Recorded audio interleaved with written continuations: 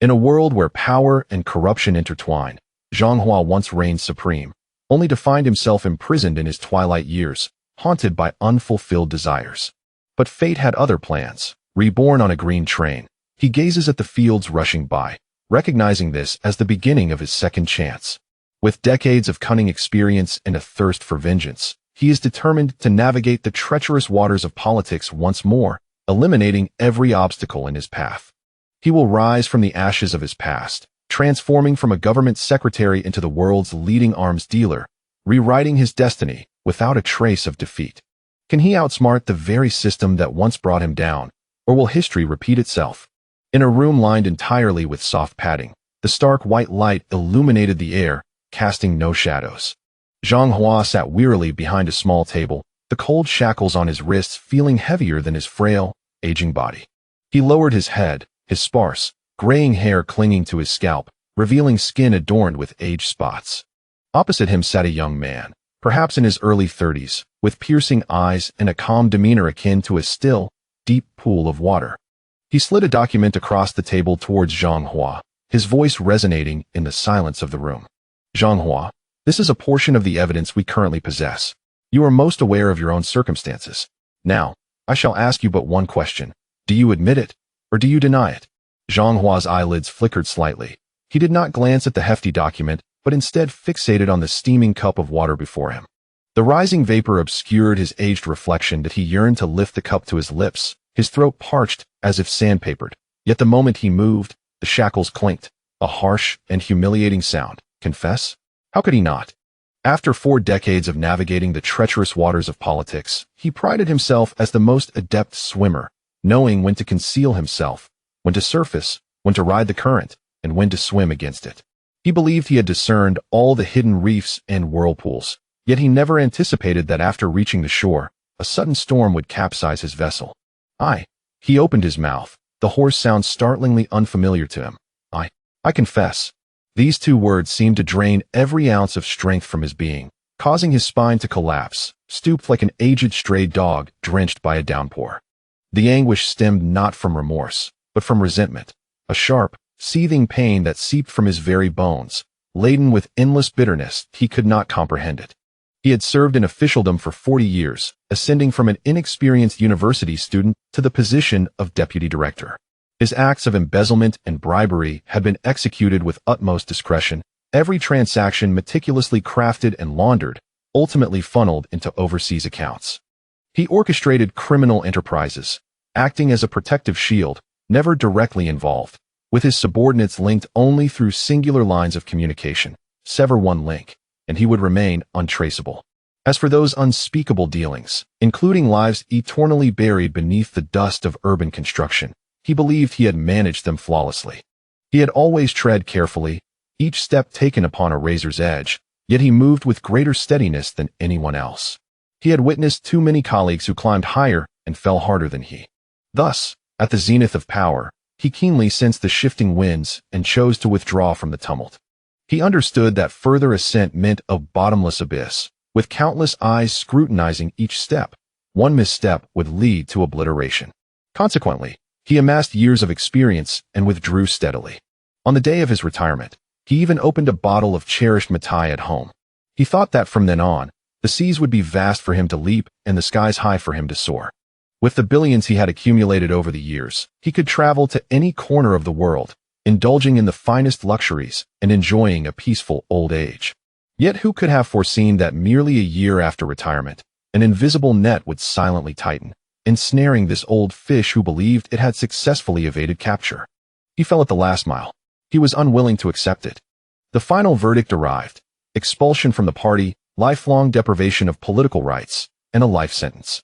As the judge pronounced, word by word, the very crimes he had once inflicted upon others, Zhang Hua felt as though the world were spinning around him. In prison, the frigid iron bars isolated him from the cacophony of the outside world.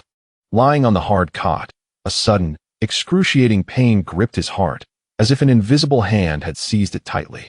Then continued to tighten, tightening. Breathing became rapid and labored, and everything before his eyes began to blur and spin. In his final moments, he reflected upon his life, those meticulous calculations, those cautious climbs, those indulgent revelries now transformed into a black and white silent film, rapidly rewinding. He bore no regrets for his actions.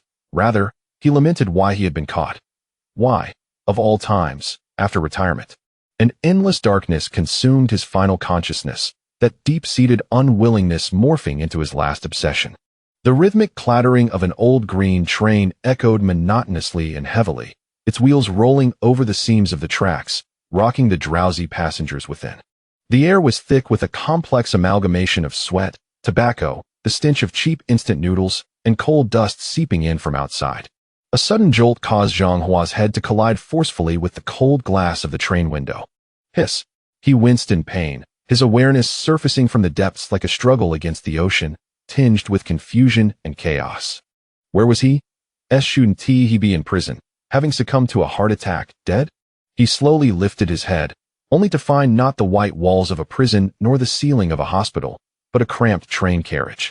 People donned simple blue, gray, and green garments, with luggage crammed onto the overhead racks, wrapped in nets and cloth bags. He instinctively looked towards the window, where a layer of dust blurred the reflection of a youthful face. That face, gaunt and youthful, bore traces of scholarly charm, mingled with a hint of hope and anxiety for the future. This is me? Zhang Hua abruptly raised his hand. It was a pair of young hands, fingers long and knobby, devoid of wrinkles or age spots, brimming with vitality. He was clad in a faded blue daikwen shirt, his wrists unshackled, adorned only with an old matcha watch, its hands pointing precisely at 3 in the afternoon. Outside the window, golden rice fields rushed past, while distant mountains rose in undulating waves. Over the intercom, a sweet female voice announced in standard Mandarin, "Attention, passengers, we are approaching Haizhou Station." Haizhou Station, 1982. A surge of information flooded his mind.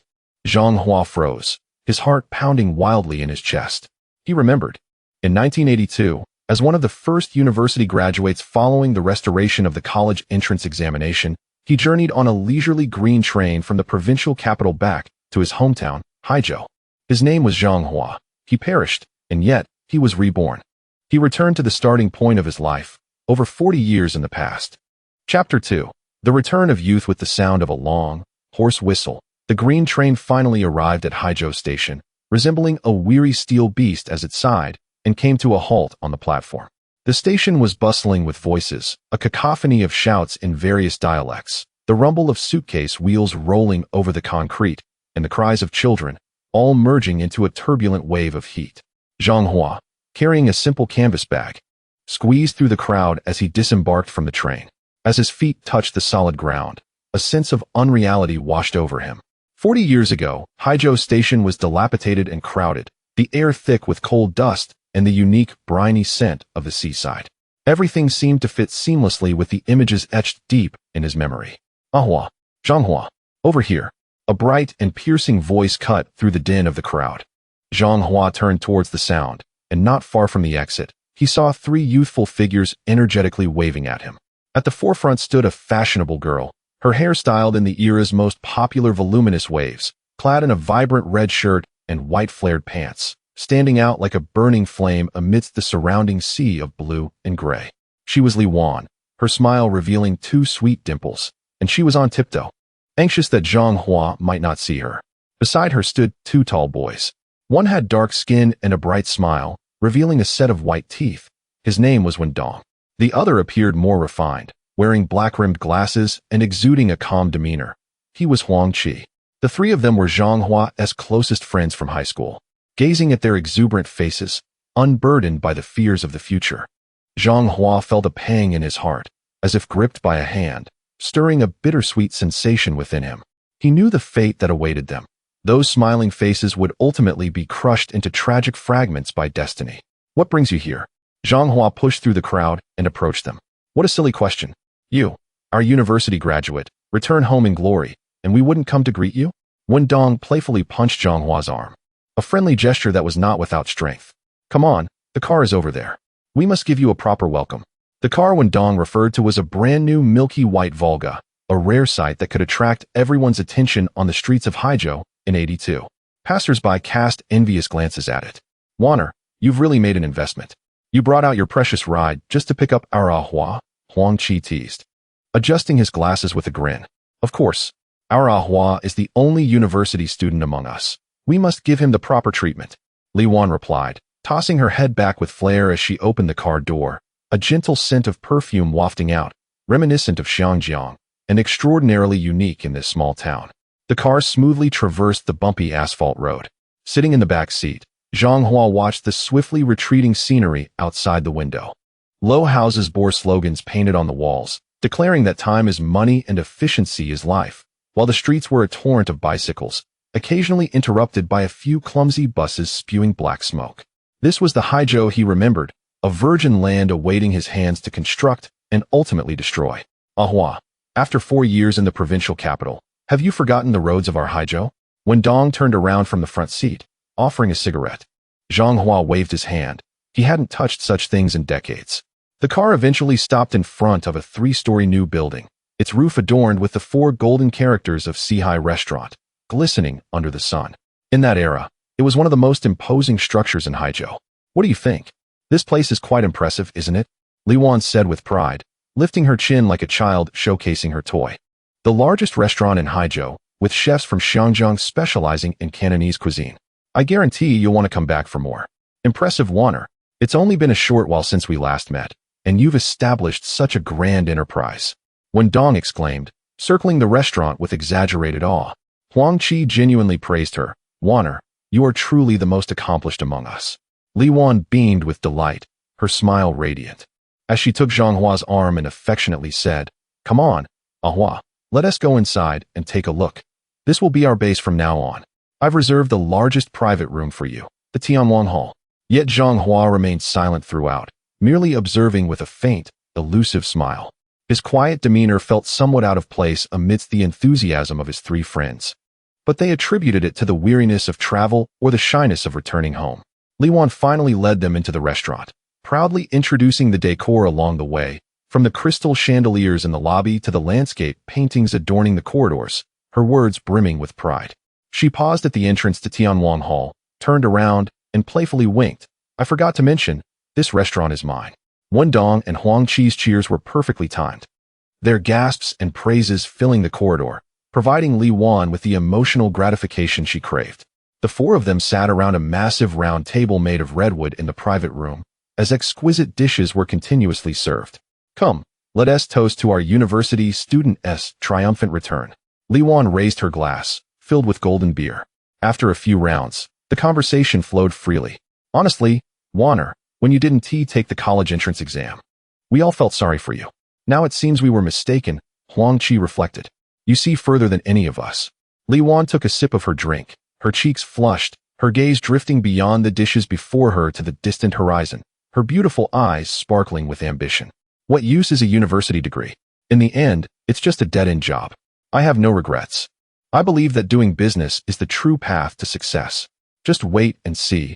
One day I will become the richest woman in the world, a capitalist. She concluded with a laugh, her voice bright and exuberant. Zhang Hua's fingers tightened around his glass. Capital. He recalled that in his previous life, Li Wan ultimately failed to become a capitalist. Instead, she became one of the most tragic victims in the game of capital and power.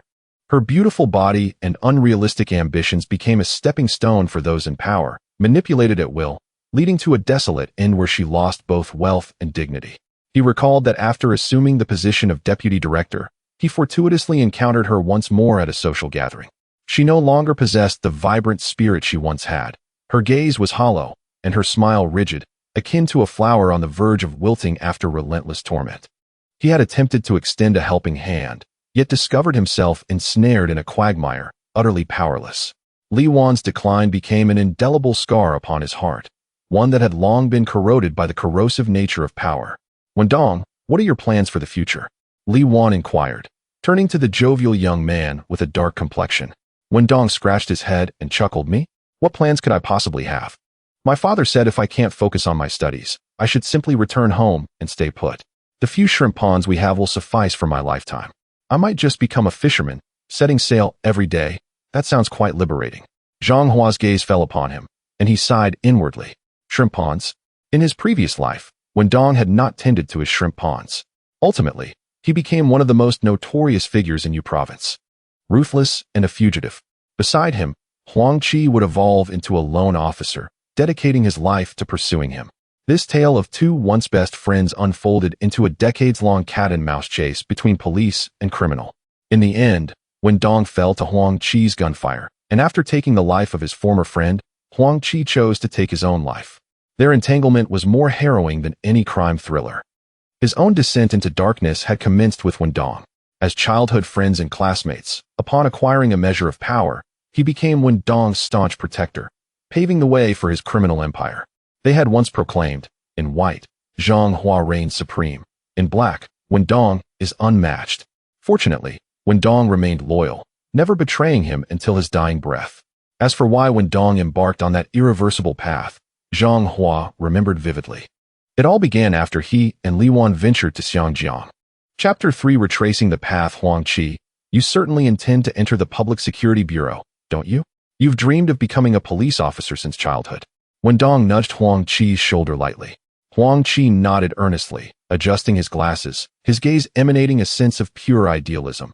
Yes, I aspire to be a police officer, to apprehend those evildoers and ensure that the citizens of Haizhou can live their lives in peace and security. Zhang Hua observed him, as if he were witnessing an untainted version of himself, untouched by the harshness of reality. What a splendid aspiration, alas. Hua, what about you? As a university student, you must surely aspire to hold a high-ranking official position in the future, right? All eyes turned towards Zhang Hua. He pulled himself from his reverie, meeting 3 pairs of eager eyes, gradually lowering his wine glass. He shook his head and replied in a calm tone, I am uncertain. I suppose I will take it one step at a time. He did not speak the whole truth. Prior to returning to Haizhou, he had already passed the recently reinstated civil service examination. Zhang Hua had always been intelligent, and his family background was rather intricate. His grandfather was a general in the Yu Army, who perished on the battlefield of Songhu. Although affiliated with the Nationalist Army, he was regarded as a martyr, having died for his country. His grandmother received considerable support, allowing his father's childhood to be relatively pleasant. Unfortunately, a storm over a decade ago compelled his father to seek refuge far from home. It was said that his parents had gone to the United States, leaving him and his grandmother to rely on one another. He remained unaware of his parents' actual whereabouts, as he had not heard from them in the ensuing decades. Fortunately, after the storm subsided, some old acquaintances of his grandmother regained their former prestige. Through her connections, upon graduation, Zhang Hua's first position upon returning to Haizhou was as the chief secretary to the mayor. The current mayor of Haizhou, Qiu Yunhua, was his first mentor in his political career and would also become his future adversary. As the revelry waned and the bustling Tianwang Hall fell into silence, only the remnants of a feast remained, accompanied by the lingering scent of alcohol in the air. Hua, shall I have the driver take you home? Li Wan, her cheeks flushed from drink and her eyes glistening, cast a gaze filled with reluctance towards Zhang Hua, more so than towards anyone else. No need, I wish to walk back alone. Zhang Hua smiled gently, declining, please be careful on your way. Wen Dong, already half drunk, threw an arm around Huang Qi's neck, his speech slurred. Let's go. Hua, tomorrow. Tomorrow I will take you to see the shrimp pond at my home, I assure you. The shrimp will be fresher than those in this restaurant.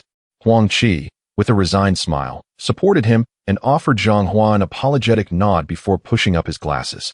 As a farewell, Zhang Hua stood on the steps of the Sihai restaurant, watching the milky white Volga blend into the night, its tail lights resembling 2 dimming stars, ultimately vanishing around the street corner. A gust of sea breeze swept by, carrying the coolness of the night and a distinct salty tang that cleared his muddled thoughts significantly. He ambled along the uneven sidewalk. The nights of Haizhou in the 1980s lacked the neon brilliance of later years, illuminated only by the solitary glow of yellow street lamps casting lonely halos from the utility poles. Most shops along the roadside had already closed, with only a few state-owned stores still alight. Occasionally, workers riding on their Forever or Phoenix bicycles passed by, the sound of their wheels rolling over the pavement echoing through the stillness of the night. Nostalgia, a sentiment long absent for 40 years, surged back like a tide within his heart. Observing the innocent faces of his friends, oblivious to the future and listening to their naive yet fervent plans, Zhang Hua felt a tumult of emotions. What path should he take next? This question circled in his mind. With memories of the next 40 years at his disposal, he had countless avenues to explore. Engaging in commerce? Too simplistic. He was acutely aware of which plots of land would be worth a fortune in a decade, which inconspicuous workshops would evolve into future industrial giants, and even which stocks would forge wealth legends. Should he choose to seize any opportunity, he could, without exaggeration, become the richest man in Xia, or at the very least, amass a significant fortune and live a life more extravagant than before. However, Zhang Hua paused, gazing up at the sparse stars in the night sky. He meticulously reflected upon his past life. Although he ultimately met an unyielding end in a cold prison, the decades spent in the tumult of power and desire seemed to harbor no profound regrets. He had power when he sought it, wealth when he needed it, and even had fleeting romances with those starlets later idolized in society. He had tasted the essence of authority, the sensation of being able to alter the fates of countless individuals, manipulating an entire city at will, an experience that no amount of money could rival. To be reborn merely to accumulate wealth and indulge in pleasures? Such a perspective felt trivial and monotonous to him. What he desired was to ascend to greater heights, to behold more distant vistas. A cold, resolute smile curved his lips. He had made a decision. He would pursue a career in governance. Moreover, he would aim for the highest office. In his previous life, stumbling at the final stretch had been a profound disgrace. In this life, not only would he complete that journey, but he would also venture further, ensuring he would not repeat past mistakes. Upon returning home, to a two-story old building with a small courtyard, his grandmother had already retired for the night. The living room was dimly lit by a solitary wall lamp, and beneath its glow hung a brand-new suit, meticulously arranged on a prominent hanger. The creases of the trousers were sharp as a blade, revealing that it had been carefully maintained. Zhang Hua's gaze fell upon the suit, triggering a flood of memories. He recalled that this suit had been brought back by his grandmother from Xiangjiang, tailored by Haizhou's finest tailor, with the cost of fabric and workmanship amounting to 2,000 yuan. In 1982, an ordinary worker's monthly salary was merely 30 to 40 yuan. Thus, 2,000 yuan was an astonishing sum for any household. In his previous life, he had donned this conspicuous attire, full of vigor, as he strode into the municipal government building. Unsurprisingly, on his first day of work, he was met with a light reprimand from his superior, Qiu Yunhua, due to his ostentatious garb. After all, in that era, leaders typically wore faded, inexpensive Zhongshan suits, and here was a young newcomer dressed more flamboyantly than the mayor himself, which inherently reflected a lack of political maturity. Zhang Hua approached, his fingers gently gliding over the delicate fabric of the suit. He smiled softly, meticulously placing the ensemble deep within the wardrobe. The following day, Zhang Hua refrained from repeating the mistakes of his past life. He donned a modest blue Zhongshan suit, its four pockets squarely aligned, the buttons fastened with precision, complemented by a pair of black cloth shoes. Presenting himself as the quintessential young cadre of that era, the municipal government building, an edifice of Soviet architectural style, exuded solemnity and gravity. Upon entering, Zhang Hua immediately sensed a few fleeting glances directed at him. In the corridor, several staff members, clutching enamel tea mugs, engaged in hushed conversations. Although their voices were subdued, phrases like university student, the mayor's secretary, and not a simple background intermittently reached his ears. Zhang Hua maintained a steady gaze, a humble and slightly shy smile gracing his lips, politely nodding to each individual who cast their eyes upon him. Ignoring the murmurs, he strode directly through the corridor to the mayor's office at the end of the second floor. He rapped gently on the door. "Please enter," a warm and resonant voice emanated from within. Zhang Hua pushed the door open and beheld the figure he had not seen for nearly half a century, yet felt profoundly familiar. Qiu Yunhua stood by the window, watering a pot of clivia. Appearing around 50 years of age, his hair was meticulously styled, his face adorned with a friendly smile, and his eyes radiated warmth, akin to that of a benevolent elder. "You must be Comrade Zhang Hua. Come, take a seat." Qiu Yunhua set down the watering can, warmly inviting him in and personally pouring a cup of hot tea. "You must have had a long journey. I have reviewed your file. You are quite impressive. A part of the first batch of university students after the resumption of the college entrance examination, our Haizhou's talent." Zhang Hua stood respectfully, accepting the teacup with both hands, slightly bowing as he replied, "Thank you, Mayor Qiu. I hope to receive your guidance in the future." His demeanor was humble and courteous, yet his mind was clear. The Qiu Yunhua before him was undeniably a cunning fox. The art of governance, characterized by his ability to manipulate circumstances to his advantage, was something Zhang Hua had almost entirely learned from him. He understood well that the warmth and enthusiasm Qiu Yunhua exhibited at that moment were merely a reflection of his interest in Zhang Hua's complex family background and the naivety of a newly graduated student, an unblemished slate, ideal for molding into a loyal confidant. Chapter 4. The dispute begins. Qiu Yunhua's amiability was not merely superficial. His every action exuded a warmth that enveloped those around him like a gentle spring breeze. However, Zhang Hua was perceptive enough to detect a hint of scrutiny lurking within those gentle eyes. The two exchanged pleasantries, primarily concerning Zhang Hua's daily life and whether he had acclimated to the climate of Haizhou, their words imbued with the care of an elder for a younger generation. Xiaozhang. Having just emerged from the ivory tower of university, you may find government work somewhat unfamiliar. But fret not, for youth possesses a remarkable capacity for learning. Observe, listen, and inquire, and you shall soon find your footing. Qiu Yunhua held his teacup, gently blowing on the tea leaves floating atop the surface before changing the subject. Regarding your work arrangement, I have given it some thought. You shall begin in the second secretary division, starting with the most fundamental tasks to familiarize yourself with the operations of the municipal government. Yes, I shall comply with the organizational arrangement, Zhang Hua responded respectfully, though a stir of emotion surged within him. The second secretary division mirrored his previous life's arrangements perfectly. Come, I shall escort you there. As Qiu Yunhua set down his teacup and rose, this gesture stirred another wave of emotion within Zhang Hua. The mayor personally leading a newly appointed staff member to the office was akin to dropping a bombshell in the hierarchically rigid government compound. The signal conveyed was far more potent than any verbal assurances. Following closely behind Qiu Yunhua, they traversed the lengthy corridor. The mayor's pace was measured and steady, his demeanor composed. The previously murmuring staff members fell silent upon witnessing the mayor's approach with a young man, standing at attention, their expressions a mixture of surprise, curiosity, and reverence. The door to the second secretary division was ajar, revealing a few old desks hastily arranged together, phones ringing incessantly, the air thick with the scent of ink and paper. Upon Qiu Yunhua's arrival at the threshold, the entire office fell silent, and everyone promptly rose to their feet.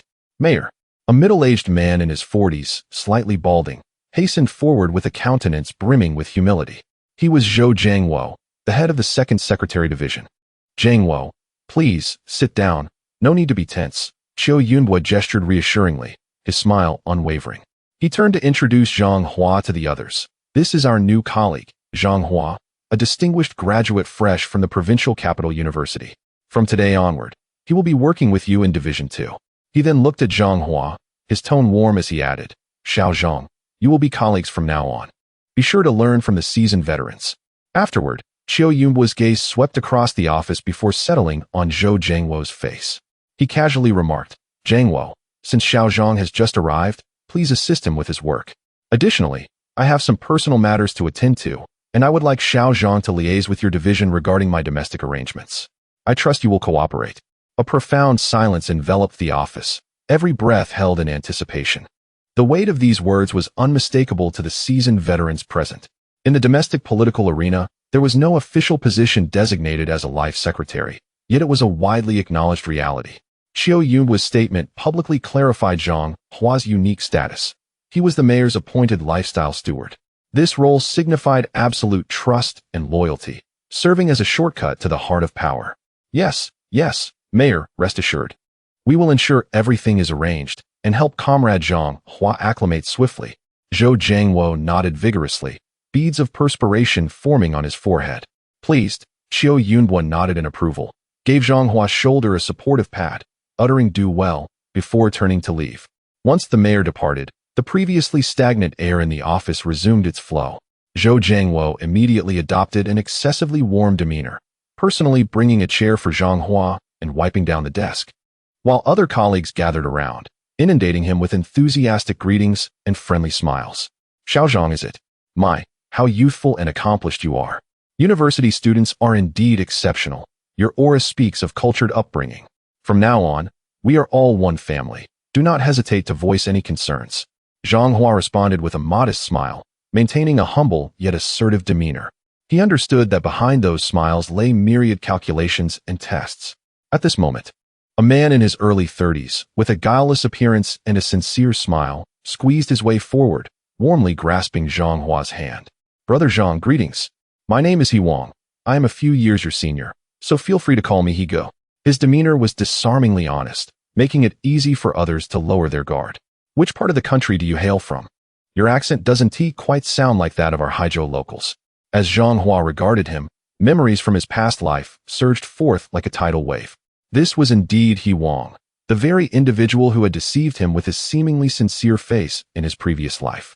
Zhang Hua had regarded him as a well-meaning older brother, sharing his innermost thoughts, only to find that his family's connections and background had been thoroughly extracted within days. He Wang subsequently reported all this information to his superior, the head of the 1st Secretary Division, Qin Ming. Thereafter, Zhang Hua felt as though a pair of watchful eyes were scrutinizing his every move, with several crucial promotion opportunities inexplicably snatched away, often to He Ji's credit. "Hello, He Gu," Zhang Hua replied, subtly withdrawing his hand while wearing an appropriately bashful smile. "I am originally from Haizhou. I merely spent a few years studying in the provincial capital, which altered my accent somewhat. As for my relationship with the mayor, it is hardly noteworthy. My grandmother is acquainted with one of the mayor's elders, and that is all. I owe my position in the municipal government entirely to the organizational allocation." His words were a blend of truth and embellishment, deftly explaining his favor with the mayor while downplaying the connection as mere ancestral acquaintance, thus portraying himself as lacking any significant background. A fleeting glimmer of disappointment crossed He Wang's eyes, but his smile grew even more sincere. "Ah, I see. Our Mayor Chiu is indeed a talent scout. Upon encountering an outstanding graduate like you, he would certainly prioritize your development. Brother, you have truly arrived at a fortuitous moment." His every word is laden with flattery, yet subtly, he continues to probe the depth of the relationship between Zhang Hua and Chiu Yunhua. Zhang Hua merely smiles, choosing not to engage further. He is acutely aware that an invisible war has been ignited from the instant he stepped into this office. It is a semi-public secret within the municipal government that Chiu Yunhua will ascend to the provincial level within 3 years. Upon his departure, the current city secretary, Li Jianming, will undoubtedly be positioned favorably elsewhere, thus leaving the pivotal role of city secretary, an influential position bridging the upper and lower echelons, vacant. The heads of the 3 secretarial divisions, each coveting this position, are eyeing it with keen interest. His arrival, as a young man personally ushered in by the mayor and assigned the role of personal secretary, is perceived by them as the most unstable variable, a formidable potential rival. In his past life, he fell prey to the perils of this environment due to his ignorance, becoming a pawn for others, stumbling into countless traps, and ultimately disillusioned. He voluntarily requested reassignment to the district government, starting anew as a deputy-level researcher, thereby squandering a divinely bestowed opportunity. Zhang Hua contemplates that this time, he must indeed strive for success. Chapter 5. 2 Problems that torment the leader. The clamor in the office did not affect him in the slightest. The old typewriter clattered away, as though gnawing at hard bones. The shrill ring of the telephone in the corner was abruptly muted by a gruff voice answering. "Who are you looking for?" The air was infused with the astringent scent of strong tea, the acrid tang of poor-quality tobacco, and the mustiness of aged paper, creating an atmosphere unique to the bureaucratic courtyard of this era.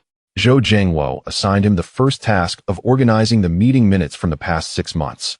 A stack of documents, encased in cowhide bags, lay in the corner of the desk, exuding a scent of dust and neglect. This was the epitome of a novice's work, tedious, intricate, yet the swiftest way to acclimatize to the environment. He Wang even took the liberty to approach him, enthusiastically guiding him on the order of file archiving, speaking as warmly as a long-lost brother. Zhang Hua smiled in response, methodically flipping through the pages, though his thoughts had already drifted far beyond. In a previous life, the head of the secretary department, Qin Ming, emerged as the ultimate victor in this power struggle. Zhang Hua vividly recalled the scene when Qin Ming finally secured that position, with everyone in the secretary office flocking to congratulate him. An ostentatious affair indeed. But what was the outcome? His fingertips brushed lightly over a document, a cold smirk fleeting across his lips. The result was that Qin Ming's tenure as Secretary General had barely begun before he was ensnared by the incoming mayor, leading to a dismal conclusion. He remembered clearly that the mayor who succeeded Chiu Yunhua was an admirable official, an idealist, devoted to the people. yet lacking an understanding of political compromise and maneuvering. Such individuals seldom endure in the political arena. The new mayor was at odds with the then-party secretary, leading to a tumultuous battle in Haizhou that left the skies darkened and the conflict unresolved.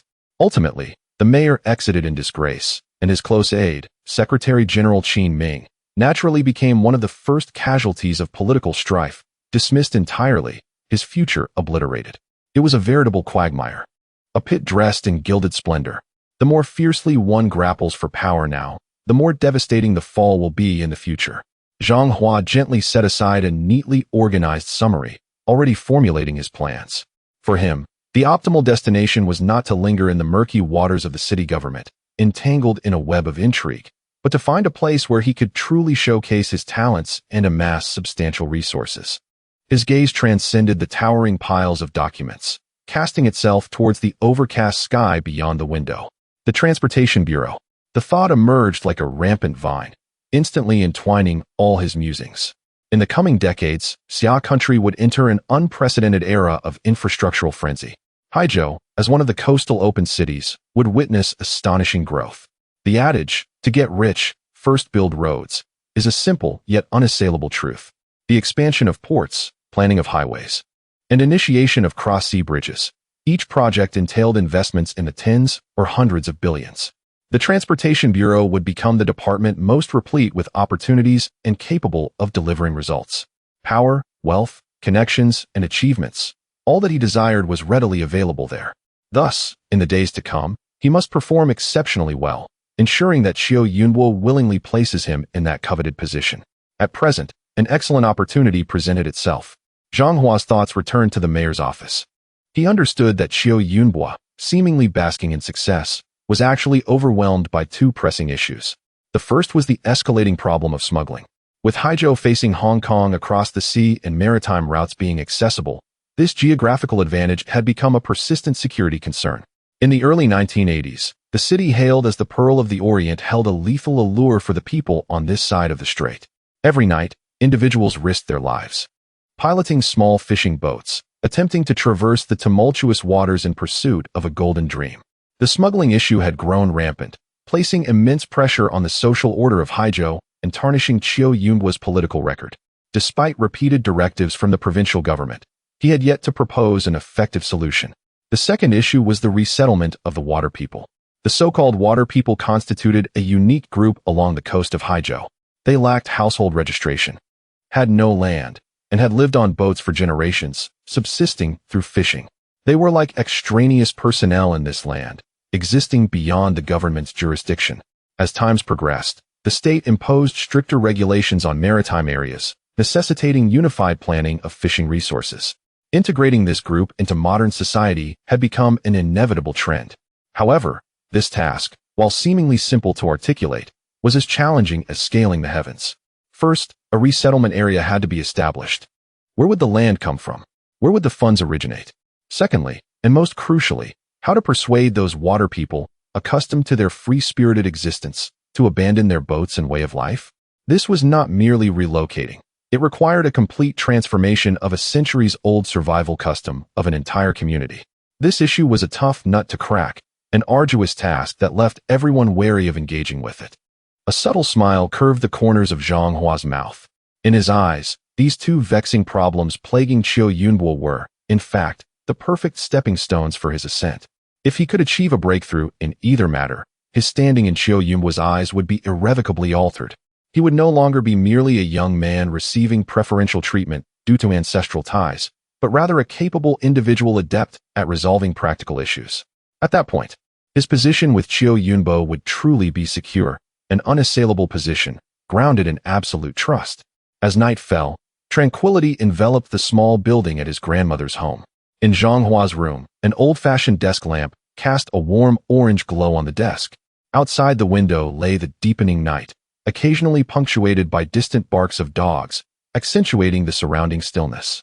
Before him lay several pristine notebooks, the nib of his fountain pen gliding across the paper, producing a faint rustling sound. He was preparing a significant gift for Qiu Yunbo, concerning smuggling and the resettlement of the water people. These two issues loomed over Qiu Yunbo's desk like colossal mountains, burdening him with their weight. Zhang Hua was acutely aware that neither matter was easily approached. The concerns of the waterborne populace were deeply entrenched, intertwined with the livelihoods of thousands, traditional customs, and intricate land and financial matters. It constituted a systemic social endeavor. A misstep in handling such issues could easily ignite mass incidents, leading to enormous troubles. In contrast, while the issue of smuggling was rampant, its nature was considerably more straightforward. Essentially, it was a matter of public security and border control. With the right approach and decisive measures, significant results could be achieved in a short span of time. For Zhang Hua, who was eager to demonstrate his worth before Qiu Yunhua, the choice of which issue to tackle first was abundantly clear. He would commence with the smuggling problem. However, mere intention was insufficient. He needed to present a comprehensive, detailed, and highly feasible plan. This endeavor was not solely about problem solving. It was also to showcase to Qiu Yunhua that he, as a young man, possessed genuine talent and skill, rather than merely relying on the legacy of his forebears. To be prudent, he prepared 3 distinct proposals. Chapter 6. Opportunity favors the prepared. The first strategy is a stringent crackdown plan. Collaborating with public security, border control, and maritime departments, a special task force is established to set up checkpoints along the coast, conducting comprehensive inspections of suspicious vessels. A series of arrests and prosecutions will create a climate of deterrence. This is the most direct and easily conceived approach. The second strategy is a diversion plan. He recalls that in a few years, as the economy of the mainland develops, the tide of illegal immigration will naturally diminish. Preparations can be made in advance by establishing factories in coastal towns to absorb local labor, thereby addressing part of the motivations that drive individuals to take such risks. Concurrently, efforts should be made to raise awareness, revealing the reality that Xinjiang is not paved with gold. The third strategy is an unconventional approach. This plan is straightforward and somewhat crude, to entrust the resolution of the problem to those who create it. Dongxing Village, a hamlet adjacent to the dock, is characterized by its simple customs, yet it faces rampant smuggling and human trafficking.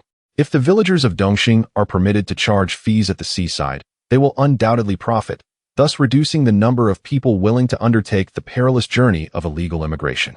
In truth, these strategies require little mental exertion for Zhang Hua, who possesses 40 years of experience. His meticulous documentation, detailing personnel allocation, departmental coordination, and budget estimates for each step, serves primarily as a demonstration. He aims to present Qiu Yunhua with a report that is professional, rigorous, and impeccable, rather than merely a verbal suggestion. With a soft creak, the door swings open, and an elderly figure enters, carrying a white porcelain plate. It is his grandmother. Ahua. Still busy? Her voice carries a tone of concern as she places the sliced apples and pears on the corner of the table. The dim light illuminates her wrinkled face, her eyes filled with affection. Zhang Hua has been back for 3 days, and this is the first time he has engaged in a meaningful conversation with his grandmother. For the past few days, he has left home before dawn and returned late at night, perfectly avoiding his grandmother's schedule. Grandma, why are you still awake? Zhang Hua sets down his pen and rises to take the plate, guiding her to sit by the bed. I was waiting for you, she replies, gently patting his hand and examining him closely. How is your work at the city government? Are you adjusting well? I see you come back so late every day. Is it too tiring? Have your superiors made things difficult for you? A barrage of questions filled with the unique concern of the elderly. Not tiring, it's quite good. I've just started, and there's much to learn. It's only natural that it takes time. Zhang Hua responds with a smile, offering her a piece of apple. My colleagues and superiors are very considerate. That's good, she nods. But soon the topic shifts to what she truly cares about. Ahua, you're already 25. Graduated from university, and your job is stable. Shouldn't you start considering personal matters? Here it comes again. Zhang Hua sighs inwardly, resigned to this familiar opening line, which mirrors the past life he once lived. He recalls that upon his return in the previous life, his grandmother swiftly arranged several blind dates for him.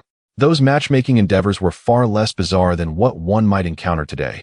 The women introduced were mostly teachers, doctors, or clerical workers, each demure and well-mannered. He even had a serious relationship with one nurse for about half a year. She was gentle and treated him well, yet ultimately, due to his singular focus on his career and their infrequent meetings, the relationship faded away. Later, during his disappointing days at the district government, he met his former wife. Initially, they shared a tender bond, But as his career advanced and the insatiable desires for power grew, so did the conflicts and estrangements between them. In the end, their marriage devolved into a hollow certificate, maintaining the facade of a complete family while privately leading separate lives, becoming the most familiar strangers. This time around, Zhang Hua is determined not to repeat the mistakes of the past concerning marriage. Love has become a luxury for him, and what he now seeks is a partner of substantial stature, an ally who can bolster his ascent to power. A clear choice has already formed in his mind, a woman who is not only beautiful and from a prominent family, but also capable of offering him professional support while satisfying his worldly desires. Grandma, Zhang Hua interrupts her tirade, peeling a pear slowly and speaking in a gentle yet resolute tone. Please do not worry about my marriage. I have my own plans. His grandmother is momentarily taken aback, seemingly unprepared for his direct refusal. She opens her mouth to respond, but, upon meeting Zhang Hua's calm and profound gaze, no longer resembling a naive youth fresh out of school, but rather imbued with an inscrutable depth, she ultimately swallows her words. As long as you have plans, that's good, she says, somewhat disheartened. Don't wait too long. While I can still move around, I can help you with the children. I will, Zhang Hua says, handing her the peeled pear with a renewed gentle smile. You needn't worry. In the following days, Zhang Hua's life unfolds in a tranquil manner. He is like a stone cast into a pond, creating ripples at first before quickly sinking into silence, becoming an inconspicuous presence in the second section of the Secretariat. The tasks assigned by Section Chief Zhou Jiangwo are mundane and tedious, consisting merely of sorting through mountains of old documents or transcribing handwritten drafts into neatly printed text. He Huang continues to approach him from time to time, pouring tea and engaging in friendly banter, attempting to extract more details about Zhang Hua's family background. Yet Zhang Hua consistently deflects all inquiries with an innocent smile, dissolving each probing attempt into nothingness. He behaves like the quintessential newcomer in the agency, diligent, obedient, and taciturn, adopting a humble attitude towards everything around him. This afternoon, the office is lethargic, the old ceiling fan weakly stirring the stifling air. The sound of ringing phones and the rhythmic clatter of typewriters weave together into a monotonous lullaby. Comrade Zhang Hua, could you come here for a moment? The voice from the office doorway belongs to an attendant from the mayor's office. All actions momentarily paused, and everyone's gaze converged upon Zhang Hua. He set down the pen that he had been holding, adjusted his attire, and swiftly exited the room. In Xiao Yunbu's office, the leaves of the guzzling plant glistened with an increasingly vibrant sheen. He was deeply engrossed in a pile of documents when he heard footsteps. Lifting his head, he removed his reading glasses and rubbed his temples, a hint of weariness etched on his face. Xiaozhong. He gestured toward an empty cigarette box on the corner of his desk, his tone casual. Please fetch me a pack of cigarettes. Having uttered this, he donned his glasses once more, redirecting his focus back to the documents, as if it were merely a trivial task. However, Zhang Hua's heart fluttered slightly. It had come. He vividly recalled that in his previous life, it was precisely this seemingly insignificant errand that he had mishandled. At that time, he had been single-minded, convinced that fulfilling his superior's request was paramount, and thus he traversed nearly half of Haizhou, ultimately acquiring a pack of Zhonghua cigarettes from a foreign trade store, before foolishly returning to seek reimbursement from Qiu Yunbua with the receipt in hand. Qiu Yunbua had said nothing, merely smiled as he handed over the money. But it was only later that Zhang Hua realized he had breached a significant taboo in the bureaucratic sphere. He had unwittingly showcased his ignorance of social niceties while revealing his eagerness to curry favor, a reflection of narrow-mindedness. Certainly, Mayor, Zhang Hua replied respectfully, turning to exit the office. Chapter 7. The devil is in the details. He did not proceed directly to purchase cigarettes, but first returned home. From the depths of the cabinet, where his grandmother kept her treasures, he retrieved a thick bundle of cash. This was the savings his grandmother had accumulated over the years, serving as the ammunition for his nascent political career. At the largest state-owned department store in Haizhou, Zhang Hua did not buy a single pack. Instead, he requested 2 cartons of cigarettes. One was the locally common Shuangxi, priced at a few yuan per carton. The other, however, was the hard-shell Zhonghua, obtainable only with foreign exchange coupons, costing many times more than the former. Upon returning home, Zhang Hua closed the door to his room and placed the 2 cartons side by side on his desk. With meticulous care, he peeled away the outer wrapping of both cartons, his movements gentle. Fearful of leaving any creases, He then opened the Zhonghua box and delicately removed the 20 packs, each exuding the rich aroma of fine tobacco. Following the same method, he extracted all the Shuangxi packs as well. A cunning sleight of hand began. He carefully stuffed each pack of Zhonghua into the Shuangxi carton, the dimensions fitting perfectly. He then arranged the disguised Shuangxi packs back into the carton emblazoned with the large red character for happiness. Finally, he used a hairdryer from a distance, warming the torn film to carefully seal the opening back together. With all this completed, a carton that appeared to be Shuangxi but contained Zhonghua cigarettes was successfully crafted.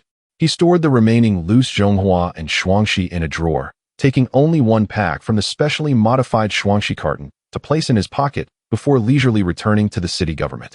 "Mayor, I have procured the cigarettes," Zhonghua announced as he entered the office, placing the pack of Shuangxi on Qiu Yunbua's desk. Qiu Yunbua lifted his gaze from the documents, his eyes resting momentarily on the cigarette box, but his smile remained warm and unperturbed. He did not inquire why Zhonghua had taken so long or why he had chosen this brand. Zhonghua seemed to sense the unspoken questions, his expression shifting to one of appropriate modesty and apology as he scratched his head and sheepishly explained, "Mayor, I truly apologize. I intended to buy you a better brand, but when I stepped out, I realized I only had 50 cents left, just enough for this one. This pack was already opened. I had some left over from a friend's gathering a couple of days ago, and since it was a mix of several kinds, I brought it back to smoke myself. If you don't mind, would you like to make do with one?" This statement was a blend of truth and fabrication, adequately explaining the choice of Shuangxi while also justifying the opened box, subtly crafting an image of thriftiness, simplicity, and a hint of financial struggle. Qiu Yunbua observed the young man before him, and a flicker of unnoticeable appreciation passed through his gentle eyes. He said nothing, merely picked up the pack of cigarettes, extracting one and bringing it to his nose for a gentle sniff. The familiar, rich aroma that only the finest Yunnan tobacco could offer instantly enlightened him. He did not call out the deception, but merely pinched the cigarette between his fingers and pushed the entire box toward Zhonghua, saying, "Why don't you have one as well?" "Thank you, Mayor." Zhonghua did not refuse. He understood this as a form of acknowledgement from Qiu Yunbua. He accepted the cigarette with both hands, not lighting it immediately, but instead taking out a match, striking it, and leaning slightly forward to light Qiu Yunbua's cigarette first. A wisp of blue smoke rose as Qiu Yunbua took a deep inhale, the tension in his face seeming to ease considerably. Only then did Zhonghua take a half step back to light his own cigarette, remaining standing quietly beside, his posture one of deference. Leaning back against his chair, Qiu Yunbua flicked the ash from his cigarette while observing this subordinate, who seemed far too composed for a man in his 20s. He slowly began, "Xiaozhong, you have been here for a while now. How are you adjusting to the work? The duties in the secretary's office can be rather complicated. Do you find it overwhelming?" His words were imbued with the concern of an elder for a younger colleague. "Thank you for your concern, Mayor." Zhonghua inhaled from his cigarette, the smoke swirling around his youthful face, rendering his expression somewhat indistinct. "I am managing well. Section Chief Zhou and my colleagues are very supportive. If I were to say it was overwhelming, I wouldn't quite put it that way. Rather, I feel it is a bit too leisurely." He paused, as if carefully choosing his words. "Every day, I organize documents, copy, and write, and the workload isn't heavy, so I have ample time. During my free moments, I find my mind wandering, and I ended up working on a few other things." "Oh." Qiu Yunbua's interest was piqued as he exhaled a smoke ring, inquiring, "What things?" Zhonghua extinguished the half-smoked cigarette, adopting a slightly worried expression. "Well, Mayor, I have a friend from Dongxing Village. You know, that area by the sea. The issue of smuggling has become increasingly severe in recent years. He says the villagers are in a state of anxiety. Many young people are neglecting work, constantly scheming on how to go out to sea and make a fortune, which has led to disorder in the village, disturbing the lives of those who wish to live normally." He skillfully steered the conversation into a concern for his friend, positioning himself as a bearer of their worries. "My friend knows I work at the city government and asked if I could reflect this to the leaders and think of a solution. As a newcomer, I hardly have that standing. However, his plight is indeed pitiable, and since I had some free time, I drafted a preliminary proposal. I wonder, would you be willing to spare a moment to glance at it and offer some guidance?" The smile on Qiu Yunbua's face gradually faded. The issue of smuggling weighed heavily on his mind, a pressing concern that the province had repeatedly highlighted, yet he had yet to devise a remedy.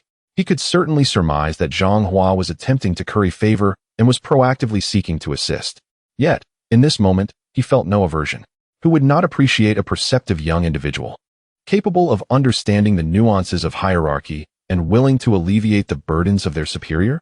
Moreover, he genuinely required fresh ideas to break the deadlock. Qiu Yunbo forcefully extinguished the cigarette but in the ashtray, raising his gaze with a piercing look directed at Zhang Hua. "Where's the proposal? Bring it to me. I wish to see it." Zhang Hua respectfully extracted a neatly clipped document from his briefcase and handed it over with both hands. The document was not thick, merely 3 or 4 pages, written on the standardized stationery provided by the city government office, the handwriting neat, each stroke reflecting a commitment to diligence. On the cover, in elegant black ink, a title is inscribed, "A few immature suggestions on effectively curbing the issue of illegal immigration in our coastal areas." The format, diction, and composition of this report are exemplary, akin to a textbook model of official documentation, leaving no room for criticism. It not only showcases the professional competence expected of a university graduate, but also, through the use of the phrase immature suggestions in the title, humbly acknowledges the author's novice status. Qiu Yunbo received the report, but did not examine it immediately. Instead, he placed it on the desk, his gaze lingering on Zhang Hua's face, seemingly evaluating something beyond the contents of the report. He extinguished the half-burned special cigarette in the ashtray, and only then did he leisurely turn to the first page. In the office, the only sound that remained was the rustling of paper. Chapter 8. Opportunities and risks coexist. Firstly, a stringent crackdown. Qiu Yunbo's voice, though not loud, resonated with an undeniable penetrating quality. His fingers, well-defined, lightly tapped on the words "establish a special task force," as he remarked, "This idea is excellent, quite compelling. However, Xiaozhong, have you ever considered the length of our coastline in Haizhou? The combined manpower of the public security, border defense, and maritime departments, if scattered, would barely make a splash. If we truly had the human and material resources, this issue would have been resolved long ago, and I wouldn't be the one suffering from a headache." His tone was calm, as if stating an indisputable fact, yet it swiftly dismissed the most conventional solutions. Zhang Hua lowered his head, refraining from argument, appearing eager to learn. Qiu Yunbo turned to the second page, where he encountered terms such as establishing factories and enhancing publicity. A barely perceptible smile graced his lips, tinged with self-mockery and a hint of derision towards youthful naivety. Secondly, education and guidance. He shook his head, tossing the document onto the table and leaning back in his chair. "Xiaozhong, you are still too young and have not spent time at the grassroots level. Do you think those who are desperate to flee are unaware of the risks? They are more cognizant than anyone else. Money holds more sway than any ideology or slogan. You can post slogans here, shout that the moon over Xiangjiang is not rounder than that over Haizhou, but those over there can earn more in one night washing dishes than our workers earn in a month. How do you propose to promote that?" He paused, sipped his tea to moisten his throat, and continued, "It's akin to the annual campaigns against scams. Do fewer people end up destitute on the streets? You can never awaken someone who is pretending to sleep, nor can you persuade someone blinded by the lure of gold." Both proposals were dismissed with a casual wave of his hand, yet they were reasonable and unassailable. Zhang Hua's heart remained steady. He understood that the real drama was about to unfold. Qiu Yunbo's gaze settled on the final page, which contained only a few lines, titled Supplementary Thoughts. He studied those words for a long while, and the air in the office seemed to thicken with tension.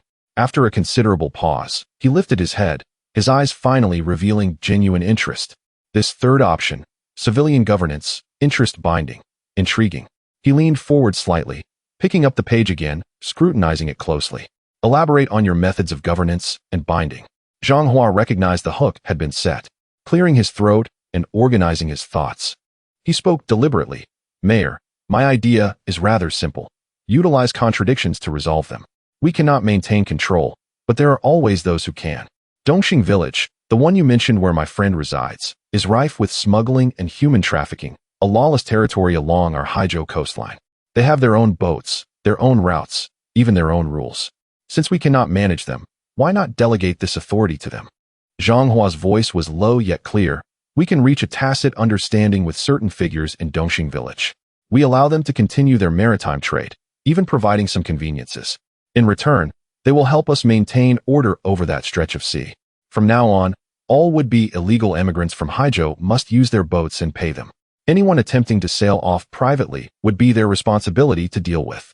This way, smuggling transforms from a chaotic, disordered state into an orderly, monopolized business. The quantity can be controlled, the personnel managed, and most crucially, the responsibility is shifted.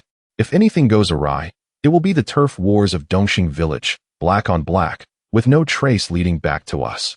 Once he finished speaking, he fell silent, standing still in anticipation of judgment. His words were blunt, advocating violence with violence, and darkness with darkness, employing a greater evil to engulf numerous smaller ones, ultimately holding this tamed malevolence firmly in his grasp. The office fell into a profound silence. The gentle smile on Qiu Yunhua's face vanished as if wiped away by a cold cloth. He leaned back in his grand chair, his previously warm eyes now sharp and hawk-like, fixed intently on Zhang Hua, the temperature in the room seemingly dropping several degrees. Ha. He suddenly let out a cold laugh, devoid of warmth. Zhang Hua, I underestimated you. At your tender age, just out of school, you wield these underhanded tactics better than anyone else. Your heart is dark, and your hands are ruthless. His words cut like a knife, each syllable piercing. A cold sweat broke out on Zhang Hua's back. He realized he had made a grave mistake. Eager to showcase his talents, which were not befitting his age, he had overlooked his current identity as a 25-year-old newcomer to the political arena.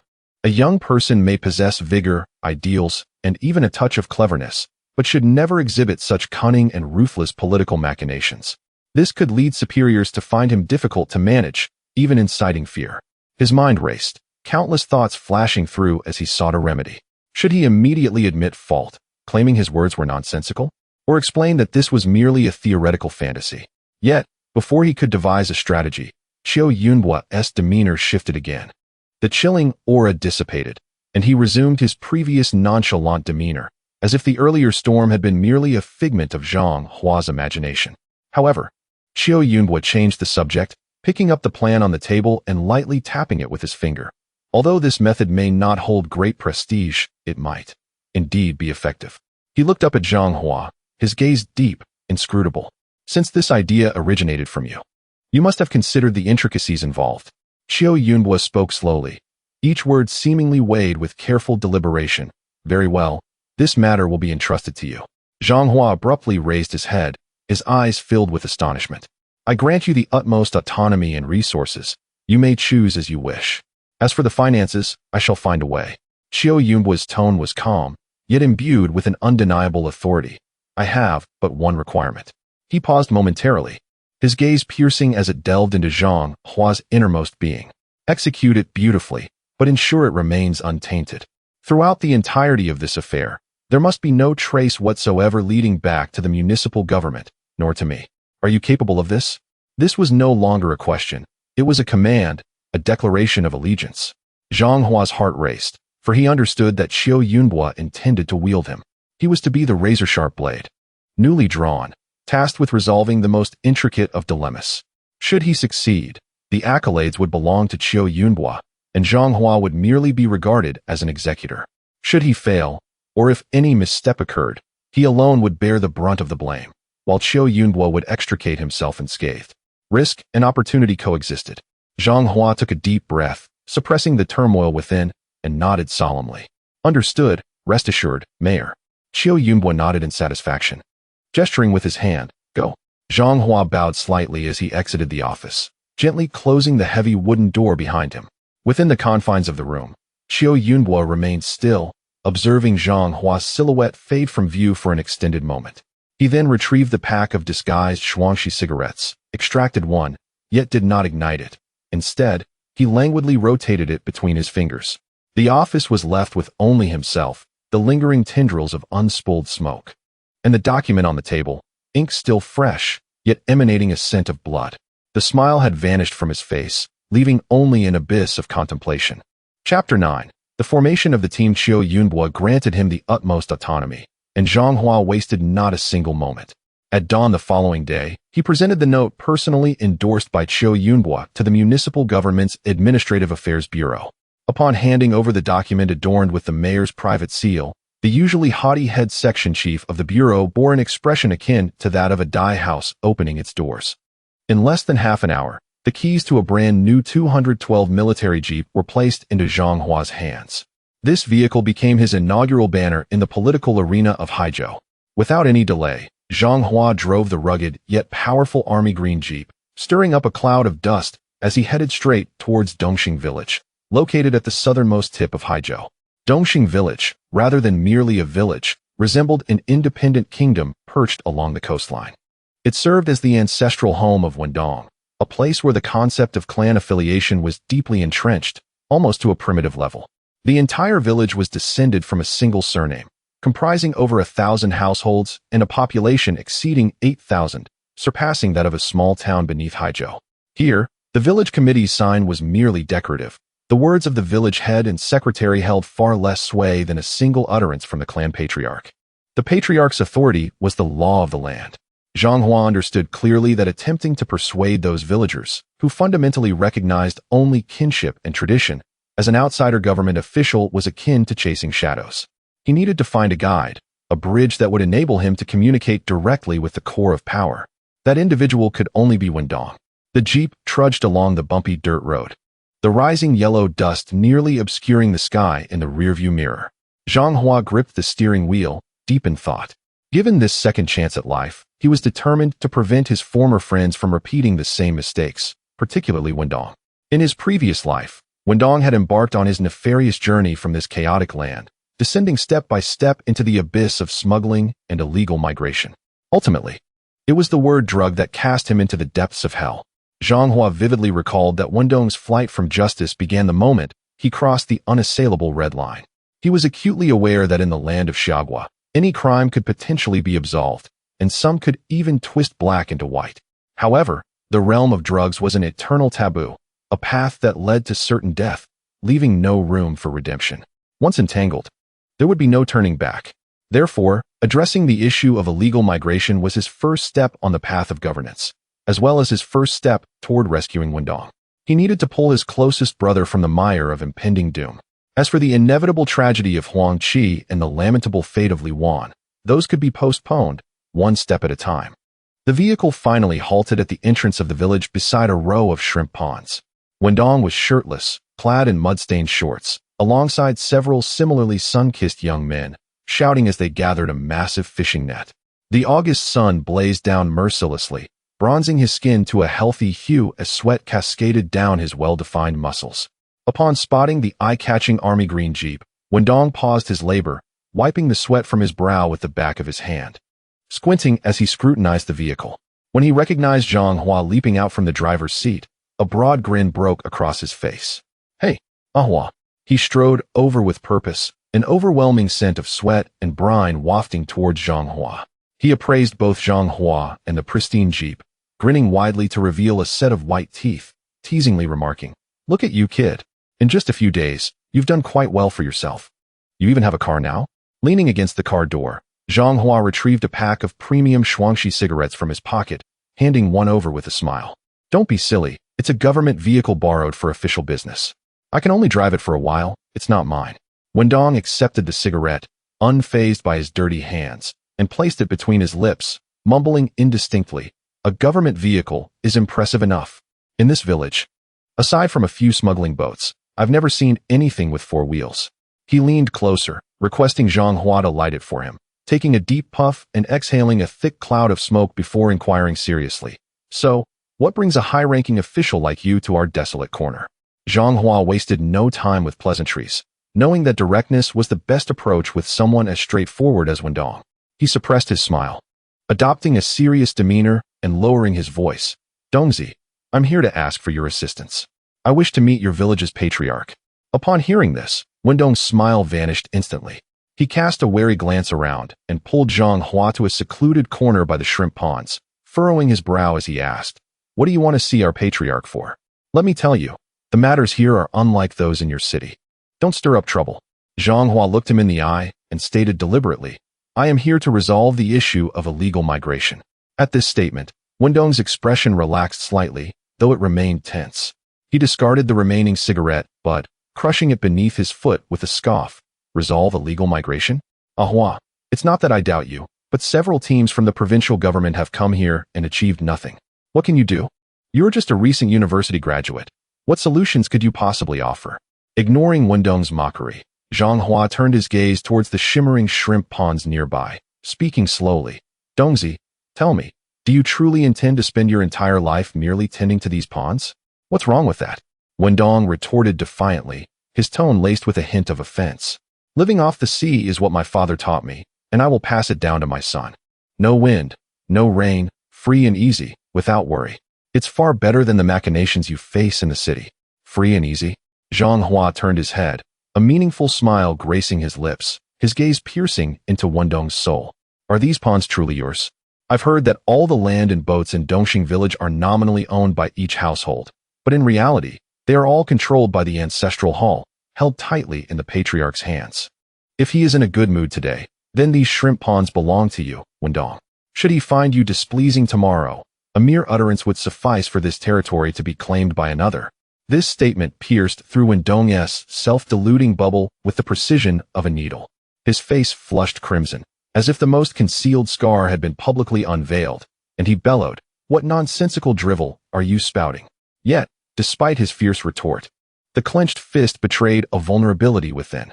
What Zhang Hua articulated was a tacit understanding in Dongxing village, a truth known to all yet seldom spoken aloud, the unspoken rules of the land. Here, clan allegiance reigned supreme. The patriarch's will was akin to an unassailable decree. Am I speaking nonsense? Zhang Hua chuckled lightly, his tone soft yet delivering a resounding impact upon Wendong's heart. Dongzi, we are brothers. That is why I speak to you thus. Do you wish to live perpetually at the mercy of others, your fate dictated by their whims? Wendong's breath grew labored, his chest heaving as he fixed a penetrating glare upon Zhang Hua, finally managing to utter between clenched teeth. What does this have to do with smuggling? What is your point? Zhang Hua recognized the moment had come. He stepped closer, his previously nonchalant tone suddenly lowered, imbued with an undeniable authority that resonated distinctly in the stifling air. I am here to accomplish two tasks. He held up two fingers. First, to alleviate this substantial predicament for the mayor. This is my stepping stone, my ladder to ascend.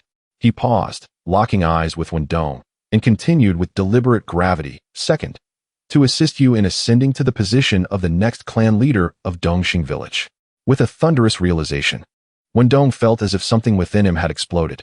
He staggered back, incredulity etched upon his face, as if he had just heard the most absurd jest imaginable. Have you lost your mind? Me? A clan leader? Look closely, I am barely in my 20s. Our current patriarch is 70 and still quite vigorous. The number of uncles below me is overwhelming. Even if I endure for 30, no, 50 years, I shan't be considered. What makes you think I could lead? Have you gone mad in the city? In the face of Wendong's vehement reaction, Zhang Hua remained remarkably composed, his deep-set eyes reflecting a maturity and cunning far beyond his years. It is possible, brother, it is indeed possible. He patted Wendong's trembling shoulder with certainty. Trust me, it can be done. As long as you can lead the men of the village to prosperity, filling each household's pockets with colorful notes, you shall be their living deity of wealth. At that point, don't mention 30 years. Within 3 years, that old man will graciously relinquish his position. Before Wendong could counter, Zhang Hua unfurled the plan he had meticulously devised, akin to a finely woven net. The plan was straightforward. His voice sank lower, laden with temptation. The city will issue a directive, claiming the need for local cooperation in combating smuggling. Establishing a maritime security task force. This team will comprise the most formidable and obedient individuals from your village. The authority of this group will be directly sanctioned by the city. He observed the change in Wendong's gaze and continued to intensify his argument. Once established, this task force will effectively control the ingress and egress of this maritime expanse. Every vessel's ability to set sail, its timing, cargo, and passengers will require approval from this group. Any ship wishing to dock must also seek their favor. The fees for boarding and docking will be dictated solely by our task force. If Zhang Hua's lips curled into a cold, sharp smile, should any foolhardy individual flout the rules and attempt to seize business independently, the task force shall employ any means necessary to enforce compliance. As long as the operations are executed cleanly, without leaving incriminating evidence or drawing the ire of the municipal authorities, there will be no issues. He fixed his gaze upon Wendong, delivering the final and most enticing bait. The head of this task force will be you, Wendong. This is your opportunity to amass capital, the moment to compel your uncles and elders to bow in submission. Chapter 10. The old who do not die are thieves. Indeed, when Dong was utterly astonished, his mouth agape as if he were encountering his brother, whom he had known for over a decade, for the very first time. The blueprint that Zhang Hua painted unfurled before him like a grand and bloody tapestry, revealing a realm of power, wealth, and a future he had never dared to envision. He swallowed hard, his throat dry, and stammered, You want me to be a local emperor? Is this possible? Will the city agree? Isn't this just a case of black eating black? Precisely, it is black eating black. Zhang Hua's expression remained unfazed. He gazed steadily at Wen Dong, his eyes deep and inscrutable like an ancient well, reflecting no emotion. Dongzi, remember, rules are merely tools wielded by the strong to bind the weak. When your strength falls short, you must abide by the rules. But when you can establish the rules, you become the rules themselves. He patted the scorching hood of the jeep, his voice low yet resonant. As for the city's consent, rest assured, the agreement will come not from me, but from the person seated in the highest office of the municipal building. He needs to resolve issues, to present a commendable achievement. The method matters not to him. If a few lives are lost, he remains indifferent. What he seeks is the outcome, and we are the ones who will deliver that outcome. Wen Dong was taken aback by these words, left speechless for a long moment. He felt as though the worldview he had constructed over the past 20 years was being dismantled and reshaped by Zhang Hua in a cataclysmic manner. He looked at Zhang Hua, the brother with whom he had once foraged for bird nests and fished in rivers, and now found him both familiar and alien, even somewhat terrifying. All right. Wen Dong clenched his teeth, as though resolving to embrace a certain determination, and stamped his foot decisively. Ahua, I believe in you. I am utterly tired of living under the scrutiny of those old geezers. Just tell me what to do. I will follow your lead. Zhang Hua smiled, a hint of approval glimmering in his expression. He opened the car door, retrieved a canvas bag from the passenger seat, and handed it to Wen Dong. The first step is to take me to meet your clan leader. The rest will be left to me. The ancestral hall of Dongxing village stood as the most imposing structure in the village, with blue bricks and dark tiles, its upturned eaves and angular corners adorned with two massive stone lions at the entrance, polished to a shine by the passage of time. This place symbolized power, the true heart of Dongxing village. As Wen Dong led the unfamiliar outsider Zhang Hua into the hall, it was already filled with people. At the head of the room sat an elderly man with white hair and beard, dressed in a deep blue traditional Tang suit, his hands deftly manipulating two walnuts. Though over 70, his eyes still sparkled with vitality. He was Wen Dihai, the current clan leader of Dongxing village. Seated in 2 rows below him were a dozen middle-aged men, prominent figures from various factions within the village, the uncles Wen Dong had mentioned. All eyes were fixed on Zhang Hua, sharp and scrutinizing, radiating hostility and rejection. Dongzi, do you not know that bringing an outsider to the ancestral hall violates our customs?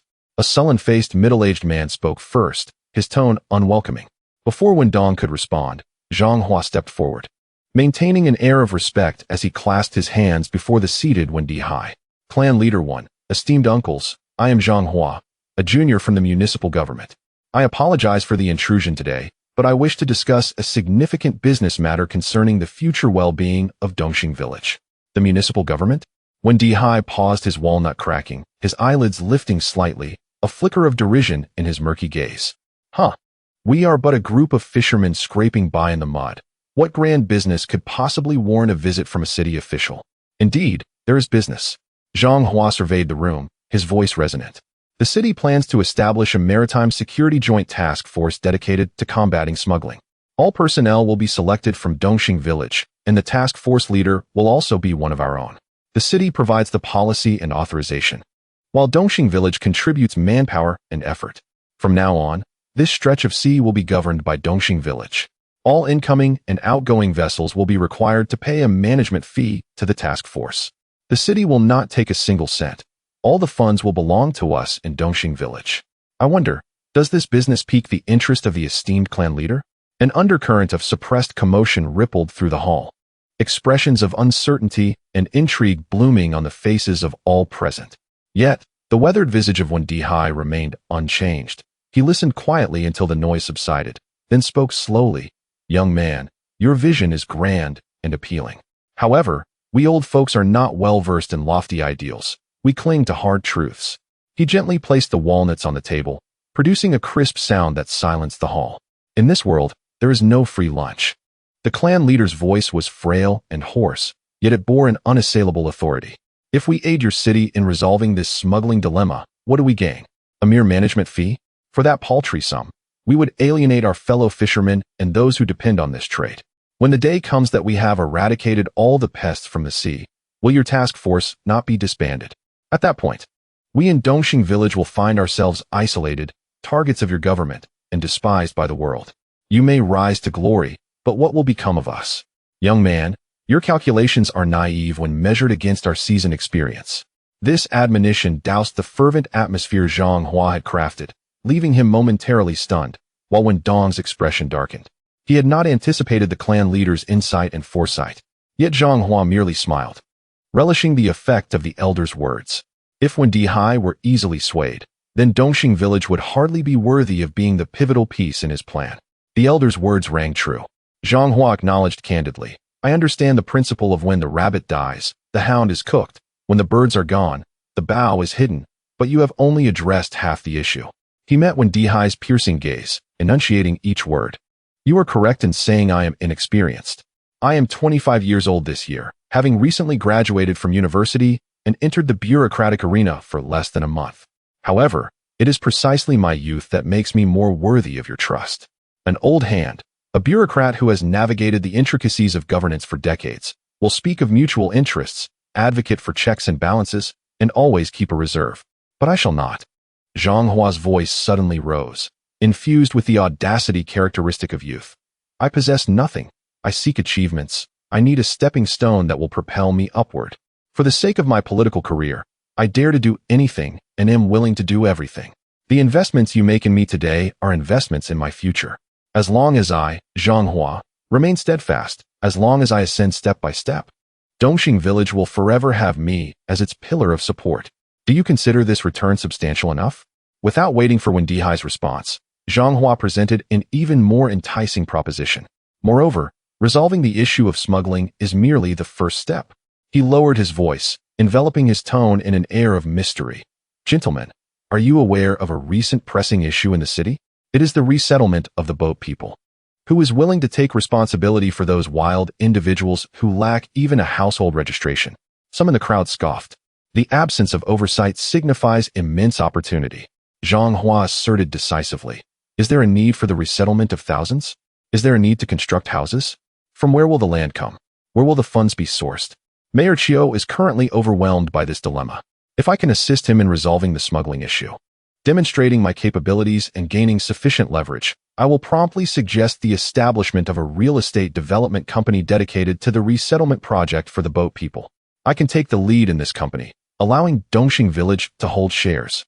At that time, just a single resettlement area project, from land acquisition to construction and subsequently to property management, will provide numerous job opportunities. How much benefit will it bring to Dongxing village? This opportunity is 100-fold, 1,000-fold greater than the mere management fees from smuggling. Zhang Hua's words reverberated like thunder in the solemn ancestral hall. Everyone was taken aback by the grand vision he portrayed. Even Wen Desheng's typically impassive face displayed a rare hint of emotion. He fixated on Zhang Hua, his murky old eyes scrutinizing repeatedly, seemingly attempting to discern the truth and falsehood behind the young man's words. The entire hall descended into a profound silence, broken only by the sound of heavy breathing. After a long pause, Wen Dihai finally spoke slowly, his voice imbued with a barely perceptible tremor. How are we to trust you? Zhang Hua smiled, retrieving from his pocket the note personally endorsed by Chiu Yunbua, along with the pristine keys to a 212 Jeep, and gently placed them on the table. This is the sword of authority granted to me by the mayor, he stated, and I am the sharpest, most reckless blade. The actions of Dongxing village unfolded even more swiftly than Zhang Hua had anticipated. With the tacit approval of the elder chief Wen Dihai, the entire village functioned like a finely tuned war machine, rapidly set in motion. Chapter 11. The Smuggler's Head, is it so easy to deal with? With a single command from Wen Dihai, the ancient and colossal clan machinery of Dongxing village began to operate with a startling efficiency. The resolutions made in the ancestral hall proved even more effective than the official documents from the municipal government. In less than half a day, 50 of the village's youngest, most capable, and most reckless youths were selected from various corners. Some had just emerged from the muddy shrimp ponds, still carrying the scent of fish, while others had been summoned after losing a game of pai gow at the village's card table, cursing as they arrived. Yet, without exception, when they stood in a line and heard the clan leader announce the establishment of the Maritime Security Joint Defense Task Force, a wolf-like gleam ignited in each of their eyes. Wendong was publicly appointed as the leader of this group. As the brand-new blue uniform was donned upon him, Wendong felt as though he had shed 2 taels of weight. The fabric was somewhat coarse, with a lingering scent of industrial dye, and the 4 pockets were sewn askew. However, as he stood before the dusty mirror in his home, gazing at the broad-shouldered figure clad in government attire, an unprecedented sense of power surged from his soles to the crown of his head. He was no longer the Wendong who merely wallowed in muddy shrimp ponds. He was now Captain Wen. Donggu, everything is ready. 5 boats. All the equipment is in place. A young man with a shaved head and a thick silver chain around his neck rushed in, reporting with a sycophantic demeanor. This was Wendong's childhood companion, known as a Bao, who had always been reckless in fights and was now his deputy. Wendong took a deep breath, mimicking the demeanor of prominent figures in movies, slowly buttoning the last button and solemnly proclaiming, "Tell the brothers, tonight marks our inaugural operation. Keep your eyes sharp." Haizhou said, "We are here to conduct a lawful inspection. It's official business. If anyone dares to disgrace me, I will flay their skin." "Yes, Donggu," a Bao exclaimed excitedly, puffing out his chest, before turning to relay the order. The night was as dark as ink. The sea breeze carried a salty chill that clung to one's face. Several dilapidated fishing boats extinguished all lights, like phantoms, silently gliding toward a notorious smuggling cove known as Gui Jianshou. On board, the 50 individuals huddled together, the air thick with the acrid stench of sweat, tobacco, and spirits. They clutched an array of makeshift weapons, machetes, steel pipes, and even a few rusted homemade shotguns. Initially, they boisterously boasted and plotted how to intimidate the smugglers, but as the fishing boats drew closer to the eerily silent bay, their chatter gradually faded, leaving only the sound of suppressed breaths and waves lapping against the hull. Wendong stood at the bow, the sea wind causing his new uniform to flutter. He gripped a loudspeaker, his palms slick with sweat. Zhang Hua's instructions echoed through his mind. "Remember, you are officially authorized, Project Authority. Begin with courtesy before resorting to force. Let them know who holds sway over these waters." "I see it. Donggu.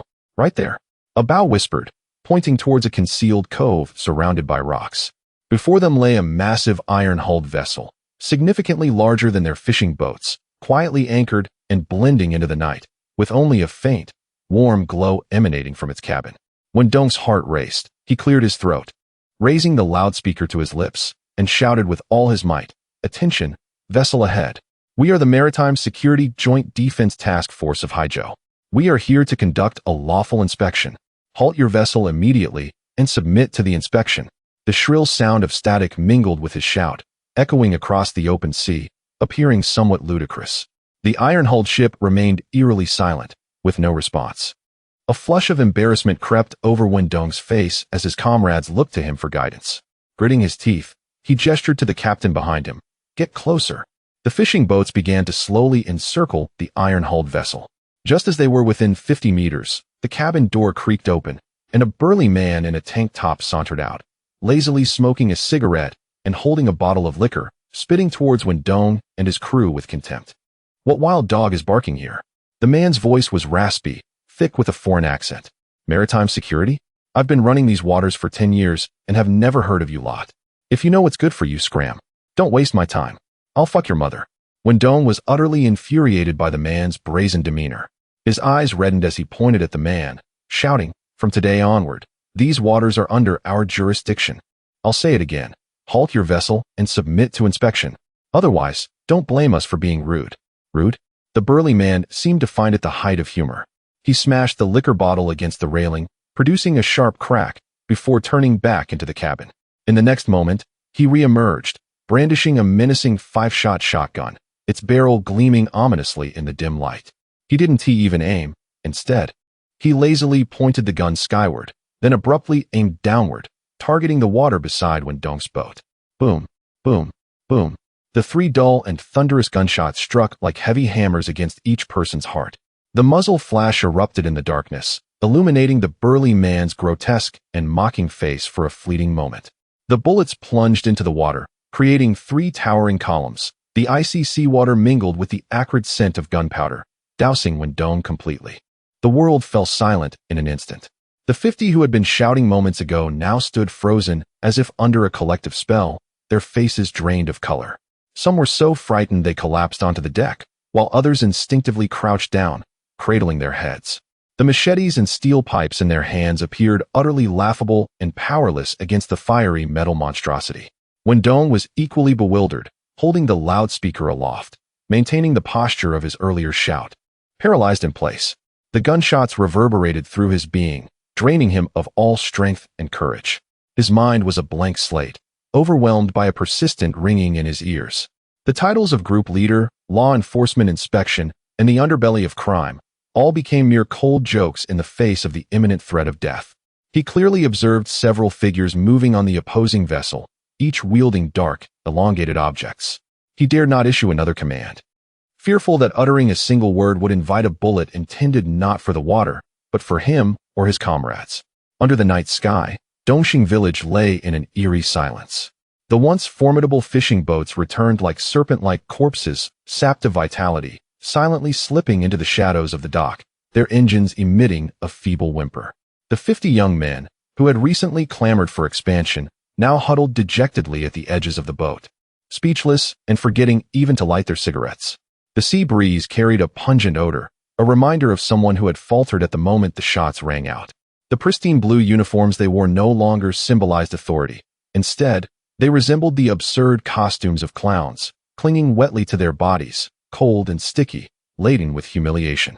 Wendong was the first to leap from the boat, his legs trembling involuntarily as his feet met the solid dock. His face burned, as if he had been publicly slapped multiple times. He dared not meet the gazes of the villagers who had gathered, their initial curiosity morphing into confusion, and ultimately, as they beheld the law enforcement team's disheveled state, into overt ridicule and disdain. This newly appointed group leader, having held office for a mere night, had become the village's greatest jest. Brother Dong, a bow trailed behind him, his complexion as pale as paper, yearning to speak, yet unable to utter a word. Wendong disregarded him and everyone else, charging forward like an enraged bull toward the military green jeep at the village entrance. He flung open the door, plopped down into the seat, and slammed a fist onto the steering wheel. Damn it! A roar of suppressed fury erupted from his throat, the jeep's horn blaring loudly, a jarring sound in the stillness of the village. He twisted the key, and the engine roared in anger, the wheels kicking up a cloud of dust as he sped recklessly towards Haizhou City. Chapter 12. The Surface Brothers? Within the confines of the small building, the lamp in Zhang Hua's room cast a warm glow.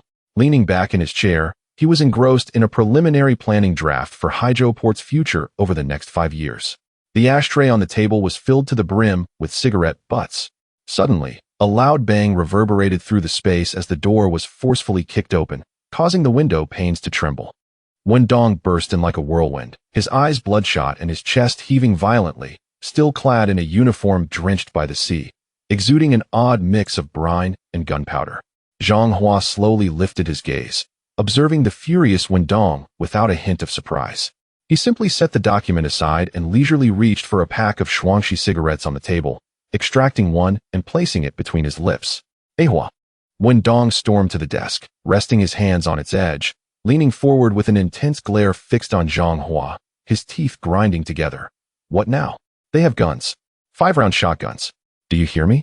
His voice almost erupted as spittle flew onto Zhang Hua's face. Didn't you say the city authorized us? Didn't you say we're handling this officially? Where are the guns? Equip us with firearms. How else are we supposed to fight? Are we supposed to take these broken machetes against their firearms? Zhang Hua made no effort to wipe the saliva from his face, nor did he blink. He struck a match, bringing it to his lips to light the cigarette, inhaling deeply before exhaling the thin plume of smoke slowly towards Wendong's face. Enveloped in the swirling smoke, his voice was devoid of warmth, as frigid as a frozen lake in winter. Dongzi, I will reiterate. My task is to report the results to the mayor, clean, elegant results.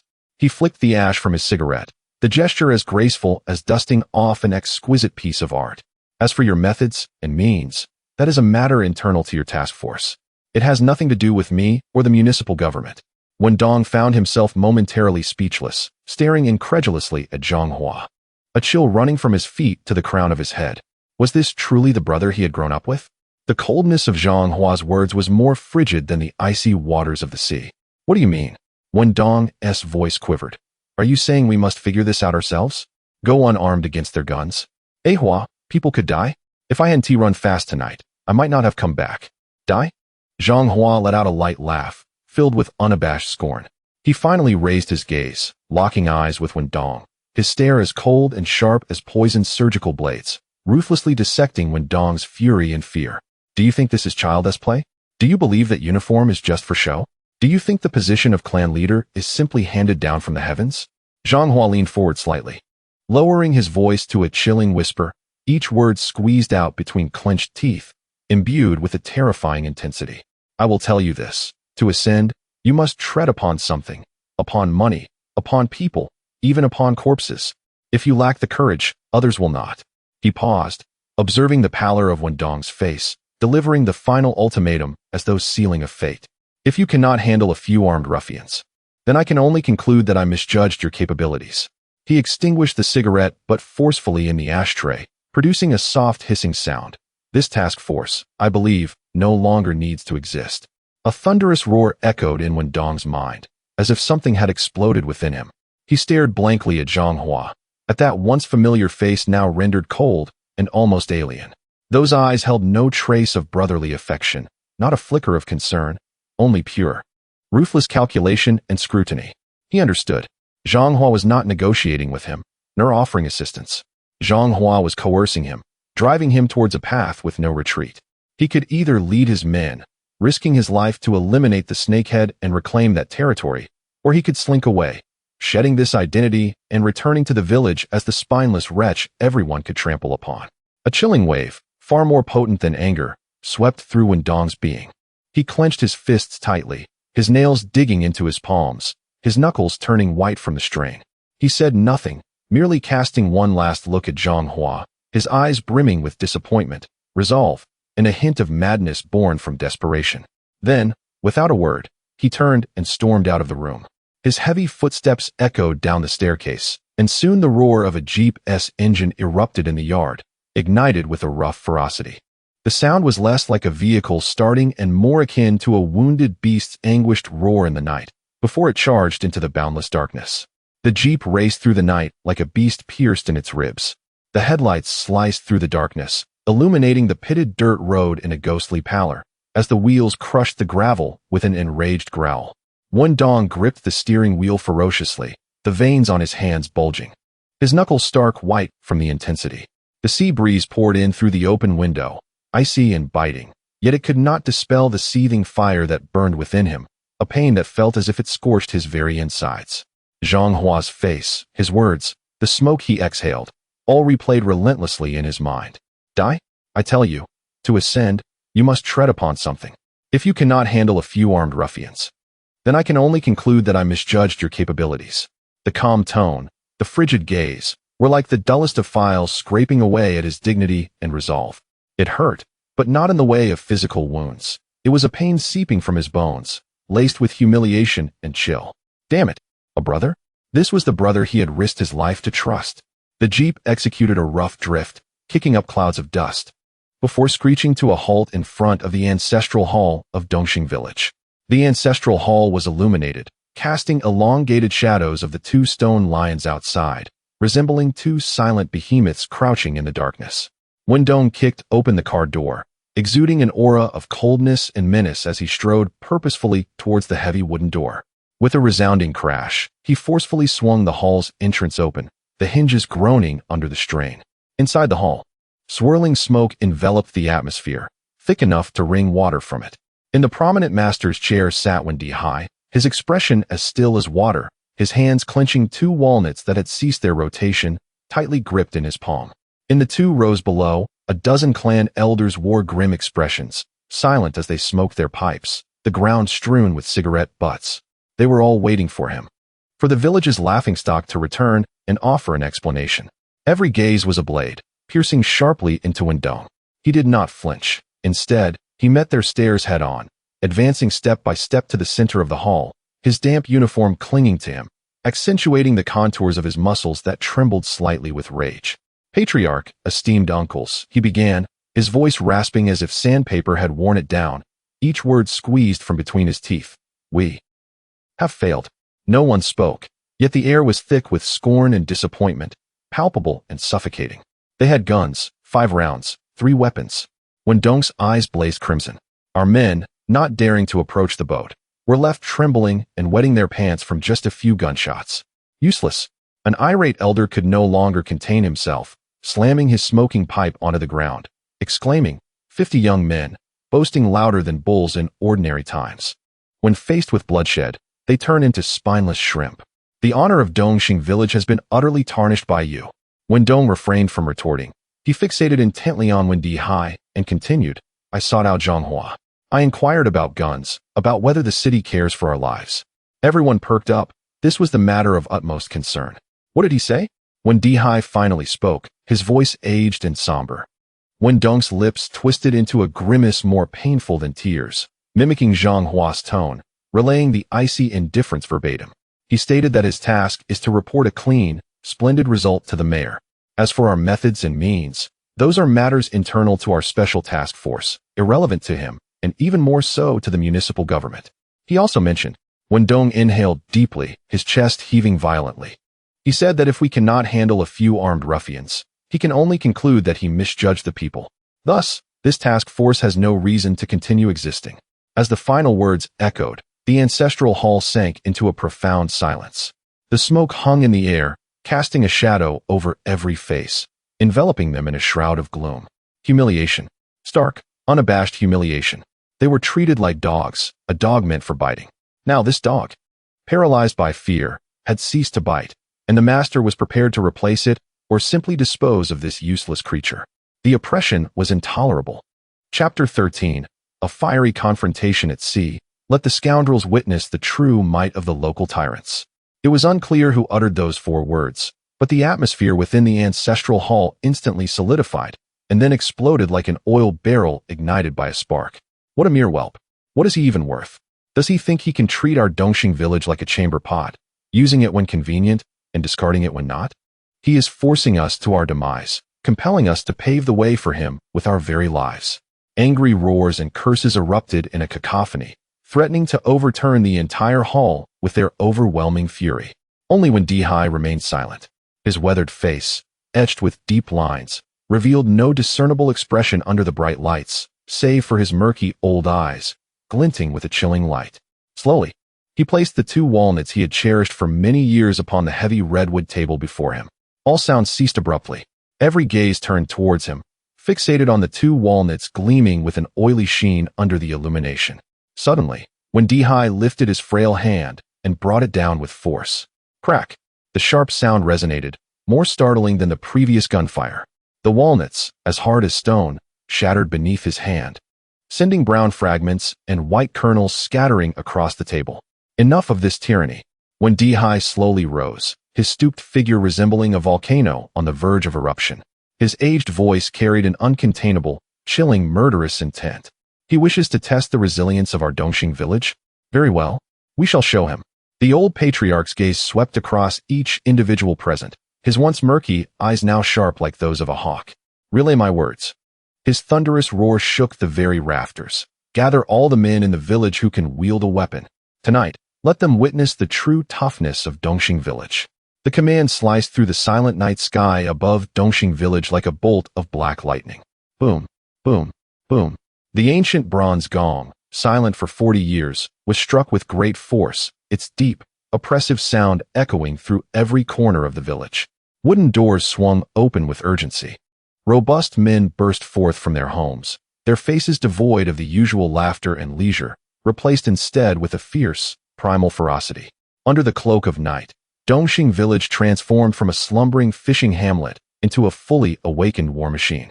Villagers unearthed long-forgotten weapons from beneath beds, in cellars, and from haystacks and woodpiles. Rusty handmade firearms, their barrels still containing the dust of ages. Hunting rifles passed down through generations, their stocks polished to a gleaming shine. Some even retrieved 2 makeshift cannons crafted from thick steel pipes and tin, still caked with fresh mud from the pigsty. Within half an hour, over 300 villagers filled the open ground before the ancestral hall. Armed with an array of weapons, they stood in silence, resembling a dark forest. The air was thick with the pungent scent of gunpowder, sweat, and the impending aroma of bloodlust. The entire Dongxing village was brightly illuminated, as if in daylight. Yet it remained eerily quiet, save for the mournful sounds of the sea breeze rustling against rooftops, as if lamenting the slaughter about to unfold. The sea beneath the night sky resembled a vast expanse of black silk, devoid of starlight.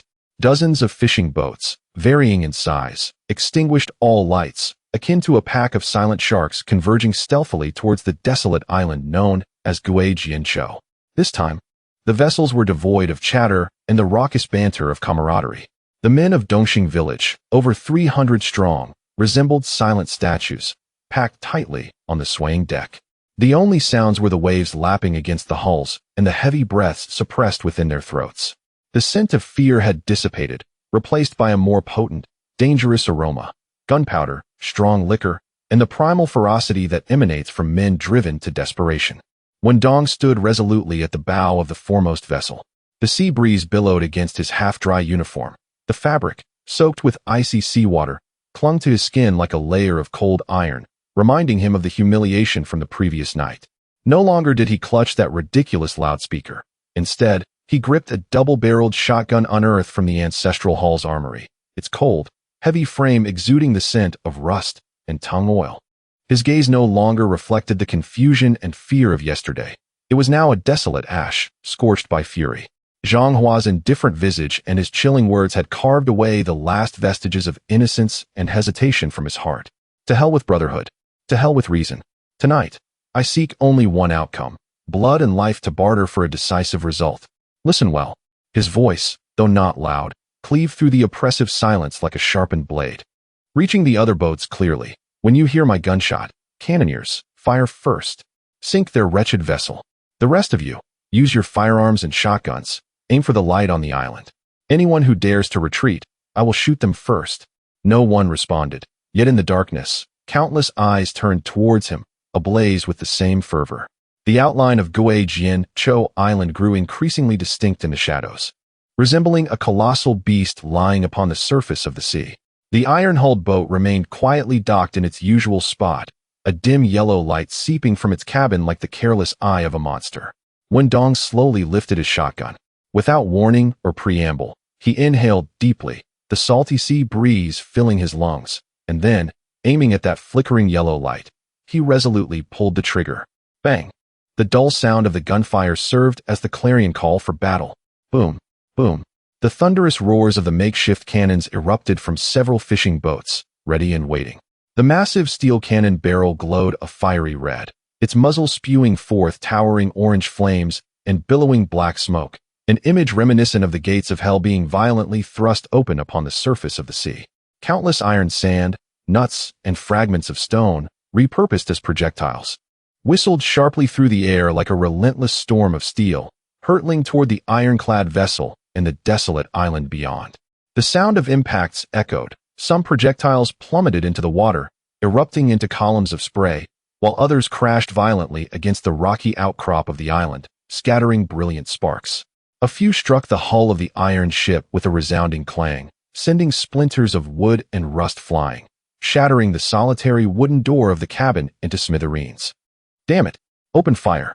Shoot those rabid dogs dead! The terrified and furious roars erupted from both the ship and the island. In the next instant, a more piercing and concentrated volley of gunfire erupted, characterized by the distinctive, deep, and powerful blasts of a 5-shot shotgun. Each lethal lead bullet traced a searing path through the night sky. Beside Wen Dong, a man gasped, blood erupting from his chest in a crimson bloom. His body collapsing like a marionette with severed strings, plummeting into the frigid sea with barely a ripple.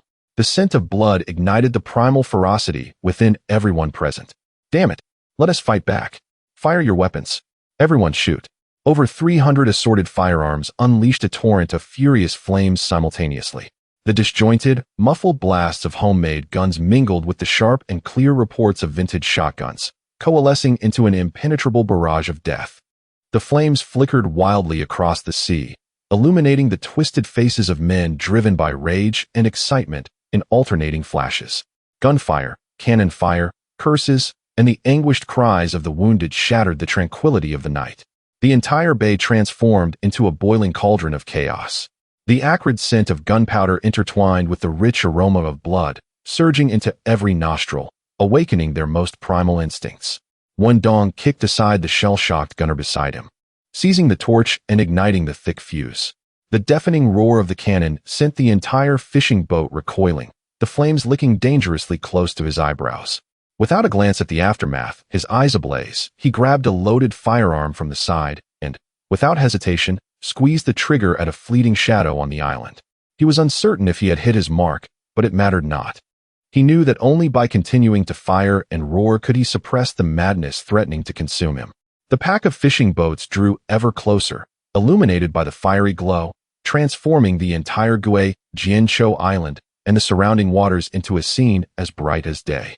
Chapter 14. Some things always come at a cost. The waves devoured the last remnants of the man who had fallen into the water, while the thick scent of blood spread like ink in the salty air, seeping into the nostrils of every man in Dongxing village.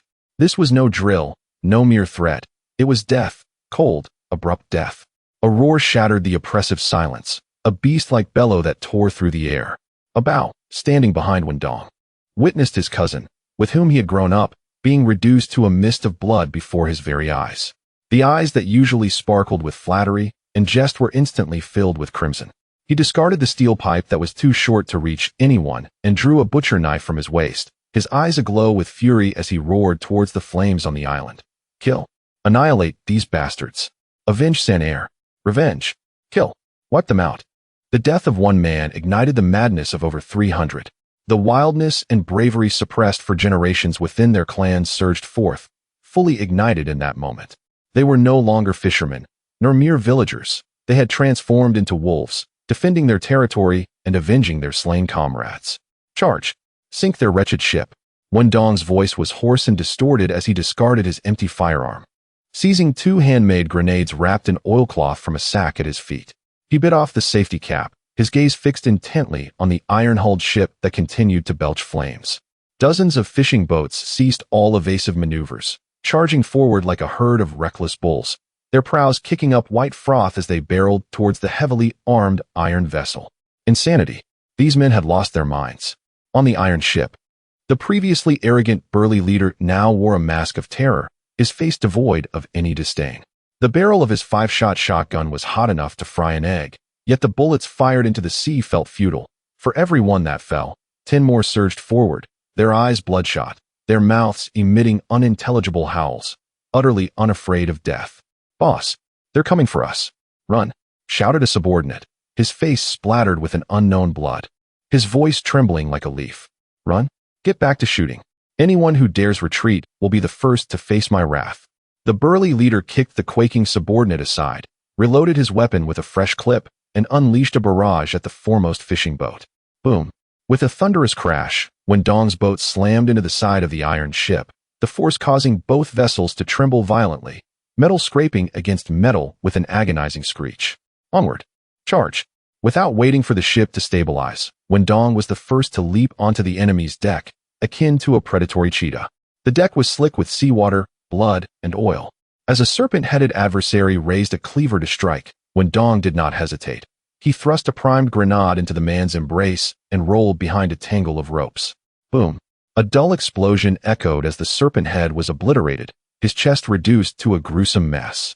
Entrails and bone fragments scattering in all directions. More fishing boats surged forth from all angles. The men of Dongxing village erupted onto the iron ship like dumplings boiling over, their cries filling the air as the once narrow deck transformed into a primal, bloody arena. Here, the advantages of the 5-shot shotgun were significantly diminished. In the chaos of the crowd, every shot risked hitting one of their own. Conversely, the diverse array of cold weapons wielded by the Dongxing men proved devastatingly effective. A Bao, like a frenzied tiger, wielded his butcher knife with precision, targeting throats and bellies, toppling 2 adversaries in a single encounter.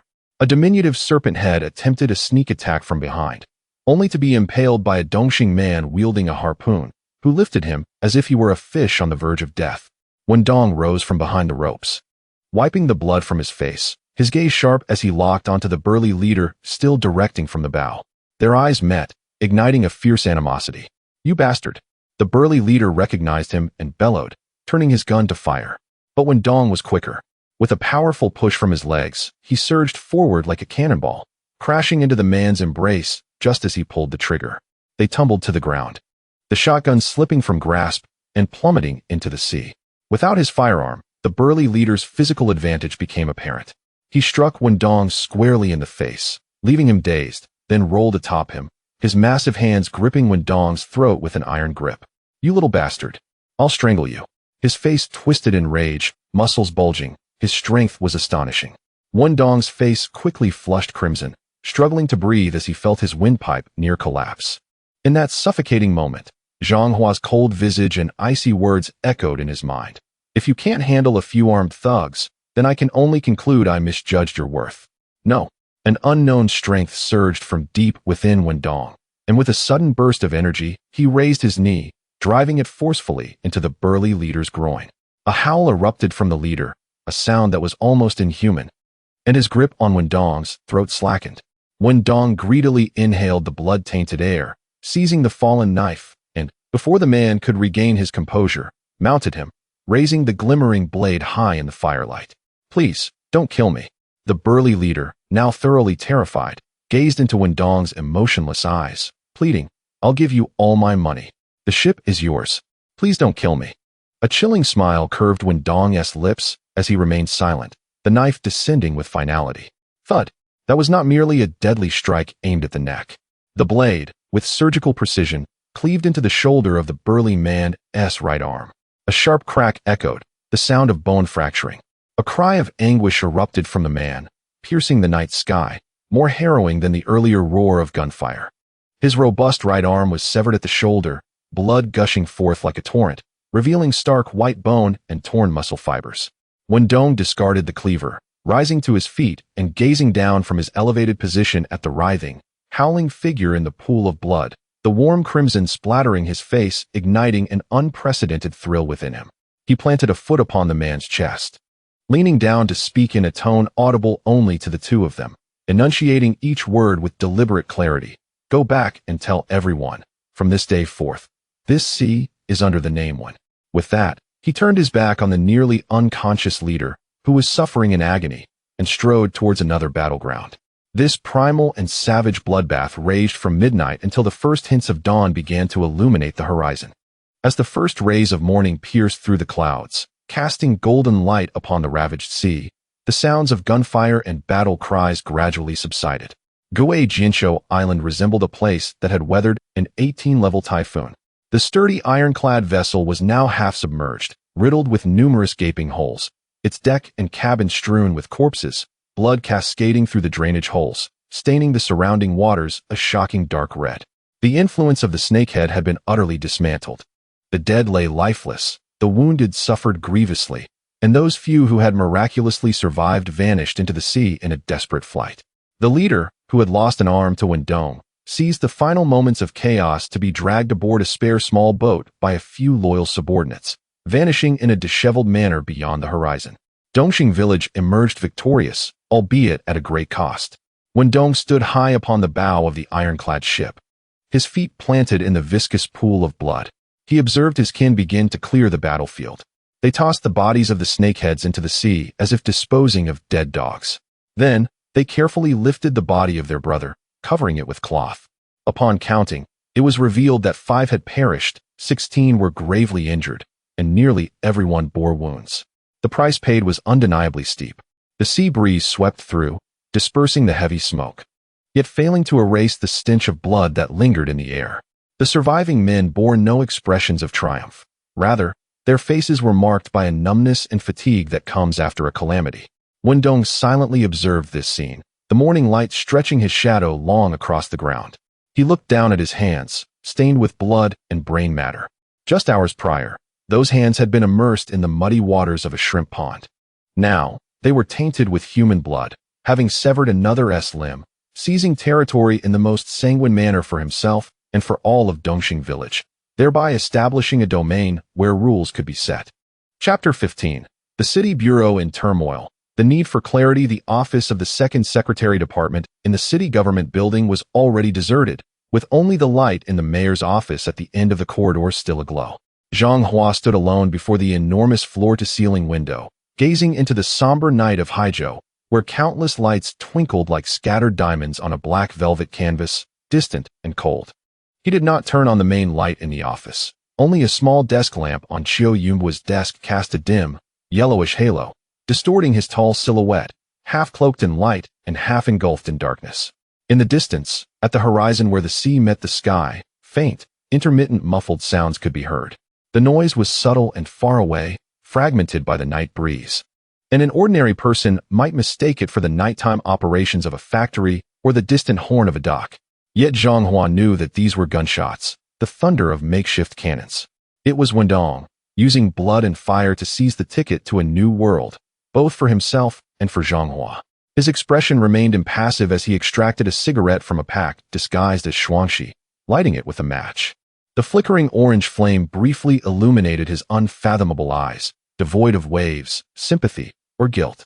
He inhaled deeply, the acrid smoke filling his lungs, bestowing a near-numb calmness. He felt no sense of indebtedness towards Wendong, fully aware that even without his return, Wendong would ultimately tread this path. The clan feuds and smuggling were ingrained in the very essence of Dongxing Village. In a previous life, Wendong had ascended to the throne of the underworld through a series of bloody conflicts. What he had done merely expedited the process, rendering it more controllable, binding it firmly to his own vessel from the very beginning. This was a transaction, a grand gamble where brotherhood and lives served as collateral. He needed a stepping stone, while Wendong sought an opportunity. It was a mutual exchange.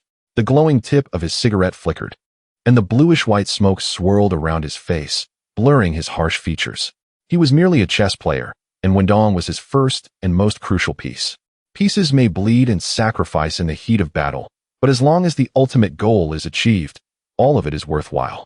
He extinguished the cigarette, but forcefully in the heavy glass ashtray, and lit another one. The night passed in silence. The following morning, before dawn had fully broken, heavy gray clouds descended ominously. Suddenly, a torrential downpour fell without warning, with large raindrops pelting the glass windows of the city government building, forming murky streams, as if the sky were shedding endless tears. The entire city was enveloped in a shroud of white rain, rendering the streets indistinct, the air thick with a damp, earthy scent. This rain came down in a fierce rush, seemingly intent on washing away all traces of blood, smoke, and the unknown sins that lingered over the sea from the previous night. However, some things can never be washed away by rain. The ruckus of the brawl was far too significant. The thunder of makeshift cannons and the rapid gunfire echoed for miles in the stillness of the night, awakening countless residents in coastal villages. In the main call room of the Haizhou Public Security Bureau, the phone rang incessantly, starting from 4 in the morning, creating a cacophony akin to boiling porridge. Hello, is this the Public Security Bureau? I want to report a crime. We're having a fight over here. It's real fighting. There are machine guns and cannons. Comrades of the People's Liberation Army. Hurry up. Something big is happening by the sea. It sounded like thunder all night. Dongxing Village. It must be those madmen from Dongxing Village. They are firing at each other over the sea. The gunfire scared our cow away. Dozens of similar calls, all pointing in the same direction, left the duty operators and police officers pale with fear. When these flurries of reports reached the desk of the bureau chief, a man known for his composure, he angrily smashed his enamel teacup on the floor. Outrageous. Absolutely outrageous. The chief's roar nearly shook the roof. In the territory of Haizhou, such a large-scale armed conflict breaks out. This is an open provocation to our public security system. It is a slap in the face for all of us. An emergency meeting was convened immediately. Key leaders from various departments, including criminal investigation, public order, and patrol, were summoned from their beds, all sporting dark circles under their eyes, yet their expressions bore the weight of utmost seriousness. The meeting room was enveloped in swirling smoke, the atmosphere stifling. The situation was alarmingly clear. The head of the criminal investigation team slammed a disorganized stack of reports on the table, his voice hoarse as he stated.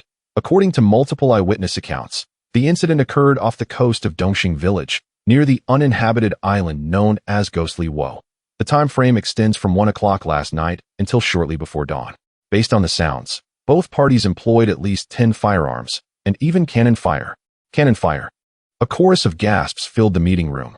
These desperate men. We must conduct a thorough investigation. No matter who is involved, we will show no leniency. I propose the immediate formation of a special task force.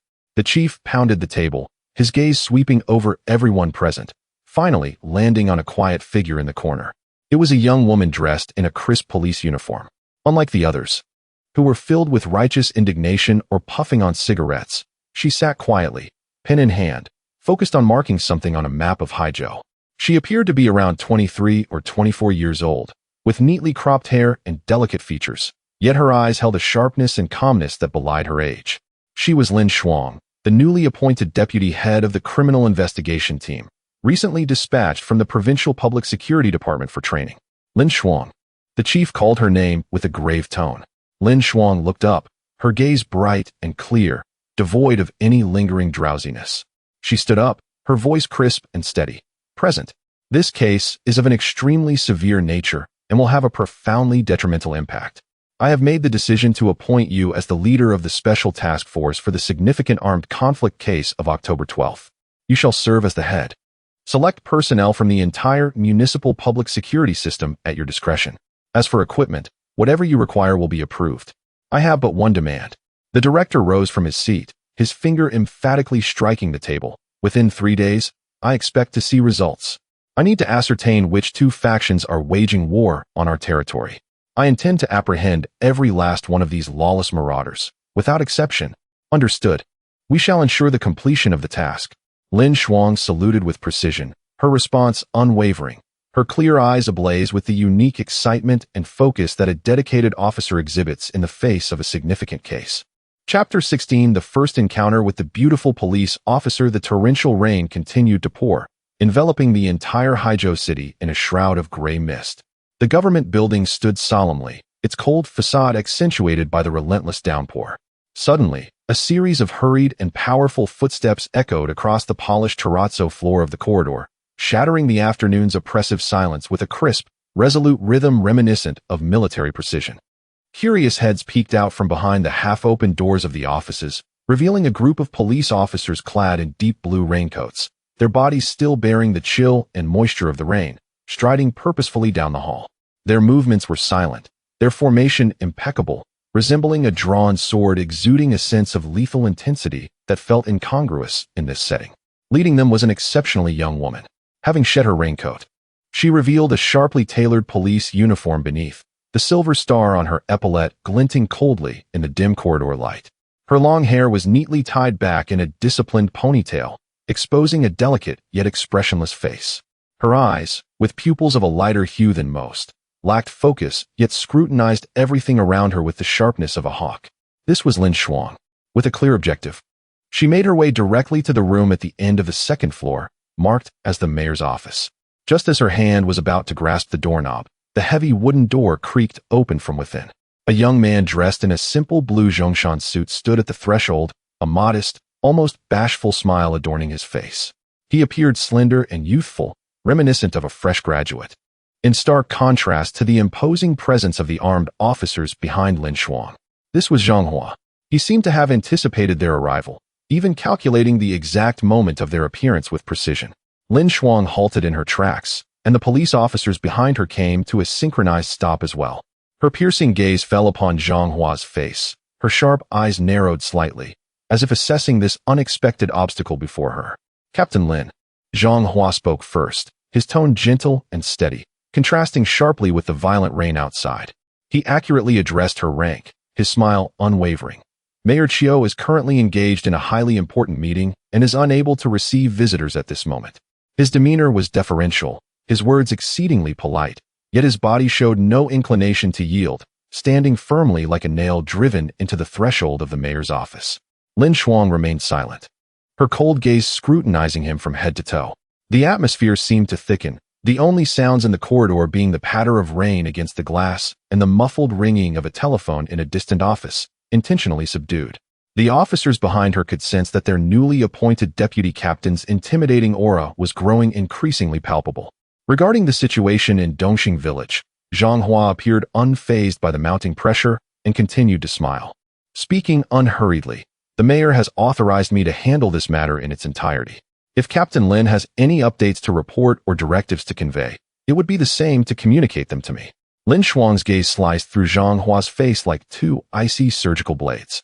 One of the young officers behind her visibly stiffened upon recognizing Zhang Hua. A fleeting expression of shock crossed his bespectacled face as he instinctively uttered his name. Hua? Zhang Hua's gaze drifted over Lin Shuang's shoulder, locking eyes with Huang Qi, whose expression was filled with astonishment and confusion. A flicker of emotion stirred within him, yet his humble smile remained unchanged. He merely nodded slightly to Huang Qi in acknowledgement before redirecting his full attention back to the imposing female officer before him. Who are you?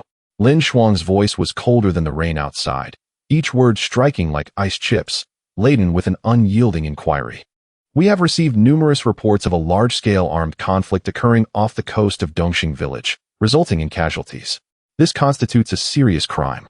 How does your city government intend to address this? Are you covering it up?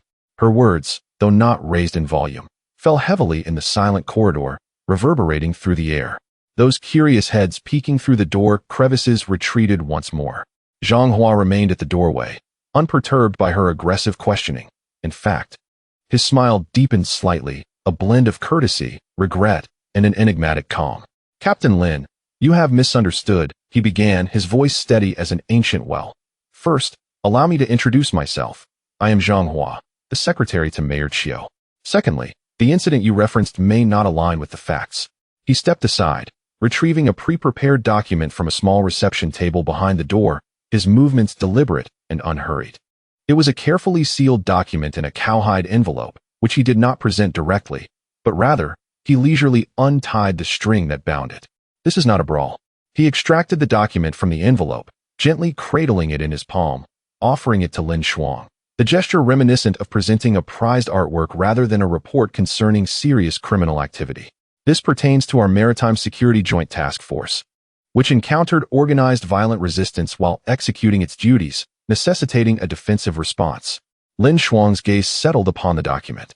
The white paper bore black text, prominently featuring the gilded header of the Haizhou City People's Government, with the title Approval for the Establishment of the Haizhou City Maritime Security Joint Task Force at the top, followed by detailed action plans, personnel composition, and scope of authority. Everything was meticulously documented, leaving no room for doubt.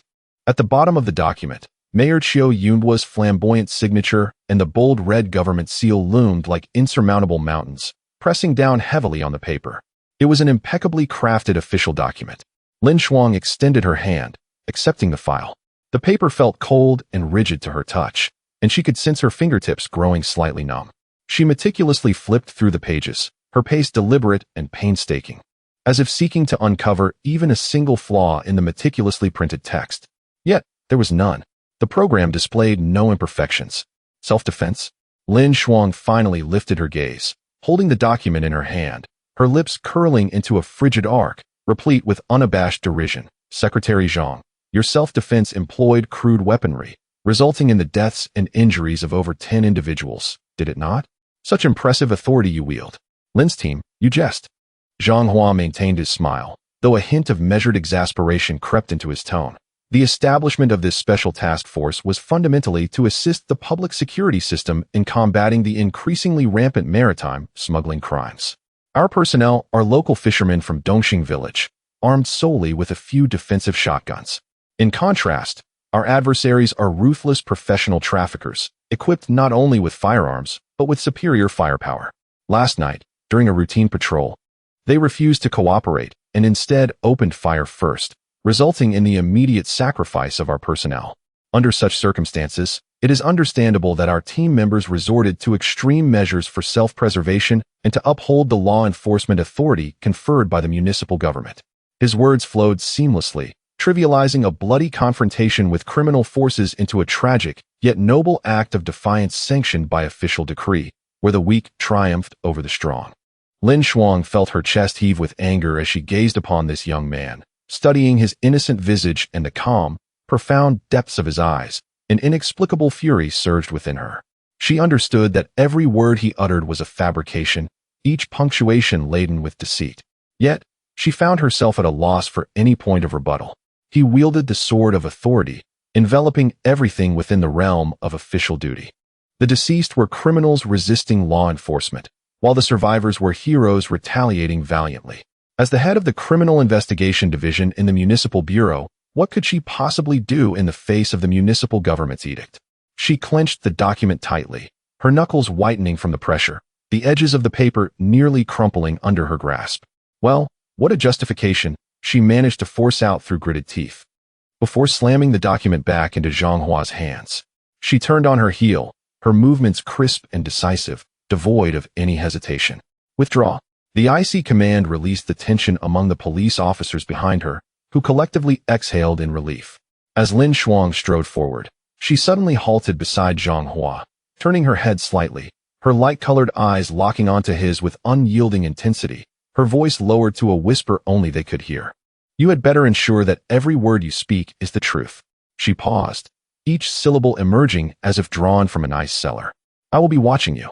Chapter 17. This world is not merely black and white. As the evening rain began to subside, the air was still infused with the damp scent of earth and foliage.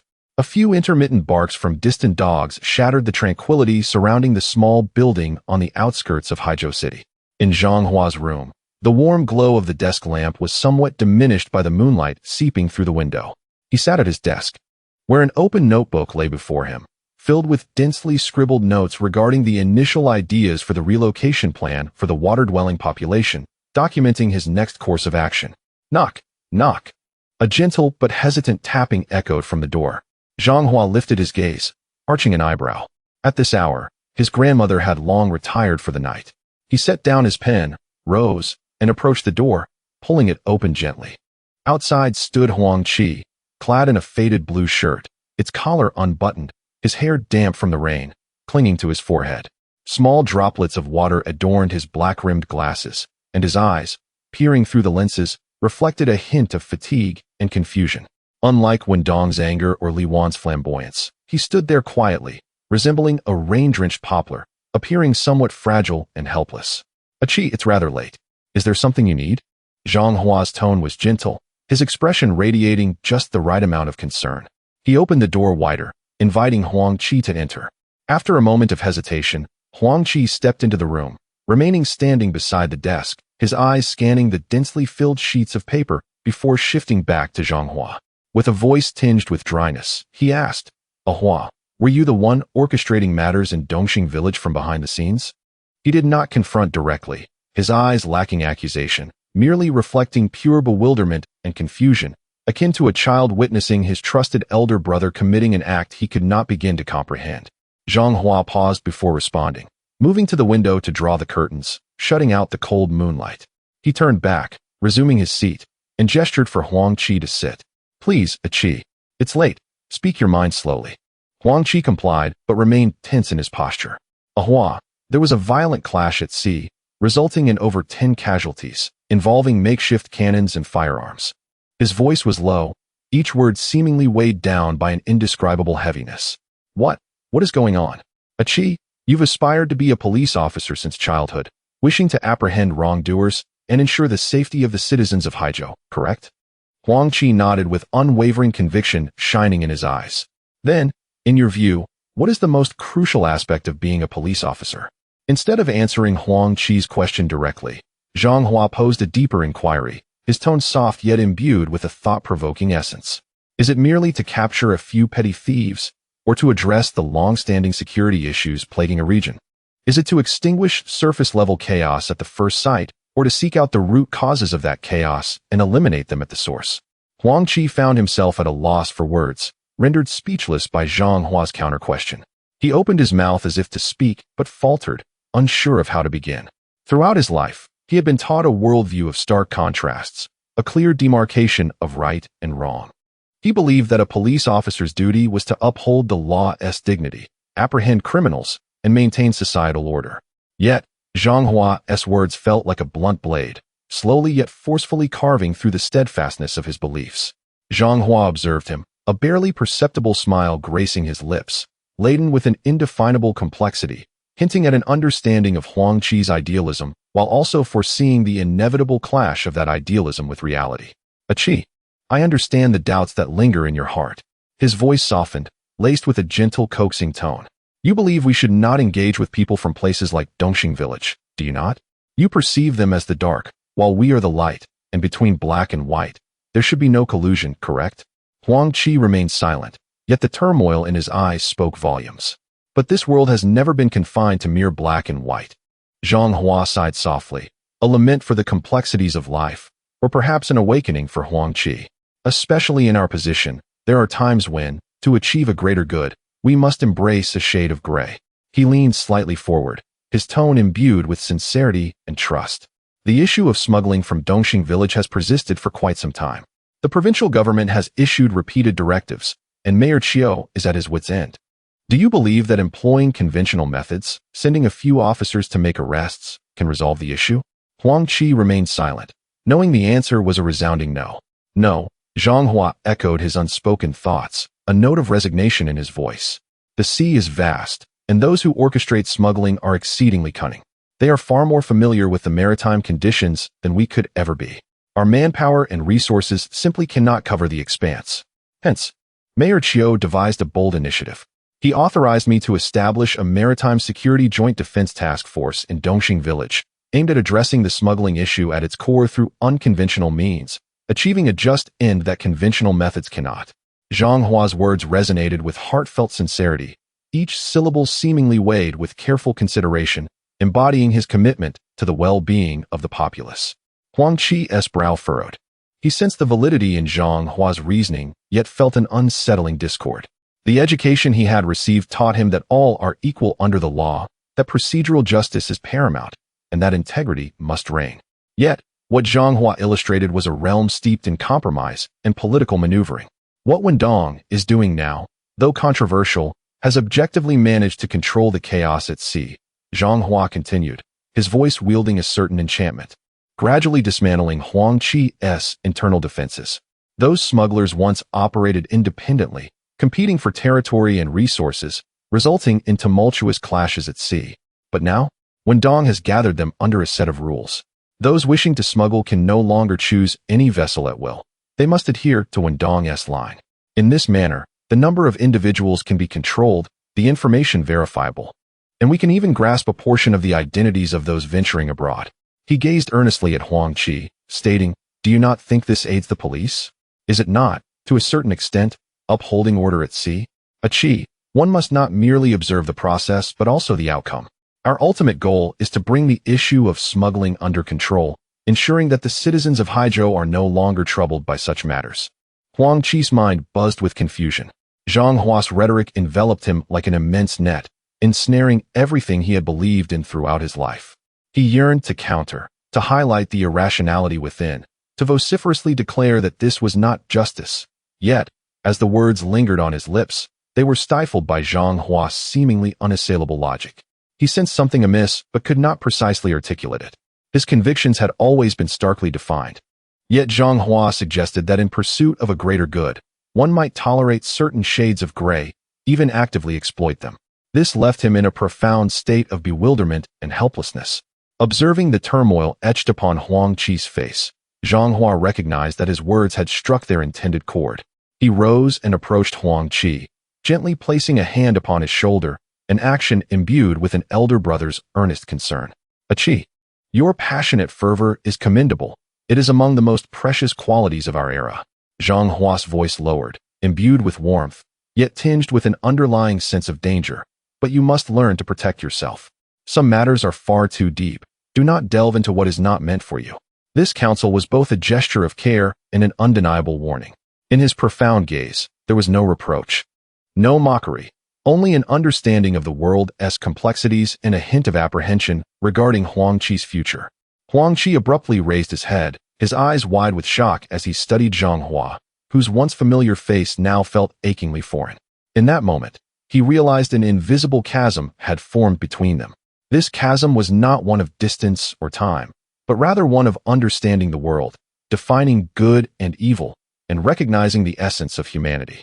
Dazed and disoriented, he stood up without uttering another word, merely nodding at Zhang Hua before turning away, his footsteps heavy as he exited the room. The door clicked softly behind him. Alone, Huangqi wandered through the silent night of Haizhou City.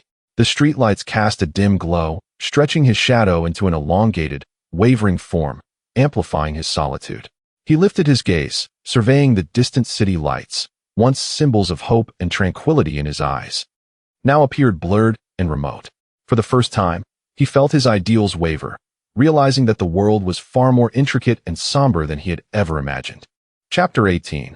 Lin Shuang. I can tell at a glance that you are not a good person. The Municipal Public Security Bureau building loomed like a silent gray behemoth beneath the incessant rain. In the office of the Deputy Chief of the Criminal Investigation Team on the third floor, the curtains were drawn tightly, completely isolating the dim, overcast daylight and the unending sound of rain from the outside world. Only an old desk lamp was lit in the room, casting a warm glow that mingled with smoke and a chill, making the air feel dense and palpable. Lin Shuang sat alone behind her desk, having spent the entire afternoon in this confined space.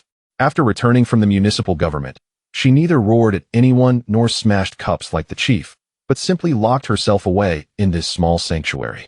The official document from the municipal government lay sprawled on the table, each word mocking her powerlessness and silence. She did not look at the document again. She had dissected every word and punctuation mark in her mind countless times, arriving at only one conclusion. Procedurally, it was impeccable. Her gaze shifted to the other side of the desk, where a mountain of old case files lay piled high. These were the records pertaining to Dongxing Village that she had requested from the archives, covering all police reports from Haizhou over the past 5 years. From trivial neighborhood disputes and brawls to vague rumors of smuggling and missing persons, the yellowed papers accumulated to a height of half a meter, exuding a musty odor of age. When Huangqi and another young officer entered, carrying the last stack of case files, they were greeted by this scene. Their new superior, a young woman with an imposing presence, was currently buried in the pile of dusty papers. Flipping through them page by page with the focused demeanor of a scholar perusing ancient texts in a library. Lin team, this is the last batch, Huangqi said softly, gently placing the files on the ground, careful not to disturb her thoughts. Lin Shuang did not lift her head, merely responding with a faint sound from her nose, acknowledging his presence. Her fingers skimmed over the rough paper, where some handwriting was scrawled while others were neatly penned, documenting fragments long buried in time. In March 1978, a villager from Dongxing Village named One had a dispute over fishing grounds with a villager from a neighboring village, leading to a brawl involving hundreds. Police intervention was ineffective. In August 1979, internal conflict arose between the One family's second and third branches over ancestral worship order, resolved within the village without police involvement. In May 1980, an anonymous tip-off claimed that individuals from Dongxing Village were involved in maritime smuggling. After investigation, villagers denied any knowledge, yielding no results. As Huangqi read through these records, he felt overwhelmed. These trivial matters seemed devoid of any clues. Yet Lin Shuang's eyes grew brighter, reflecting the focused intensity of a hunter who had spotted the trail of its prey. Finally, she ceased her perusal, extracting several reports from the pile that, despite differing years, bore strikingly similar conclusions. Look here, she pointed to the end of the reports, her voice laced with a cold amusement. Mediation by clan leader Wen Dihai resulted in both parties reconciling, with Wen Dihai guaranteeing the resolution, promising to handle clan affairs independently. She circled several names. Wen Dihai, she intoned softly, savoring the name like a peculiar dish. Whenever there were conflicts within Dongxing Village, regardless of their magnitude, he was always the one to step in and resolve matters. The police could not intervene, and the law held no sway. In this village, his word was more potent than any official document. Huangqi felt a jolt of realization. He suddenly understood what Lin Shuang was searching for. She was not seeking evidence, but rather the true core of power within this clan society. Lin Shuang rose, moving to the window, and abruptly drew open the heavy curtains. The gloomy light that had accumulated throughout the afternoon flooded in, casting a pallor over her delicate yet stern features. She gazed out at the rain-soaked city, fell silent for a moment, then turned around and made an unexpected decision. She did not knock on the chief's door, nor did she convene the special investigation team. Instead, she approached the red encrypted telephone in the corner of her office. This phone, brought from the provincial department, connected to a special line that outsiders could not intercept. She picked up the receiver and dialed a number she had memorized. The phone rang once before being answered, and a respectful, steady male voice emerged from the receiver, accompanied by a backdrop of silence. Mississippi Lin Shuang's tone was unwavering, as if she were discussing an insignificant matter. Please help me investigate a person, the secretary of the mayor of Haizhou, Zhang Hua. I want all information regarding his ancestry for 3 generations, every social connection, and every detail about his life from birth to the present. I need to know it all. The sooner, the better. There were no questions from the other end, only a straightforward response. Understood. After hanging up, Lin Shuang's gaze returned to Huang Qi. Huang Qi. Yes. Huang Qi instinctively straightened his back. You have a friend named Wen Dong, who is a high school classmate of Zhang Hua. Lin Shuang asked directly, her eyes penetrating as if they could see into one's soul. Huang Qi's heart skipped a beat, but he answered truthfully. Yes, we are very good friends. Very well.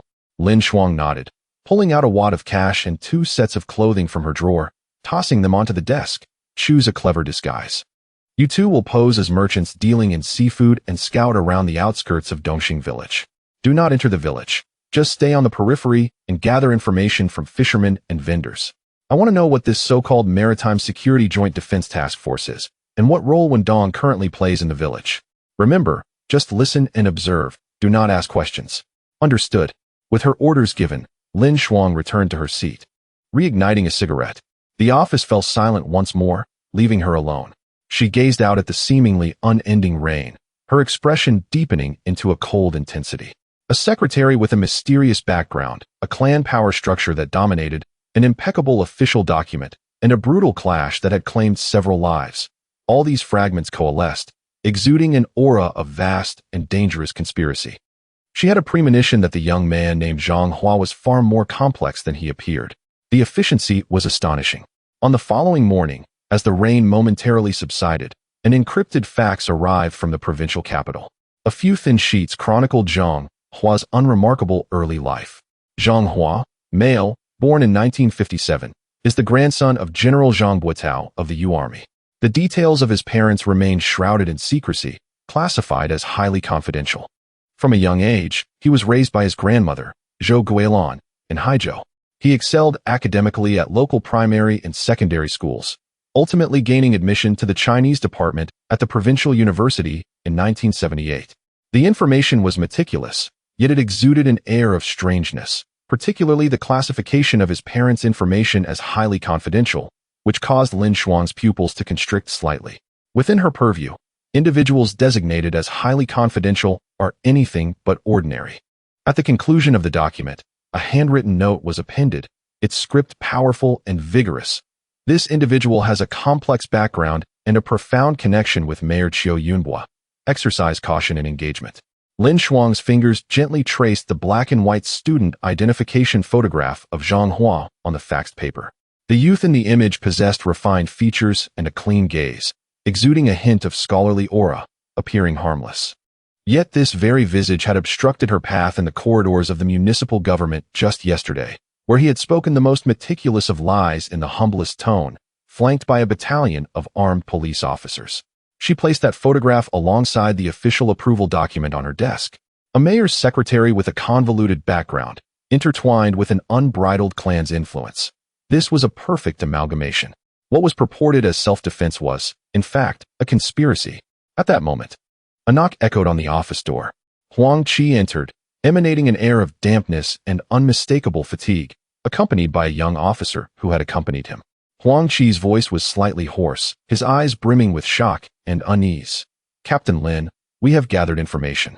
He laid a notebook open before Lin Shuang, detailing their findings from the night prior. That special task force was currently in Dongxing village, precisely where they needed to be. Huang Qi spoke rapidly. As if recounting an unfathomable tale, Wen Dong is their leader. They monopolize all maritime routes near Guijianzhou. Any vessel wishing to pass must pay them, which they refer to as a security management fee. They are armed, not merely with hunting rifles. Eyewitnesses have reported them wielding 5 shotguns. They not only collect fees, but have also driven away all competing snakeheads operating that route. Now, the entire smuggling trade on the eastern side of Haizhou is firmly in their grasp. To venture out to sea, there is but one dock, and one must seek out Wen Dong. Huang Qi swallowed hard, his complexion paling. What is even more terrifying is that they are using this money to recruit in the village. They offer money and benefits, and the young, strong villagers are clamoring to join them. Wendong now holds absolute power in the village. Even the clan leader, Wendihai, must yield to him. They have established a form of underground order that is more tyrannical and tightly knit than all prior snakeheads combined. Lin Shuang listened in silence, her expression unchanged, though her fingers, which held a cigarette, trembled slightly, a small ash falling onto the report labeled self-defense. She finally grasped that the bloody shootout was not an end. It was a far more dreadful beginning. A monstrous entity, backed by governmental authority and armed with clan violence, was quietly taking shape in the murky waters of Haizhou. Chapter 19: The Growth of a Boy in an Instant. After the bloodbath on Gijianshu Island, the sky over Dongxing village transformed entirely. As dozens of battered fishing boats slowly returned to the dock at dawn, carrying 5 lifeless bodies and several wounded, the village was enveloped in an eerie silence. There was no mockery, no disdain. The villagers who had gathered bore expressions mingled with fear and reverence. Their gazes converged on the figure standing at the bow of the boat. Wendong. His blue uniform was stained a dark purple with blood, and a horrific gash ran from his forehead to his chin, the dried blood crusting over, adding a fierce edge to his youthful visage. He did not acknowledge anyone. Instead, he silently directed his subordinates to carry the fallen brothers ashore, covering them with pristine white cloths, then meticulously accounting for the captured weapons and supplies. His movements were steady, his gaze as cold as the waters beneath Gijianshu Island. The baptism of blood and fire seemed to evaporate the last remnants of the sluggishness that once characterized him. What remained was the resilience and ruthlessness forged in the crucible of adversity. From that moment on, the villagers' perception of him irrevocably shifted. He was no longer the ineffectual Wendong, needing the clan leader's protection, but rather Donggu, who led the entire village in carving a bloody path for territorial gains. His followers, those who had survived the brutal conflict, were transformed into a formidable force that commanded respect. Zhang Hua's guidance was like a series of precise nails, driven resolutely into the very flesh of Dongxing village. At the dock, a conspicuous office, fashioned from an abandoned shipping container, rose prominently. A wooden sign hung high at the entrance, emblazoned in red paint with the words, Haizhou City Maritime Security Joint Defense Task Force Dongxing Village Dock Duty Station. A massive price list, scrawled in an unsteady hand on plywood, stood at the entrance of the duty station, exuding an undeniable authority. Local fishing vessels operating at sea must pay a security management fee of 10 yuan per trip. Fishing boats from neighboring villages docking for supplies must pay between 30 to 50 yuan daily, depending on the size of the vessel. Cargo ships passing through these waters will be charged 1 yuan per ton based on tonnage. Special channels for esteemed guests at sea will be charged 500 yuan per individual for a single trip, with no upper limit. All terms were clearly delineated, ensuring transparency. On the very first day the rules were established, a skeptic emerged. A boat captain known as Haizhou from a neighboring village, relying on his brute strength and larger vessel, brazenly attempted to force his way through. What nonsense is this task force? I've been navigating these waters for 20 years and have never heard of paying fees. You dare to extort me? Do you know who I am? Haizhou shouted, pointing an accusatory finger at Wendong. At that moment, Wendong was leisurely seated in a wrought-tan chair at the duty station, sipping tea. He listened to the muffled insults outside without lifting an eyelid, merely instructing a Bao beside him with a calm demeanor, tell him to be quiet. A Bao grinned, revealing a mouthful of tobacco-stained teeth, and waved his hand. A dozen law enforcement officers, armed with steel pipes and machetes, surged forward like wolves. There were no superfluous words. They boarded the vessel and beat Haizhou and his crew mercilessly, dragging them off the ship like dead dogs. That night, the rusting crane at Dongxing village dock bore witness to a grim spectacle. Haizhou, stripped of his shirt and bound with hemp rope, was hoisted high above, the sea breeze slicing against his skin. He began by cursing vehemently, then shifted to pleading, until only faint moans escaped him. All vessels entering and exiting the dock could clearly see the figure swaying in the night wind. From that day forth, no one dared to challenge Wendong's established rules. Money poured into Dongxing village like a tidal wave. Wendong did not keep it all for himself. He divided the collected funds into 3 portions. The largest share he personally delivered to the ancestral hall, placing it in the hands of the clan leader, Wendihai, under the pretense of distributing profits to the village for repairing the ancestral hall, providing for the families of the fallen, and extending benefits to the village's elders and children. When Dihai gazed at the bulging sacks of cash, his murky old eyes flickering, and ultimately sighed in resignation, accepting this new order. The second portion was allocated to his loyal subordinates. The 50 men who followed him through life and death received salaries surpassing those of regular workers in state-owned enterprises, along with feasts of fish and meat, fine tobacco, and liquor every few days. Loyalty was thus tightly bound with money and camaraderie. The remaining portion was for himself. Within a mere fortnight, Wen Dong underwent a remarkable transformation. No longer clad in ill-fitting uniforms, he donned branded shirts procured from Xiangang, adorned his wrist with a gleaming gold watch, and replaced his cheap cigarettes with the prestigious Zhonghua, specifically delivered by Zhonghua. Power and wealth are the finest catalysts for a man's ambition. He fell deeply in love with the sensation of commanding authority and controlling everything. However, the lavish banquet of Dongxing village was built upon the hunger of surrounding fishing villages. In the past, the waters of Gijianshu had served as a communal source of sustenance for all. While smuggling and fishing sometimes led to friction, it was ultimately a matter of skill, with everyone sharing the broth. Now, Wen Dong, leading Dongxing village, not only seized the pot, but also shattered the stove. Cutting off others' means of livelihood is akin to murdering their kin. Resentment festered, like an impending volcanic eruption, rapidly accumulating among several neighboring villages. Damn, those scoundrels from Dongxing village are pushing us too far. Why should they charge us for these waters? Is this sea owned by Wen Dong's family? Haizhou was still bedridden in the clinic, rumored to have lost the use of one leg. This cannot continue. If they keep this up, we will all starve. Finally, in the third week of Dongxing village's dominance over the dock, the volcano erupted.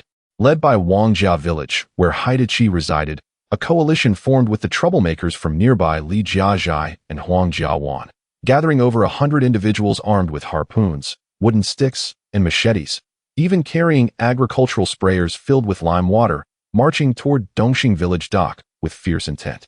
Wen Dong, get out here. Return our livelihoods. Otherwise, today we shall trample upon your Dongxing village. The cacophony of hundreds of voices, filled with curses, converged into a colossal wave of sound that reverberated through the air above the dock. On the dock, a Bao stood resolutely with dozens of his brethren, bracing for the impending clash. Armed uniformly with steel pipes, they formed 3 solid ranks, positioned defiantly before the checkpoint. Despite being at a significant numerical disadvantage, the fierce spirit that surged from their blood-soaked past remained undiminished. Donggu, let us do this.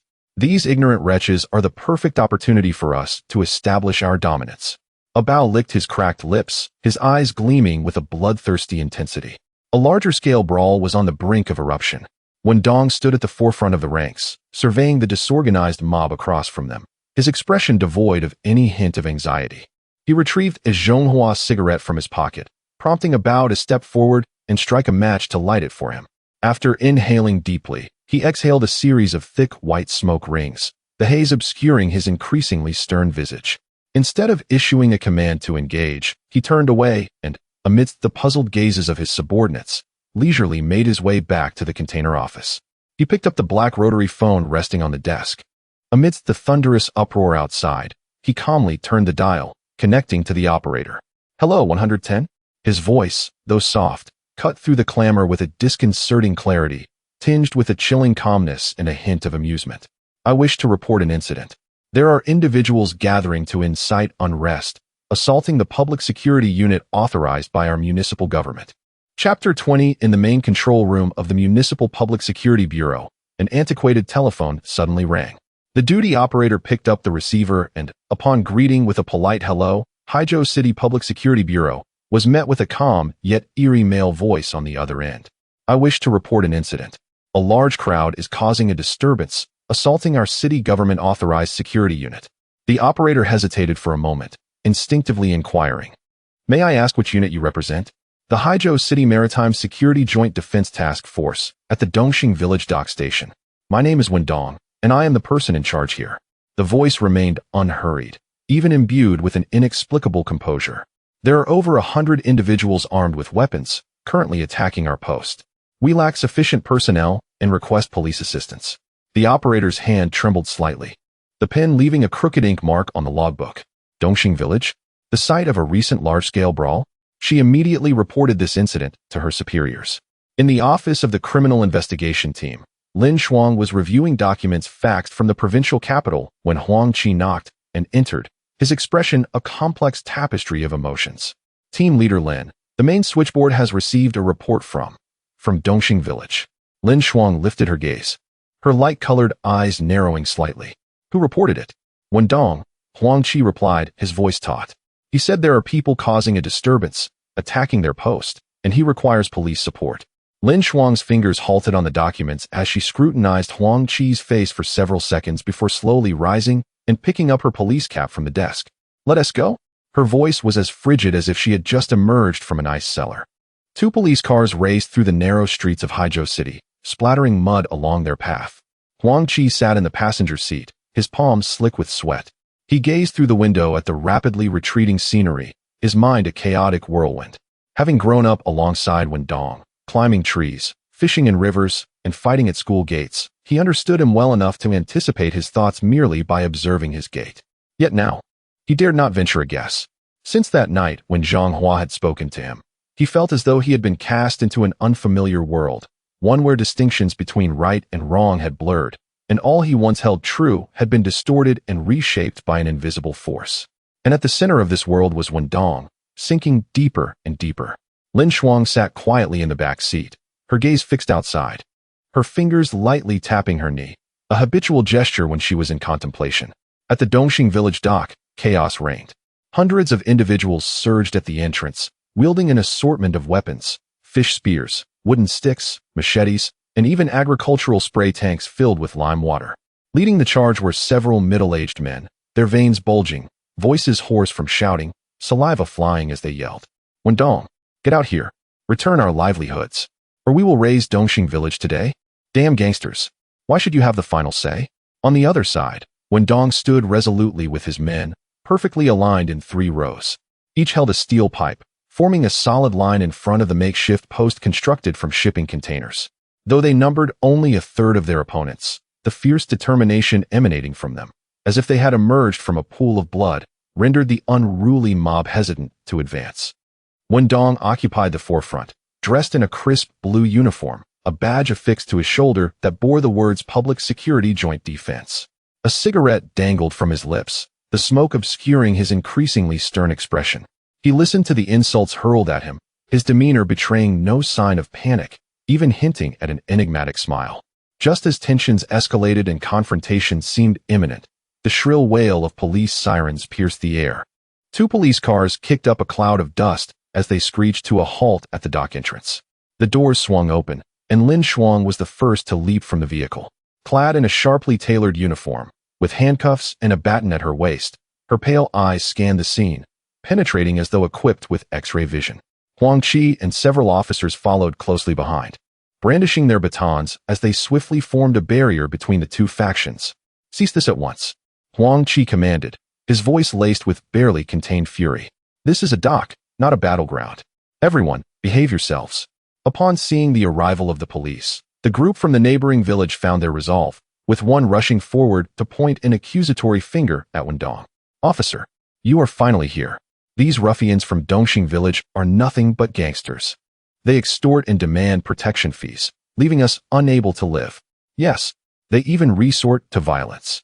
Haituchi is still in the hospital, his legs severely injured. You must take action. We cannot allow them to continue their tyranny.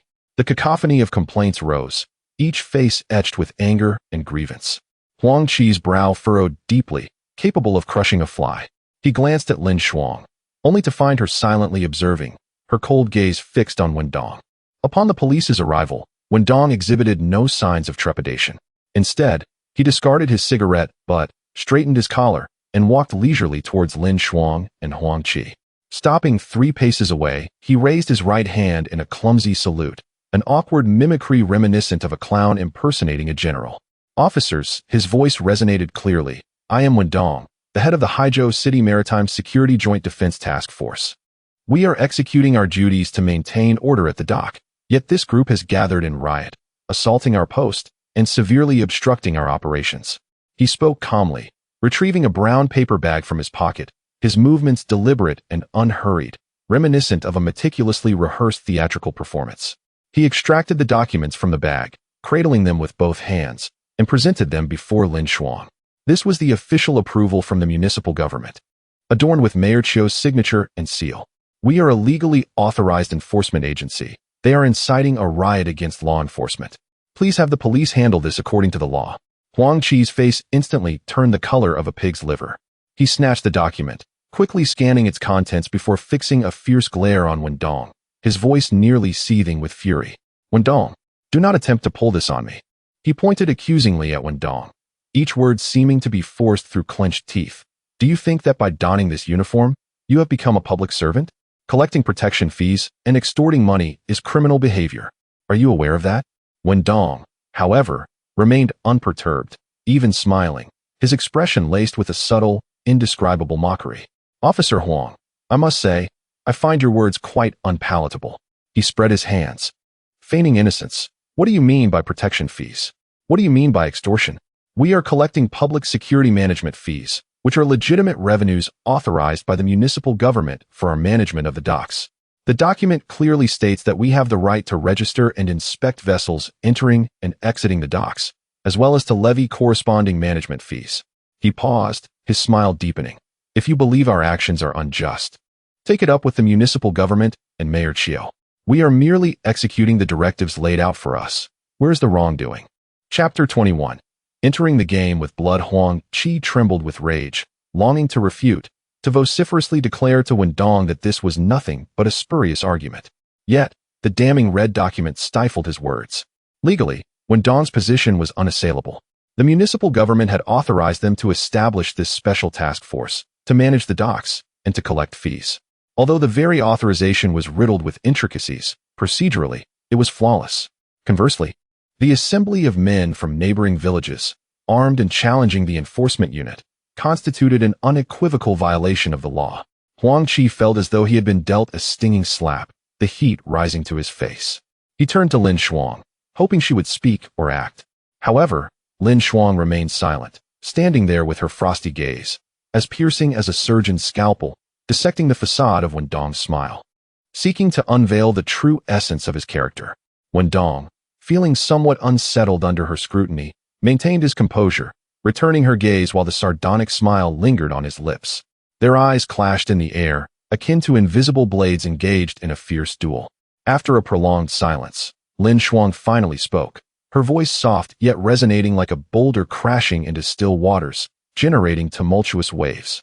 Take them away, she instructed, gesturing towards several leaders among the neighboring men, her tone as placid as if commenting on the pleasantness of the weather. Charge them with disturbing the peace, bring them back to the station, and handle them as deemed appropriate. The leaders of the neighboring villages were momentarily taken aback. Comrades of the police, you cannot do this. We are the victims. Why should we be arrested? It should be them. This is unfair. This is unjust. Lin Shuang disregarded their protests, merely waving her hand to the officers behind her. Several officers advanced, swiftly subduing the leaders and cuffing them with a decisive click. The remaining men from the neighboring villages stood in shock, exchanging bewildered glances, unsure of how to proceed, ultimately dispersing in discontent, muttering as they left the dock. Wendong observed the scene with an increasingly profound smile.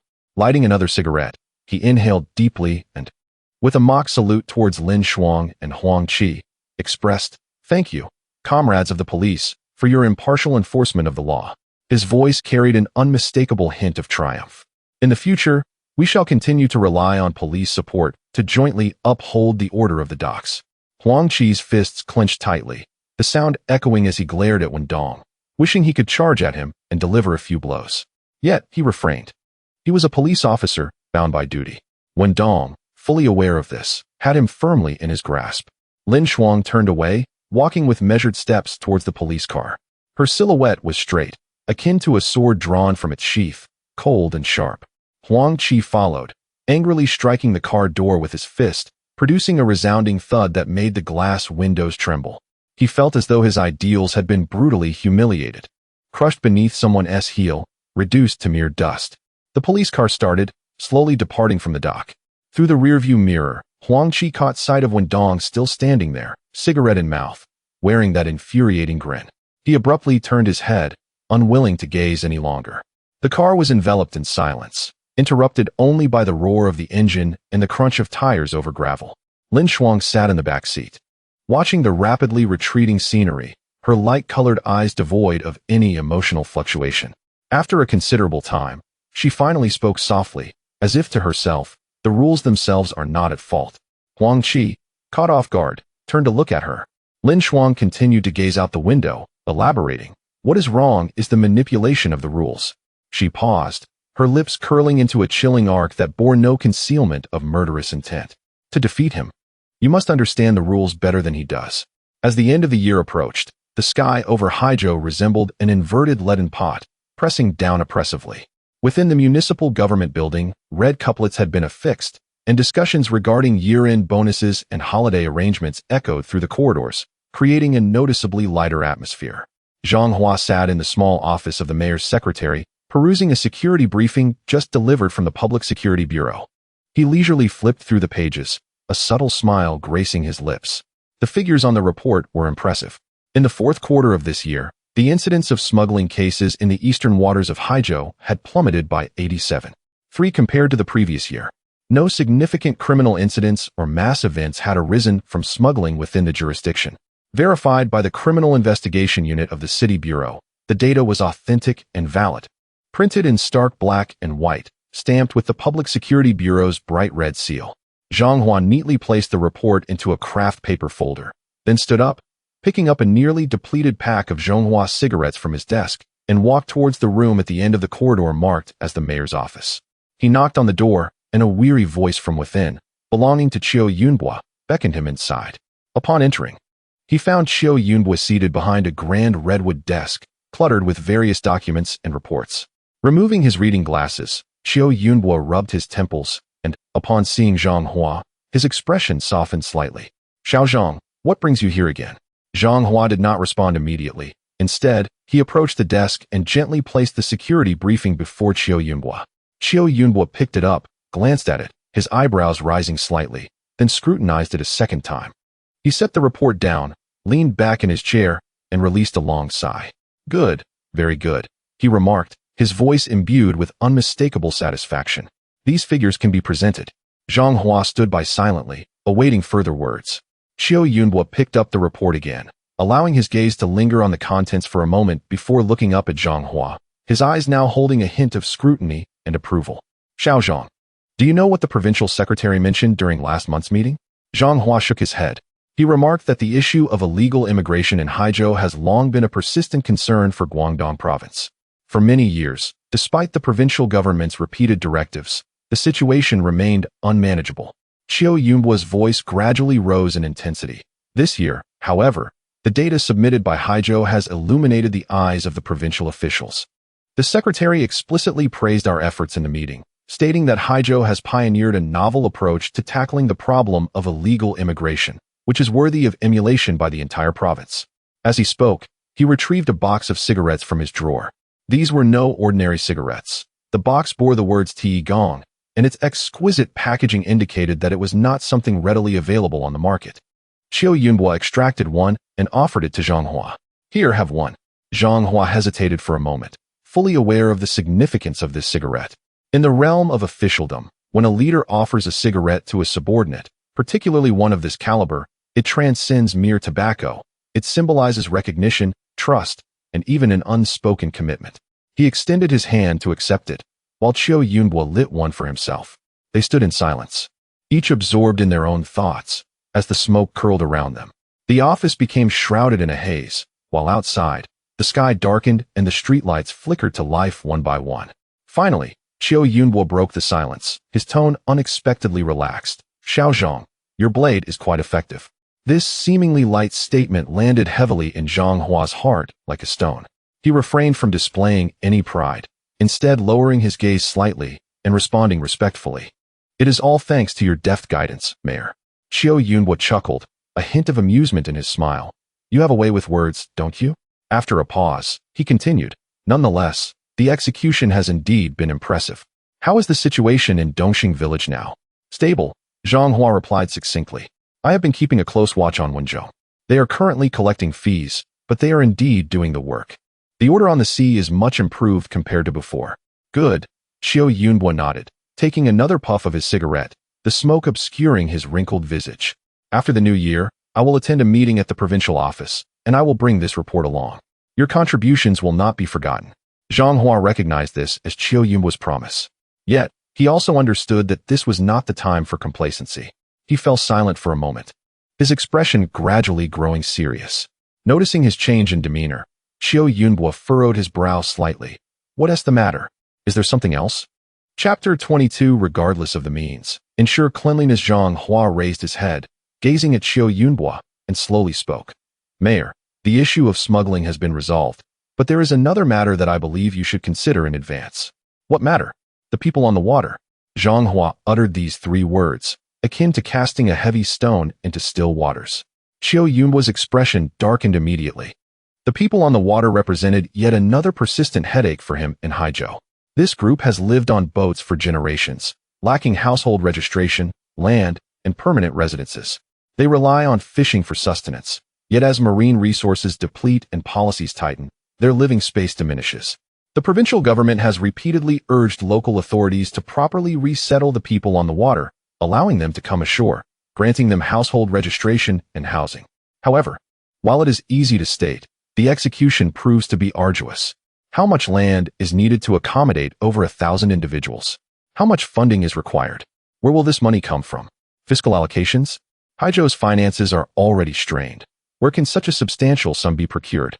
Qiu Yunbo rubbed his temples, his voice tinged with fatigue. I am aware of the situation concerning the people on the water. The province has pressed us several times. But this matter is indeed challenging. Zhang Hua did not respond immediately. Instead, he walked to the window, gazing at the overcast sky outside. Mayor, I have an idea, though I am uncertain whether it should be shared. Qiu Yunbo lifted his gaze, observing his silhouette. Speak freely. We are all on the same side. Zhang Hua turned to face him, locking eyes with Qiu Yunbo, and articulated deliberately. I believe this matter cannot rely on fiscal allocations. Qiu Yunbo was momentarily taken aback. Not relying on the treasury? Then what should we depend upon? The market. Zhang Hua's voice, though soft, carried an undeniable weight.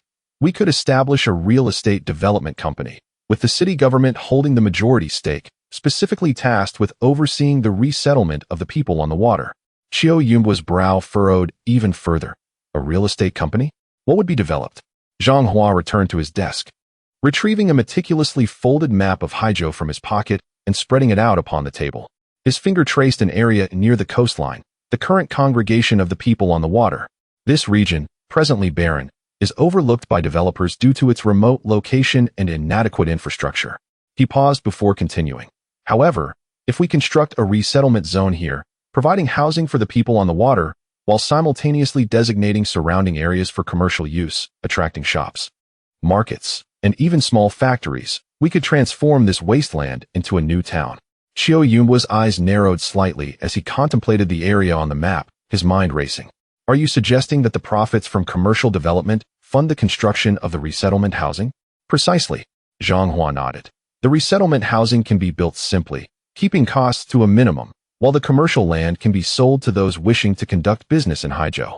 In this manner, the government would not only avoid expenditure, but may even profit. Qiu Yunbo fell silent, his fingers gently tapping on the desk, producing a rhythmic sound.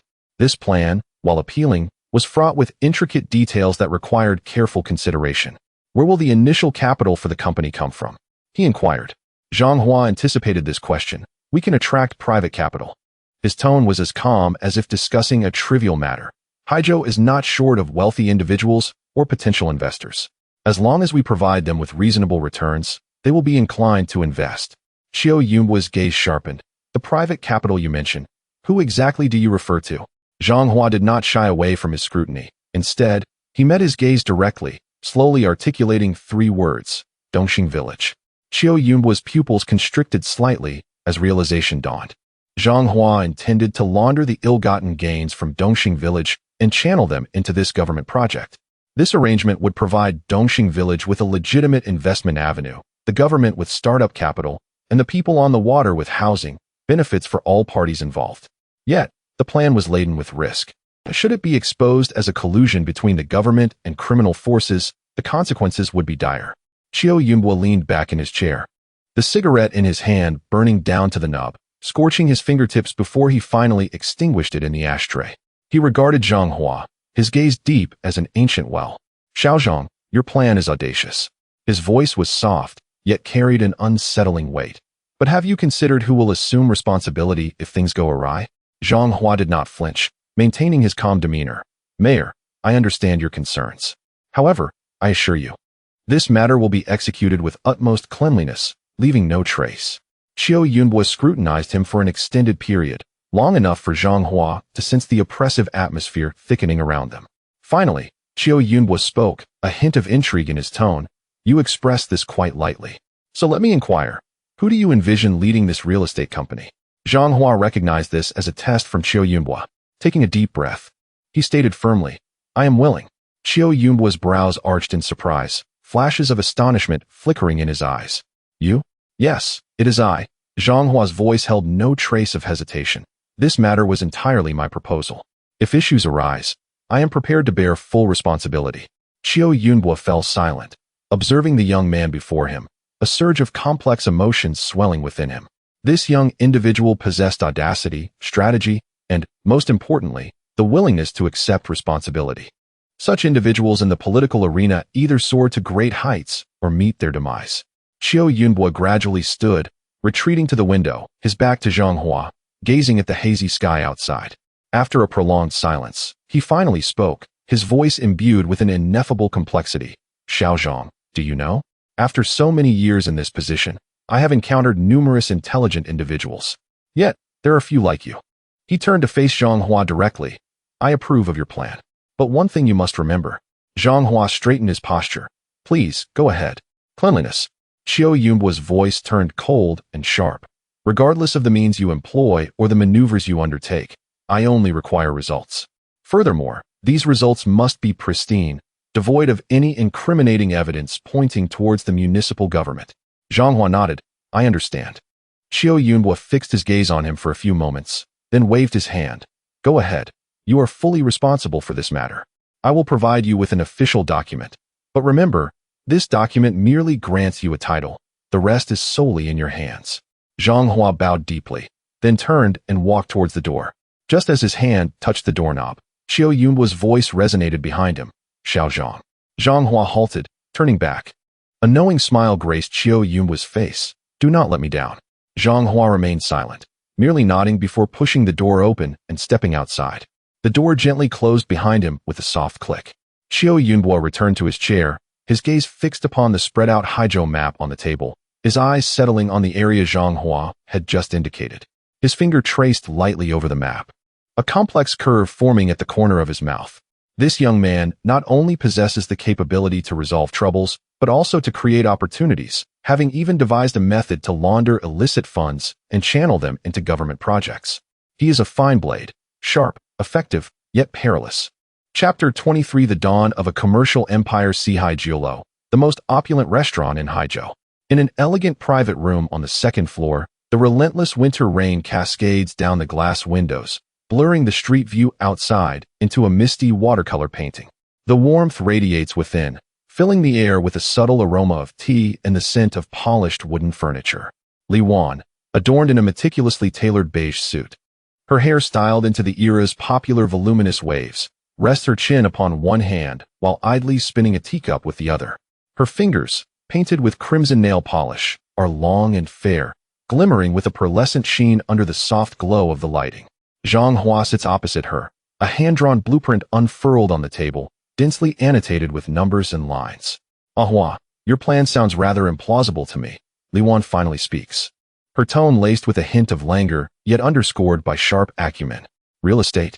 Who is buying houses nowadays? Units are allocated, workers have dormitories, and officials reside in their designated buildings. Who in their right mind would spend their own money on a house? As she speaks, her finger jabs at the blueprint, an overt display of skepticism. Look at Haizhou now. It is teeming with vacant houses. How many people can even occupy the units that have been allocated?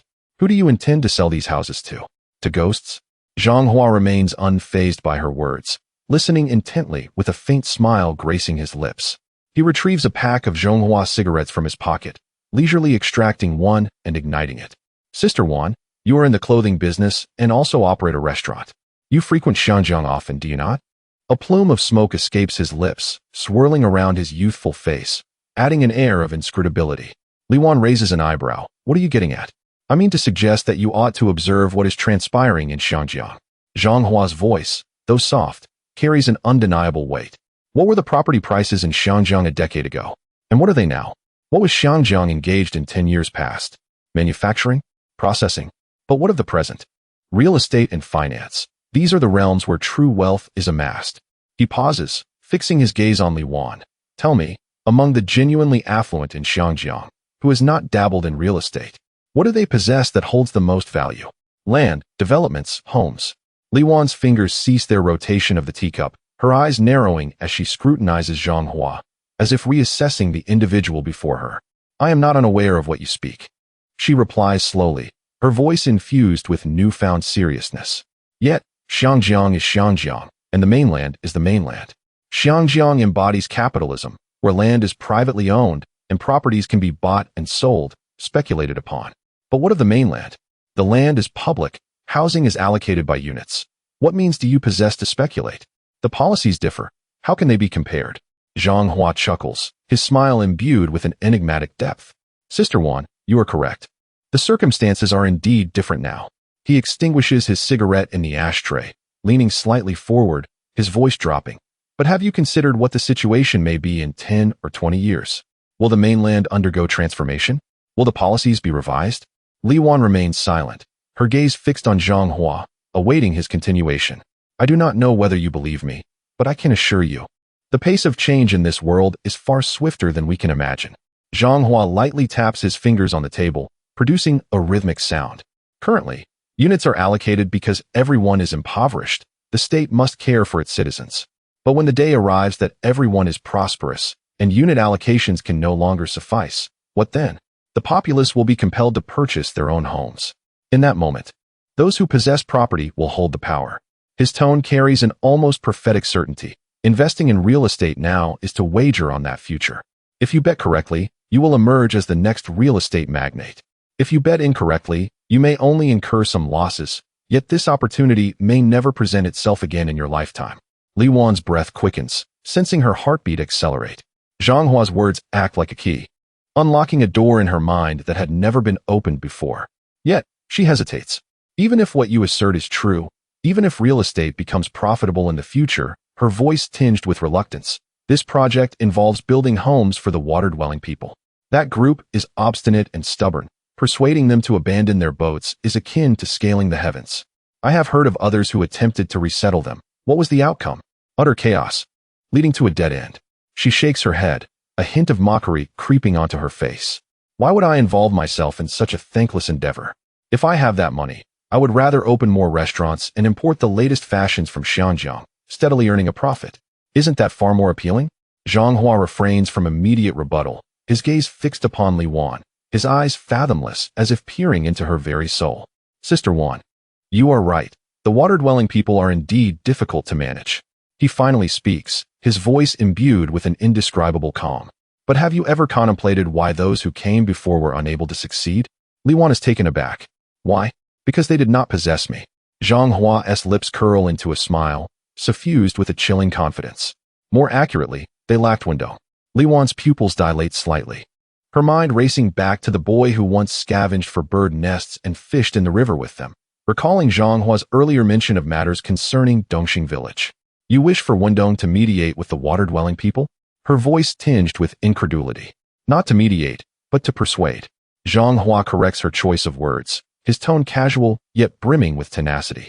Why are the water-dwelling people reluctant to come ashore? They fear that once they leave their boats, they will have no means of livelihood. But what if someone were to inform them that coming ashore means not only having a home, but also employment and income? He pauses, continuing, Wendong currently possesses a pier, boats, and channels. He can provide jobs for the water-dwelling people, enabling them to work at the pier or accompany him on the boats. This way, once they come ashore, their livelihoods would be secured. And naturally, they would not create a ruckus. Li Wan furrowed her brows, feeling that every word Zhang Hua uttered held profound reasoning. yet sensing an underlying discord. However, she hesitated before speaking. Even if Wendong can persuade the people on the water, the funds required for this project are not trivial. Just for land acquisition and construction, it would amount to several hundred thousand, even millions. I do possess some savings, yet I cannot possibly produce such a sum. Zhang Hua smiled, a glimmer of assurance illuminating his expression. Sister Wan, you only need to contribute a portion. His voice bore a soothing undertone. As for the remaining funds, Wendong will devise a solution. Li Wan's eyes widened in disbelief. Wendong? Where would he acquire such wealth? Zhang Hua refrained from providing a direct answer, instead cryptically stating, Dongxing village is currently not lacking in funds. In that instant, Li Wan comprehended the implications. She recalled the rumors surrounding Dongxing village and the fees Wendong was collecting at the dock for public order management. Although those funds may have been illicit in origin, they were nonetheless genuine currency. Yet, she remained somewhat hesitant. Ahua, let me ponder this matter, her voice tinged with uncertainty. Chapter 24. The future real estate tycoon is Yu. Zhang Hua did not rush her. He simply sat there quietly, leisurely lighting another cigarette. He understood that Li Wan had already been swayed, but she merely required a moment to convince herself. Outside the window, the rain fell increasingly heavy, the droplets striking the glass with a crackling sound. The warmth of the indoor heating rendered the air somewhat stifling, causing beads of perspiration to form on Li Wan's forehead. She stood up and approached the window, gazing at the gray curtain of rain outside. Her mind raced, calculating the risks and returns of this investment. After a long pause, she turned to Zhang Hua and slowly spoke. Ahua, I am willing to invest, but I have one condition. Zhang Hua lifted his gaze, his expression calm. Go on. I wish to hold shares, Li Wan asserted with an undeniable firmness in her voice. I want at least 30% of the shares in this real estate company. Moreover, the accounts must be transparent. I wish to know at all times where the money is being spent. As soon as Li Wan finished speaking, Zhang Hua chuckled, his smile embodying a mix of ease and an enigmatic undertone. Sister Wan, I agree to everything you have just mentioned. Li Wan was taken aback. She hadn't anticipated Zhang Hua's prompt acquiescence. Just as she was about to respond, Zhang Hua continued, however, my intention was always for you to become the chairperson. Li Wan's fingers froze mid-air, her entire being in shock. Her red-painted nails appeared to be suspended in time. She opened her mouth, struggling to articulate a response. You, what did you say? You want me to be the chairperson? Her voice was tinged with disbelief as she stared intently at Zhang Hua, as if seeking confirmation that she had not misheard. Zhang Hua nodded, his smile unwavering, his tone as serene as if he were merely commenting on the pleasant weather. Indeed, it is you. From the outset, I intended for you to take on the role of chairperson in this real estate company. Li Wan's mind buzzed. She felt as though a bucket of cold water had been poured over her, awakening her, yet leaving her more perplexed. But, this is your plan. Her voice grew urgent, her finger pointing at the blueprint on the table. You orchestrated everything from start to finish. You managed it all. Why would you relinquish the company to me? Zhang Hua did not respond immediately. He poured himself a cup of tea from the kettle, sipped it leisurely, and then set down the cup, fixing his gaze upon Li Wan. Sister Wan, how could I not want it? His voice carried a hint of playfulness. I am a public servant. Am I permitted to conduct business? Li Wan's breath hitched. Suddenly, she recalled that Zhang Hua was currently the mayor's secretary, a civil servant reliant on public funds. According to existing policies, civil servants were prohibited from engaging in commercial activities, let alone serving as a company's chairperson. Yet, she felt a twinge of resentment. Biting her lip, she inquired, but you could find someone else. Why must it be me? Zhang Hua chuckled, a hint of helplessness mingled with sincerity in his smile. Who else would I find? Would you have Wendong take the position? Li Wan paused, the image of Wendong's earnest face filling her mind. She envisioned him in a suit, seated in an office, earnestly discussing business with a folder in hand, and suddenly burst into laughter. You want him to be the chairperson? To negotiate business deals? He would likely think our company was causing trouble. Zhang Hua laughed as well, his expression a blend of resignation and acceptance. So, Sister Wan, who else could I possibly turn to? His voice took on a serious tone as he looked directly at Li Wan. You possess intelligence, determination, business acumen, and most importantly, you have the courage. This project requires someone like you. Li Wan's laughter faded gradually as she regarded Zhang Hua, her eyes betraying a complexity of emotions. She realized that Zhang Hua had indeed changed. The former Zhang Hua, while clever, had always been reticent, reluctant to share his thoughts with others. Yet now, he not only dared to dream and act, but was also willing to bestow such a significant project, such a substantial opportunity, into her hands. Unsure of how to articulate her feelings, she simply gazed at Zhang Hua, her heart swelling with an indescribable sensation. The rain outside continued to pour, the droplets striking the glass with an incessant rhythm. The warmth inside the room made the air feel somewhat oppressive, and Li Wan felt another layer of perspiration forming on her forehead. Taking a deep breath, she slowly rose and approached the window again. As she stared at the gray curtain of rain, her mind raced. This project bore immense risks, yet the potential rewards were equally substantial. If successful, she could not only amass a considerable fortune, but also establish herself firmly in the business world of Haizhou, perhaps even becoming a genuine real estate tycoon. Conversely, should she fail, she risked losing everything and potentially accruing substantial debt. She turned to Zhang Hua, her voice imbued with cautious inquiry. Hua, I understand everything you have said, but I still wish to ask, why are you helping me so much? Zhang Hua met her gaze unwaveringly. His eyes held no evasion, only an unfathomable calm. Because we are friends. His tone was soft yet imbued with a sincerity that brooked no contradiction.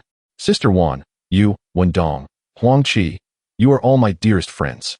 I do not wish to see you suffer. I hope for a bright future for you all. Li Wan's throat tightened. She felt a warmth in her eyes. Quickly, she turned away, using the back of her hand to brush away the moisture threatening to betray her vulnerability. Taking a deep breath, she turned back, donning a confident smile once more. All right, I will do it. Her voice resonated with a resolute determination. You are right. Such an opportunity may never come again in my lifetime. If I do not seize it, I would be a fool. Zhang Hua smiled, his expression reflecting a blend of relief and pride. Sister Wan, you shall not regret this. He rose to his feet and approached Li Wan, extending his hand. Together, we shall surely succeed.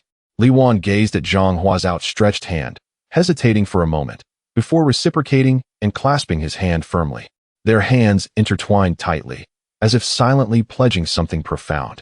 Outside, the rain continued to fall, cascading down the window pane and blurring the street scene into a hazy ink wash painting.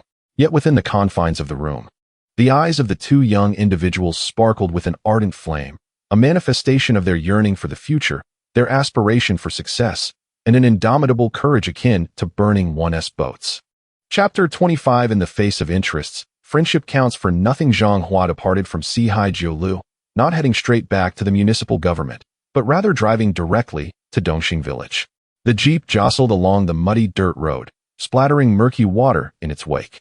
Outside the window, the winter sea breeze carried a briny scent, causing the reeds by the roadside to sway gently. In the distance, the sea appeared gray and indistinct, merging seamlessly with the sky, blurring the boundaries between them. Wendong's home was located at the easternmost edge of the village, a two-story building with whitewashed walls and a red-tiled roof, standing out prominently amidst a cluster of drab old houses. In the yard, a brand-new motorcycle gleamed, droplets of water still clinging to its surface, indicating it had just been washed. Zhang Hua honked twice, and the gate swung open. Wendong emerged. Clad in a black leather jacket, a Zhonghua cigarette clamped between his lips, a broad smile illuminating his face. Ahua, what brings you here? Wendong strode over, opening the car door with enthusiasm, though a fleeting glimmer of caution flickered in his eyes. Zhang Hua remained seated in the driver's seat, peering at Wendong through the window, his voice calm. Get in, we need to talk. Wendong hesitated momentarily, his smile faltering, but quickly regained his composure. He extinguished the cigarette and slid into the passenger seat. The jeep turned around, heading towards the coastal embankment outside the village.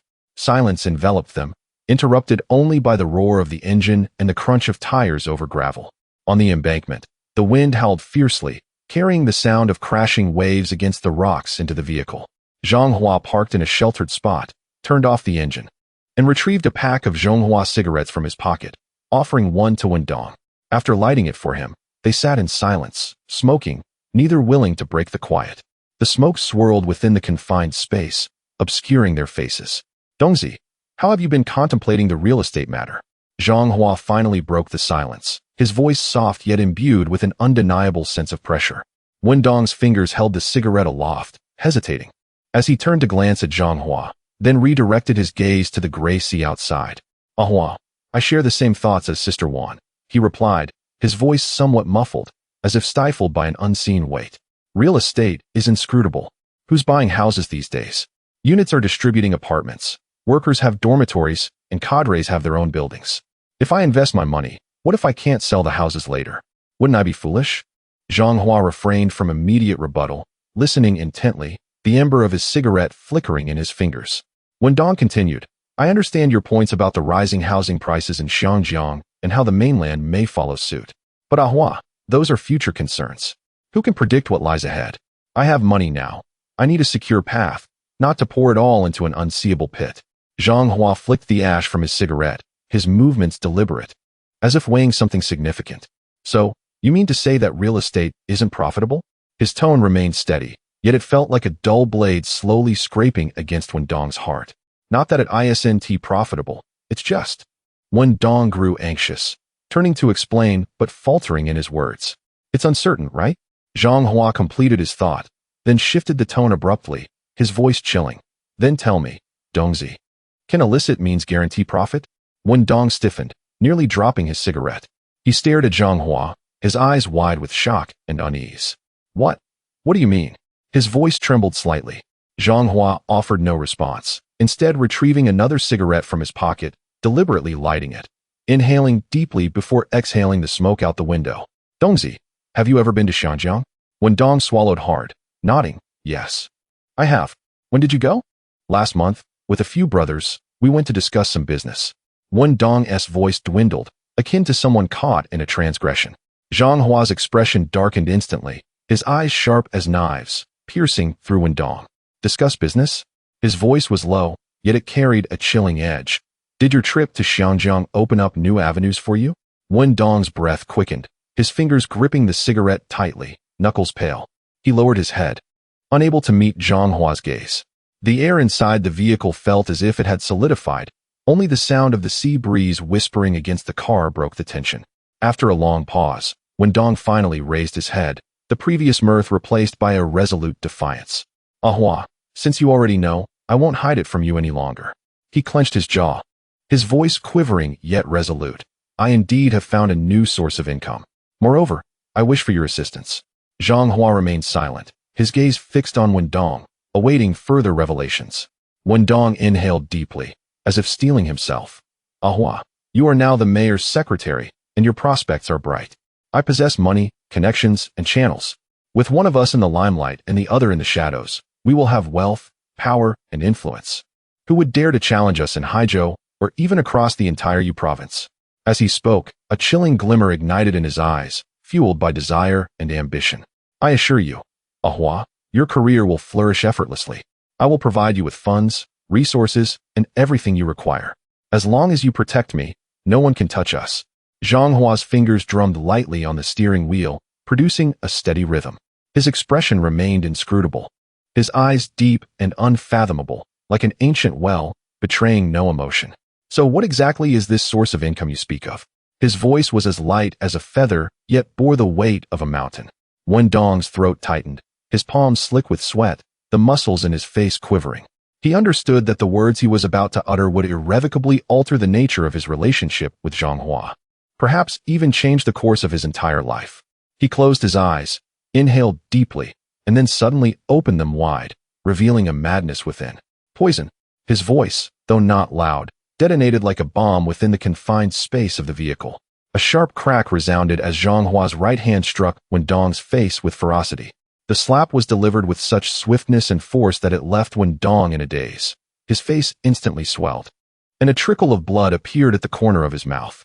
He cupped his face, staring incredulously at Zhang Hua, his eyes filled with shock and confusion.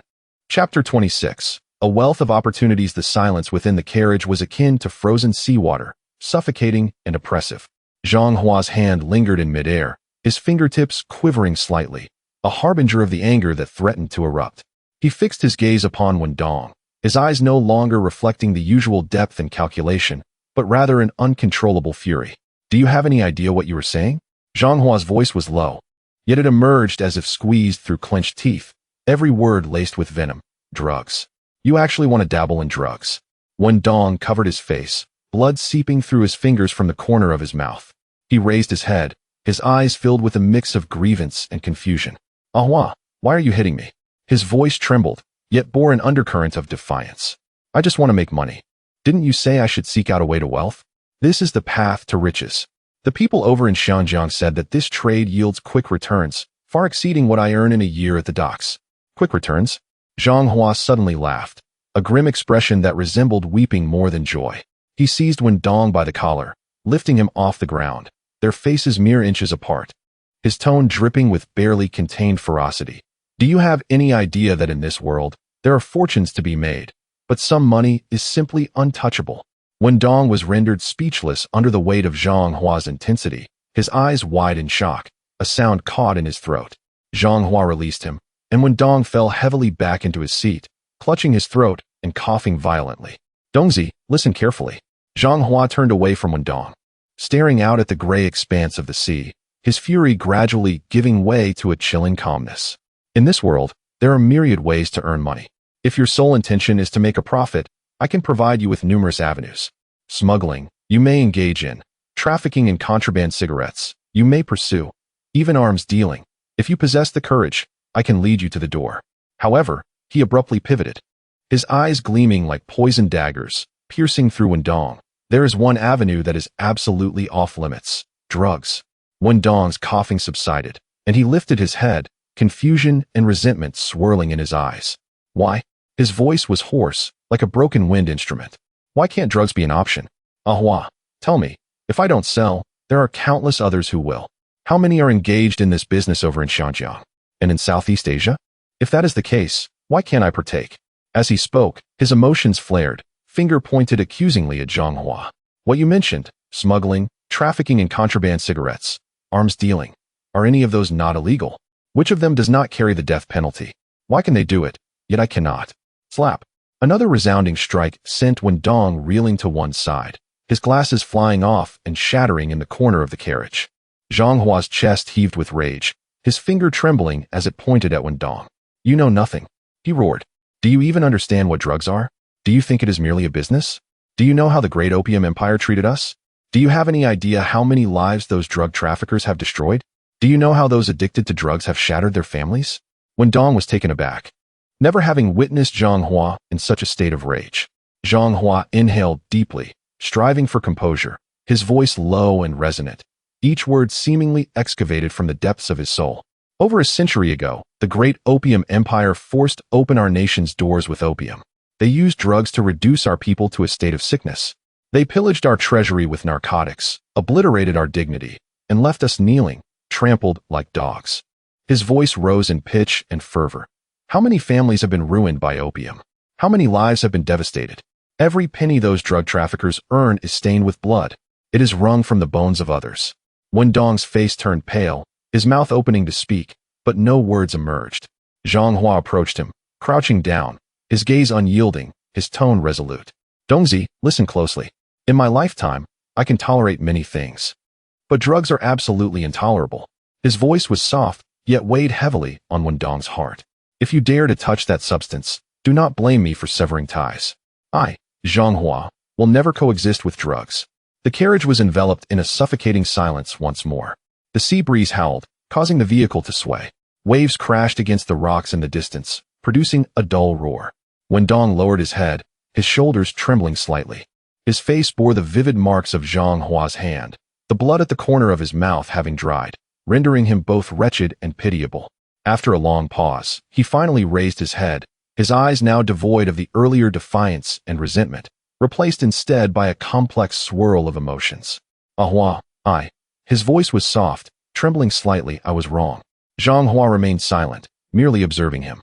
I truly did not realize the severity of that matter. Wen Dong bit his lip, regret evident in his tone. The people over in Xinjiang told me it was merely a business, quick profits with minimal risk. I just wanted to earn some money, to help the brothers in the village live better lives. He paused, looking up at Zhang Hua, sincerity illuminating his eyes. Ahua, I will heed your advice. I will not engage with that substance anymore. I swear, I will never touch it again. Zhang Hua exhaled deeply, feeling his anger finally subside. He reached down to retrieve Wen Dong's glasses from the corner and handed them to him. Put these on. His voice softened a touch. When Dong accepted the glasses, his fingers still trembling. As he donned them, the marks on his face became even more pronounced. Zhang Hua returned to the driver's seat, pulling out a pack of Zhonghua cigarettes, lighting one and inhaling deeply. The smoke curled around him, obscuring his face. Dongzi, I understand your desire to earn money. His voice calmed, yet still carried an undeniable authority. However, you are correct. The path of real estate appears unreliable at this juncture. The funds at your disposal are insufficient, and the villagers are reluctant to invest. Wendong nodded in silence.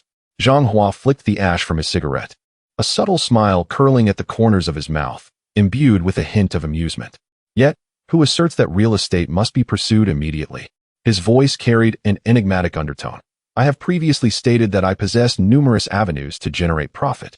Given the current financial constraints, let us first focus on earning money. Once sufficient funds have been amassed, we can venture into real estate. Is it not the same? Wendong paused, a flicker of confusion passing through his eyes. But how can one earn money? Although I have some savings, if I do not engage with that venture, what else can I pursue? Chapter 27. The Century Drug Lord is about to launch. Zhang Hua fumbled in the back seat and retrieved a bottle of mineral water in a glass container, a brand that was rare in the market. He remained silent, merely twisting off the cap and offering it to Wendong. After a moment's hesitation, Wendong accepted it. The cold surface of the bottle contrasted sharply with his feverish palm, sending a shiver through him. Zhang Hua's tone reverted to its usual calm. The fury that had nearly threatened to lift the car's roof was forcibly subdued, settling into a bottomless lake of tranquility. Dongzi, let me ask you, what do those drug dealers, who dance on the knife's edge, fear the most? The police, Wendong replied instinctively, his voice still somewhat unclear. Wrong. Zhang Hua shook his head slowly yet resolutely. The police arrest people based on evidence and procedure. Even if they catch someone, there are still interrogations and trials. With luck, one might even escape with their life. But there exists a type of person who disregards all of that. He fixed his gaze on Wendong, speaking each word meticulously. What they fear the most is being preyed upon by their own kind. Wendong was momentarily stunned, not grasping Zhang Hua's meaning. A drug dealer toils to transport goods from the Golden Triangle, hiding and evading the police, only to finally find a buyer. What happens next? A hint of cold amusement crept into Zhang Hua's voice. The buyer inspects the goods, and before any payment is made, pulls out a gun, robs him of his merchandise, and then executes him. Who does he turn to for justice? Would he go to the police and report that he was robbed while dealing drugs? Wendong's throat tightened. He seemed to grasp the concept now. Observing Wendong's bewildered expression, Zhang Hua continued to dissect the intricate and insane scheme in his mind. We do not touch the real goods, but we can sell them. He retrieved a pen and a crumpled scrap of paper from the glove compartment, spreading it across his knee. See, the technical complexity of this substance is far lower than you might imagine. Find a clean pot. Place large chunks of rock candy inside, add water, and boil. The timing is crucial. It must not turn yellow. Once the syrup thickens and approaches the pulling stage, add a substance called alum. Alum. Wendong's face displayed a plethora of questions. Yes, the same stuff used for frying dough sticks. Zhang Hua sketched a rudimentary chemical structure on the paper, which Wendong could not comprehend. Alum has astringent and crystallizing properties. Grind it into a powder. Sprinkle it into the syrup just before it cools, and stir rapidly before pouring it into a flat iron tray to cool naturally. After a night, you will have a large piece that looks crystal clear, adorned with beautiful crystals. Its hardness, color, and even the fractured surface after breaking will be indistinguishable from the real thing. Zhang Hua tossed the pen aside, observing the bewildered Wendong, and continued, of course, merely resembling the real thing is not sufficient. During the transaction, we must allow the other party to inspect the goods. We prepare a small amount of the genuine product, just a pinch, which we can hide in our fingernails. When it's time for inspection, in front of them, you take a small piece from the large bag, but in reality, you swap it with the genuine product concealed beneath your nail. Let them taste it, let them burn it, however they wish to verify it works. Once they are convinced it is genuine and hand you the money, we take our earnings and vanish, leaving them with a sack full of sweet rock candy. Dongzi, tell me, what will he do? Wendong's breathing grew rapid, his mind racing with images flashing before his eyes. He opened his mouth, his voice dry, asking the pivotal question, what if he discovers he has been deceived? Won't he come back to seek revenge? Revenge? Zhang Hua scoffed, a derisive laughter tinged with insight into human greed and disdain. What can he use to seek revenge? Would he dare to proclaim to the world that he spent hundreds of thousands to buy a sack of rock candy from Wendong of Dongxing Village? Engaging in drug trafficking is a capital offense. His own hands are not clean. Would he risk escalating the situation? How would his underlings perceive him? How would his peers ridicule him? What would his suppliers do if they learned he squandered their money? This is akin to a mute eating bitter gourd, suffering in silence. Not only will he not dare to retaliate, but he will also bury this incident deep within, praying that no one else knows apart from you and me. For if this matter gets out, he can forget about surviving in this line of work.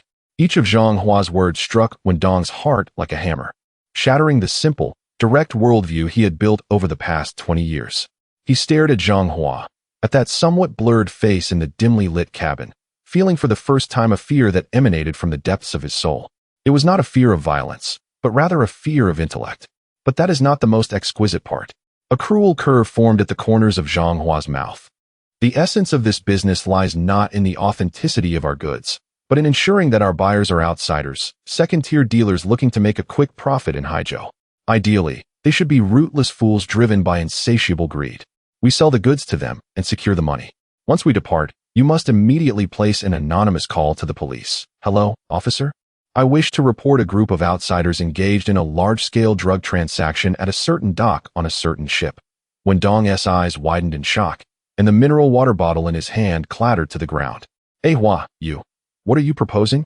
Two birds with one stone, Zhang Hua calmly articulated. Consider it. The police received the tip-off and rushed to the scene, catching them red-handed. Although it will ultimately be discovered that the substance is merely rock candy, they cannot pin the capital offense of drug trafficking on him. But think about it. In the dead of night, a group of outsiders, carrying hundreds of thousands in cash, along with a large bag of suspicious-looking rock candy, caught right in the act. Can he explain his way out of that? Even if he survives, he will certainly lose face. In this way, we earn our money without any lingering concerns. Most importantly, Zhang Hua's gaze sharpened. We will have neatly eliminated those outsiders who dare to encroach upon Haizhou, who would then have the audacity to disrupt your dominion over this territory. Wendong's chest heaved violently, feeling as though all the blood in his body surged to his head. His face flushed crimson with excitement, overshadowing even the two vivid crimson handprints. At last, he comprehended the truth. Zhang Hua was not merely instructing him in the art of commerce. He was imparting the wisdom of employing one's intellect to manipulate those reckless brigands who were full of themselves. This was a precarious dance along the edges of law and morality, utilizing the darkest tactics to reap the profits of the underworld. It allowed one to securely pocket the money while donning the guise of aiding the police in their fight against crime, all without the specter of significant legal repercussions. This was not simply a case of black devouring black. It was, in fact, the most exquisite ruse imaginable. In Wendong's eyes, the remnants of confusion and bewilderment were wholly consumed by a flame of insatiable greed and fervor. He gazed at Zhang Hua as if beholding an omnipotent deity. Observing Wendong's nearly delirious excitement, Zhang Hua slowly shook his head, dousing him with a dose of cold reality. Dongzi, do not rejoice prematurely. His tone regained its calmness.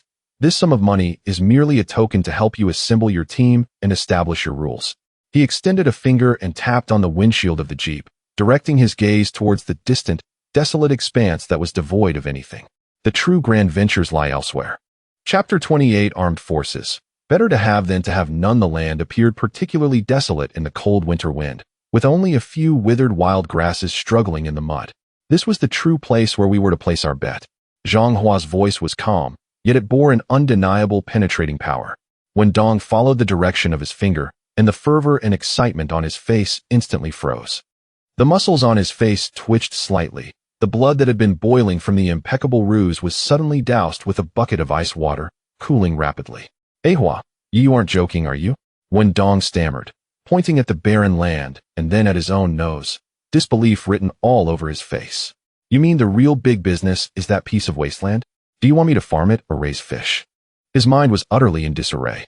He had expected Zhang Hua to unveil a scheme more thrilling and lucrative than exchanging rock candy for $, only to find himself back at this desolate wasteland. Observing Wendong's expression as if he had fallen from the clouds into a mire, Zhang Hua offered no explanation, merely uttering 3 words, gas canister. Gas canister? Wendong's tone shifted. He could hardly believe his ears. The one for collecting scrap? Haizhou, what exactly do you intend to do? We just talked about a deal worth hundreds of thousands of dollars, and now you want me to collect gas canisters? How much can that thing sell for? He was convinced that Zhang Hua must have lost his mind. Just a moment ago, they had been strategizing and calculating the fates of those desperate souls. Now, Zhang Hua was fixated on the business of collecting scrap. The leap was so vast it nearly made Wen Dong's mind falter. Zhang Hua wasted no words, restarting the jeep, his deep-set eyes devoid of any hint of jest. Drive, I'll show you something. The jeep veered in the muddy road, speeding towards another direction by the sea. The mud kicked up by the tires resembled two brown wings. The vehicle eventually halted at the entrance of an abandoned shipbuilding yard by the sea. This place had once been where fishing vessels were repaired, but now, it was left with only a few rust-stained metal buildings, emitting eerie sounds in the sea breeze, like the groans of a dying beast. The air was thick with a unique scent, a blend of rust, machine oil, and sea salt. Without further ado, Zhang Hua straightaway dragged out a half-deflated, rusted gas canister from a pile of discarded steel waste, along with several seamless steel pipes as thick as a man's arm. Wen Dong followed behind him, utterly perplexed, failing to comprehend Zhang Hua's intentions. Zhang Hua brought the gas canister and steel pipes to an open stretch of beach, then casually picked up a long iron rod and began sketching in the moist sand. His movements were swift, the lines simple yet rugged, and soon a rudimentary sketch, imbued with a sense of violent beauty, took shape in the sand. Dongzi, do you know what is happening in the Middle East right now? Zhang Hua asked without looking up. The Middle East? Wen Dong paused for a moment. Isn't that where those guys in headscarves are always fighting? That's what the newspapers say. Exactly, they are at war. Zhang Hua used the iron rod to draw two opposing figures beside the sketch. The Middle Eastern war rages fiercely, rivers of blood flow. Both sides are sacrificing lives, and they lack many things, especially something that can explode. He emphatically tapped the drawing of the gas canister in the sand, his voice revealing a chilling calmness. Look at this. He pointed to the sketch, beginning to elucidate the mad blueprint swirling in his mind. The gas canister, cut open at the top and emptied. What do we fill it with? No need for TNT, we can't obtain that. And it's too expensive. We can use the most common ammonium nitrate explosives used in quarrying, or the homemade explosives fishermen use. Then mix in some scrap iron nails, steel balls, anything cheap and sturdy. On top, we add the simplest delayed fuse. Even the village blacksmith could make it. Then, stuff it into this thick, seamless steel pipe. He indicated the steel pipe beside him. With a simple base to secure it, light the fuse. And can you guess what will happen when this is fired? Wen Dong stared blankly at the rudimentary sketch in the sand, listening to Zhang Hua's calm narrative, a chill running down his spine, every hair on his body standing on end. He could almost envision a gas canister filled with explosives and nails, hurtling out of a thick steel pipe, detonating in the distant battlefield, sending countless red-hot metal shards raining down, tearing everything apart. With one shot, the effective kill radius would be at least 50 meters. In a chaotic battle where even heavy machine guns were scarce, this device would be akin to a heavy artillery piece. One shot could devastate half a city block. Zhang Hua's voice was not loud, yet each word struck like a hammer. The most crucial aspect is the cost of this device. A discarded gas canister, a few pounds of homemade explosives, a handful of unwanted scrap iron nails. Altogether, it wouldn't even cost 10 yuan. Wen Dong was utterly speechless, his mouth gaped open, his throat feeling as if stuffed with cotton, only able to emit a hoarse sound. A shell costing 10 yuan, yet possessing the power comparable to heavy artillery. He felt as though his worldview was being crushed and reshaped by Zhang Hua in a way he could not comprehend. Haizhou. It took him considerable effort to regain his voice, which came out dry as sandpaper. You want us to build artillery? This is punishable by death. If caught, it's execution. No, they'll take us to the shooting range and run tanks over us. Who said we are building weapons? Zhang Hua shot him a cold glance, his expression akin to that of someone regarding a fool who could not grasp the situation. Dongzi, use your brain. Building weapons is a death sentence. I am more aware of that than you. He stood up, using his toe to erase the sand sketch brimming with a sense of slaughter, and then spoke in a tone almost akin to preaching, cold yet clear. We do not sell weapons. What we are selling are two completely legal civilian products. The first is called a special reinforced pressure vessel. When a buyer inquires, you shall inform them that this is our newly developed product from Haizhou, specifically designed for large cafeterias and deep-sea fishing vessels to cook meals and boil water. Due to the tumultuous sea conditions, the tank walls are exceptionally thick, ensuring safety and durability. Secondly, we offer large-diameter industrial-grade seamless steel pipes. If the buyer asks, you should convey that these are intended for scaffolding, construction support, or laying high-capacity pipelines, being robust and resilient. We shall sell these two items separately to them. As for how they utilize the pressure vessel, as a pot or to fill it with explosives, or whether they employ the steel pipes for building or as artillery, that is of no concern to us. We are law-abiding merchants, selling civilian products. Their manner of usage is their prerogative. Can we interfere? Wendong's mind erupted with a resounding clarity, as if something had explosively crystallized within him. He gazed at Zhang Hua, whose face appeared particularly serene against the chilly sea breeze, and a tumult of profound admiration and deep-seated fear engulfed him entirely. Legal. By heavens, this is indeed legal. What about the connections? Wendong's voice trembled, akin to a drowning man clutching at a final lifeline. We have produced it. To whom shall we sell? How do we reach those in the Middle East? Leave that to me, Zhang Hua replied with an unyielding tone. I have my channels to connect with intermediaries at the Canton Fair who specialize in re-export trade. They possess the means to deliver our pots and pipes to the battlefields where blood is shed. What you need to do is return immediately and rally all the blacksmith shops, manufacturing plants, and anyone skilled in working with iron in the village. Increase the wall thickness of the gas tanks to the utmost. Standardize the diameter of the steel pipes. I want to see the first batch of samples produced in the shortest time possible. Wendong was utterly convinced. He looked down at the desolate beach beneath his feet, but before him loomed a mountain of verdant dollars. He turned to glance back at the endless expanse of the gray sea, suddenly realizing that the meager security management fees he had earned amidst the turmoil at the docks paled in comparison to the magnificent blueprint that Zhang Hua now painted. It was akin to a beggar soliciting alms by the roadside. No, it was even less than that. It was wallowing in the mire, while Zhang Hua sought to elevate him to the heavens.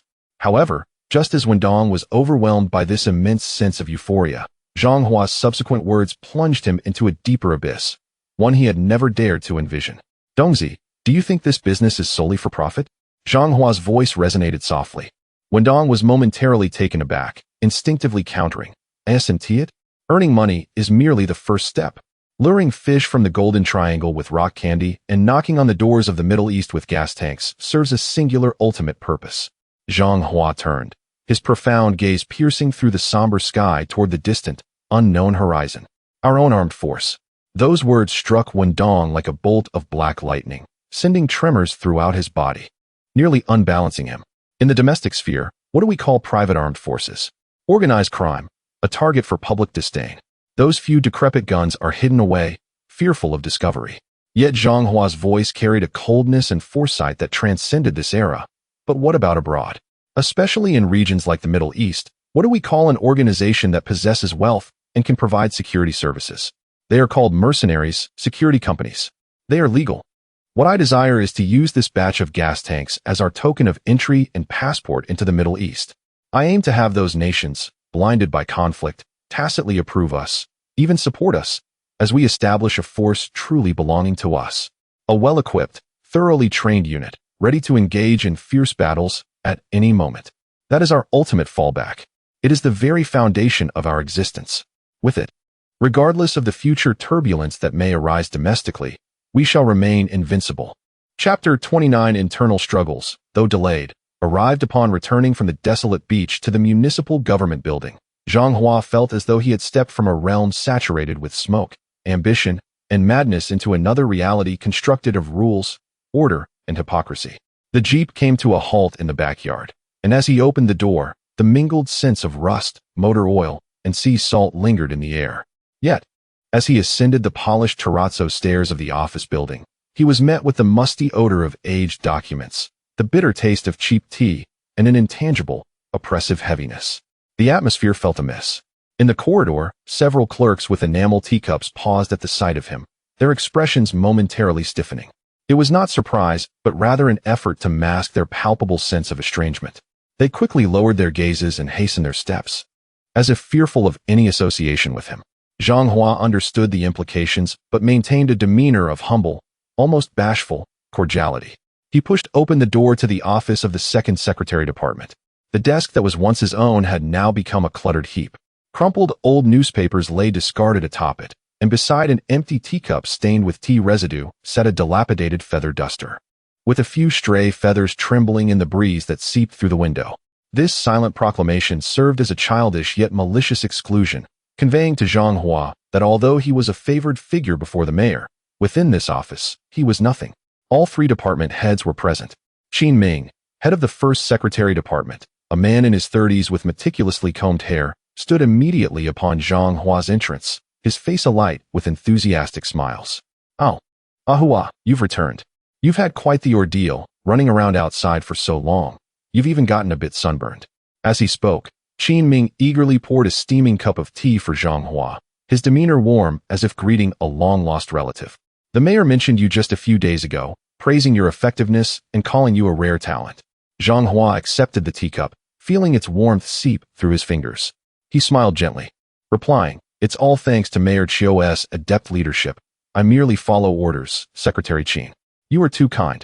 Qin Ming waved his hand dismissively, turning to retrieve a substantial stack of documents from a filing cabinet in the corner, which he thudded onto the desk now overtaken by clutter. Dust was sent swirling into the air, dancing in the light. "Ahua, your timing is impeccable. The mayor is quite concerned about the resettlement issues concerning the water people. It is a long-standing challenge for us in Haizhou and weighs heavily on the mayor's mind. He specifically instructed that you first organize these historical archives and clarify the situation." Zhang Hua's gaze fell upon the mountainous pile of documents. The pages were yellowed, edges curled, and they exuded a musty odor. Some were bound with coarse twine, while others lay in disordered sheets, resembling a heap of forgotten refuse from centuries past. "The mayor has emphasized the urgency of this matter," Qin Ming continued, extending 3 fingers to emphasize his point. "Within 3 days, he expects a detailed report. These archives must be categorized by year, issue type, and resolution." The task was indeed daunting, yet I trust in your abilities to accomplish it without issue. Zhang Hua inwardly scoffed at the timeline. 3 days? Sorting through this mountain of paper? Not even 30 days would suffice to make sense of it all. This was not merely a task. It was an overt attempt to burden him. Nevertheless, he displayed no sign of dissatisfaction, merely nodding in acquiescence, maintaining his compliant facade. "Understood, Secretary Qin. I will do my utmost to fulfill the expectations of both you and the mayor." Qin Ming regarded Zhang Hua's submissive demeanor with deepening amusement. He patted Zhang Hua's shoulder before returning to his own seat. In the office, the other 2 department heads exchanged knowing glances, their lips curling into subtle smirks as they anticipated the unfolding drama. Zhang Hua did not immediately commence his work. Instead, he leisurely cleared the clutter from his desk, wiping it until it gleamed. Only then did he sit down to tackle what seemed an insurmountable task. He could feel several pairs of eyes piercing into his back, laden with scrutiny and schadenfreude. He unwrapped the outermost bundle of documents, the paper fragile as dried leaves, crumbling at the slightest pressure. The writings were barely legible, chronicling trivial disputes and long-defunct policy provisions. As he sifted through a stack of materials from the late 1970s, a single sheet slipped from the pile and fluttered to the ground. Zhang Hua bent to retrieve it. This paper, in stark contrast to the surrounding yellowed documents, was newer, whiter, and crisper. It was a letter of complaint. The letter pertained to Dongxing Village, alleging that certain individuals were leveraging their clan's influence to illegally occupy the tidal flats outside the village for the expansion of their shrimp ponds, thereby harming the coastal ecosystem. Zhang Hua's eyes landed on the date in the lower right corner of the letter. The ink there was darker and more densely packed than the text of the letter itself, as if hastily amended. The original year was obscured, overwritten with a hasty October 1982. It was a perfectly crafted trap. In an instant, Zhang Hua comprehended Qin Ming's intentions. His 4 decades of experience navigating the corridors of power rendered him intimately familiar with such insidious tactics. Should he report this latest complaint to Qiu Yunhua, what would it imply? It would suggest that Zhang Hua, having recently quelled a violent incident in Dongxing Village, was now bringing forth a new issue of tidal flat encroachment. What would Qiu Yunhua think? Would he see Dongxing Village as incorrigible, or perceive Zhang Hua as inept and incapable? Yet, what if he chose to suppress this letter and refrain from reporting it? Qin Ming only needs to feign an accidental discovery of this overlooked report letter at an opportune moment. Thus, the labels of complicity and shielding of friends and relatives will firmly attach themselves to Zhang Hua. At that point, His fraternal ties with Wendong will become irrefutable evidence of his wrongdoing. A brilliant maneuver, indeed, striking two birds with one stone. Zhang Hua discreetly slid the letter back into the files, maintaining an expression of concentration and seriousness, as if nothing were amiss. In the city government cafeteria at noon, Zhang Hua deliberately chose a secluded corner. His meal remained largely untouched, with only the occasional poking of rice using his chopsticks.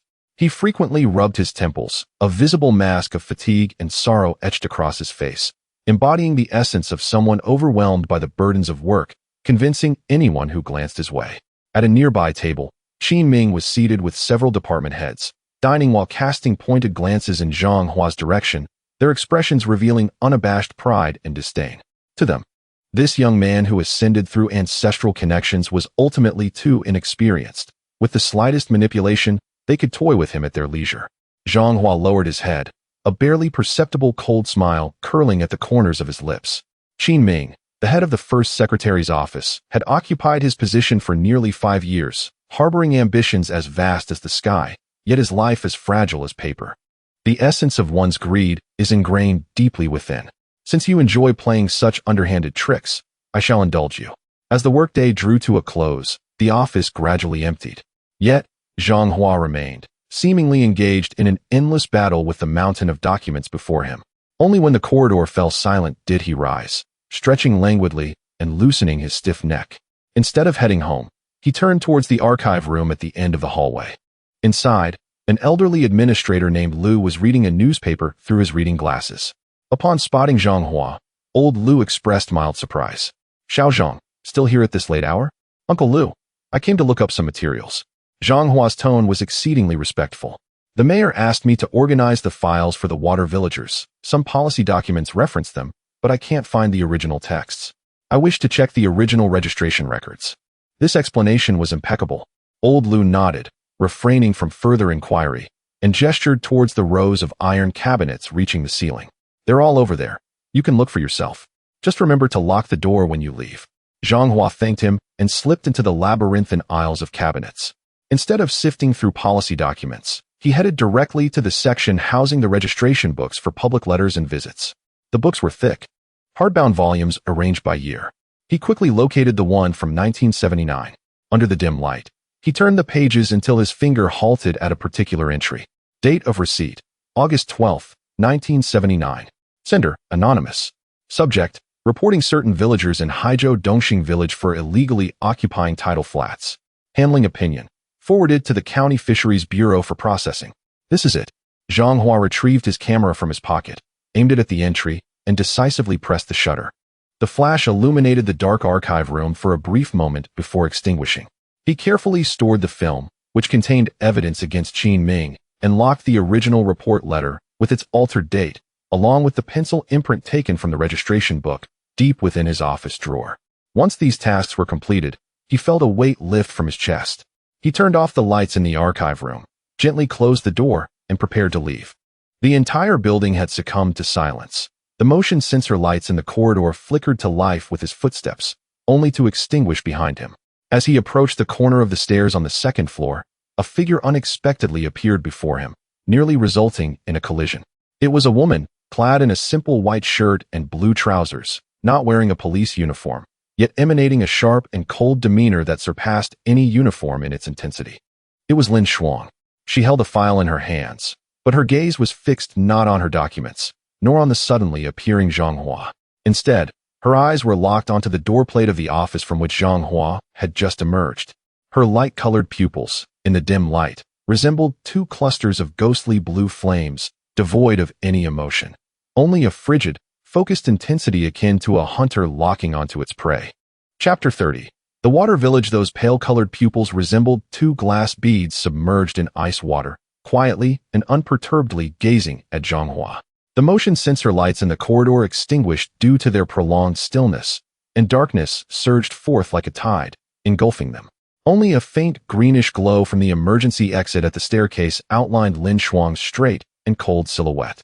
She did not question, nor did she speak. Even her breathing remained unchanged. Yet Zhang Hua felt a pressure more intense than being confronted by a dozen armed police officers. Her gaze, devoid of any emotion, was akin to the most precise scalpel, meticulously peeling away his facade, attempting to see through to the heart that had long been transformed by memories of 2 lifetimes. Zhang Hua maintained an expression of humble compliance, even slightly bowing towards that silhouette in the darkness. Akin to an ordinary clerk who inadvertently disturbed a superior's contemplation, his movements suffused with just the right amount of apology and respect. After a prolonged silence, Lin Shuang finally moved. Without casting another glance at Zhang Hua, she indifferently withdrew her gaze, turned, and stepped forward. The simple cloth shoes she wore made a crisp and rhythmic sound against the polished stone floor, akin to a stopwatch counting down. She brushed past Zhang Hua, vanishing around the corner of the stairs, leaving behind not a single word. Zhang Hua did not turn back. He understood that this was merely the beginning. This woman represented the greatest variable in his game. He had no inclination to ponder Lin Shuang's intentions, and, carrying a few inconsequential documents retrieved from the archives, departed hastily from the city government building. The night had deepened, and an unremarkable 212 Jeep was already waiting in the corner of the backyard. Wen Dong, the driver, poked his head out. He had removed his ostentatious leather jacket and gold watch, donning a faded blue work uniform instead. His hair was tousled, a cigarette unlit in his mouth, presenting the image of a laborer just off the docks. "Hua, how's it going?" Upon seeing Zhang Hua, he immediately discarded the cigarette, but, inquiring eagerly, "Let us talk in the car." Zhang Hua opened the door and took a seat in the passenger side, tossing the documents into the back seat. "Take me to Lianjiao boat."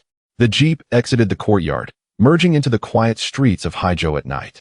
The wheels splashed through puddles, producing a soothing sound. As they drove closer to the seaside, the streetlights became increasingly sparse, and the familiar damp scent of fish and sea salt filled the air, growing more pronounced. Before reaching the waters known as Lianjiao boat, an indescribable stench infiltrated through the gaps in the car window.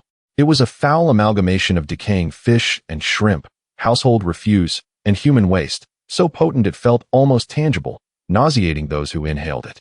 Wen Dong grimaced and swore as he rolled up the window. "Damn, this place still stinks. It hasn't changed in 10 years.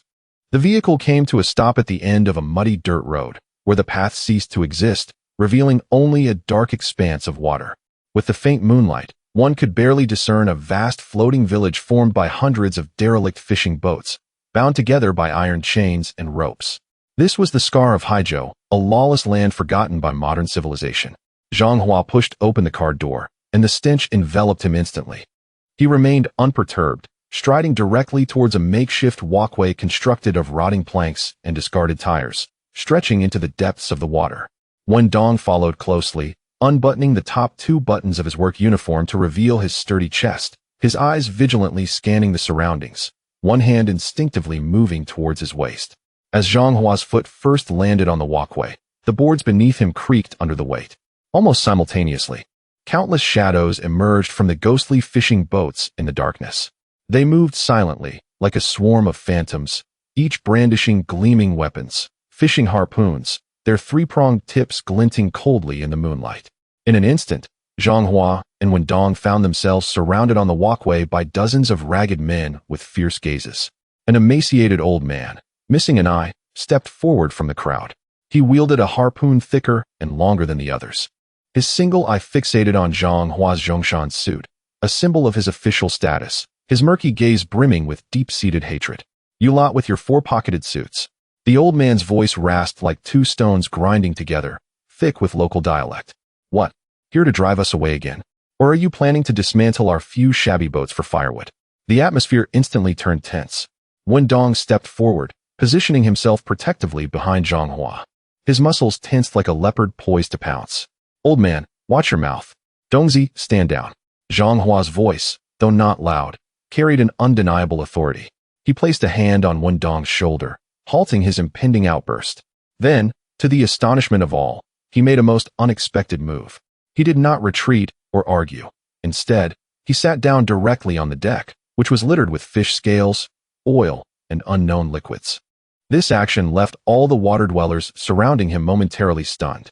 They had encountered blustering authority, they had witnessed feigned courtesy, but never had they seen an official act in such a manner. Ignoring the filth and stench beneath him, Zhang Hua pulled out a half-empty pack of Zhonghua cigarettes, offering one to the one-eyed old man. then raising a few more towards the surrounding crowd. No one accepted. Zhang Hua, unfazed, lit one for himself, inhaling deeply before loudly questioning in a more authentic and rustic Haizhou dialect, directed at the old man's weathered and wary face. Old uncle, let me ask you this. Do you truly wish for your children, and your children's children, to live their entire lives like rats in a gutter, floating on this water? These words struck like a heavy hammer, landing forcefully upon the hearts of all present. A flicker of pain crossed the one-eyed old man's gaze. Yet his lips remained defiant. What's wrong with living on the water? We are born upon the water and perish upon the water.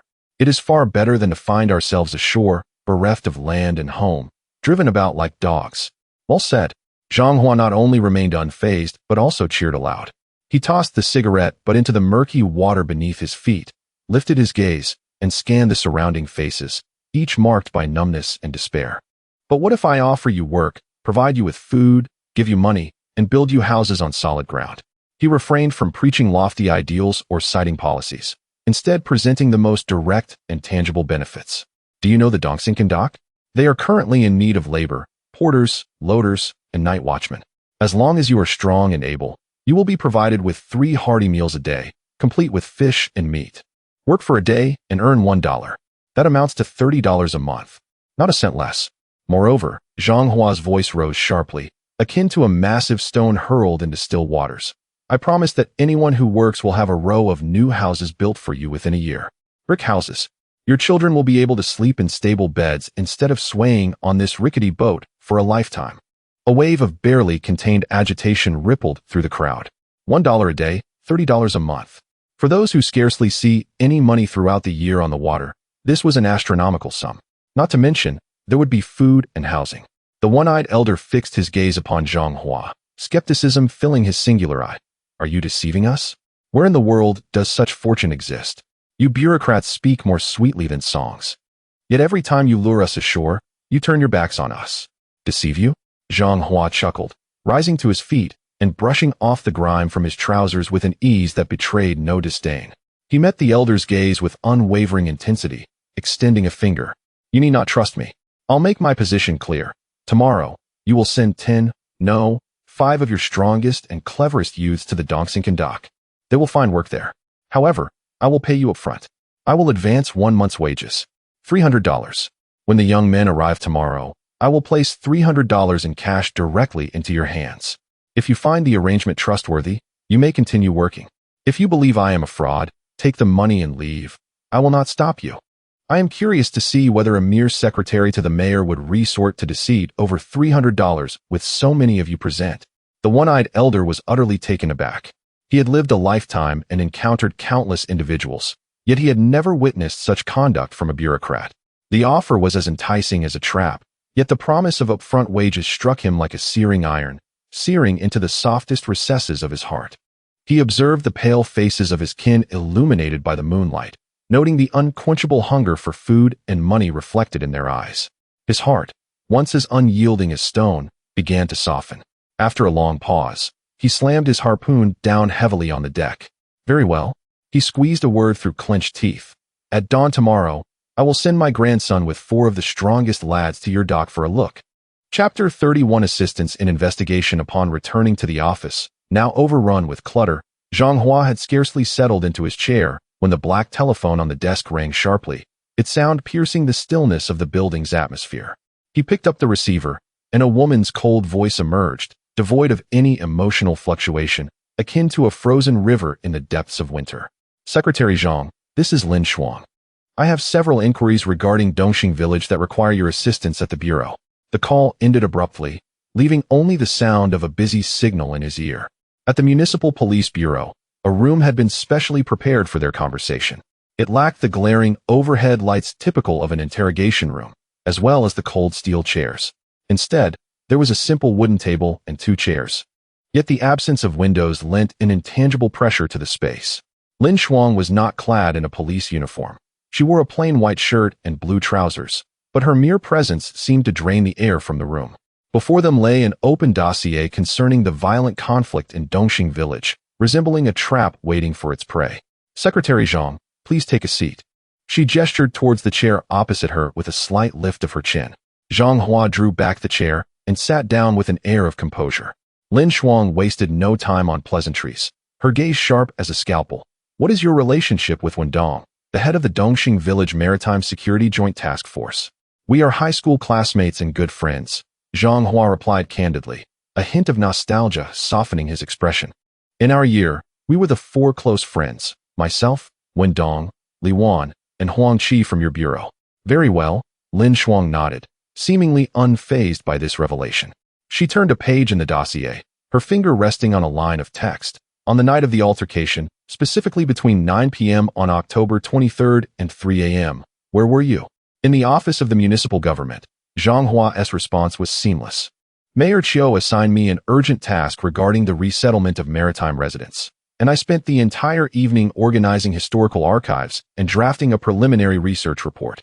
Section Chief Qin in the office can attest to my presence. He even greeted me as I left. The security guard at the building entrance and the cleaner who came in the dead of night would have seen me as well. Lin Shuang listened intently, her expression inscrutable. She recognized that his alibi was impeccable, supported by both eyewitnesses and physical evidence.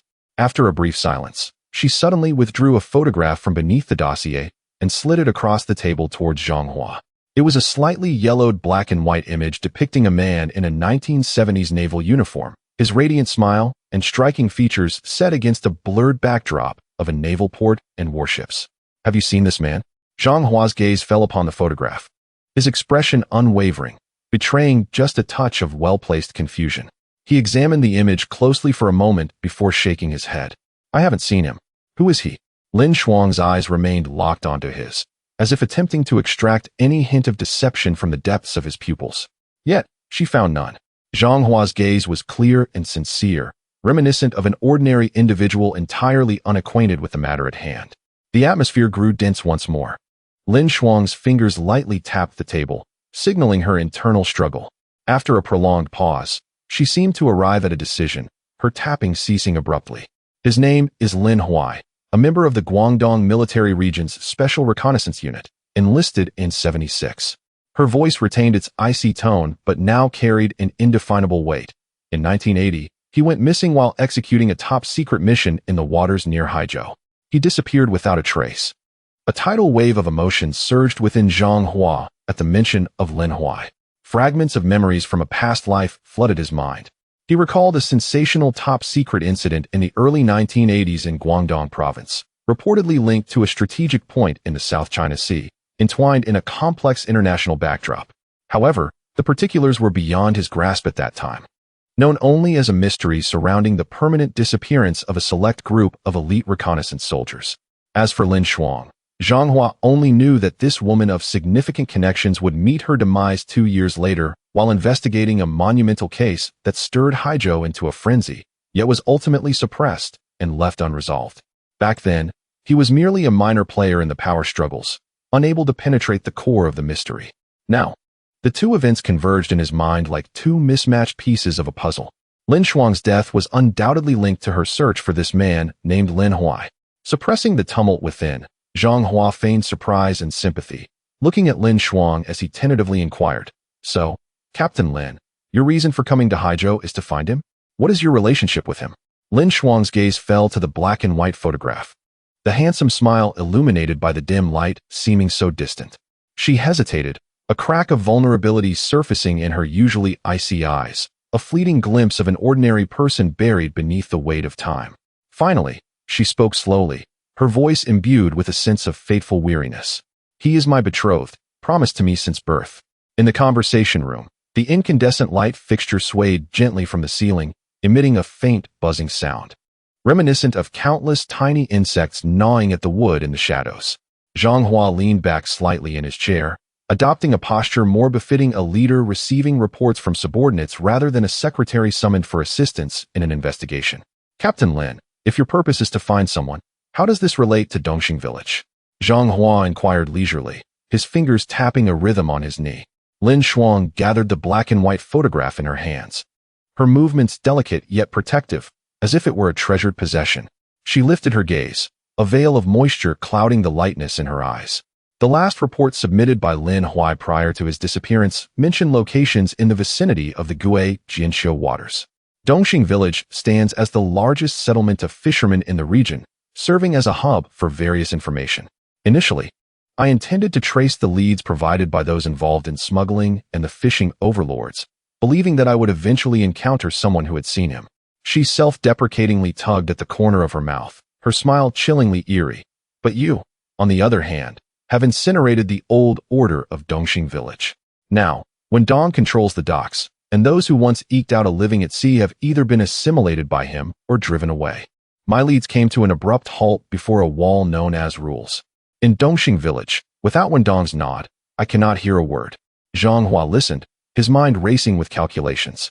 He recalled the rumors surrounding that sensational case from a previous life.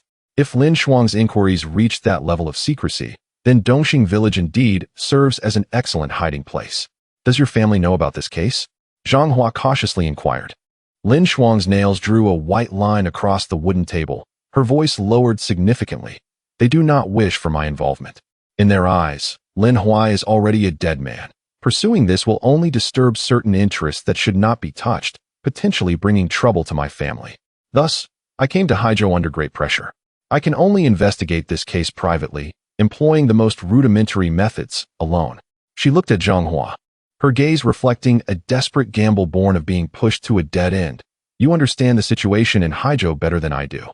I require the cooperation of Dongxing Village. To be precise, I need the knife in your hand. Chapter 32 Personal matters should be resolved in private. Zhang Hua chuckled, his laughter reverberating in the empty conversation room. His mirth was rhythmic, exuding a calmness that suggested he perceived everything. Understood, Lin Jidue. He leaned slightly forward, his gaze piercing. Thus, you brought me here today, taking such a long detour, merely to solicit my assistance? Lin Shuang's breath hitched momentarily. A woman of her stature had never bowed to anyone. Her chest heaved, her knuckles whitening from the pressure of her grip, and she finally squeezed out a few words through gritted teeth. You may interpret it that way. Zhang Hua rose, leisurely adjusting the hem of his Zhongshan suit and smoothing non-existent wrinkles at the cuffs. He glanced at the stifling conversation room and then at Lin Shuang's uniform, a symbol of authority. To request help, one ought to present oneself appropriately. With a tone that was unassuming yet laced with undeniable mockery, Zhang Hua remarked, dressed in this uniform and seated in a place meant for interrogating offenders, I doubt we can engage in a sincere conversation. He turned, striding towards the door, his footsteps echoing loudly in the desolate room. I have cooperated fully as a citizen of Haizhou. I am not a suspect. You may write the record as you please. May I leave now? Arriving at the door, he placed his hand on the doorknob, turning his head slightly, a playful curve gracing his lips. Regarding the matter of assistance, find a different venue and come back with sincerity. Lin Shuang remained in her seat, her teeth clenched in frustration. She gazed at his upright, seemingly aloof figure, wishing to rush forward and cuff him. This man, although not old, possessed the cunning of a seasoned fox, slippery and adept at stepping on others' sore spots. Yet, he held her only hope in his hands. Just as Zhang Hua was about to push the door open, Lin Shuang abruptly stood, knocking over the chair behind her, producing a sharp clatter. Zhang Hua. She hurried after him, blocking his path under the cold fluorescent lights of the corridor, her voice tinged with urgency after conceding. Do you have time tonight? Zhang Hua halted, glancing at his watch, a somewhat aged Shanghai brand. He furrowed his brow, displaying a look of considerable difficulty. Not necessarily, Lin Jidue. The municipal government has a mountain of documents awaiting my attention, and Mayor Qiu needs a report tomorrow. He paused, observing Lin Shuang's face, which was etched with anxiety yet maintained a facade of aloofness, and suddenly smiled. However, since it is a request from Lin Jidue, I shall make time. It should still be feasible. He pointed towards the dark expanse of the harbor outside the window. There is a restaurant named Lianjia by the seaside, owned by the water people. It is modest in size, but offers tranquility and stays open until midnight. Lowering his voice slightly, he conveyed an inexplicable allure. If Lin Jidue does not mind the strong fishy odor, you may wait there. Once I am done, I will join you. With that, Zhang Hua did not linger, waving his hand with nonchalance as he disappeared into the shadows at the end of the corridor. Lin Shuang stood rooted, staring at the vacant corridor, stomping her foot in frustration. It was her first realization that in this small southern city, someone could so thoroughly grasp her. She looked down at her uniform, then recalled Zhang Hua's somewhat sincere demeanor earlier, gritting her teeth as she turned towards the changing room. Lianjia Restaurant was less a restaurant and more a massive barge fixed in a corner of the dock. Its hull, painted a mottled dark green, had suffered the ravages of sun, rain, and salt water, with large patches of paint peeling away to reveal rusted metal beneath. The cabin had been converted into a rudimentary dining hall, perpetually infused with a pungent mix of fishiness, cooking oil, and inferior baijiu. Rain pounded against the iron roof, creating a rapid-fire cacophony that mingled with the dull thuds of waves lapping against the hull, forming a monotonous yet oppressive symphony. Lin Shuang sat at the center of this clamor. Before her, the wooden table was so greasy it reflected the light, and a cup of lukewarm tea floated with unidentifiable debris. She did not touch the tea, occasionally glancing at her elegant, petite wristwatch. 9:30. 10. Time slipped away second by second. Yet the figure of that man remained absent. She had changed out of her police uniform, donning a simple ivory turtleneck sweater, layered with a deep blue woolen coat, her long hair meticulously arranged, loosely tied back with a hairband. This attire dulled her once piercing aura, yet accentuated her fair skin and delicate features, resembling a white plum blossom quietly blooming in a dark corner, entirely at odds with the surrounding squalor. Several rosy-faced fishermen, unsteady on their feet, staggered past her table, lewd whistles escaping their lips, their murky eyes brazenly appraising her. Lin Shuang ignored them, her gaze sweeping past with serene indifference. The chill in her eyes was more piercing than the winter rain outside, causing the drunken men to snap back, suddenly sobered, daring not to glance again. 10:30. Just as Lin Shuang's patience was wearing thin, eroded by the cabin's fetid air and relentless noise, the bamboo curtain at the entrance was lifted. Zhang Hua entered. He bore no semblance of an apologetic latecomer. His steps were unhurried, his gaze calmly surveying the raucous cabin, ultimately settling precisely on Lin Shuang in the corner. He strode directly over, pulling out the chair opposite her and sitting down. When his eyes fell upon Lin Shuang's face, even with his seasoned disposition, he could not help but experience a fleeting moment of daze. Without her uniform, Lin Shuang exhibited less of her previous aggressiveness and more of an ethereal beauty. Her face, devoid of heavy makeup, possessed a rare and unimitable elegance that surpassed the starlets he had previously indulged in. What a beauty! Alas, she is a thorny rose. Lin Jidue, I apologize for keeping you waiting. Zhang Hua spoke, his tone devoid of any remorse, instead resembling the declaration of a predetermined fact. Lin Shuang did not dwell on his tardiness, merely casting a cold glance in his direction. Zhang Hua, unfazed, summoned a server and ordered a pot of fresh tea before delving into the matter at hand, wearing an affable smile that suggested he posed no threat. Captain Lin, you sought me out today regarding your fiancé, correct?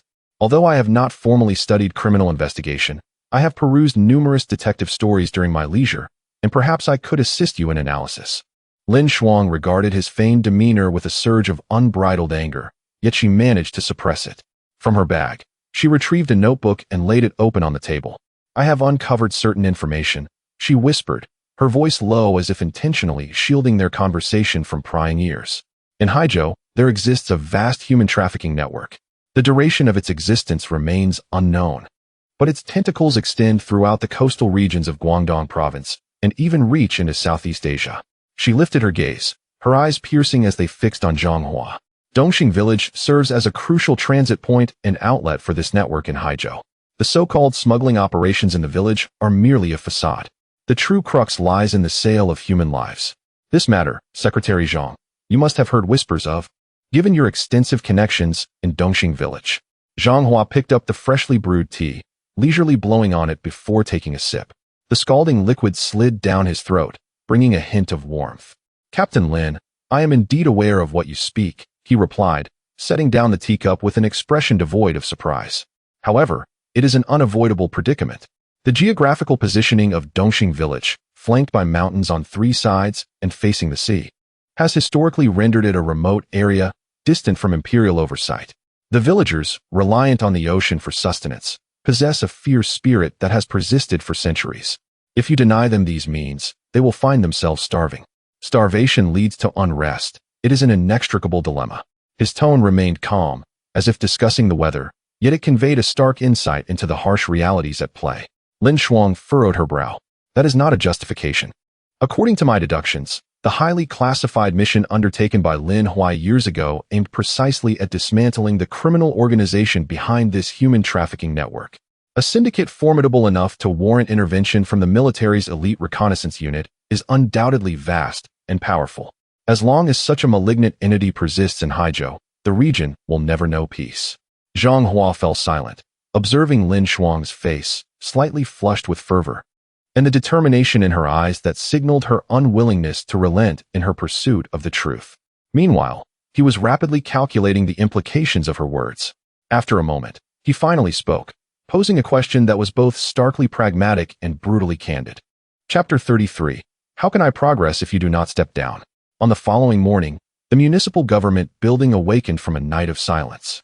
The corridors began to echo with sporadic footsteps and suppressed coughs, the air imbued with the lingering scent of overnight tea and the characteristic chill of the terrazzo floor. Zhang Hua arrived early. The piles of files in his office had been meticulously bound with twine into neat stacks, resembling small mountains, presenting an orderly appearance. Instead of returning these items to the filing cabinet, he laboriously transported them one by one to the vacant space in the center of the office, which happened to be the thoroughfare for everyone entering and exiting. As he engaged in this task, his movements were grand, beads of perspiration forming on his forehead, and he breathed heavily, akin to a young apprentice who had just completed an arduous physical task. Upon completing this endeavor, he seemed to finally exhale, straightened his back, wiped the sweat from his brow, and then picked up the topmost stack, preparing to approach his desk. Perhaps the bundle was too heavy, or perhaps he was simply exhausted. His hand slipped, and with a resounding crash, the stack of documents tumbled to the ground like petals scattered by a celestial maiden. The yellowed pages fluttered about, catching the beams of morning light streaming into the room, resembling a swarm of dying butterflies. The office door swung open, and Qin Ming, the head of the secretarial department, entered, holding a porcelain teacup. He immediately spotted the chaotic scene and the flustered Zhang Hua crouching on the floor, hurriedly attempting to gather the scattered papers.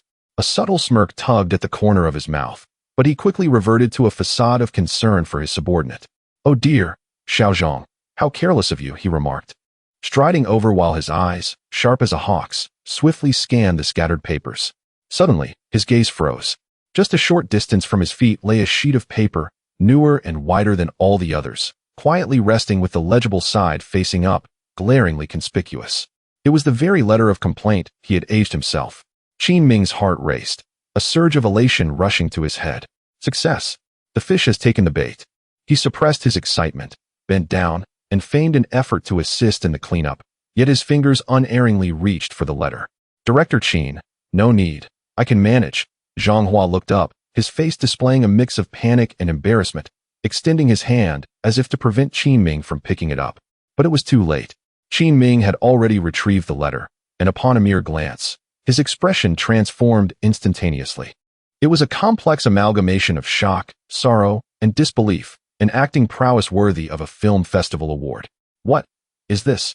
His voice was low but clear enough for the other two department heads who had just entered the office, along with several curious staff members, to hear distinctly.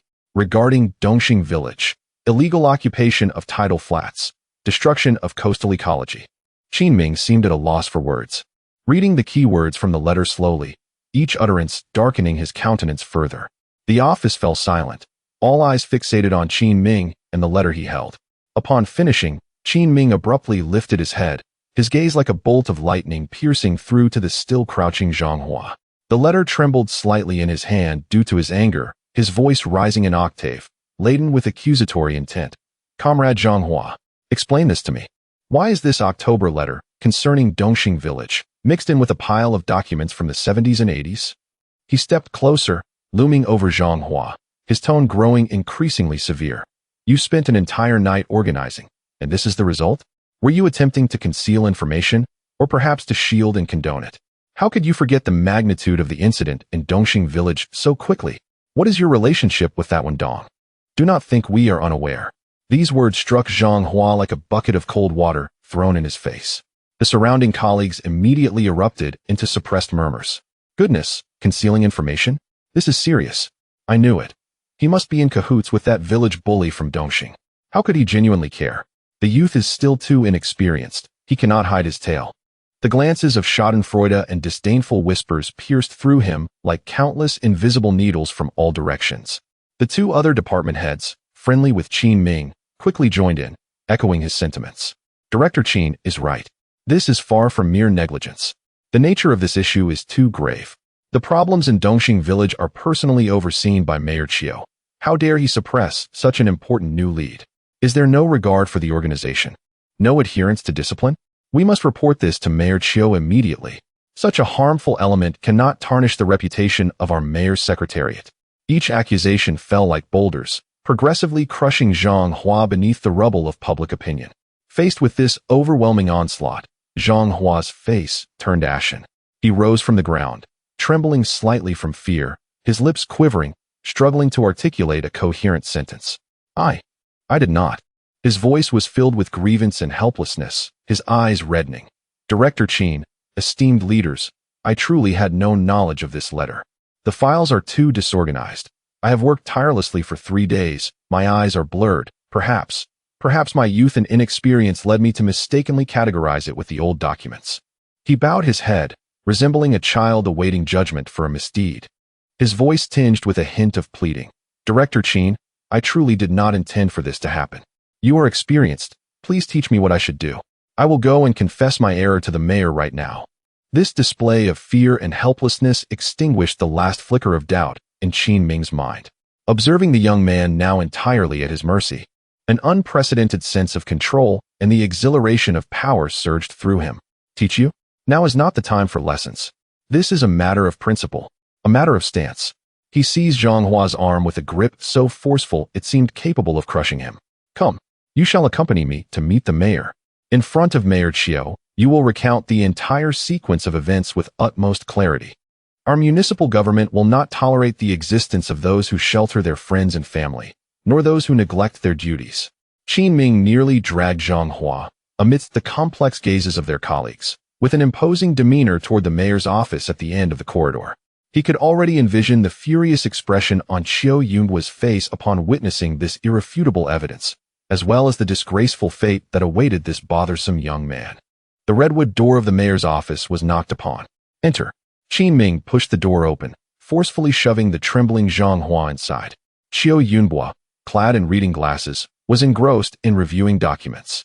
Upon seeing the furious countenance of Qin Ming and the pallid visage of Zhang Hua behind him, his brow furrowed slightly. What is the matter, that you appear so flustered? Standing at attention, Qin Ming slammed the whistleblower's letter on Qiu Yunhua's desk, his voice resonating with righteous indignation. Mayor, I wish to lodge a report.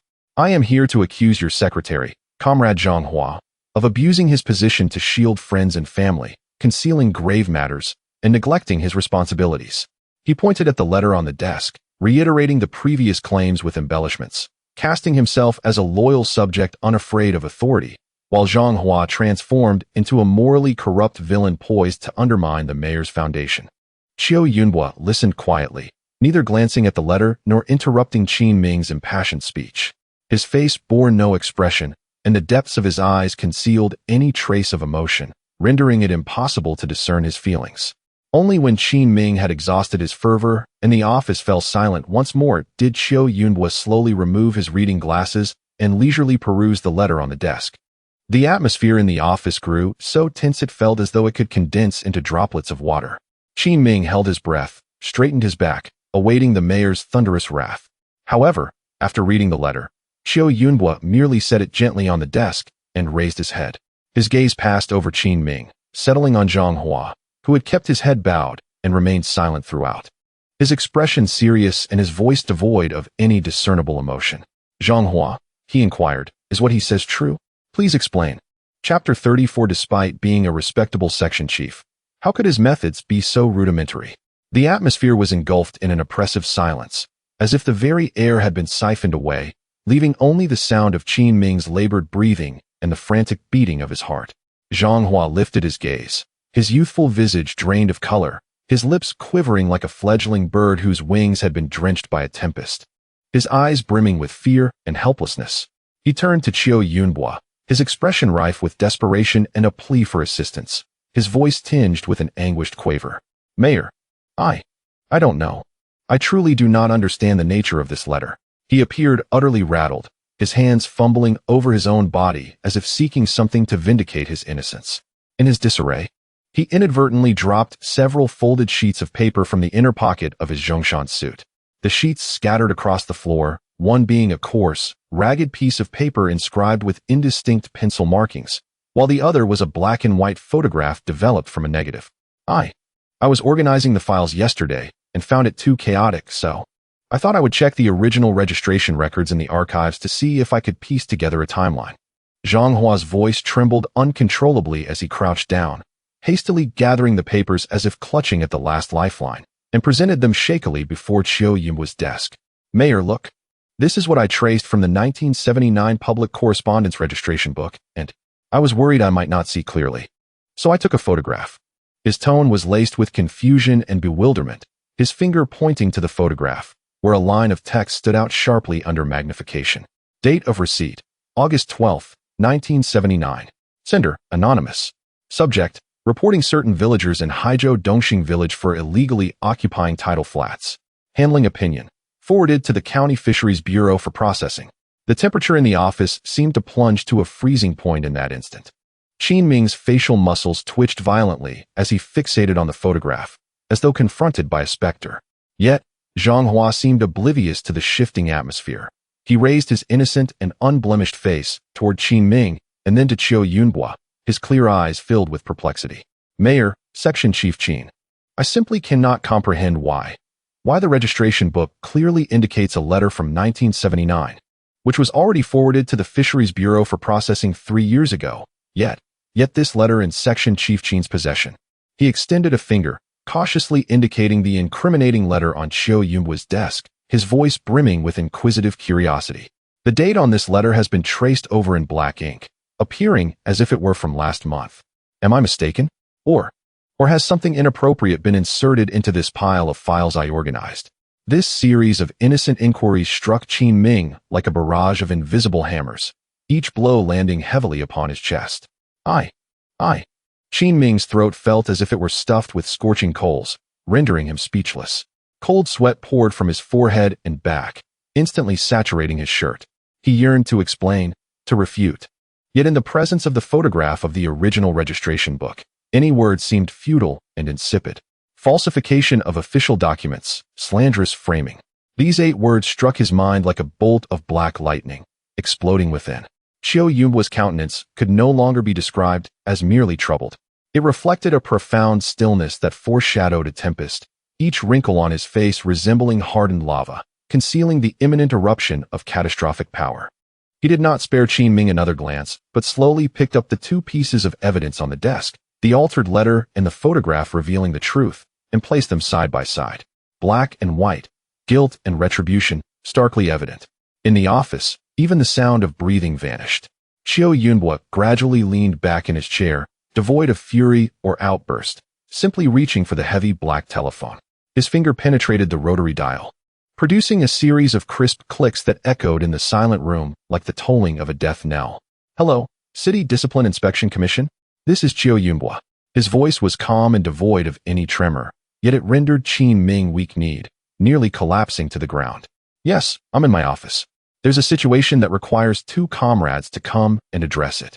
The call ended, the receiver being placed back onto the base with a resounding thud, marking the death knell of a political career. Only then did Qiu Yunhua lift his eyelids, his gaze landing upon the utterly pale Zhang Hua, his tone devoid of any discernible emotion. All right, young Zhang, this matter no longer concerns you. You may return to your duties. Why yes, Mayor. Zhang Hua felt as if he had been granted a reprieve, nodding repeatedly as he turned to leave, his legs still trembling, nearly stumbling out of the mayor's office. The door closed behind him. In the corridor, the light was bright.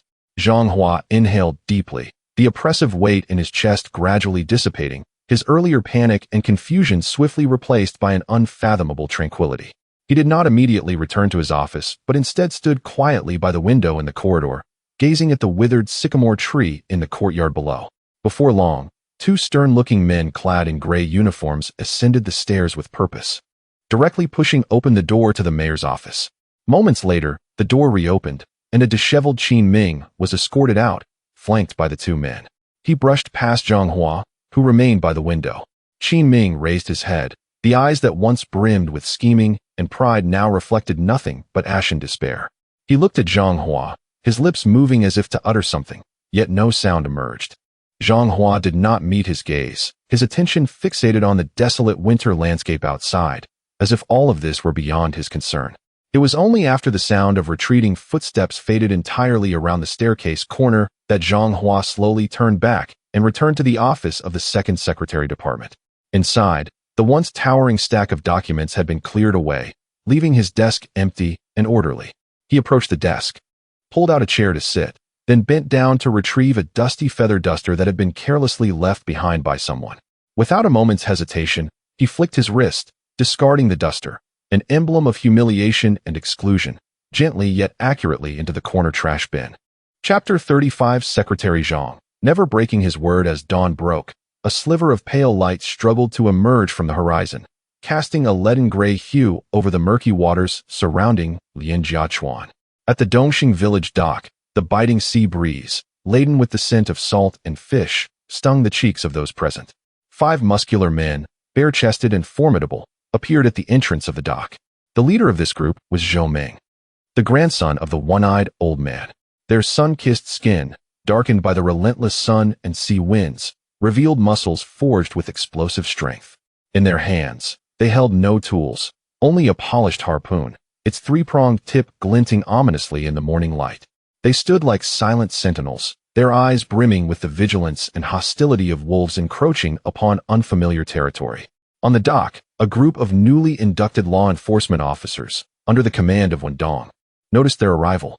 A burly man nicknamed A Bao instinctively spat out the cigarette, but from his mouth and, clenching his fists, contemplated asserting dominance over these newcomers. Halt! Wendong's voice, though quiet, instantly rooted A Bao to the spot. Turning around, he saw Wendong approaching in a clean blue work uniform, hands tucked into his pockets.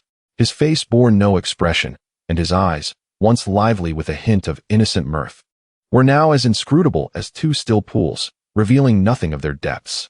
A Bao recoiled slightly, retreating obediently. Wendong approached Zhou Ming, assessing him with a discerning gaze. Without a word of unnecessary chatter, he produced a heavy blue cloth bag from his pocket and dropped it onto the cement floor with a thud. 300 yuan. Your wages for the month, advanced. Wendong gestured toward the bag. His tone is neutral, as if commenting on the pleasantness of the weather. You can take the money and leave now, or you can stay and work. The choice is yours. The bag's string came undone, spilling a stack of crisp, freshly printed 10 yuan notes, their scent of ink filling the air like a sudden burst of flames, momentarily blinding all the men present. Zhou Ming and his 4 companions inhaled sharply, their breaths becoming labored in unison. 300 yuan. In their lives, they had never even dared to dream of such a sum. At Lianjiachuan, accumulating 30 yuan in a year was considered a stroke of good fortune. Zhou Ming's throat constricted as he squatted down, trembling fingers gathering the notes, stuffing them back into the bag, gripping it tightly, as if it were a lifeline, knuckles turning white from the force. He stood up, avoiding Wendong's gaze, and instead shouted to one of his companions, Lao San, take the money back and give it to my grandfather. Tell him we're staying. Menggu. Lao San hesitated. Follow orders. Zhou Ming's eyes flared with intensity, silencing any further protest. Lao San took the money bag and hurried back the way they had come. Zhou Ming then turned to Wendong, his voice hoarse. Where do we work? Wendong's expression remained impassive as he pointed with his chin toward the mountain of sacks waiting to be unloaded at the dock. The hardest job, carrying sacks. If you can carry them, do it. If not, leave. With that, he turned away, casting no further glance in their direction. For the entire day, Zhou Ming and his 3 brothers labored like relentless beasts, sprinting between the dock and the cargo ship.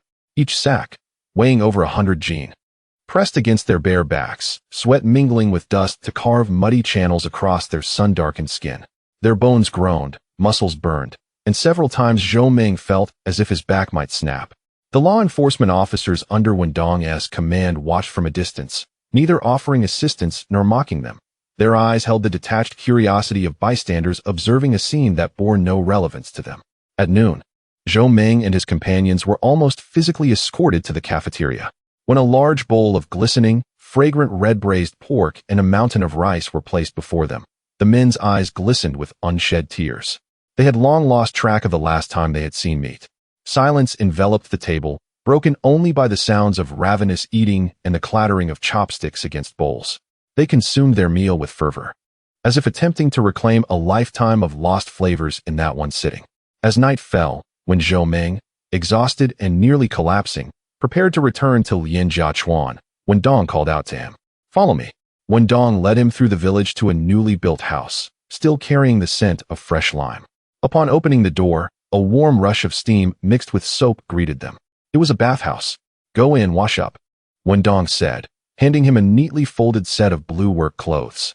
"This uniform is now yours." Zhou Ming stood, momentarily dazed, gazing at the rising steam and the sound of water splashing within, unsure of how to react. For someone accustomed to a life steeped in filth and stench, a place to take a hot bath was more precious than gold. When Zhou Ming returned to the familiar, eternally foul-smelling ship, he wore clean work clothes, his hair damp with steam and a hint of cheap soap fragrance lingering. The one-eyed old man sat at the bow of the ship, illuminated by a dim kerosene lamp, staring intently at his grandson, his singular eye swirling with complex emotions. "Grandfather," Zhou Ming's voice was hoarse as he recounted the day's experiences, presenting the facts without embellishment. "The work is truly exhausting, enough to strip a person to the bone." But he paused, lifting his gaze to meet his grandfather's, his eyes blazing with intensity. "The money is real. The food is real, and their meat. They do not treat us like dogs." That night, all the boat owners of Lianjiachuan were summoned to the one-eyed old man's vessel. The tale of 300 yuan in cash, a hearty meal of braised pork, a warm bath, and a set of clean clothes unfolds upon the water's surface. Shrouded in despair and foulness, word by word, phrase by phrase. In that oppressive, deathly silence, something was ignited. It was a flicker, fragile yet remarkably resilient, known as hope. The following day, before dawn had fully broken, the rickety pier constructed from dilapidated planks and discarded tires at the family boat was already densely populated. Over 50 young men and women had gathered there spontaneously. They bore no harpoons, and the hostility of the previous day had vanished, replaced by an undercurrent of apprehension, unease, and a longing for an uncertain future. Zhou Ming stood at the forefront of the line. He gazed at this once-numbed assembly of kin, inhaled the crisp morning air, and then waved his hand decisively. "Let us go." To Dongxing village. The formidable procession set forth, its heavy footsteps directed towards the wharf that promised sustenance and dignity. Concurrently, in the office of the mayor's secretary at the Haizhou city government building, Zhang Hua stood by the window. Behind him, the desk that had once been cluttered with miscellaneous items was now pristine and orderly. He gazed quietly at the eastern horizon, where the sky was increasingly illuminated and the sun was poised to rise with fervor. Suddenly, the black telephone on his desk rang sharply. He turned and picked up the receiver. On the other end, a voice filled with suppressed excitement belonged to Wen Dong. "Ahua, they have come. Far more than we anticipated." Chapter 36. The mess left by the former director in the office of Qiu Yunhua. A haze of smoke enveloped the atmosphere. He refrained from uttering a single word regarding Qin Ming, as if that name had been entirely erased from the edifice. He merely gestured towards a corner of his desk, where a stack of documents loomed larger than the previous piles meticulously organized by Zhang Hua. The cover bore the calligraphic inscription, "Investigation Report on the Losses of Key State-Owned Enterprises in the City." This was a veritable quagmire, a hot potato.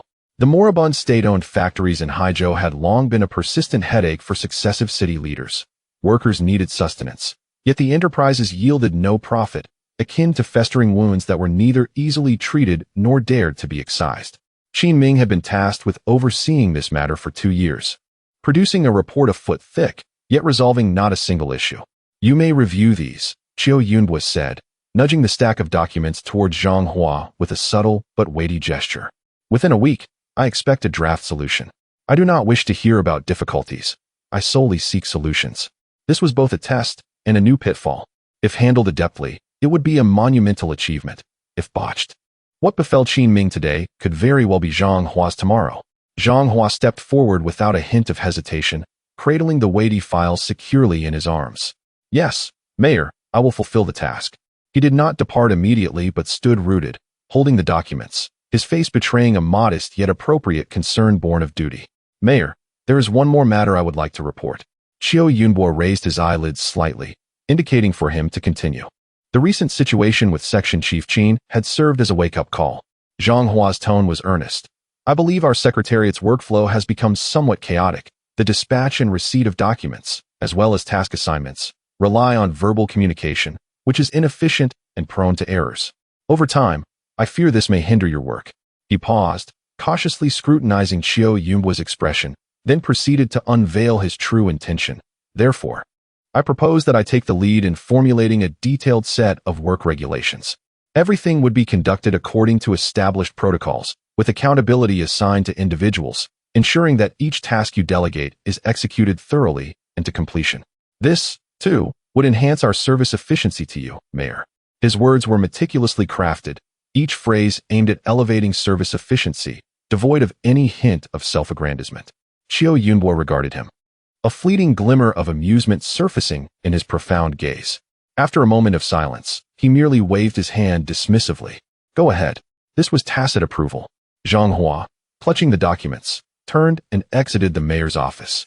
Upon returning to the secretariat, his demeanor had undergone a complete transformation.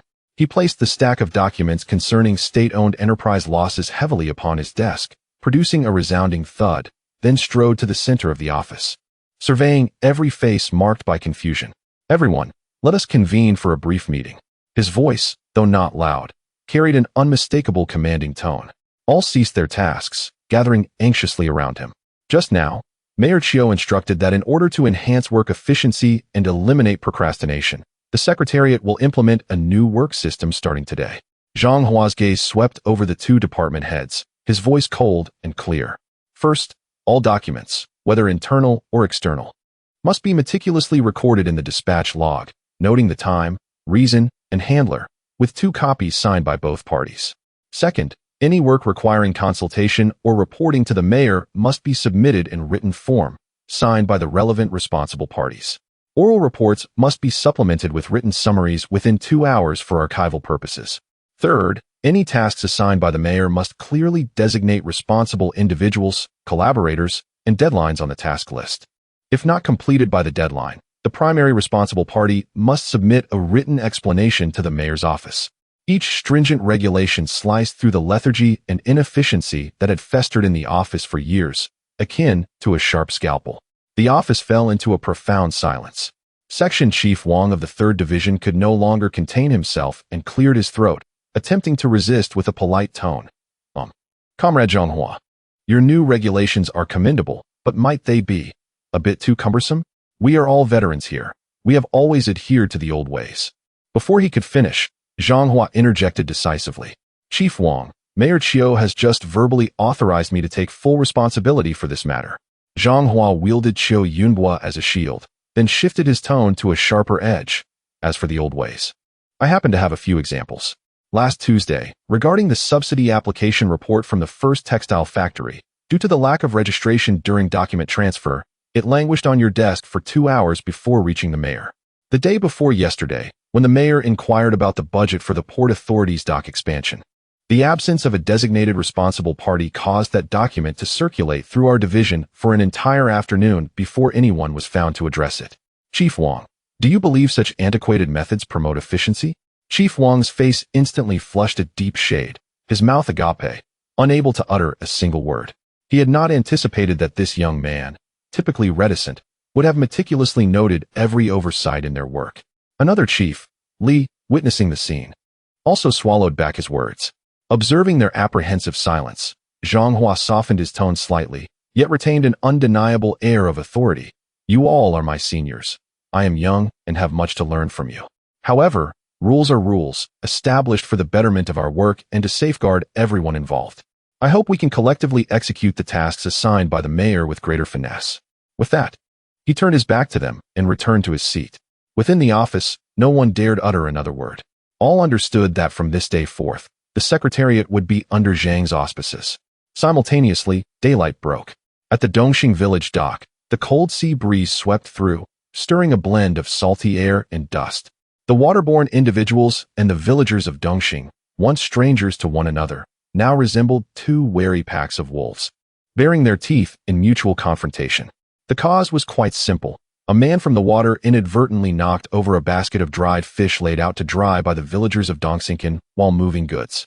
A verbal altercation ensued, and amidst the pushing and shoving, it swiftly escalated into a physical confrontation. Bao and others under Wendong had long harbored disdain for these outsiders, and now seized wooden sticks and shoulder poles from the dock, bracing for an imminent large-scale brawl. Enough! Everyone, stand down. A thunderous shout resonated, as Wendong parted the crowd and strode forward. He showed no favoritism, merely casting a cold gaze upon the scattered fish and the bruised men on the ground, his expression dark and forbidding. Bao stepped forward, venomously stating, "Donggu, these outsiders are too arrogant, daring to raise their hands in our territory. We must teach them a lesson." Wendong ignored him, instead adhering to the method Zhang Hua had instructed him on. He ascended a higher concrete platform and announced loudly to everyone, "From this day forth, a joint patrol team is established at the dock. We from Dongsinken will contribute 3 members, and you will contribute 3 from your boats, totaling 6 individuals, specifically tasked with maintaining order at the dock. All individuals present, regardless of background, must adhere to the dock's regulations. Should any conflict arise again, for whatever reason, both parties involved shall suffer a penalty of 3 days' wages. The fines will be handed over publicly to the patrol team as public funds. For those who slack off or shirk their duties, a first warning will be issued, followed by a deduction of 1 day's wages for a second offense. Conversely, those who contribute positively, such as by offering assistance or sound suggestions, will receive public monetary rewards from the patrol team upon verification. 5 or 10 yuan, depending on the contribution." He pointed at Zhou Meng and then at Bao. "Zhou Meng, you lead 2 individuals. Bao, you shall also lead 2. You 6 are the first batch of patrol team members. Now, immediately bring forth those who instigated the conflict and enforce the regulations in front of everyone." His words left everyone in stunned silence, especially Zhou Meng, who had not anticipated Wendong's fairness in allowing the water folk to partake in the management. He glanced at Wendong's authoritative face and then at his equally enraged kin, and in that instant, he made a resolute decision. Without a moment's hesitation, he strode over, seized the young man who had initiated the altercation, and delivered a resounding slap across his face. "Useless wretch! Brother Wendong provides us with food and livelihood, and this is how you repay him," Zhou Meng bellowed, then turned to Wendong, bowing his proud head. "Donggu, this matter originated with our people. We accept the rules. Deduct my 3 days' wages." Wendong regarded Zhou Meng, who voluntarily accepted punishment, and then glanced at Bao, who bore a defiant expression. His admiration for Zhang Hua deepened further. He understood that from this moment forth, he had truly secured his position as the leader of the dock, a leader who could command the respect of both factions. Chapter 37. Did you call eating dumplings during the New Year scarcity? On February 12, 1983, Lunar New Year's Eve, a unique scent of saltpeter and sulfur permeated the air in Haizhou, a remnant of the firecrackers ignited by households, marking the arrival of the new year. The sporadic sounds of firecrackers echoed, illuminating the damp and cold night sky with fleeting bursts of light. Zhang Hua shared the most stable New Year's Eve dinner since his rebirth with his grandmother. The meal was simple, consisting of a plate of poached chicken, a bowl of steaming fishball soup, and several small dishes lovingly prepared by his grandmother. Her incessant chatter mirrored that of his past life, mainly urging him to take care of his health, maintain good relationships with colleagues, and avoid seeking the limelight. Zhang Hua simply smiled, responding to each of her concerns while occasionally serving her the tenderest pieces of chicken. Under the dim light, his grandmother's wrinkled face appeared particularly gentle. He understood that this moment of warmth was a luxury earned through the trials of 2 lifetimes. "Grandma, I've finished eating. I'm going out to meet Chi and the others. I'll be back later," Zhang Hua announced as he set down his chopsticks and stood up. Go ahead. It's New Year's. You should enjoy some time with your friends. Just don't stay out too late," his grandmother replied, waving her hand with a satisfied smile. Zhang Hua acknowledged her, donned his coat, and stepped into the chilly night. The Sihai restaurant was closed to the public tonight, yet the 3rd floor, in Li Wan's private office, buzzed with life more than ever. A brand new 18-inch Repai color television occupied the most prominent spot in the office, a true luxury in Haizhou in 1983. On the screen, a slightly flamboyantly dressed female host enthusiastically announced the commencement of the first Spring Festival Gala. Li Wan reclined on a leather sofa, a glass of red wine in hand, thoroughly engrossed. Dressed in a vibrant red sweater, her fair skin seemed to glow even more, making her resemble a flickering flame. "Look at this stage, this lighting. Now that's impressive," Li Wan exclaimed, swirling her wine glass while her eyes remained glued to the screen. Ahua, do you think if I transformed the restaurant to look like this, would the business improve? Zhang Hua smiled but said nothing, feeling little interest in the gala. He had already seen it countless times in his previous life.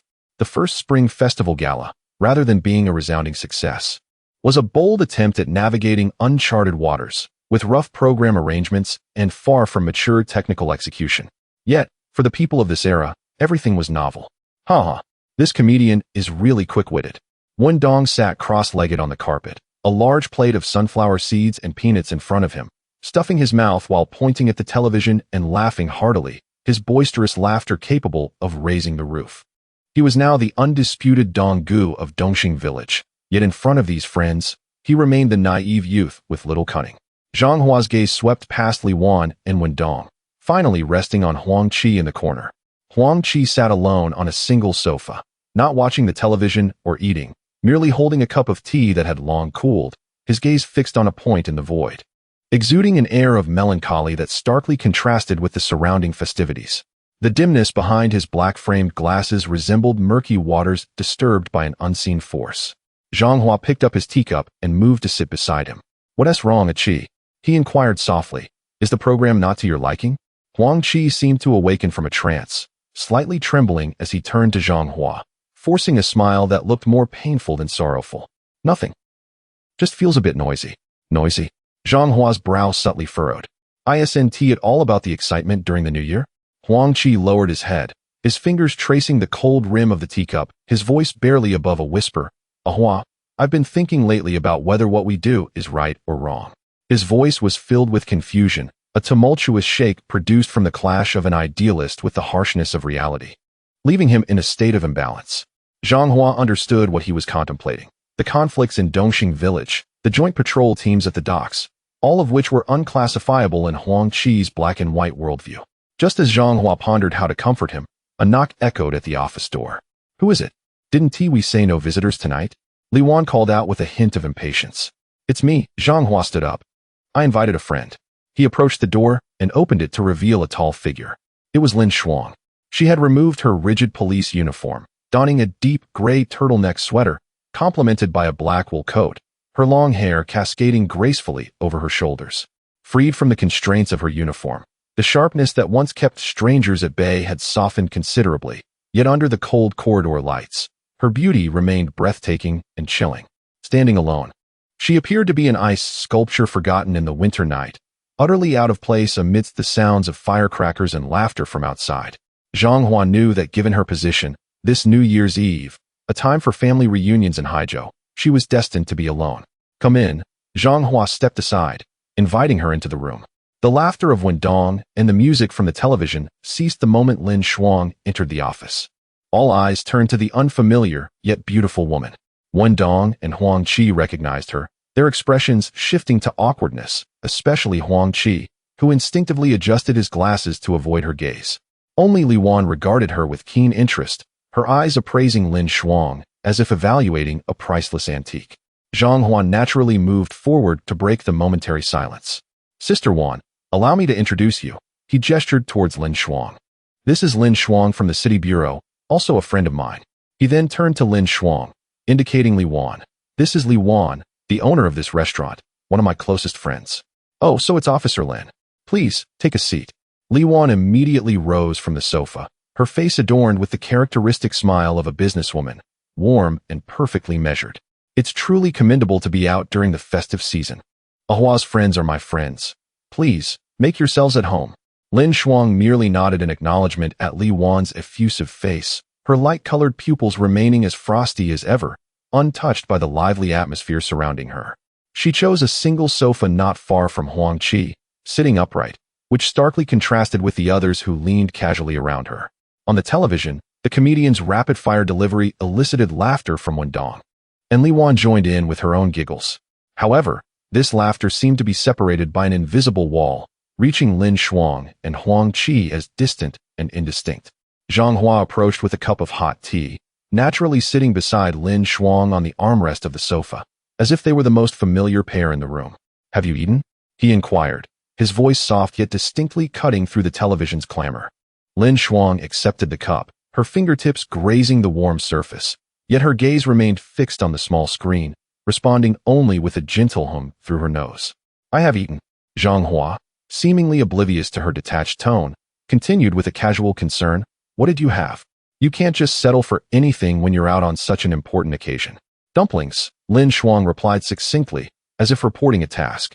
Zhang Hua chuckled lightly, a hint of unnoticeable superiority in his laughter.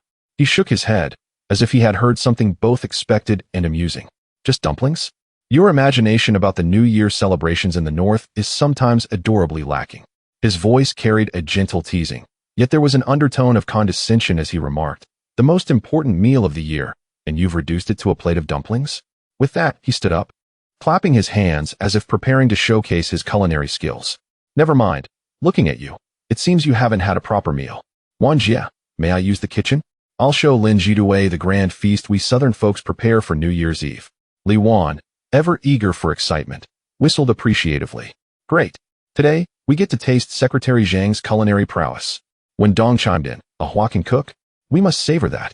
The atmosphere in the office appeared to warm once more, except for Lin Shuang, who remained still, her expression unchanged.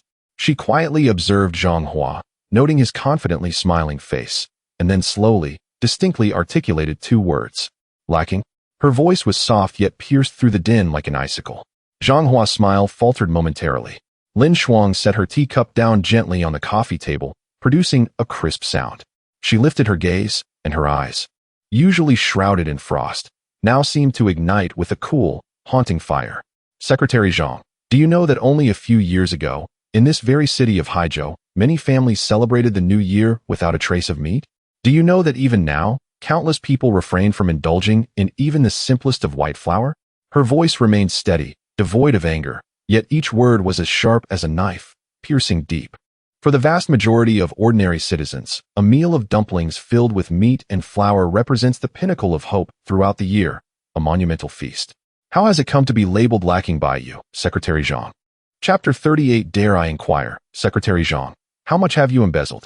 The atmosphere in the office seemed to be drained of oxygen by her words. All activity came to a halt, and the laughter emanating from the television felt particularly jarring. Lin Shuang disregarded those around her, her gaze fixed intently on Zhang Hua as she continued. I find it quite intriguing that Secretary Zhang, with a monthly salary of 62 yuan and 50 cents, manages to indulge in such delicacies that he deems dumplings unworthy of presentation. Her eyes dropped to the small red cigarette case peeking from Zhang Hua's pocket, a smirk of icy mockery gracing her lips. And the Zhang Hua cigarettes you smoke, the cost of this pack could sustain a typical working-class family for several days with meat. I must ask, Secretary Zhang, is your monthly salary sufficient? As her words settled, an oppressive silence enveloped the room. Li Wan's smile faded as she watched the two, her gaze flickering with amusement. When Dong, wide-eyed, shifted his attention between Zhang Hua and Lin Shuang, his naive expression betraying his confusion. Meanwhile, in the corner, Huang Qi slowly lowered his head, adjusting his black-framed glasses, the darkness in his eyes deepening beyond the original gloom. Is it sufficient? He echoed Lin Shuang's question, his tone soft as if whispering to a lover. Yet the content was audacious enough to provoke any disciplinary officer to rise in outrage. Of course, it is sufficient. Zhang Hua lounged on the sofa, stretching lazily like a well-fed cheetah, exuding a nonchalant demeanor. Not only is it sufficient, but it is more than ample. Allow me to present some calculations, Officer Lin. He held up two fingers, gesturing in the air, his bottomless eyes glimmering with a disquieting, cynical light. My monthly salary is 62 yuan and 50 cents. I smoke a pack of Zhonghua daily, costing 3 yuan, totaling 90 yuan a month. Furthermore, I indulge in a Dongxing grouper daily, which is rather pricey at 20 yuan, accumulating to 600 yuan a month. You see, this amount encompasses my entire monthly salary, leaving me with a substantial surplus. Officer Lin, would you not agree that my finances are indeed ample? This statement transcended mere provocation. It was an unabashed humiliation, suggesting that a salary of merely 60 yuan could somehow cover expenditures of 690 yuan, all while exuding an air of superiority. It was tantamount to pointing at Lin Shuang in front of everyone and declaring, I have indeed embezzled. What can you do about it? Lin Shuang's expression remained unchanged, but her light-colored pupils constricted sharply, resembling two cold stars compressed to their utmost limits. Zhang Hua ignored the murderous intent radiating from her eyes, extinguishing his cigarette in the ashtray before spreading his hands in a display of innocence and sincerity. Officer Lin, are you not a police officer? Investigating cases is your primary responsibility. If you believe I, Zhang Hua, have engaged in corruption or bribery, it is quite simple. Go ahead and investigate. His voice remained steady, yet bore a condescending tone of charity. I grant you this authority.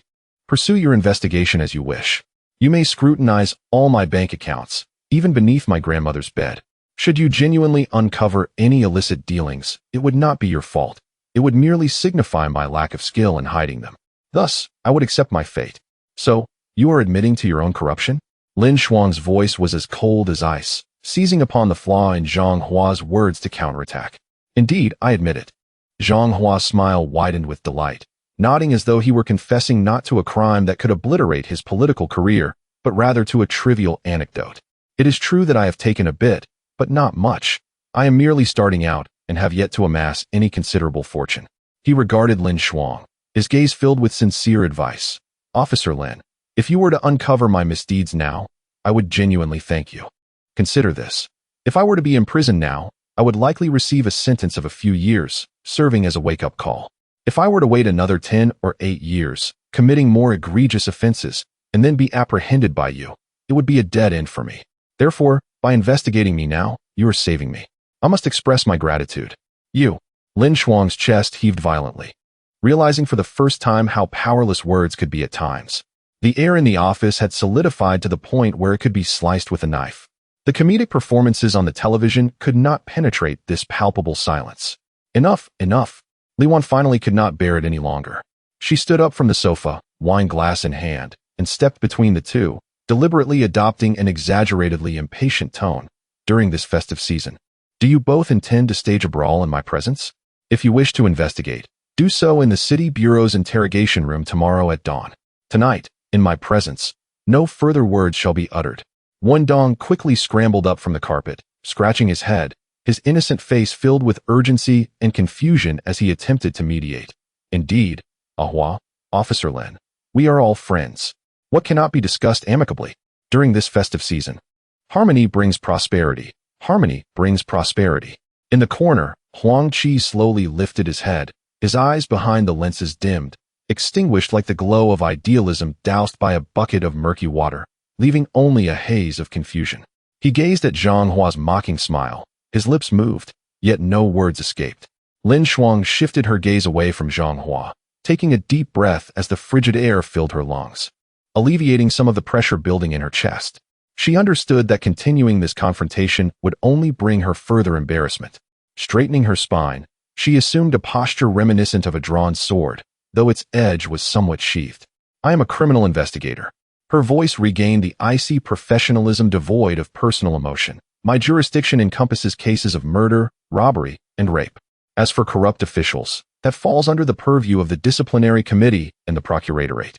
It lies beyond my authority. Her words were impeccably precise, serving both as a statement of fact and a means of providing herself with a dignified exit. This was tantamount to declaring that the conflict was over, not due to her defeat, but rather because it had never been within her purview from the outset. Zhang Hua, upon hearing this, lazily leaned back against the sofa, emitting an exaggerated sigh, laden with the weight of misunderstood grievances. Alas, it truly is disheartening when good intentions are misconstrued. He spread his hands in front of the concerned faces of Li Wan and Wen Dong, lamenting, let us deliberate on this matter. I observed Officer Lin, a stranger in this place, all alone in Haizhou during the festive season. How pitiable. With the noblest of intentions, I invited her, hoping she might partake in our Southern New Year festivities and revel in the joy. I even considered preparing a meal myself to showcase the authentic New Year's Eve dinner of Haizhou. Yet, what transpired? He gestured towards Lin Shuang, his expression akin to that of a wronged bride. Despite my kind overtures, she not only failed to appreciate my gesture, but treated me as if I were a criminal. She scrutinized even my choice of cigarettes and questioned whether my monthly salary sufficed. Can you fathom such a person? What manner of individual is this? His sharp and pointed complaints rendered the previously relaxed atmosphere once again awkward. Li Wan shot him a disapproving glance, gently nudging the still stiff Lin Shuang with her elbow, and advised in a hushed tone, "Oh, Officer Lin, consider that Hua means well. He merely has a way with words that can be rather harsh. Please do not take offense." Lin Shuang's face was tightly set, her jawline curving with stubborn defiance. She turned her head to evade Zhang Hua's triumphant gaze, biting down hard. Ultimately, as if summoning every ounce of strength within her, she managed to squeeze out a few words through clenched teeth. "I apologize. It was my indiscretion." Her voice was soft, tinged with a reluctant stiffness, yet it was, after all, an apology. Chapter 39. Ready to begin. Zhang Hua finally smiled with satisfaction. He rose from the sofa, brushed away non-existent dust from his trousers, and displayed a demeanor of magnanimity, reminiscent of an adult overlooking the mischief of a child. All right, given your sincere apology, I shall go ahead and prepare this meal." Li Wan leaned back against the sofa, rolling her eyes with annoyance, her glass of red wine gently swaying in her hand. "Oh please, Secretary Zhang. There's nothing worthwhile left in my kitchen for you to fuss over. The chef has gone on holiday, and all that remains are some frozen beef and mutton, along with a basket of oysters that just arrived yesterday. You'll have to manage on your own." At this, Zhang Hua merely let out a low, confident chuckle, waving his hand with an air of mystery and nonchalance. "That will suffice, more than enough. Just wait and see the prowess of Zhang Hua." He turned and strode purposefully towards the office exit. Having grown up with Li Wan, he knew the Four Seas restaurant like the back of his hand. He was well aware of Li Wan's nature. This ambitious woman, who always sought to be the best, would never place her finest treasures in a bustling kitchen. The true gems, he surmised, were likely hidden away as if guarded by a dragon. Concealed in the most secretive corner of the first-floor storage room, inside a small chamber perpetually cooled by large blocks of ice, secured with a German-imported brass lock. Navigating through the empty kitchen with ease, Zhang Hua arrived at the damp, chilly storage room. The air was a blend of the briny aroma of dried goods and a faint hint of mildew. He approached an inconspicuous wooden door at the far end, where the brass lock glimmered with a dull yellow hue in the dim light. Without searching for tools, he raised his hand and felt along an unremarkable protrusion above the door frame, his fingertips brushing against the cold metal. A small brass key twirled between his fingers. With a soft click, the lock yielded, and a rush of cold air, mingled with frost and the pure scent of the sea, enveloped him. The room was modest in size, its walls lined with thick wooden planks. In the corner lay several large blocks of ice, still steaming. Against this frosty backdrop, several vibrant red Australian lobsters rested atop crushed ice, their long antennae twitching with life. Nearby, 3 brilliantly colored grouper, adorned with blue speckles and glistening eyes, indicated their freshness as they had just been pulled from the depths of the ocean. A smile crept across Zhang Hua's lips. He swiftly selected 5 of the most vigorous lobsters and the 3 groupers, opting not to struggle with the heavy ice bucket, but instead wrapping them in clean, thick oil paper before swaggering back to the kitchen. The kitchen was fully equipped, and Zhang Hua's movements were seamless and fluid, exhibiting no signs of awkwardness. He cleaned the groupers using the simplest techniques, scoring the fish on both sides, laying tender ginger slices at the bottom of the plate, and sprinkling scallions atop before placing it over high heat for steaming. His mastery of timing and temperature was impeccable, precise down to the last detail. The treatment of the lobsters was even more assertive. He swiftly sliced them in half, revealing the pristine white flesh within. Eschewing complicated seasonings, he generously spread a mixture of minced garlic and butter over the lobster meat before placing it in the oven. Within moments, an irresistible aroma wafted from the kitchen, traversing the corridor and slipping through the door of the office on the 3rd floor. What is that delectable smell? When Dong sniffed the air, his eyes widening. Li Wan, too, was momentarily stunned. She was all too familiar with this scent, the hallmark of the finest ingredients from her restaurant. A sudden sense of foreboding gripped her heart. In a flash, Zhang Hua entered the office, each hand carrying a large white porcelain plate. In his left hand, 3 steaming groupers exuded heat, their skins glistening and scallions vibrant, drizzled with hot oil that sizzled as it met the surface. In his right hand, 5 golden, glossy garlic butter-baked lobsters, their red shells contrasting beautifully with the white meat, filled the air with a rich amalgamation of garlic and butter mingling with the sweetness of the seafood. A profound silence enveloped the office, when Dong nearly drooled, while Huang Chi's usually somber expression revealed a flicker of astonishment. Lin Shuang's cold gaze momentarily betrayed a hint of surprise. Yet, for Li Wan, upon recognizing the contents of the plates, she appeared as if struck by lightning, remaining in stunned silence for a full 3 seconds. Then, with a sudden burst of energy, she sprang from the sofa, her beautiful face transitioning from disbelief to a fiery rage. "Zhanghua!" she shrieked, shattering the silence as she stormed towards him, disregarding the hot plates in her hands, and grabbed his collar, her stunning almond-shaped eyes seemingly ablaze. "You rogue! You thief! You scoundrel!" she exclaimed, trembling with fury, pointing at the exquisite dishes. "Do you have any idea how difficult it was to acquire those fish? I had to pull so many strings to reserve them from Shanjiang. And do you know how expensive those lobsters are? I had set them aside to entertain esteemed guests arriving from Shanjiang on the 3rd day of the new year. You've taken everything.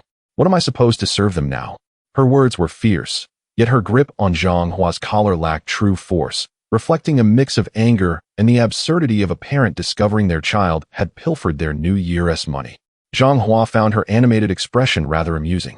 He leisurely placed the plates on the table, then freed his hands to gently pat the back of her hand still gripping his collar, speaking with a tone of affectionate exasperation.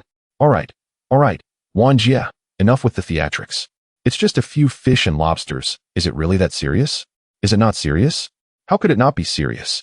Li Wan, persistent yet softened, bore a gaze that had lost much of its initial fire, now filled only with playful reproach. During this festive season, surrounded by friends, it was only fitting to indulge in some delightful dishes. Zhang Hua's voice, though not loud, resonated clearly in the ears of all.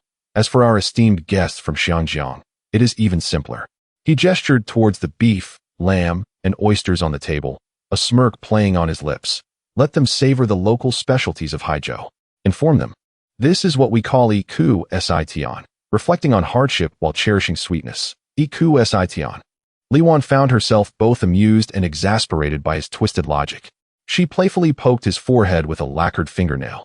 "I believe you are not reflecting on hardship and cherishing sweetness, but rather wishing for me to close up shop early."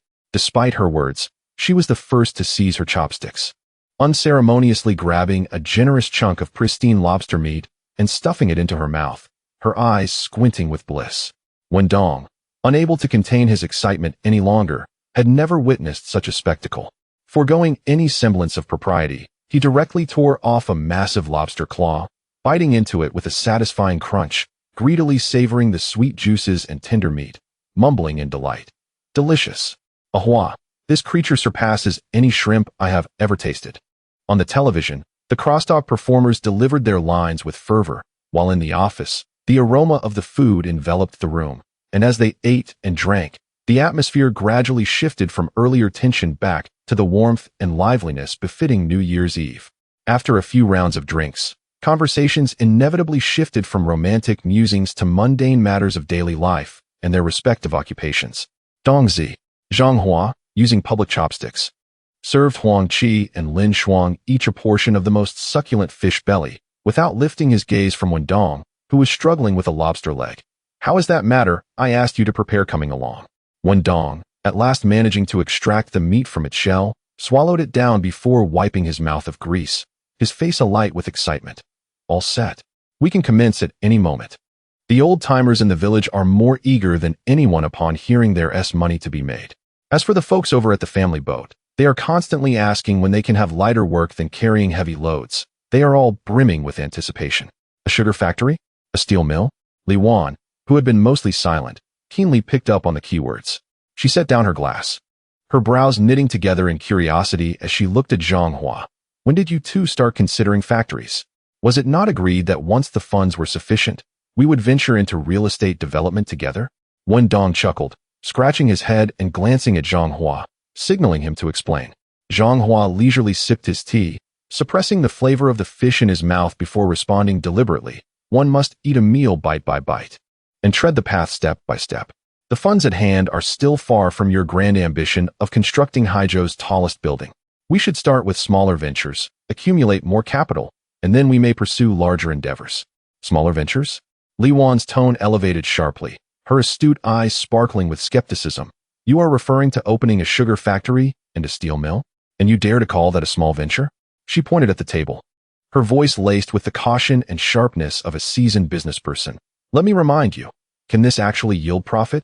If it were truly profitable, the few state-run sugar factories and steel mills in the city would not be languishing on the brink of closure. Do not squander the hard-earned savings you have accumulated. Whether it can be profitable, I have my own understanding. Zhang Hua did not respond directly, but offered her a reassuring glance. One that concealed a confidence Li Wan could not quite decipher. Do not worry. Simply await the unfolding of events. Chapter 40. A man should go to the battlefield. Li Wan curled her lips, choosing not to pursue the matter further. She understood Zhang Hua, knowing that once he made a decision, it was as if a herd of 9 oxen could not pull him back. Lin Shuang, who had remained quietly seated beside them, finally spoke as their discussion reached a pause. Her voice was cool and clear, akin to a stone cast into a noisy pond, instantly calming the surface of the water. Secretary Zhang, how have you progressed with the case I mentioned earlier? Upon hearing this, Wen Dong immediately interjected, eager to take credit on behalf of his brother. Officer Lin, I've looked into it. The elders in our village have remarked that over the years, many goods have indeed left Dongxing village, but no one knows where they went. Those buyers are as cunning as monkeys, always maintaining a single line of contact, disappearing without a trace after the transaction is settled, making it nearly impossible for us downstream to establish any significant connection. He paused and added, however, according to the older generations, there is a high likelihood that most of it has gone to Southeast Asia, where chaos reigns and human life holds little value. Zhang Hua nodded, taking over the conversation. We must proceed step by step. This case is too vast, entangled in a network that has been decades in the making. It cannot be unraveled in just a few days. Patience is required. As he spoke, his gaze drifted over the group, landing on Huang Qi, who had remained silent throughout. Qi, Zhang Hua's tone softened. You seem troubled tonight. Hardly touched your meal. What weighs on your mind? All eyes suddenly focused on Huang Qi, who flinched slightly at the attention. He raised his head, his refined face betraying a struggle and hesitation. He glanced at Lin Shuang beside him, then at Zhang Hua, Wen Dong, and Li Wan. Before seemingly making a firm resolution, he slowly adjusted his black-rimmed glasses. Well, the leader is here, and my friends are too. His voice was hoarse, yet remarkably clear. I will speak plainly. After much contemplation, I have decided to leave Haizhou. What? Li Wan and Wen Dong exclaimed in unison, astonished. Leave Haizhou? Qi, what on earth are you talking about? Li Wan stood up, disbelief etched on her face. Haven't you always wanted to be a police officer, to protect the citizens of Haizhou? Why the sudden departure? Where are you going? Where are you going? Wen Dong was equally anxious, tossing aside the shell of a lobster and leaning toward Huang Qi, his oil-stained face filled with urgency. Qi, you can't be joking. We've finally gathered together as brothers. And you're just going to leave? What will become of us if you go? Surrounded by their fervent concern, Huang Qi felt the warmth of friendship wash over him, intensifying the turmoil within his already wavering heart.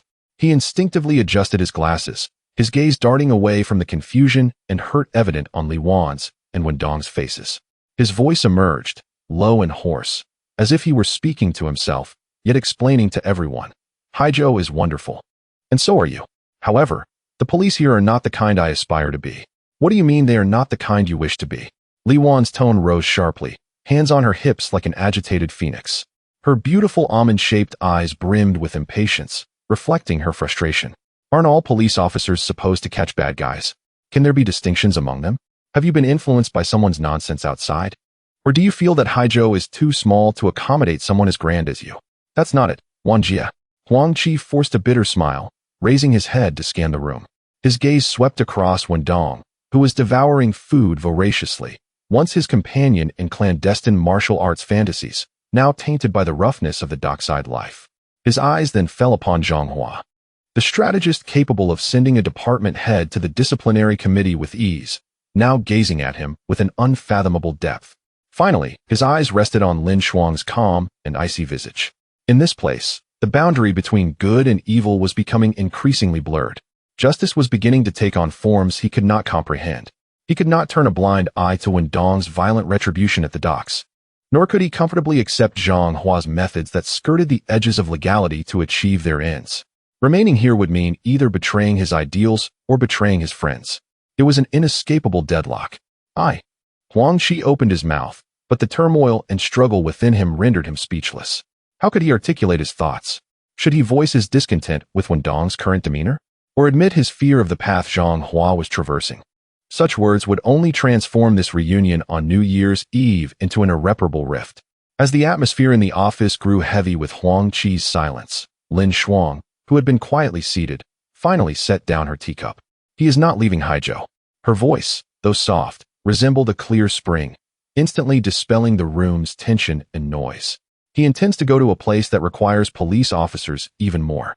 All gazes turned toward her. Lin Shuang paid no heed to their astonishment, her attention solely on Huang Qi. In her usually icy light-colored eyes, a subtle recognition of kinship flickered. Comrade Huang Qi's transfer application was submitted by me personally. This statement struck like a boulder thrown into a tranquil lake, sending ripples throughout the room. Transfer application? Li Wan was utterly bewildered, glancing between Huang Qi and Lin Shuang. When did you? Where are you going?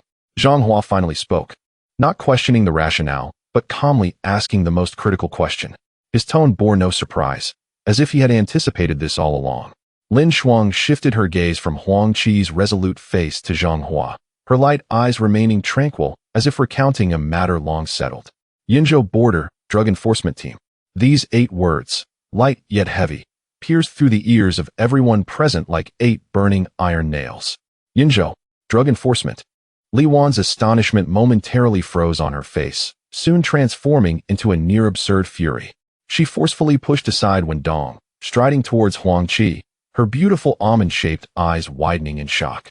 Her voice, heightened by agitation, became sharp as she exclaimed, "Drug enforcement? Huang Qi, have you become foolish from watching too many Hong Kong and Taiwan police dramas? Do you even comprehend the nature of that place? Do you understand the kind of people involved in such matters? They are all desperate fugitives, madmen who wield guns as if they were bread. You, a frail man wearing glasses, intend to confront them? Have you lost your mind or been kicked by a donkey?" Ah Qi. Wendong was now thoroughly panicked, seizing Huang Qi's arm, his honest face filled with pleading and confusion. "Don't scare us. Why abandon your job as a good police officer to venture so far?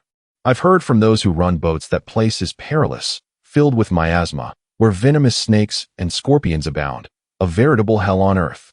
Stay here, it's better for us brothers to be together."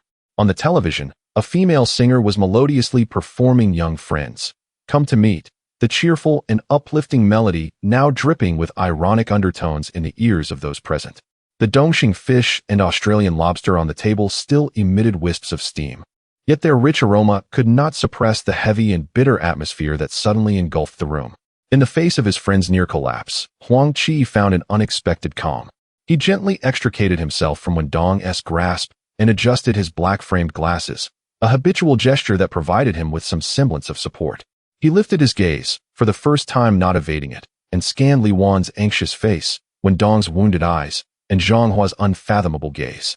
"Sister Wan, Dongzi, I understand everything you are saying." His voice was soft yet imbued with an unprecedented clarity and resolve. "Precisely because that place is filled with desperate fugitives and madmen. I must go." He paused, taking a deep breath. The icy air from the winter night outside seemed to cool the fervor in his mind. "In Haizhou, I can no longer distinguish." He smiled bitterly, fatigue etched into his features. "I cannot tell who the good is and who the bad is. Dongzi, you lead the villagers to establish rules at the dock with fists and sticks. Tell me, is this right or wrong?" Wendong opened his mouth, but no words escaped. Huang Qi's gaze shifted to Zhang Hua, filled with deeper confusion and pain. "Ah Hua, you employ means we cannot comprehend to send people into the Discipline Inspection Commission, establishing your own order through endless documents in the office. I admire you from the depths of my heart, yet I am terrified. I fear that one day, the things I cannot understand will multiply until I can no longer comprehend myself. I became a police officer not to struggle within these gray areas." His voice exuded a near-obsessive fervor, the eyes behind the lenses burning with 2 flickering flames. "My aspiration is simple, to capture wrongdoers, purely malevolent individuals. Those who sell drugs that can ruin lives for profit are unequivocally wicked. Before them, I need not hesitate or discern any stance or hardship. I need only to accomplish one thing, to apprehend them or utterly eliminate them. Along the borders of Yinzhou, black is black and white is white. My gun can unhesitatingly be aimed at the enemy. That is where I belong." This declaration, akin to a manifesto penned with idealism and blood, enveloped the room in a profound silence. Li Wan and Wendong found themselves speechless, gazing at Huang Qi, feeling a mix of familiarity and strangeness. Is this still the timid, introverted Qi who would blush at the sight of a girl? Only Zhang Hua remained silent throughout. He quietly sat there, holding a cup of tea long gone cold, his gaze calmly fixed on Huang Qi. To others, Huang Qi's words resonated as ideals, passion, and choices. Yet in Zhang Hua's mind, the terms Yunzhou and drug enforcement acted as keys, instantly unlocking a gruesome and brutal memory sealed in another time and space. Yunzhou, the Drug Enforcement Brigade. He was acutely aware of Huang Qi's destination. He even knew that the so-called Drug Enforcement Brigade Huang Qi was heading to would be engulfed in an unforeseen conflagration that would sweep across the entire southern frontier a year later. The Ling Mountain Campaign. In his previous life, this brutal border war lasted several years, with various military districts taking turns, each real battle honing a cadre of true steel elites who had witnessed blood and taken lives. The Drug Enforcement Brigade where Huang Qi was stationed, having long engaged in skirmishes with armed traffickers in the jungle, was naturally recognized by the military for its extensive mountain combat experience. Subsequently reorganized into a special operational force, the Armed Police Jungle Special Operations Brigade, becoming one of the first units thrown into that meat grinder of conflict. Zhang Hua seemed to envision the land repeatedly ravaged by artillery fire, soaked in crimson, witnessing Huang Qi donning a steel helmet, wielding a rifle, charging through the humid, death-laden subtropical jungle. So, this was the true commencement of his tragic fate. It did not begin with the pursuit of Wendong and Haizhou, but rather, it was in the distant southern border, amidst a brutal war unknown to most, that his pure idealism was first tempered with genuine blood and death. Within Zhang Hua's heart, there were no tumultuous waves, only a chilling clarity. He understood he could not prevent Huang Qi, just as he could not stop Li Wan from chasing after wealth or Wendong from heading into the wilderness. This was etched into their very bones, their destiny. Attempting to forcibly alter it would only lead them to ruin in another form. With this thought, he slowly set down the teacup in his hand, stood up, and walked between the increasingly agitated Li Wan and Wendong. He refrained from persuading Huang Qi. Instead, he placed his hands on their shoulders. Enough. His voice was calm, yet radiated a soothing strength. Each has their own aspirations, and one cannot impose their will. He looked at Huang Qi, his profound gaze free of reproach or reluctance, filled with an understanding and composure that transcended age. Since Qi has made up his mind, we, as brothers, should support him. He turned to Huang Qi, a faint smile gracing his lips. When do you depart? I will see you off. Chapter 41. The fireworks of Haizhou. Huang Qi shook his head, the black-rimmed glasses reflecting a blinding light under the lamp, obscuring the emotions lurking in his eyes. No need, Hua, he said softly, yet his tone carried an unyielding gentleness. I will leave after the Lantern Festival. The tickets have already been purchased through Lin's team. None of you need to see me off. Just consider me as being away on a long assignment. And I shall return shortly. What nonsense are you talking? Li Wan's frustration surged again as she shoved Zhang Hua aside, pointing an accusing finger at Huang Qi. Her almond-shaped eyes widened in disbelief. You think we won't see you off? You are heading into perilous territory, and we won't even get to see you one last time? Do you truly believe we can accept that? Huang Qi, let me tell you, don't play these games with me. Indeed. Qi, Wendong, also flustered, wiped the sweat from his brow, gesturing awkwardly. Seeing someone off is a custom. It's our Haizhou custom. When a brother departs for distant lands, how can we not escort him to the station? Are you looking down on us? Huang Qi gazed at them, a trace of bittersweetness gracing his features. He refrained from further explanation, for he understood that certain journeys were destined to be traveled alone. The more elaborate the farewell, the deeper the scars left behind.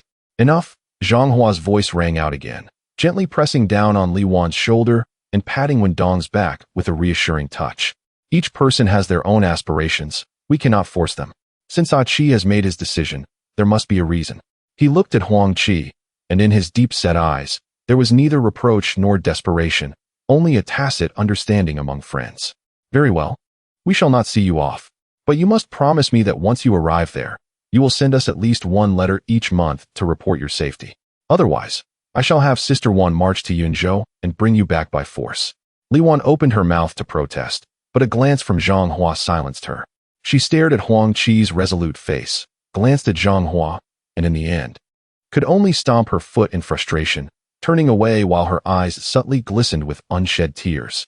At that moment, the quartz clock on the office wall aligned the hour, minute, and second hands in unison. Outside the window, a sharp whistle pierced the sky, followed by a thunderous boom.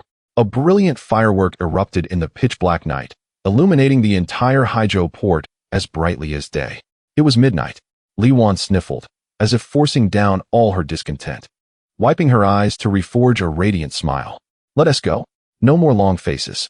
I bought a big box of skyrockets. Let us go set off fireworks. For Achi's send-off. At the seaside outside the Seahai restaurant, the damp, chilly wind carried the briny scent, stinging their cheeks. When Dong pulled a massive cardboard box from the back of the jeep, while Li Wan eagerly ignited the fuse of the first firework. With a whoosh, a trail of fire soared into the dark sky, bursting at its zenith into a cascade of golden starry rain, slowly drifting down and illuminating every face with a flickering glow. The five stood side by side, watching the blossoms of fireworks burst overhead, their thunderous roars temporarily drowning out the sorrow of parting. Li Wan tilted her head back, the flames dancing in her eyes as she gazed at the ephemeral beauty, a sudden emptiness swelling in her heart. She recalled their childhood, the four of them sneaking firecrackers on New Year's Eve to set off at the beach. Back then, the sky seemed higher, and the fireworks even more resplendent. But why did it seem that joy was diminishing? When Dong, however, stared blankly at Huang Qi beside him, the explosive sounds deafening in his ears, yet he heard nothing. He only saw Huang Qi's profile illuminated by the firelight, still so gentle, so serene. He couldn't comprehend why a good brother would leave so readily for such a dangerous place. A sense of unease gripped him, more painful than when he had once been threatened at gunpoint on Ghost Island. Huang Qi's gaze followed each firework from its ascent to its extinguishment. He beheld the fleeting brilliance, akin to glimpsing his own future. To burn brightly and illuminate the darkness, even if only for a moment, was worth it. An unprecedented tranquility enveloped him, and the path to the Yunzhou border appeared strikingly clear in his eyes. Lin Shuang stood a little farther away, not partaking in their revelry, merely observing like an outsider. The sea breeze tousled her long hair, and her black woolen coat nearly blended into the night. She watched the young people, their faces reflecting a tapestry of laughter and sorrow, and for the first time, her heart, usually encased in ice, stirred with an imperceptible ripple. This bond of friendship and brotherhood was something she had never possessed. As for Zhang Hua, he gazed at the dazzling fireworks in the night sky, listening to the familiar sounds of explosions, yet what materialized before him was an entirely different scene. It was not fireworks. It was a barrage of mortar shells slicing through the night, exploding in the humid subtropical jungle. The vivid colors reminded him of the death net woven by tracers in the darkness. He envisioned Huang Qi, clad in a camouflage uniform soaked in mud and blood, wielding an 81-style rifle, charging through a hail of bullets. The lenses of his black-framed glasses were shattered, yet the eyes behind them burned with a fiercer flame than any firework. He withdrew his gaze to the lively friends beside him. Li Wan's ambition, Wen Dong's impulsiveness, Huang Qi's ideals, all were destined like these fireworks to fade into silence at their most brilliant moments. He exhaled softly, the white mist merging with the smoke dissipating from the fireworks, vanishing without a trace. On the morning of the first day of the new year, Haizhou City still lingered in the remnants of the New Year's Eve festivities. The air was infused with a unique scent of saltpeter and sulfur, cold and damp, carrying the distinctive brine of seaside cities. The cacophony of firecrackers that had raged throughout the night finally subsided, leaving only the sporadic pops, akin to restless children making their final stand against sleep. Zhang Hua accompanied his grandmother for breakfast, savoring a bowl of sweet tangyuan, symbolizing reunion and completeness. Today, grandmother deliberately donned a dark purple silk cotton jacket adorned with traditional knots, her hair meticulously arranged, silver strands shimmering softly in the morning light. She was in high spirits, her eyes glimmering with mirth, urging Zhang Hua, "Hurry and change your clothes. After we eat, we must go out for a stroll." Zhang Hua set down the white porcelain spoon, which chimed lightly against the bowl. He raised his head, a gentle smile gracing his face. "Grandmother, where are we going?" "Where else?" she replied. "We must visit Wang Nai-Nai's and Li Bobo's homes to pay our New Year respects. They came to see me last year, and we cannot disregard our manners this year." As grandmother spoke, she rose to fetch the meticulously prepared New Year gifts, several elegantly packaged pastries, and 2 fine bottles of wine. Zhang Hua remained still, watching her busy silhouette, and slowly spoke. Grandmother, I might not be able to go today. Grandmother paused, turning to him, her smile fading slightly. Puzzled, on the first day of the new year, what urgent matter could you possibly have? Isn't your workplace closed for the holiday? It is indeed a holiday. Zhang Hua replied as he stood up and walked over to her, naturally taking the gifts from her hands and placing them back on the table, his tone imbued with just the right amount of regret and seriousness. I must visit Mayor Chiu to extend my New Year greetings. Chapter 42. The Art of New Year's Greetings. New Year's Greetings? Grandmother's brow immediately furrowed, her tone growing decidedly frosty. To pay New Year respects to Chiu Yunbua? She scrutinized Zhang Hua from head to toe, her gaze imbued with the unique disapproval of a traditional matron. Is a mere city mayor worthy of your efforts on the first day of the new year? Logically, it should be he, Chiu Yunbua, who should come to our home to pay his respects. Have you forgotten how esteemed your grandfather was in his time? Grandmother's displeasure was palpable. In her eyes, although the Zhang family's stature had diminished through the storms of the years, its foundation remained intact.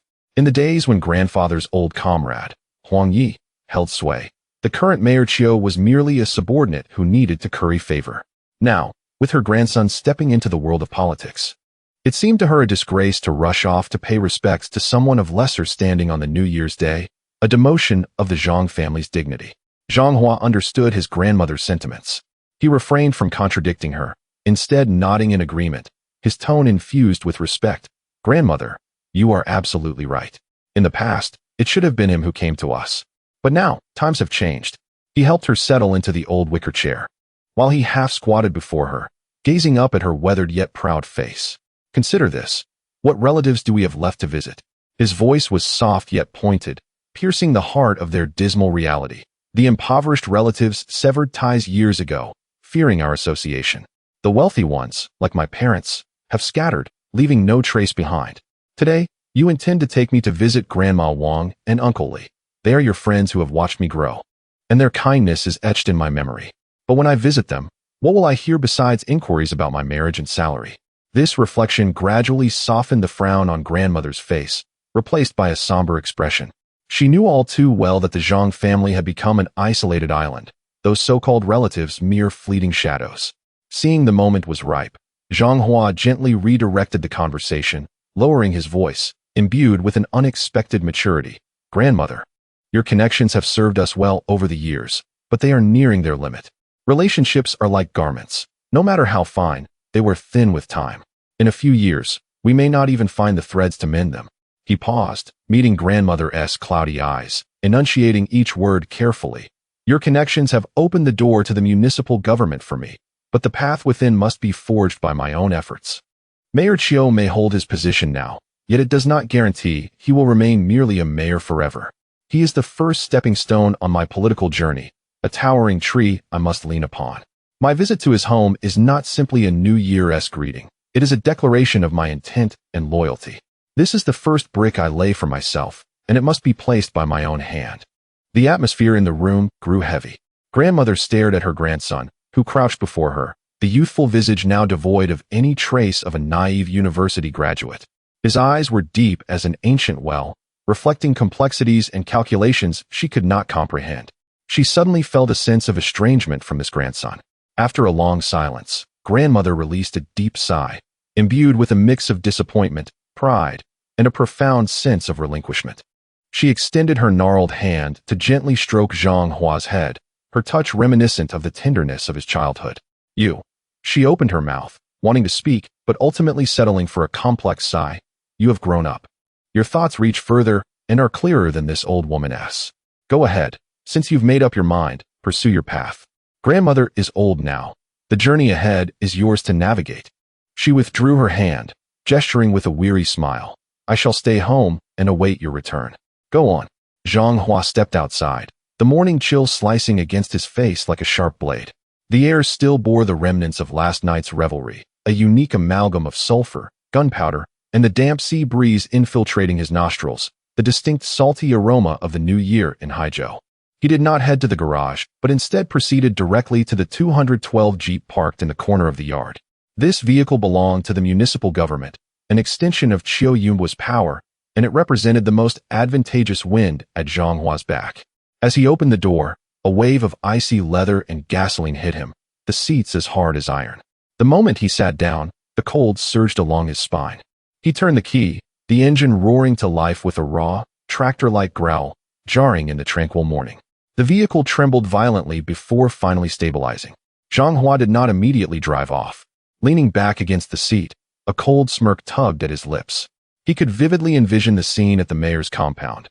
Throngs of people, laden with gifts, eager to seize the opportunity of the new year, resembling a cluster of frozen quails. Jostling at the closed iron gates, stomping their feet and exhaling clouds of breath, cursing the wretched weather while gazing longingly at the quiet building. A bunch of fools, he contemptuously thought to himself. They believed that by arriving early and adopting a lowly demeanor, they could gain entry to Qiu Yunbua's domain, oblivious to the fact that they had miscalculated from the very start. Qiu Yunbua was a master of strategy, particularly adept at discerning worth. He categorized people into hierarchies, treating them accordingly. Those who could only stand outside in the cold winds were, in his eyes, mere sycophants, unworthy of even a personal rejection. The truly trusted allies, or those deemed worthy of his attention, knew precisely where to seek him today. Though Qiu Yunbua was not a native of Haizhou, he had taken a local bride. His mother-in-law's family resided in a remote county within Haizhou, in a tiny valley that was difficult to locate on a map. Every year on the morning of the Lunar New Year, he unwaveringly takes his wife and children back to that impoverished village to pay a visit to his mother-in-law, who is reputed to possess a rather irritable temperament. This ritual serves not only as a political display of his commitment to his roots and loyalty, but also as a masterful method of selection. Only those who have truly grasped his character and have been welcomed into his inner circle would endure the arduous journey, driving several dozen miles to that dilapidated farmhouse, respectfully presenting gifts for the new year, and greeting his mother-in-law, who, it is said, has never ventured beyond the mountains, with a respectful Happy New Year, elder. In this manner, he effectively filters out the unworthy while simultaneously impressing his wife's family, allowing them to witness the remarkable stature and respect he has garnered as their son-in-law. Such a multifaceted strategy is one that Qiu Yunbua has mastered better than anyone else. In a previous life, Zhang Hua served as Qiu Yunbua's subordinate for a full 8 years. During this time, he became akin to a keenly perceptive hound, learning to discern every subtle nuance in his master's gaze and to fathom each of his unspoken preferences. The secret of this Lunar New Year ritual is one of the stepping stones he earned through countless acts of loyalty and diligence, a key to entering Qiu Yunbua's core circle. He recalls a year when a newly appointed deputy mayor, unaware of the intricacies, waited at the entrance of the residential complex for 3 hours on the morning of the Lunar New Year.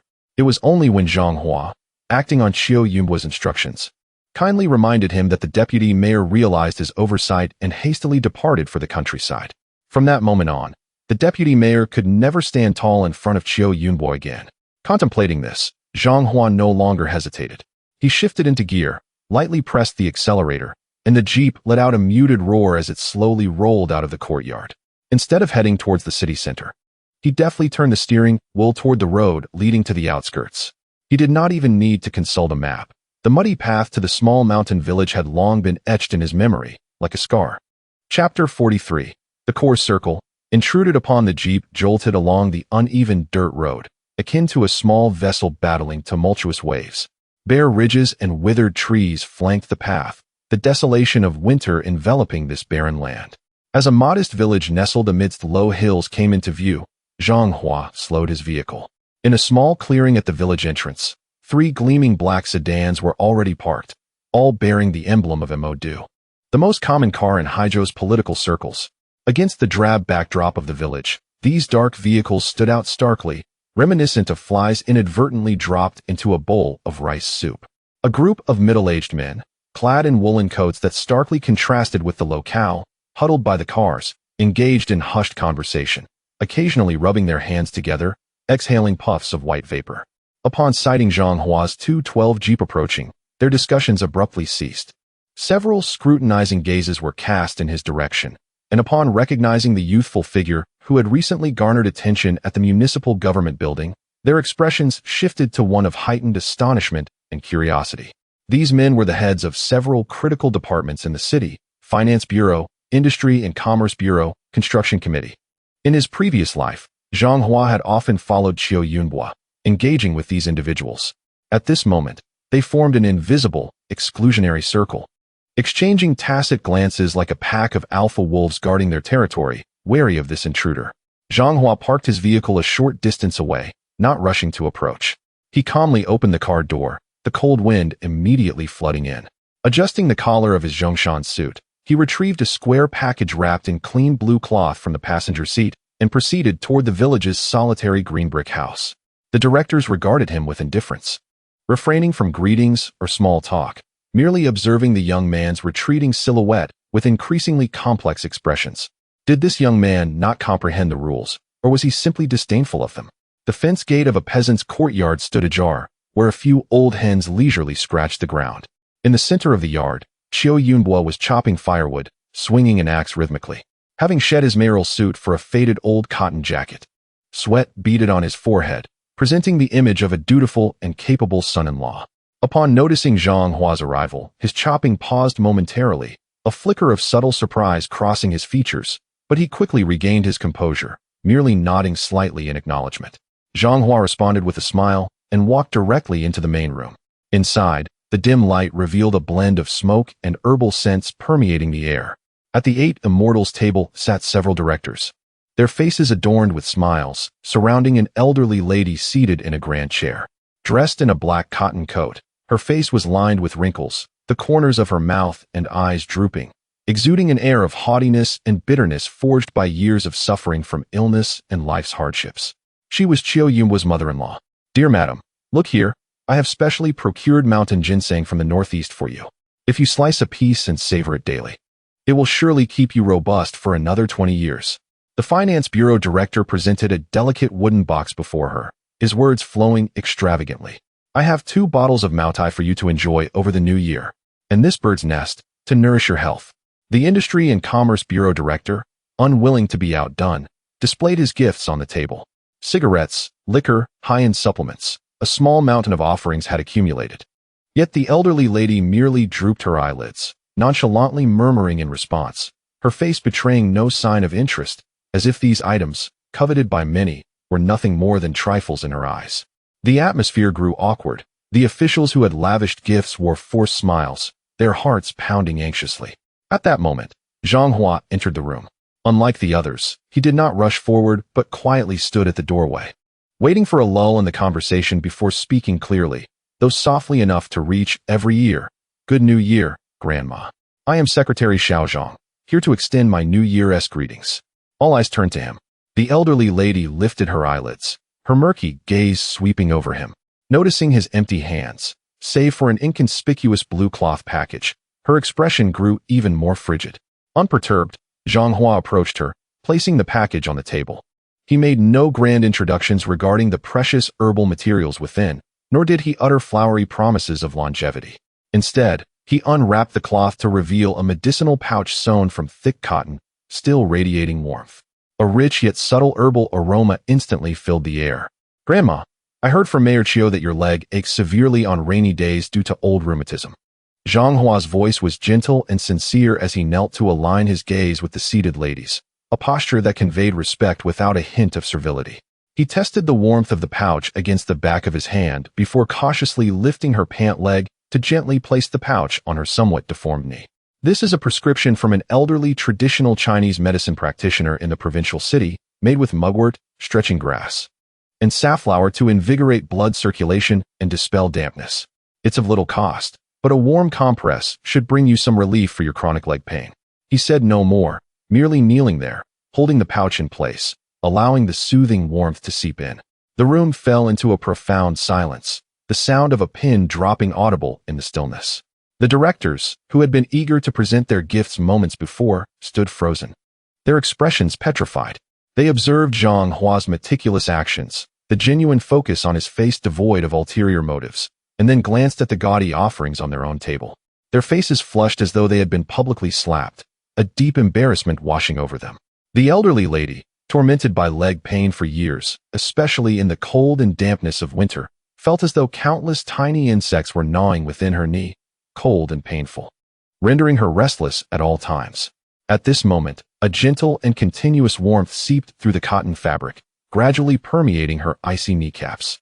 The chilling discomfort and aching that had lingered for years seemed to encounter a formidable adversary, dissipating and melting away bit by bit. A long-lost sense of comfort radiated from her bones, spreading throughout her entire being. The elderly lady's taut body began to relax, and she let out a long, satisfied sigh. The expression on her face, often marked by haughtiness and impatience, unfurled like dry tree bark soaked in warm water. She lowered her gaze upon Zhang Hua, who was diligently adjusting the medicinal pouch for her, and for the first time, warmth flickered in her murky eyes. Good child. The old woman's voice no longer carried its sharpness. Instead, it bore a hint of hoarse warmth as she extended her withered hand and grasped Zhang Hua's arm firmly. This remedy is effective. My legs feel so warm and much more comfortable. The pride etched on her face melted away entirely, revealing a genuine smile for the first time. She grasped Zhang Hua's hand and began to inquire with interest. You're called Xiaozhong, right? How old are you this year? Where is your home? This sudden transformation left the officials nearby feeling awkward, unsure of where to place their hands and feet. The expensive gifts they had presented now appeared cold, crude, and indistinguishable from a pile of refuse in the presence of that steaming medicinal pouch. Meanwhile, Qiu Yunhua, who had been chopping firewood by the door, had unknowingly ceased his work. Leaning against the doorframe, he quietly observed the unfolding scene, his deep-set eyes reflecting a complex and inscrutable array of emotions. Chapter 44. The Maritime Incident of 80 Years Xiaozhong. Could you step out for a moment? The voice of Qiu Yunhua, though not raised, resonated like a precise hammer striking the taut string within the room. The laughter and chatter abruptly ceased. The elderly lady released her grip on Zhang Hua, and the several directors froze, their expressions caught in a moment of suspension. Zhang Hua rose. The warmth and deference he had shown to his elder vanished, replaced by the solemnity expected of a subordinate addressing a superior. He offered a polite smile to the elderly lady and nodded slightly to the others in the room before turning to exit the hall. Qiu Yunhua had set aside the axe he had been holding and leaned against the bare jujube tree in the corner of the yard, a sealed pack of date Qinmin in hand. Noticing Zhang Hua's approach, he offered a cigarette with a slight shake. Zhang Hua accepted it with both hands, but did not light it immediately, holding it loosely instead. Qiu Yunhua lit one for himself. Inhaling deeply, the smoke curled into the frigid air, forming a dense white cloud that lingered for a long while. He did not look at Zhang Hua, his gaze fixed on the distant, gray mountain ridges, his expression distant yet piercing, as if scrutinizing a vast sand table. The yard fell into a hush, with only the contrasting breaths of the two men and the occasional barks of dogs from the distant village breaking the silence. How did you know I was here? The question finally arose, delivered in a tone that, though calm, bore the weight of 1,000 pounds, suffocating in its intensity. This was both a trap and a threshold. Answer correctly, and the path ahead would be clear. Falter, and the abyss awaited. Zhang Hua remained unflustered, his eyelids barely fluttering. He raised his head to regard Qiu Yunhua's somewhat obscured profile amidst the smoke, his tone sincere and devoid of any impurities. Mayor, I did not come here to extend New Year greetings. Qiu Yunhua's fingers, which held the cigarette, paused momentarily. Zhang Hua continued, his voice steady and clear. You are burdened with numerous responsibilities, and throughout the year, these few days during the new year are your only respite. It is precisely at such times that one yearns for tranquility. The only ones who can truly allow you to set everything aside without disturbance are your family. He inclined his body slightly, adopting a lowly posture, yet the weight of his words was anything but light. Thus, I am not here to visit Mayor Qiu. I recall you mentioning that your esteemed mother-in-law is unwell and has been residing in the countryside.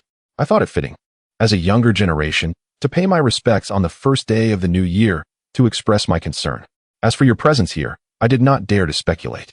This carefully crafted speech not only flattered Qiu Yunhua's filial piety, but also positioned Zhang Hua as a respectful descendant visiting an elder, deftly transforming a meticulously planned political maneuver into a simple act of human kindness.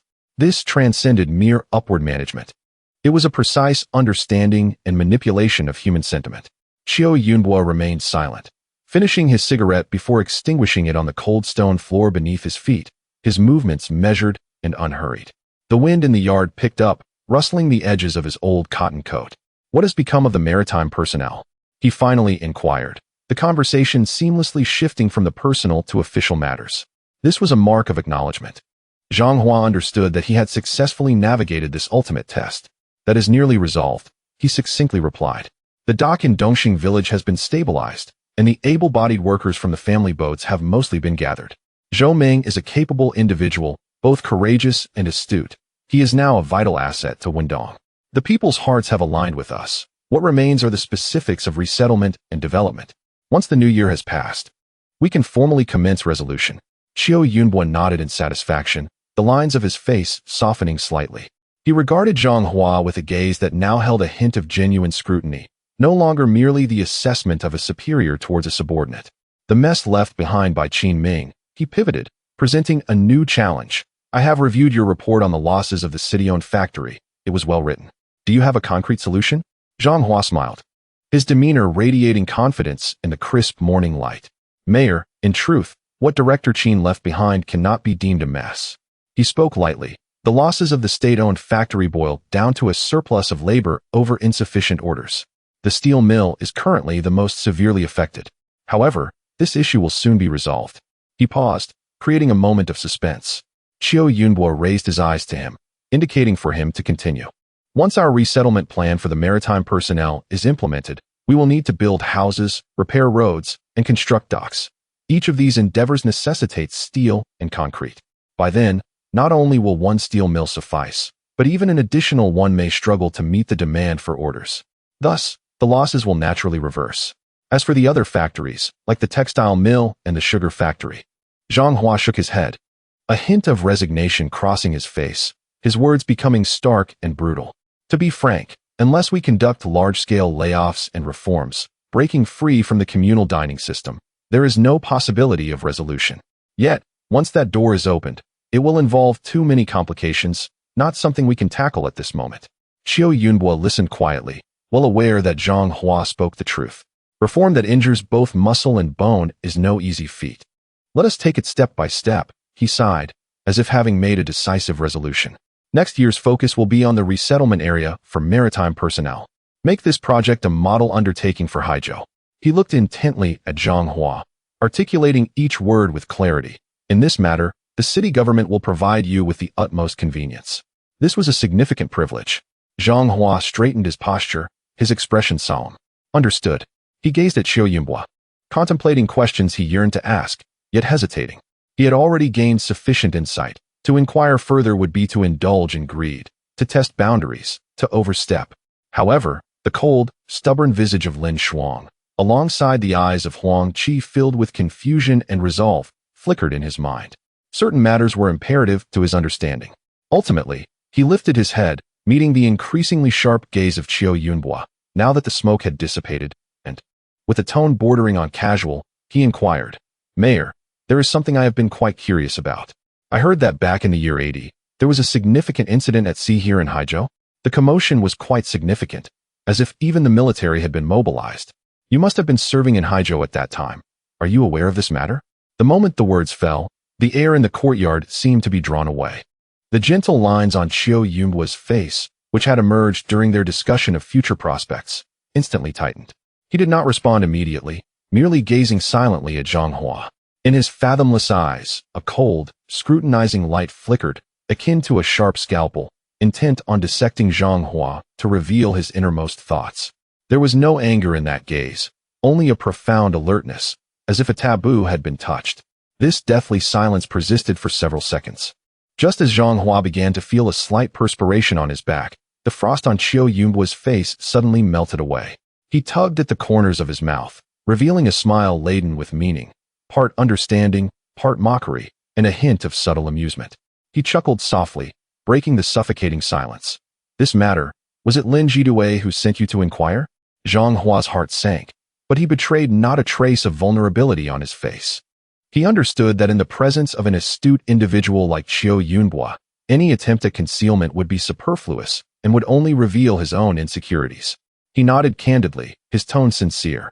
Lin Jidue is indeed investigating an old case related to those years, but there has been little progress on her end. Upon hearing this, my curiosity was piqued. After all, such a significant event occurring in our Haizhou must have intricate implications. I fear it could pose a hidden risk to our future work. Therefore, I wish to seek your insights. He skillfully elevated his motivation from mere personal curiosity to a concern for eliminating potential hazards in their future endeavors. Qiu Yunbo regarded him once more, seemingly appraising the sincerity and deceit within his words.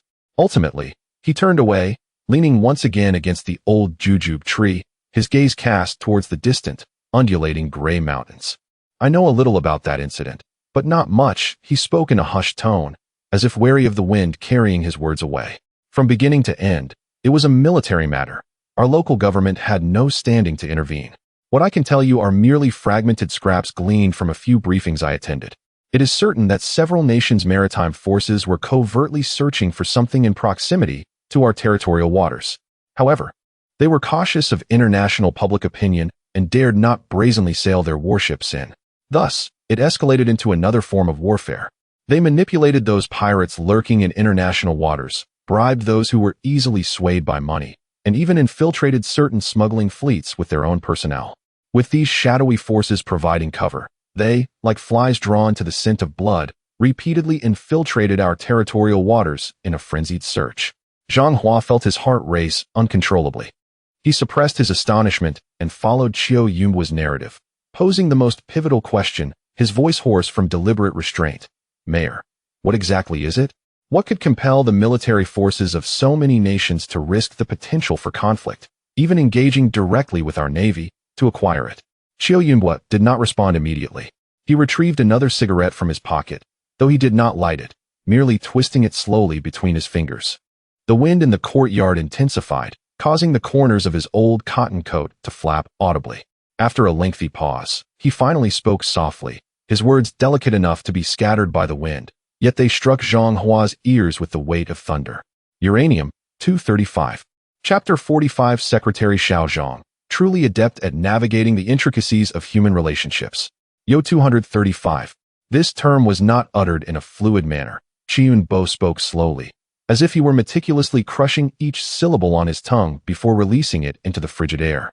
Zhang Hua's fingers, which held a cigarette, froze abruptly, the burnt ash at the tip snapping off with a sharp sound, tumbling onto the dust-laden surface of his cloth shoes, shattering into fragments.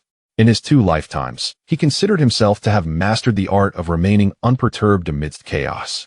Even when Qin Ming brandished irrefutable evidence against him, and even when faced with the life and death choices concerning Li Wan and Wen Dong, his heartbeat remained steady. Yet, this term clenched his heart like an invisible hand, squeezing it mercilessly. He knew precisely what it signified. It was the core material for atomic bomb production, a substance capable of instilling tremors across the globe. In his previous life, he had perished in prison, believing that Lin Shuang's fiancée, Lin Huai, had succumbed to a large-scale anti-smuggling operation or had been caught up in some gang conflict. Who could have imagined that beneath the seemingly tranquil Haizhou Bay lay a nuclear bomb capable of tearing the heavens asunder? It was no wonder that the operations of that era were classified as top secret. It was no wonder that even the military's special reconnaissance teams had to intervene personally. It was no wonder that Lin Shuang had encountered obstacles for years, achieving nothing but dead ends. In the face of this matter, smuggling, brawls, and organized crime seemed as laughable as children playing house. Are you frightened? Qiu Yunbo observed Zhang Hua's face, which had lost all color, not with derision, but as if a heavy burden had been lifted. Releasing a long puff of smoke. It is only fitting that you are frightened. When I first learned of this, my reaction was even less composed than yours. I dropped my teacup onto the floor. He turned away from Zhang Hua, gazing at the distant, undulating hills resembling a slumbering dragon, his voice tinged with deep-seated helplessness. Xiao Zhang, you must remember, there are certain matters in this country we can engage with, such as money, power, and even some clandestine dealings. As long as your methods are sufficient and your connections are solid, you can maneuver through. However, this matter.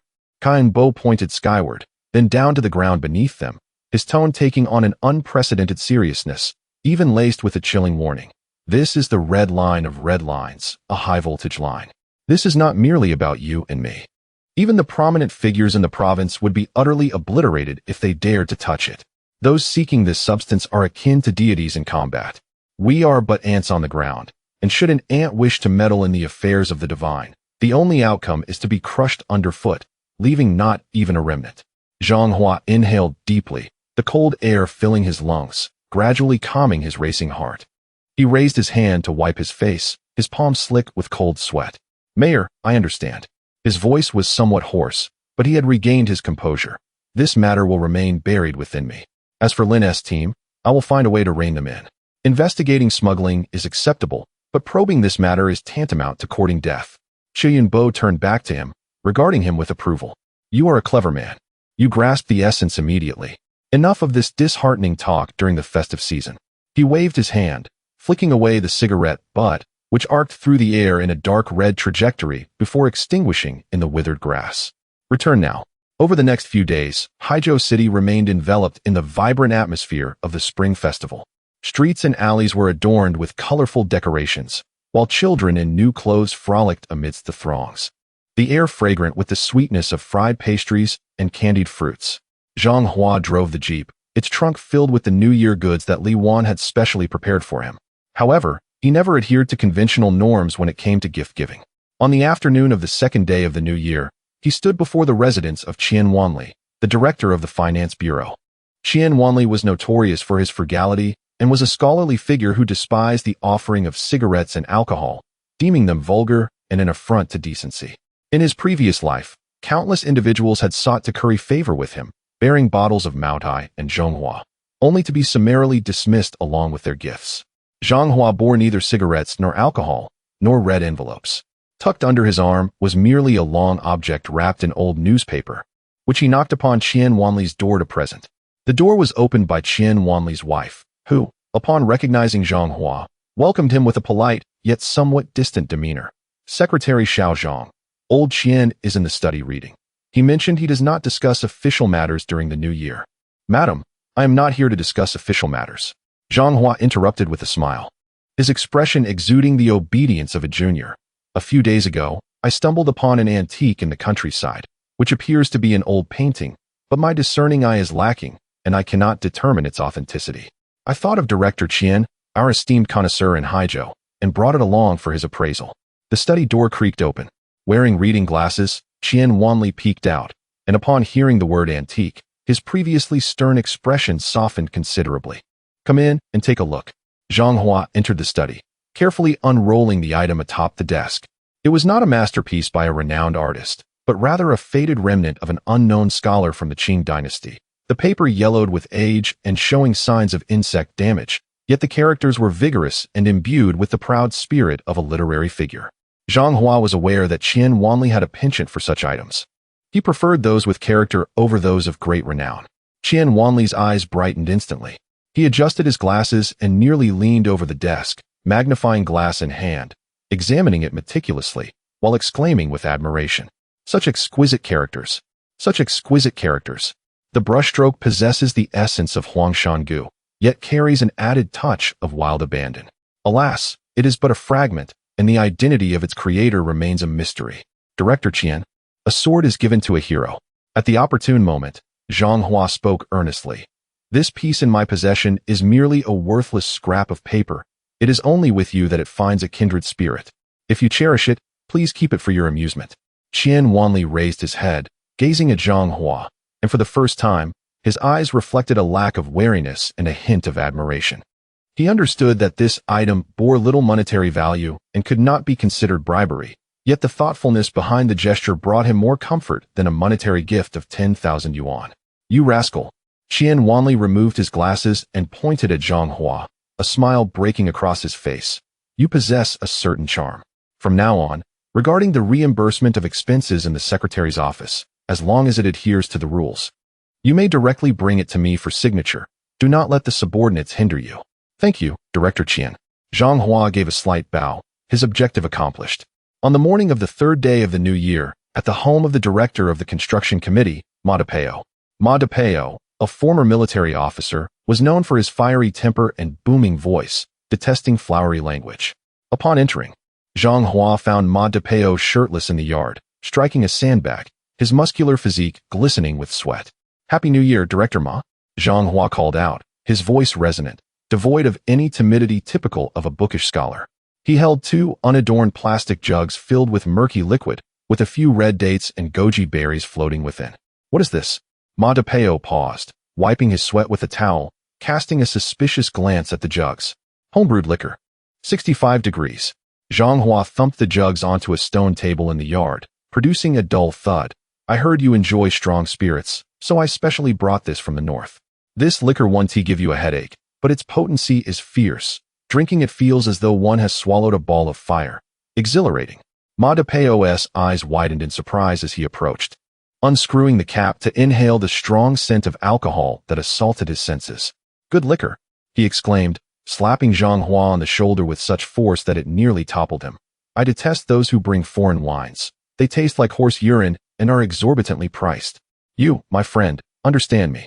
Come, stay for lunch and let us indulge. That meal resulted in Zhang Hua becoming thoroughly intoxicated, leaving the premises with Ma Depeo's personal assistance. Yet he also secured a promise from Ma Depeo for the project concerning the resettlement area for water dwellers. As long as it is overseen by you, Zhang Hua, I will grant you a green light for material approvals. Should anyone dare to oppose, I shall break their teeth. On the 4th day of the new year, in the organization department. On the 5th day, at the Public Security Bureau. Zhang Hua functioned like a finely tuned radar, adeptly scanning the preferences and vulnerabilities of every key figure. He did not offer lavish gifts of gold or silver. Instead, he presented tokens of heartfelt appreciation. He sought not immediate gains, but rather the convenience of access. With a few remnants of old texts, several jugs of potent liquor, specially prepared herbal remedies, and even a handwritten chess manual, he silently wove the intricate web of Haizhou's officialdom into his hands. These small favors may appear insignificant now, yet at some pivotal moment in the future, they will serve as the fulcrum to shift the earth, the proverbial last straw that breaks the camel's back, or perhaps, a lifeline in times of need. On the night of the 6th day of the new year, Zhang Hua finally concluded all his visits. Alone in his office, he spread out the draft plan concerning the resettlement area for water dwellers before him. Outside, the festive clamor of the spring festival gradually subsided, and the city returned to a state of quietude and order. Chapter 46. Navigating the political and commercial realms, the festive atmosphere of the new year still lingers, with the streets strewn with remnants of firecrackers, the vibrant red paper dampened by the morning dew, clinging to the bluestone pavement like stubborn stains. On the 8th day of the Lunar New Year, as various enterprises commenced operations, the office of the director at the Haizhou State Sugar Factory was already enveloped in a thick haze of smoke, potent enough to induce a fit of coughing.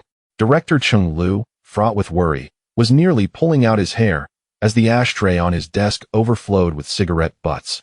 The factory had accumulated a backlog of inventory for half a year, and the workers had not received their wages for 3 months. If operations did not resume soon, the workers might demolish his office in frustration. Director Chung, do not wear such a frown. On this festive occasion, I have brought you the god of wealth, boomed Wendong, lounging on a peeling leather sofa, his leg crossed casually, while he toyed with a hefty black bag. Clad in a sharp wool coat and sporting impeccably slicked back hair, he appeared a world apart from the naive young man who had once carried bags at the docks merely months ago. Cheng Lu lifted his weary eyelids, gazing at the man rumored to have recently thrived at the docks, his heart pounding with apprehension. Bosswan, you jest. Our sugar factory is on the brink of collapse. How can there be a god of wealth? I am the god of wealth, Wendong replied with a grin, revealing a set of pearly whites. He unzipped his bag, and with a flourish, dumped several tightly bound bundles of cash onto the coffee table. The green bills, shimmering in the dim office, illuminated the space more brightly than any light bulb. Cheng Lu's eyes nearly bulged from their sockets, his breath quickening as he stammered, This is a deposit. Wendong leaned forward, lowering his voice. I wish to place an order, an extensive quantity of rock candy. However, I have one stipulation. It must not be crushed bits, but rather large, crystal clear single crystal rock candy. The purity must be high, and impurities must be minimal. It should resemble crystal in appearance. This is what Zhang Hua taught me. Most addicts and middlemen have never encountered genuine quality. As long as the appearance is right, and the purity is high, supplemented by appropriate packaging and psychological suggestion, it becomes the finest product. This is what Zhang Hua refers to as black eats black, trading rock candy worth a few dimes per pound for the solid gold and silver in the hands of desperate men. Just rock candy? Cheng Lu found it hard to believe. Who in their right mind would buy such a large quantity of rock candy as sustenance? What? Director Chung is unwilling to make a profit? Wendong's expression darkened, revealing the fierce demeanor cultivated at the docks. Profit. Profit. As long as it is sugar, as long as you pay, I would sell it even if you wanted to turn it to ash, Cheng Lu exclaimed, pressing down on the piles of money on the table, fearing they might sprout wings and fly away. Rest assured, while our factory's performance may be lacking, the craftsmanship of our seasoned workers remains intact. We can produce the large crystals you desire within 3 days. Although this order would not entirely fill the enormous deficit of the sugar factory, it would at least quell the workers' unrest and sustain the factory's dwindling vitality. Emerging from the sugar factory, Wen Dong did not pause, hastily making his way to the state-owned steel factory. This time, he was running errands for Li Wan and Zhang Hua. The business license for Li Wan's Haizhou Station Real Estate Development Company Limited had already been placed on Zhang Hua's desk on the 7th day of the Lunar New Year, thanks to the 2 bottles of Maotai and a box of bird's nest that Zhang Hua had previously gifted. Along with the influence of Qian Wanli, the approval process at the Bureau of Industry and Commerce was remarkably swift. At this moment, Zhang Hua stood in his office, facing a large map of Haizhou City on the wall, gripping red and blue pencils, and emphatically encircling the Dongshan area. Li Wan stood beside him, observing the circle with a furrowed brow. Ahua, but the Dongshan area is nothing but desolate grave mounds, with no proper roads. Only a dirt path leading to the sea. Is it too remote to designate this as the resettlement area? Remote is precisely advantageous, Zhang Hua declared, casting aside the pencil and moving to the window to gaze at the overcast sky. It is precisely because this land is barren that the price is low, even to the point of being nearly free. Our funds are limited. Every penny must be judiciously spent. He turned, gesturing in the air as he painted a vision of the future for Li Wan. Look, Dongshan is backed by mountains, facing the sea, with our controlled dock on the left and a road connecting to the provincial highway on the right. While it appears desolate now, once the aquatic residents move in, the area will flourish. We shall apply to the city for this land under the pretext of resettling those in need. The city is currently troubled by the plight of these homeless individuals and would be delighted to do us a favor, potentially even granting us some infrastructure funds. A cunning smile curved Zhang Hua's lips as he continued. Once the houses are built, the roads are completed, and utilities are connected, the value of this land will surge dramatically. At that point, we can radiate outward from the resettlement area, acquiring the most scenic plots on the mountainside to build villas and high-end rehabilitation centers. The wealthy desire tranquility and a view of the sea, basking in the warmth of spring. This will become our future cash cow. Li Wan's eyes sparkled with excitement, yet a trace of concern lingered. What about the steel? The steel factory is known for being notoriously tough to negotiate with. Wen Dong has already gone there, Zhang Hua chuckled. The steel factory is, like the sugar factory, also deeply in debt. We are essentially their saviors. At this moment, within the sales department of the state-owned steel factory, Wen Dong was enthusiastically pounding the table with the sales manager, not in dispute, but in good spirits. Steel bars. I want the finest rebar, start with 50 tons. This is for construction. There can be no compromise. He slammed the substantial check that Li Wan had prepared onto the table, marking the first significant expenditure for the real estate company. The sales manager grinned widely, eagerly noting down Wen Dong's order. One more thing. Wen Dong shifted the conversation, pointing to a pile of rusty pipes in the corner of the factory. I need all the seamless steel pipes with an inner diameter of 105 millimeters. Additionally, I require 500 of those 15-kilogram liquefied gas cylinders from your subsidiary gas tank factory. The manager was taken aback, his pen hovering over the paper. Boss Wen, I understand your need for steel bars for construction, but what on earth do you need so many pipes and gas cylinders for? This doesn't add up. That is not for you to concern yourself with, Wen Dong replied, narrowing his eyes and lowering his voice in a feigned air of mystery. We are engaging in aquaculture at the dock. We need to lay down pipes for seawater and prepare large meals for the workers. The gas cylinders are for the kitchen. Must I report this to you? Of course not.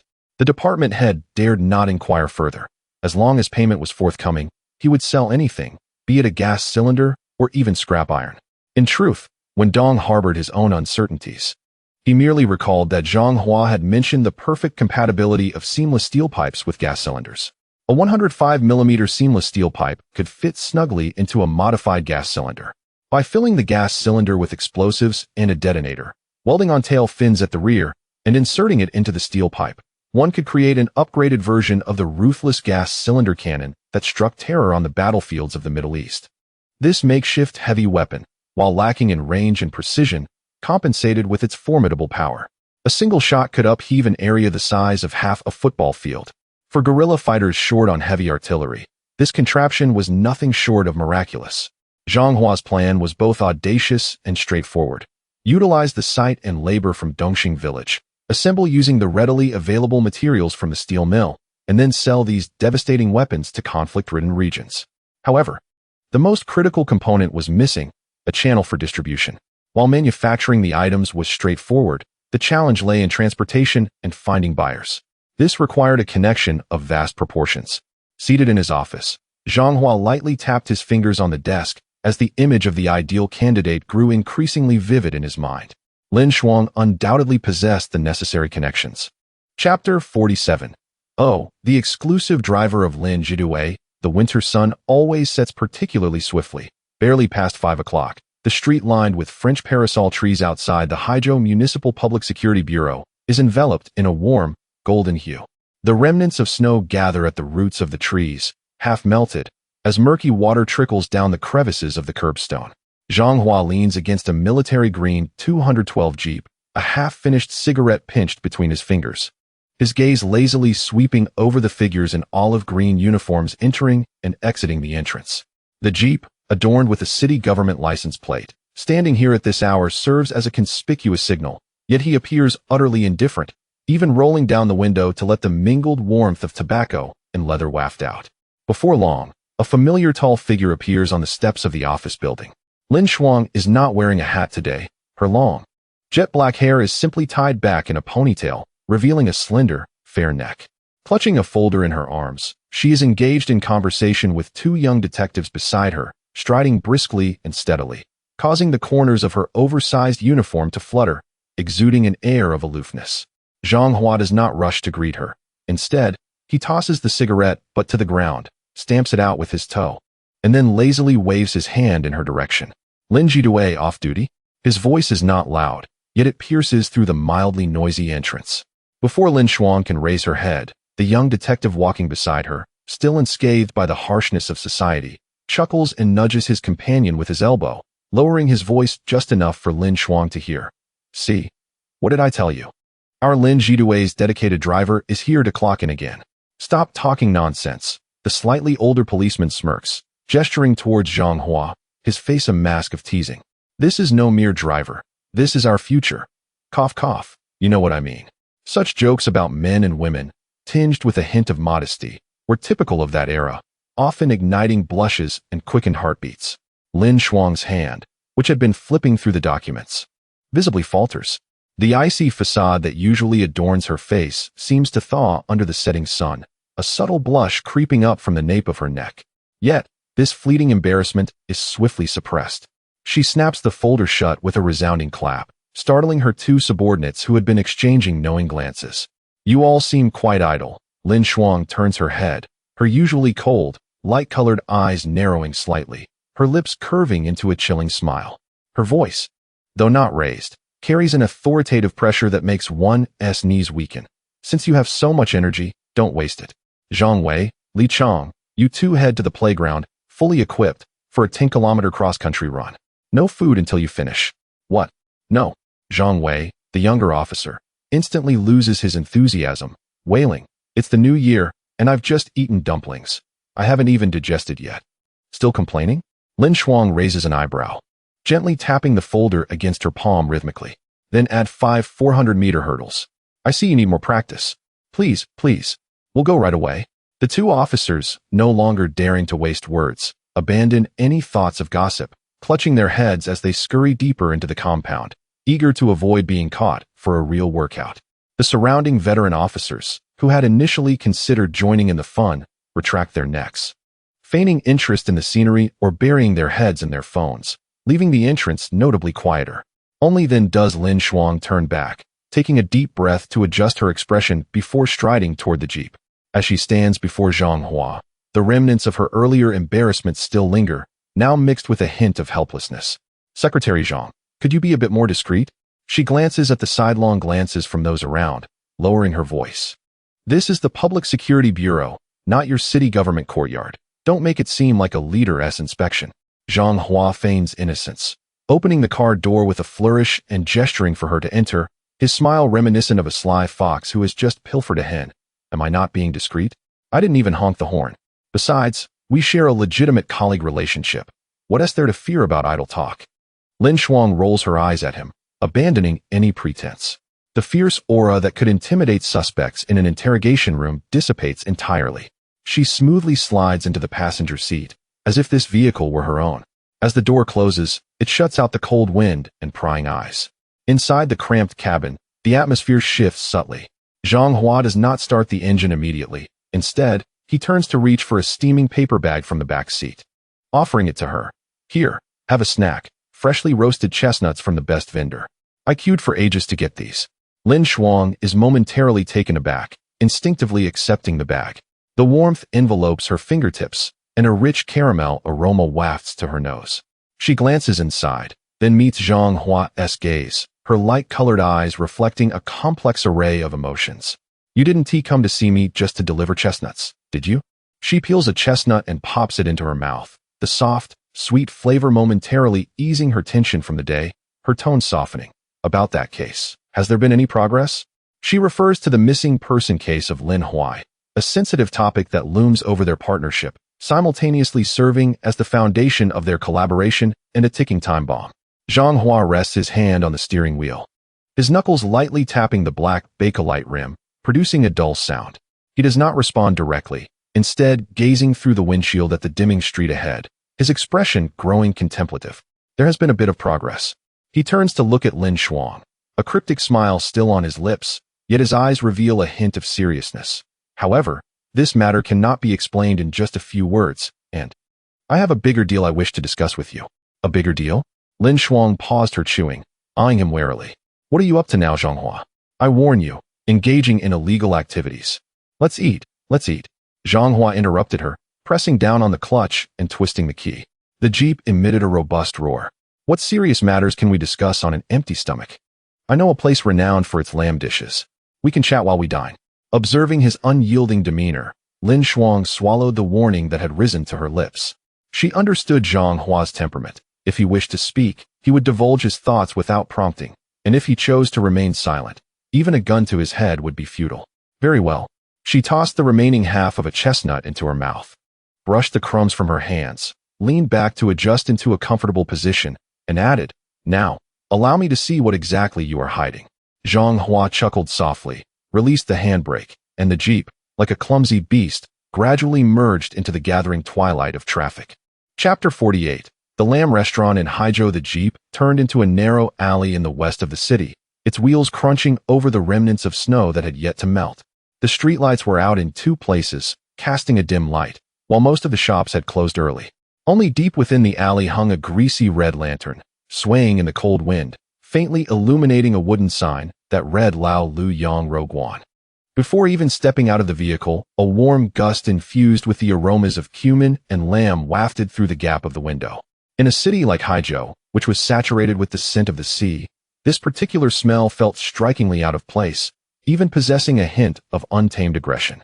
Zhang Hua turned off the engine, opened the door, and instinctively recoiled from the brisk wind, then turned to Lin Shuang, who had just exited the vehicle, with a smile, saying, Don't let the remote location fool you. The flavors here are genuine. Finding a proper place for lamb in Haizhou these days is harder than finding a three-legged frog. Lin Shuang tightened her coat, glanced at the half-open wooden door, and slightly flared her nostrils as if discerning the scents in the air. She remained silent, merely following Zhang Hua inside. The restaurant was modest, with 4 or 5 square tables, and the walls were tinged yellow from soot. Since it was not yet mealtime, and given that the locals were generally unaccustomed to lamb, the establishment was rather empty, with only 2 men in the corner nursing their drinks. Behind the counter, a plump man donned in a grease-stained apron was dozing off, his head bobbing like a chick pecking for grains. Upon hearing the commotion at the entrance, he jolted awake, wiped the drool from the corner of his mouth, and sleepily called out, What can I get for you? Oh, Huazai, is that you? The moment he recognized Zhang Hua, his small eyes, squeezed by layers of fat, lit up instantly. Without bothering to wipe his hands, he hurriedly emerged from behind the counter, his bulk jiggling with every step, exuding an air of genuine warmth. Yongzai, even during the new year, you're not taking a break. Zhang Hua chuckled, patting his shoulder, and expertly found a table shielded from the wind further inside. This plump fellow was Lu Yong, a high school classmate of Zhang Hua. Back in school, he was known for coasting through, unable to focus on his studies. Yet he harbored an extraordinary talent for enjoyment in food and leisure. Last year, after Zhang Hua secured a position in the city government, news of his success spread among old classmates, and Lu Yong was the first to show up with 2 bottles of canned goods in hand. Zhang Hua did not act aloof. He understood that in the realm of politics, merely having a powerful patron was insufficient. The various talents of his old classmates also needed nurturing. Who knows when these seemingly inconspicuous individuals might prove valuable? So, he casually suggested that Lu Yong vacate this old house facing the street to open the lamb restaurant. What is the point of resting? Business was already slow, and if we stop, we'll be left with nothing but the cold wind. Lu Yong, deftly wiping the table with a cloth, complained with a frown, his tone laden with grievance. Huazai, how did I ever fall for your scheme? We Haizhou folks grew up on seafood. Who craves lamb? This restaurant has been running for over half a year, and I haven't seen a return on my investment, let alone making a profit. I'm close to losing my capital. He tossed the cloth over his shoulder, plopped onto a nearby bench, and sighed. Honestly, Huazai, if it weren't for your face, I would have long since closed this place and switched to selling fishball soup. If I get 10 tables of customers in a day, I should go burn incense at the temple. Zhang Hua listened to his complaints without annoyance, calmly extracting 2 pairs of bamboo chopsticks from the holder, aligning them on the table, and handing 1 pair to Lin Shuang before turning to Lu Yong with a sardonic smile. 10 tables? You're quite ambitious. In these times, when one needs a letter of introduction just to step outside, and outsiders are rarer than pandas, how can you expect many merchants from the south to patronize your business? Then why do you still want me to keep it open? Lu Yong widened his eyes in disbelief, feeling deceived. Think long term. Zhang Hua tapped the table with his chopsticks, producing a crisp sound. Just because there are no customers now doesn't mean there won't be in the future. Haizhou is on the brink of significant development, and soon there will be plenty of merchants traveling north and south.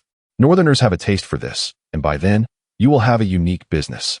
He surveyed the dilapidated yet vibrant little restaurant, infusing his tone with a hint of tough love. This building is yours.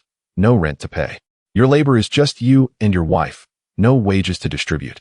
Even if you sell only 2 pots of meat in a day, that's a few coins in pure profit, far better than exhausting yourself in a factory for a month. What more could you possibly desire? Lu Yong was momentarily taken aback, scratching his head, and chuckled foolishly. True, I suppose, since I have the time anyway, but Huazai, business is indeed disheartening. Poor business isn't solely due to the environment. You must also reflect on the reasons, Zhang Hua remarked, nodding towards Lin Shuang, who was sitting across from them. Today, I've brought along a connoisseur. This lady, she's a genuine northerner, raised on lamb. You'll soon discover if your culinary skills are up to par. If the flavor is off, don't blame the environment. That's a reflection of your craftsmanship. Only then did Lu Yong notice Lin Shuang, who had been silent. Distracted by his complaints to Zhang Hua, he hadn't paid her much attention. Now, upon closer inspection, he saw a strikingly beautiful police officer, her demeanor as cold as ice, and felt a bit flustered, rubbing his hands on his apron, forcing a smile. Oh, so you're the expert. That's splendid, splendid. I'll head to the kitchen right away and prepare the best cut from the young ram we slaughtered this morning for you to taste. Just wait a moment. It will be ready shortly. Without lingering for further conversation, he swiftly darted into the kitchen. In no time, the sound of a knife chopping on the cutting board echoed from within, deep and powerful. Lin Shuang fiddled with the bamboo chopsticks in her hand, glancing at Zhang Hua's face, a subtle smile gracing her lips. You certainly know how to leverage connections, using my palate as a litmus test for your old classmate. Utilizing resources effectively, Zhang Hua replied, lifting the enamel teapot on the table to pour Lin Shuang a cup of hot tea. The tea was murky, with a few coarse leaves floating atop, but steaming hot and comforting to behold. Moreover, I am curious to see if this fellow's culinary skills can meet the standards of a northern connoisseur like yourself. If even you deem it unfeasible, I must counsel him to close up shop sooner rather than later, to spare him the embarrassment that may follow. Before long, Lu Yong emerged, bearing a purple copper hot pot. The charcoal within the furnace glowed a fierce red, and the lamb broth had long since reached a rolling boil. the milky liquid bubbling vigorously, with segments of scallions and slices of ginger floating gracefully within, releasing a rich, meaty aroma that filled the air. Shortly thereafter, 2 plates of lamb slices, as thin as gossamer and adorned in alternating hues of red and white, were presented, alongside several dishes of chilled tofu, napa cabbage, and vermicelli. Most importantly, there was a bowl of dark, enticing dipping sauce. Come, beautiful lady, Huazai, do try? Lu Yong exclaimed, a look of eager anticipation on his face, rubbing his hands together like a schoolboy awaiting his teacher's feedback on an assignment. Lin Shuang did not hasten to pick up her chopsticks. Instead, she leaned closer to the bowl of dipping sauce, inhaling its fragrant notes. Sesame paste, chive flowers, fermented bean curd sauce, she murmured softly, her brow slightly relaxing. She then lifted a slice of lamb with her chopsticks, gently swishing it in the bubbling broth. After a few moments, she retrieved the now-colored slice, enveloped it in the thick sesame sauce, and brought it to her lips. Lu Yong, tense with anticipation, dared not breathe. His gaze fixed intently on Lin Shuang's mouth. Lin Shuang chewed thoughtfully, her expression remaining serene and inscrutable, revealing not a hint of elation or displeasure. It was only after she swallowed the morsel that she set down her chopsticks, lifted her teacup, and took a sip to cleanse her palate. The meat is quite good, she offered as her initial assessment. This lamb must be a young male, around 2 years of age. The texture is tender, not at all tough, and the gamey taste has been thoroughly eliminated, indicating meticulous bleeding during slaughter and diligent preliminary processing. Upon hearing this, Lu Yong's eyes sparkled with delight, and he clapped his thigh, exclaiming, "Remarkable! You truly are remarkable, beautiful lady. Indeed, this is a 2-year-old male lamb. We slaughtered it just this morning." However, Lin Shuang's tone shifted as she continued, her voice growing cooler. Yet, this dipping sauce leaves much to be desired. Chapter 49. Is it not said that Secretary Zhang possesses a sharp intellect? Lu Yong's smile froze upon hearing this. This is the secret recipe taught by that master. The recipe is correct, but the proportions are off. Lin Shuang extended her chopsticks and stirred the dipping sauce in the bowl. The sesame paste is too thin. It cannot cling to the meat. You added too much garlic chives, overwhelming the freshness with saltiness.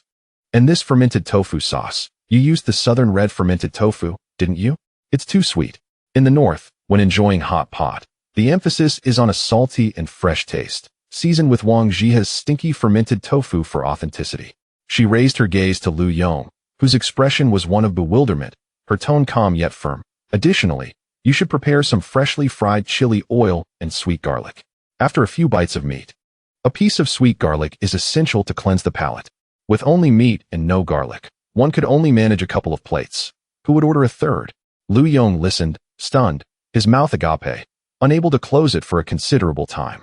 Although he did not fully grasp the significance of Wang Jia or red fermented tofu, he felt an inexplicable sense of truth in Lin Shuang's assured demeanor. Did you remember? Zhang Hua, seated nearby, tapped the table and chuckled. If you can't remember, jot it down. This is invaluable experience, and your restaurant's success hinges on these words. I remember. Lu Yong exclaimed, as if awakening from a dream. He hastily retrieved a crumpled notepad and a half-used pencil from his apron pocket, leaning over the table to write quickly. Wang Jia, sweet garlic, chili oil. No wonder those customers left after just a few bites before. It turns out they found my seasoning unpalatable. Observing Lu Yong's earnestness, a playful smile crept onto Zhang Hua's lips. He turned to Lin Shuang, his eyes imbued with deeper meaning. It seems this trip was not in vain. He picked up a slice of meat and dipped it into the pot. With these few words from you, this portly fellow's business, even amidst piles of seafood, can carve out a path to success. Lin Shuang did not respond to him, but picked up her chopsticks again, adding another slice of meat to the pot. As steam rose, her cool countenance appeared somewhat blurred within the mist. Continue eating, she remarked. Lamb becomes gamey when it cools. The charcoal fire in the copper pot blazed brightly, with red sparks occasionally leaping from the chimney, tracing fleeting lines of brightness in the murky air. The broth had simmered to a creamy white, with splashes of water pushing thin slices of lamb up and down, exuding a mouth-watering aroma. Lin Shuang picked up the last slice of meat, rolled it in the sesame sauce, and savored it slowly. The warmth slid down her throat into her stomach, dispelling much of the chill she had endured outside. She set down her chopsticks, pulled out a plain white handkerchief from her pocket, and wiped her mouth. Her eyes, slightly moist from the steam, fell upon Zhang Hua, who was leisurely sipping tea across the table. Having eaten her fill and quenched her thirst, Lin Xuan's voice returned to its usual coolness as she lightly tapped the table with her fingertips. Speak up, Secretary Zhang. This generous treat of lamb is not without purpose. What is it you seek from me? Zhang Hua set down the coarse porcelain cup, stained with tea residue, and chuckled as he fished out a pack of de Qianmen cigarettes, offering one to Lin Xuan. When she declined with a wave of her hand, he lit one for himself. Taking a deep drag, his gaze turned somewhat profound through the wisps of pale smoke. Since Lin Jidu speaks plainly, I shall not hold back either. Zhang Hua leaned forward, lowering his voice as if afraid of being overheard by the two drunken men at the next table. I wish to inquire about something. Do you have any contacts in the Middle East? Lin Xuan furrowed her brow, clearly caught off guard by the question. The Middle East? Are you planning a trip there? Trip? What trip? That place is a chaotic mess right now. Am I going to court death? Zhang Hua flicked the ash from his cigarette, his tone revealing a shrewd calculation. I'm looking for someone, preferably with military connections, from any country, as long as they hold real power to make deals. Of course. He paused, a peculiar smile forming at the corners of his mouth, except for the Arabs. Lin Xuan, bewildered, tightened her pretty brows even further. She scrutinized Zhang Hua as if examining a newly apprehended suspect. Zhang Hua, what exactly are you plotting? Seeking Middle Eastern businessmen with military backgrounds. Don't tell me you intend to dabble in arms trafficking? As soon as the words left her mouth, even she found it ludicrous. A mere secretary from the municipal government, wanting to involve himself in such a dangerous trade? Close enough, Zhang Hua replied, his expression unperturbed, even nodding in affirmation. Close enough. Lin Xuan's face darkened instantly, deeper than the night outside. She slammed her palm on the table, causing the vinegar bottle to jump, startling the dozing Lu Yong, who peered up, only to retract his neck, feigning ignorance upon seeing the two. Zhang Hua, have you lost your mind? Lin Xuan lowered her voice, yet her fury was palpable. What do you take me for? I am the deputy chief of the criminal police team. You want me to introduce you to arms dealings? Have you been struck on the head by a tuna at the Dongxing village dock?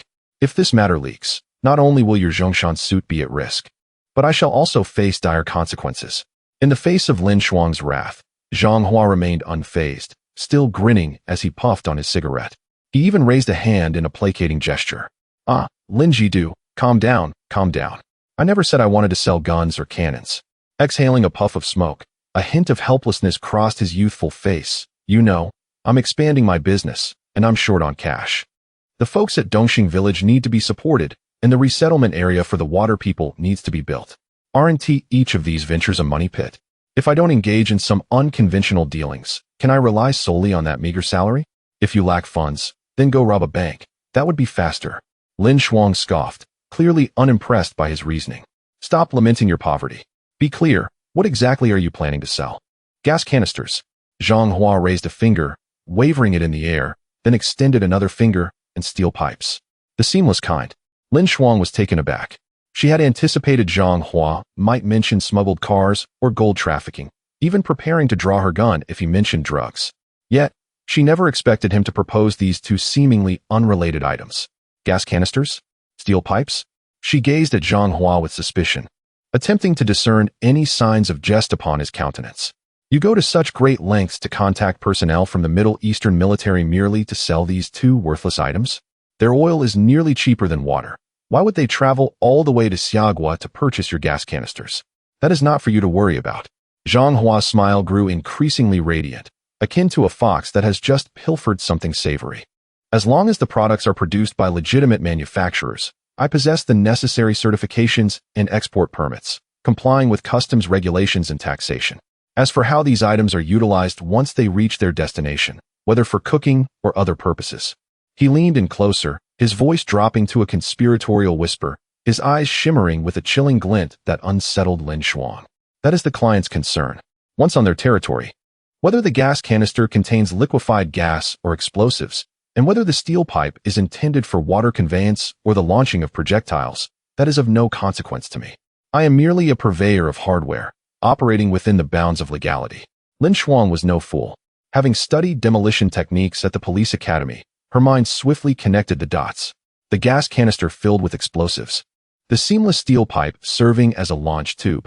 This was far from mere hardware. It was unmistakably a rudimentary, yet formidable homemade artillery piece.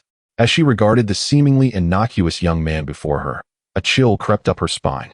How could someone conceive such a cunning exploitation of legal loopholes, transforming the arms trade into a venture as straightforward as selling cabbages? You are skirting the edges of the law. Lin Shuang remained silent for a considerable time before finally speaking, her tone laden with complexity. Although the law may not have a hold on you, should this endeavor succeed, your standing in the eyes of certain individuals will undoubtedly shift. Chapter 50. It is not too late to withdraw now. As long as I can secure some funds to tidy up the mess in Haizhou, the essence of the matter can be discussed later. Zhang Hua shrugged nonchalantly, extinguishing his cigarette but in the remnants of a sheep bone pile. In any case, let me be clear, Lin Jidue, do you have a way to make this happen or not? If not, I will have to rely on my own luck at the Canton Fair, but that would be far too inefficient. By the time the money arrives, it would be too late. Lin Shuang gazed at him for a while, ultimately letting out a resigned sigh. She lifted the now lukewarm tea and took a sip, her eyes drifting towards the pitch-black night sky outside, seemingly reminiscing about something distant. I do have a way. Her voice was soft, yet it caused Zhang Hua's eyes to brighten instantly. Merchants from the Middle East are not hard to find. Those brokers with military backgrounds who scour the world for weapons are quite common in the circles of Yanjing.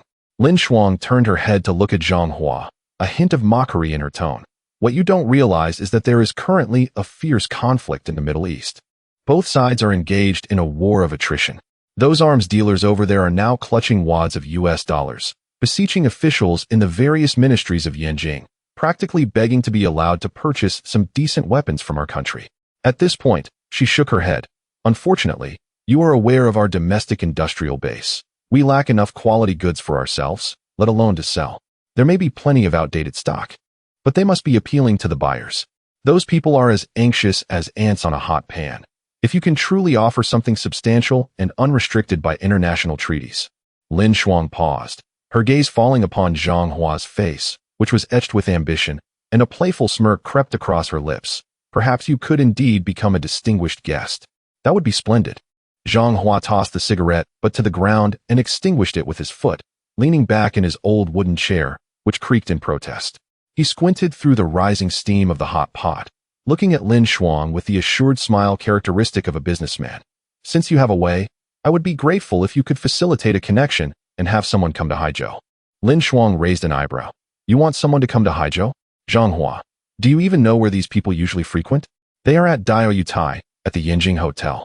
You want them to travel all the way to this little fishing village, which lacks even decent accommodations, to discuss gas canisters? It is precisely because we are selling such unsavory items that we cannot conduct negotiations under the imperial city. Zhang Hua remained undeterred. Reaching for the enamel teapot on the table to refill his cup, his movements unhurried. Moreover, in business, it is true that one should compare prices, but it is those who possess hard currency that hold the power. Just inform them that I have a substantial package that will make their Middle Eastern clients' eyes bulge with excitement. It is ample and satisfying, without needing to consult the Americans or the Soviets. If he truly wishes to make money, he would not hesitate to come, even if it meant traversing a mountain of knives and a sea of flames. Having said that, he slammed the teacup on the table, producing a crisp sound. Once they arrive, I guarantee their satisfaction, which will also bring you considerable prestige in the process. Lin Shuang scrutinized him for a long moment, seemingly weighing the confidence of this audacious young man. Fine, I can assist you with this. That individual owes me a favor. Sending him to Haizhou should not be a difficult task. However, Lin Shuang leaned slightly forward, her light-colored eyes locking onto Zhang Hua's face, the previously relaxed atmosphere suddenly tightening, as if the surrounding air had dropped several degrees. Zhang Hua, business is business, and friendships are friendships. We must adhere to the rules. Zhang Hua paused, his hand holding the teacup suspended in midair, as he gazed at Lin Shuang's resolute face. A slight flutter of anxiety coursing through him. He was all too familiar with that look. It was akin to a hunting dog that, having caught the scent of blood, would not release its grip until it had secured its prize. That case. Lin Shuang's voice was soft yet clear, each word striking like ice beads upon a jade plate. What have you discovered about the covert military operation in 1980? The smile on Zhang Hua's face gradually receded. He slowly set down the teacup, his gaze falling upon the bubbling copper pot before him. The charcoal fire crackled vigorously, with red embers occasionally bursting forth, emitting faint popping sounds. He fell silent. In truth, from the moment he heard that term from Qiu Yun's lips, he had been in a state of hesitation. Should he inform Lin Shuang? That would be pushing her into the fire. Not informing her, given her nature, she would persist like an unwearied drill, inevitably leading herself to ruin. Lin Jidue, Zhang Hua sighed, reaching into the cigarette box for another cigarette, though he did not light it, simply inhaling the sharp aroma of the tobacco deeply. Take my advice, do not investigate further. His voice was low and hoarse, imbued with an unprecedented seriousness and fatigue. Some things are better left unknown than known. That case, the waters run too deep. Deep enough that even Qiu Yun dares not take a look. Continuing your investigation will yield no results. It will only endanger you, and even the Lin family behind you. Lin Shuang remained silent, her gaze fixed intently on him. Zhang Hua lifted his head to meet her eyes, devoid of his usual jest and calculation, leaving only genuine counsel. As for the person you are searching for, Lin Huai, although I lack concrete evidence, based on the movements at that level, it is highly likely that he is no longer alive. A dead person cannot return to life. Zhang Hua crushed the cigarette in his hand, the tobacco scattering across the greasy table. Lin Shuang, you are alive. You still have a life to live. It is not worth unearthing a lid that could potentially explode and take everyone down for the sake of a deceased individual. The truth, at times, is not as paramount as it seems. Not important. Lin Shuang suddenly laughed, a cold smile that carried a chilling edge. She abruptly grasped Zhang Hua's wrist, her nails digging into his flesh. Zhang Hua, you are not me. You do not have the right to dictate what is worth pursuing. Her voice trembled, an eruption of suppressed emotion. I can accept his death. He was a soldier, and I am a police officer. From the moment we donned our uniforms, we knew this day would come. Dying on the battlefield, perishing during a mission, such is the ultimate destination, a mark of honor. She inhaled deeply, her chest rising and falling violently, her eyes reddening. Yet she stubbornly refrained from allowing the moisture to coalesce into tears. However, I cannot accept that he died without reason. Not even a corpse remains, nor any explanation, akin to a speck of dust casually wiped away. The file is blank, the higher-ups deem it classified, and even his name has become taboo. If he simply ceases to exist, and I give up too, then truly no one will remember him in this world. Lin Shuang released her grip, her knuckles paling from exertion as she gazed at Zhang Hua, articulating each word with conviction. Even if the path ahead is fraught with peril, I must know how he died and at whose hands. Zhang Hua regarded her. The usually frosty, decisive female officer now resembled a helpless yet fiercely obstinate child, clinging to her last shred of hope, unwilling to let go. He realized he could no longer deter her. The more you conceal the truth from such a person, the more frenzied she becomes. If the truth is not revealed, she would indeed tear open the skies of Haizhou, and in the aftermath, the toll would not only be her own life, but perhaps even the destruction of his nascent endeavors. With a deep exhale, Zhang Hua released a long, heavy breath as if attempting to expel a weight from his chest. He glanced around to confirm that Lu Yong was preoccupied in the kitchen, and the drunken man at the adjacent table had long succumbed to slumber. He then beckoned Lin Shuang closer. Momentarily taken aback, Lin Shuang quickly regained her composure. Without a hint of hesitation, she leaned forward, positioning her ear close to Zhang Hua's lips. A waft of mixed scents, inferior tobacco and the pungency of mutton, brushed against her ear, eliciting a slight tickle, yet every nerve in her body was taut with anticipation. Zhang Hua's voice dropped to an almost inaudible whisper, each syllable escaping as if squeezed from between his teeth, imbued with a chilling resonance. Uranium, 235. Undoubtedly. This term resonated like a silent thunderclap within Lin Shuang's mind. She froze, her pupils contracting to pinpricks, her hand trembling violently against the table, nearly toppling the teacup beside her. She was acutely aware of its significance. As a child reared in a military district and a well-educated officer, she understood better than anyone what this chemical term represented. It signified nuclear power. It embodied annihilation. It constituted the highest level of state secrecy, a spark capable of igniting international conflict. Lin Shuang gradually straightened her posture, her complexion as pale as parchment, and her eyes, which typically glimmered with icy clarity, now brimmed with shock and horror. She parted her lips as if to utter something, but found her throat too parched to produce a sound. In that moment, all her doubts and confusions found resolution. Why were so many foreign powers vying for influence in Haizhou? Why did elite reconnaissance soldiers like Lin Huai vanish without a trace? Why were the files classified as top secret? Why was the military so cautious? Because what they sought was the key to a nation's equality in dialogue with the rest of the world. Zhang Hua observed her dazed expression, remaining silent as he reached for the cigarette box on the table and lit another cigarette. The flickering flame illuminated his youthful visage, which bore a profound weariness. Now you comprehend. Zhang Hua exhaled a plume of smoke, gazing at Lin Shuang through the haze, his tone eerily calm. This is the truth you sought. This matter, even we, let alone the mightiest of beings, would find ourselves severely compromised. He paused, his gaze deepening. Lin Shuang, you are genuinely teetering on the edge of a precipice. One step forward, and you will be shattered to pieces. It is not too late to withdraw now. Chapter 51. The term Han Chong carries an immense weight. The charcoal fire in the copper-hot pot gradually waned, leaving only a few dim red embers struggling for survival amidst the grayish ash. The thick broth at the bottom of the pot had boiled down to a shiny layer of oil, emitting a dull, bubbling sound reminiscent of a creature gasping for breath on the brink of death. Lin Shuang maintained her rigid posture for a full minute. During that minute, the color drained from her face, leaving her lips pale, while her hands, gripping the edge of the table, revealed prominent knuckles and bulging veins, as if she were attempting to wrench a piece from the solid old elm tabletop. Zhang Hua did not urge her. Instead, he helped himself to a piece of lamb that had already been boiled to the point of toughness, rolling it in the now-cold sesame sauce before slowly chewing on it. The meat was tough and got stuck between his teeth, yet he savored it earnestly, as if relishing a rare delicacy. Finally, Lin Shuang stirred. She exhaled deeply, the heavy breath momentarily disrupting the rising white mist before her. Then, she released her grip on the table, retrieved a handkerchief from her pocket, and methodically wiped the cold sweat from her brow.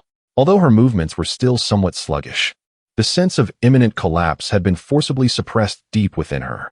"Thank you," she uttered, her voice hoarse, as if sandpaper had worn it down, yet imbued with a clarity that came after a tumultuous storm. "This news is a significant favor owed to you. As for the Middle Eastern arms dealer you seek." Lin Shuang lifted her eyelids, her gaze traversing the copper pot to land on Zhang Hua's face. "I will call him tonight. As long as he is in Yanjing, I will ensure he appears in Haizhou within 3 days." Zhang Hua halted his chewing, eyebrows raised in surprise. He swallowed the morsel in his mouth and casually tossed his chopsticks onto the table. With a clatter, the bamboo chopsticks rolled across the greasy surface. "Captain Lin, have you lost your mind after that lamb?" Zhang Hua leaned forward, his deep-set eyes fixated on her, his tone laced with incredulity. "I have revealed my cards to you. That is uranium-235, nuclear material capable of rendering a 100-mile radius barren. You still wish to investigate?" He pointed outside at the pitch-black night. "Do you understand what this signifies? It means you are not facing a few thugs with machetes, nor mere traders of electronic watches. This is the machinery of the state, international forces, colossal entities that kill without blinking, even without bearing responsibility for their actions. You still want to summon that person? Want to leap into this meat grinder?"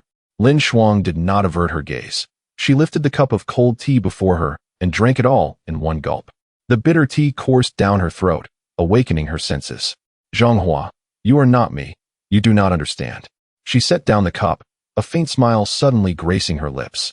This smile lacked the usual aloofness and instead bore a serene acceptance of life and death, even tinged with self-deprecation. "I am certainly not Huang Qi. I do not possess his unyielding purity, nor his fervor to sacrifice for justice at any moment. Having navigated the bureaucratic and police circles for so long, I have learned to protect myself, to turn a blind eye." She paused, her fingers unconsciously tracing the rough surface of the teacup. "But my father is still alive." Zhang Hua was momentarily taken aback, not grasping the significance of her statement.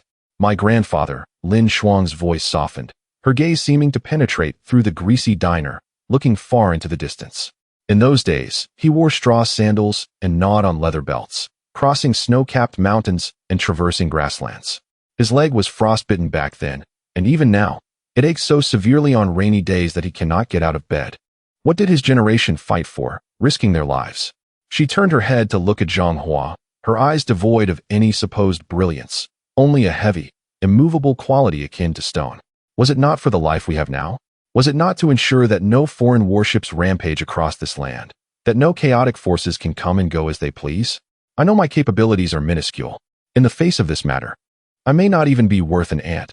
A mere breath from them could obliterate me. Lin Shuang chuckled self-deprecatingly, but her expression abruptly turned cold, her voice sharp as a blade. However, now that I am aware, I cannot remain blind. Uranium-235 cannot simply appear or vanish in Haizhou. It requires transport, cover, and manpower. Lin Shuang extended a finger, drawing a heavy line on the grease-stained table.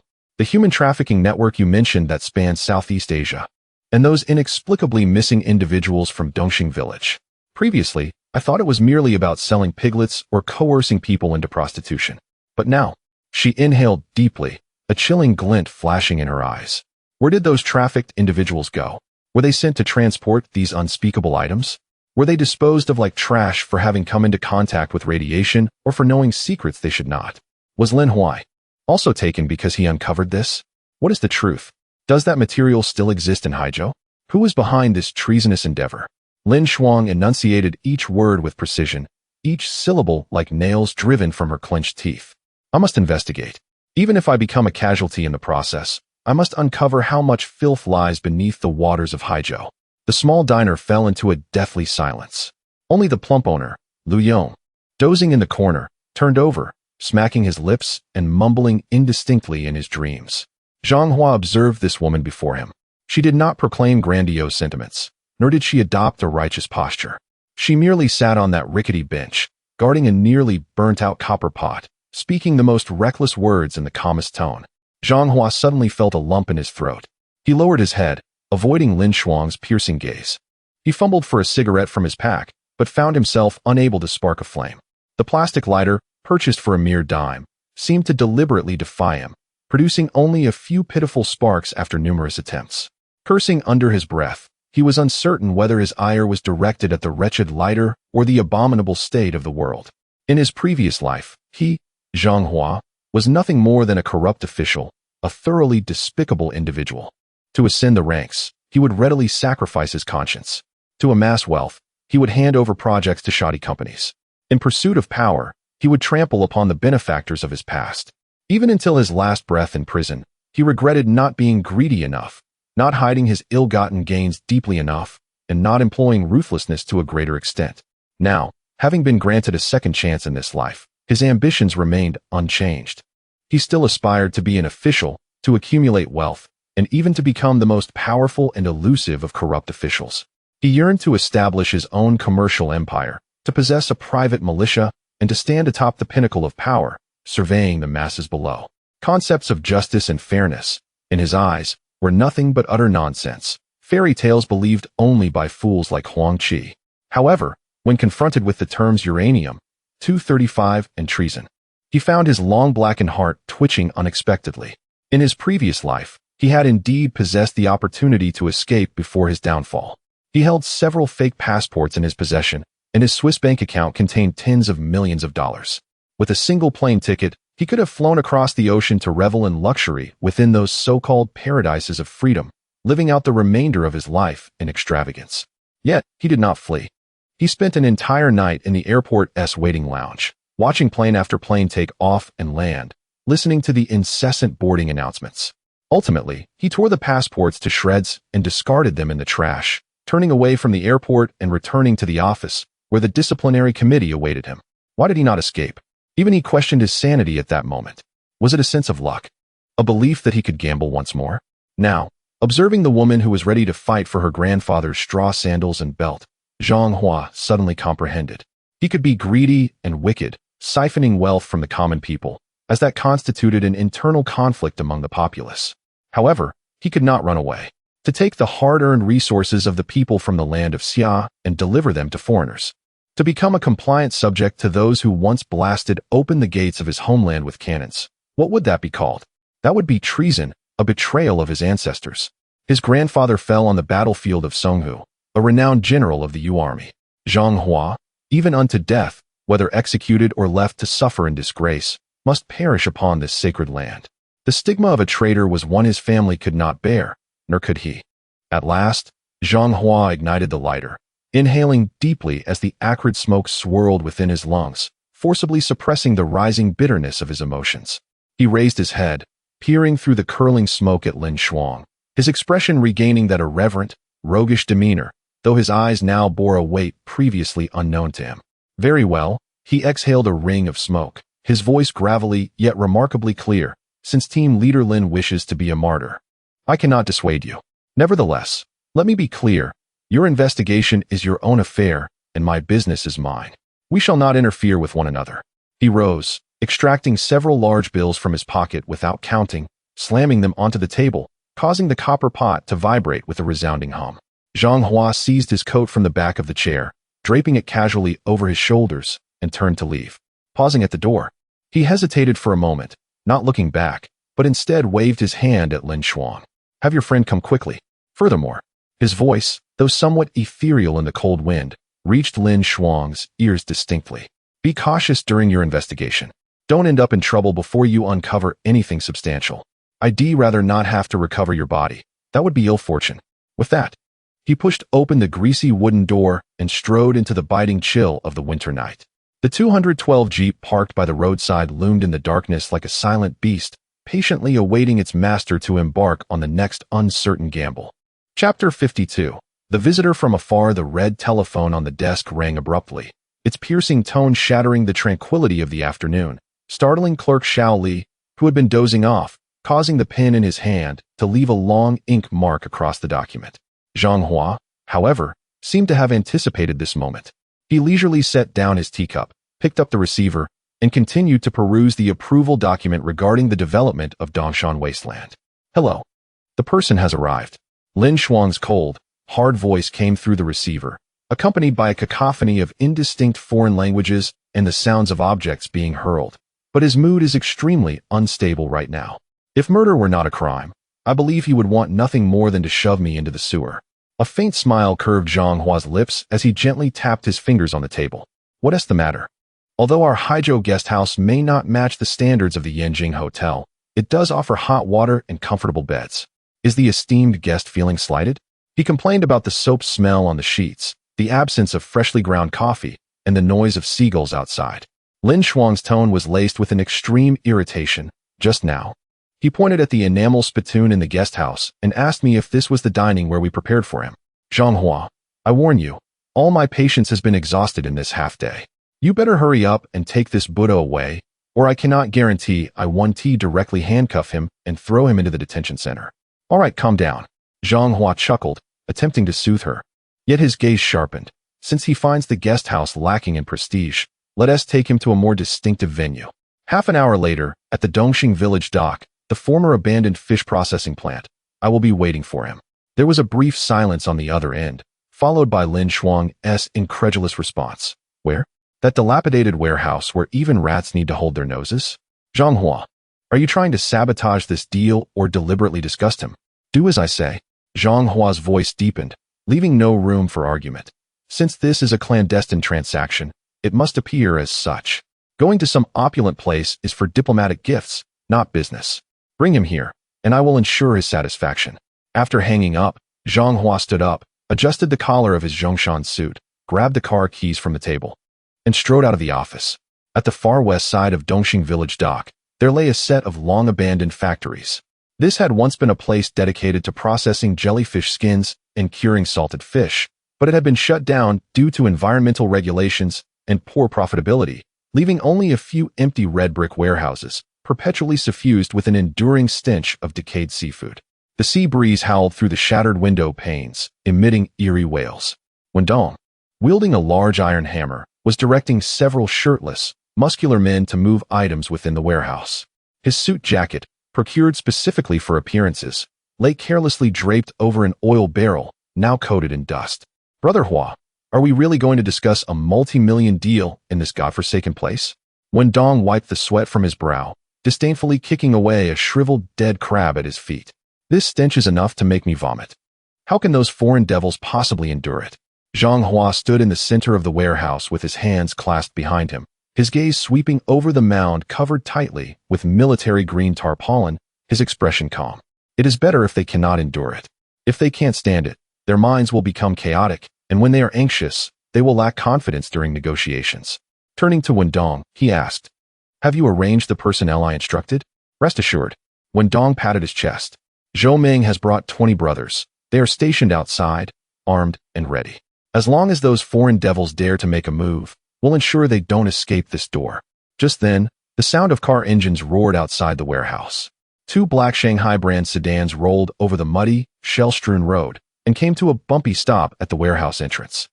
The doors opened, and 2 burly black bodyguards wearing sunglasses stepped out first.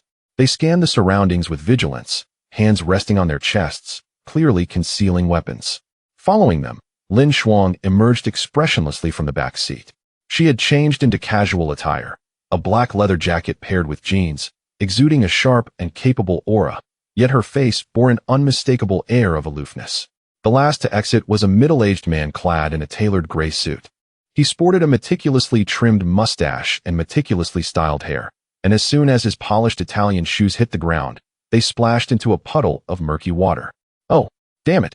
The man jumped as if his tail had been stepped on, cursing in a string of Arabic while frantically pulling out a pristine white handkerchief to wipe the grime off his shoes, his expression one of utter dismay, as though he had lost his wallet. He was Samir, a broker active in the war-torn regions of the Middle East, specializing in procuring weapons for various warlords and guerrilla groups. Lin Shuang cast him a cold glance, offered no translation, and simply gestured towards Zhang Hua in the warehouse before leading Samir inside. As soon as they entered, the intense stench assaulted them. Samir's face turned pale, and he immediately pulled out the handkerchief he had just used to wipe his shoes to cover his nose and mouth. His brow furrowed as if he could crush a fly. "Miss Lin." Samir's voice sounded muffled due to his hand covering his mouth, but his anger was palpable as he bellowed in heavily accented English. "Is this what you call a capable partner? Bringing me to this dump? Are you attempting to humiliate me or murder my sense of smell?" Lin Shuang ignored him, walking over to Zhang Hua and whispering, "The person is here. This is Samir. The 2 bodyguards are armed, and this man has a terrible temper. You handle it." Zhang Hua nodded, a standard professional smile gracing his face as he approached Samir, even extending his hand. "Welcome to Haizhou, Mr. Samir. I am Zhang Hua." Samir looked at the outstretched hand with no intention of shaking it. He scrutinized Zhang Hua from head to toe, his gaze dripping with disdain, as if he were looking at a beggar on the street. "Young man." Samir turned to Lin Shuang and gestured for her to translate. "Inform him that my time is exceedingly precious, and the dollars charged by the minute are sufficient to purchase this dilapidated warehouse. My purpose in Xiagua is to seek heavy artillery capable of altering the dynamics of the battlefield, not to endure the stench of decayed fish and shrimp, nor to engage in childish games with a mere boy." Lin Shuang translated his words verbatim, her tone flat and devoid of any inflection. Zhang Hua retracted his hand, displaying no sign of embarrassment. Instead, he casually wiped it on his trousers and remarked, "Mr. Samir, true beasts prefer to conceal themselves in the depths of the mountains and forests. Only those creatures meant for exhibition reside in ornate cages. Although this place may be shabby, it excels in safety and tranquility." "Safety? Tranquility?" Samir scoffed, pointing an accusatory finger at Zhang Hua.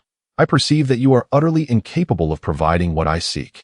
I demand RPGs, mortars, and heavy machine guns. Do you possess any? It appears that apart from scrap metal and refuse, you have nothing of value." With that, he abruptly waved his hand and turned to exit. "Let us leave.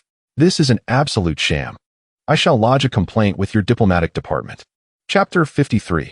$50,000. You can acquire 100 heavy cannons. The 2 bodyguards immediately followed, protecting him as he attempted to leave. "Mr. Samir," Zhang Hua's voice echoed behind him, low yet laced with an unmistakable chill. "You have arrived, yet you intend to depart without even glancing at the goods? This is hardly the way to conduct business." As his words settled, Wendong, who had been lurking in the shadows, suddenly whistled sharply.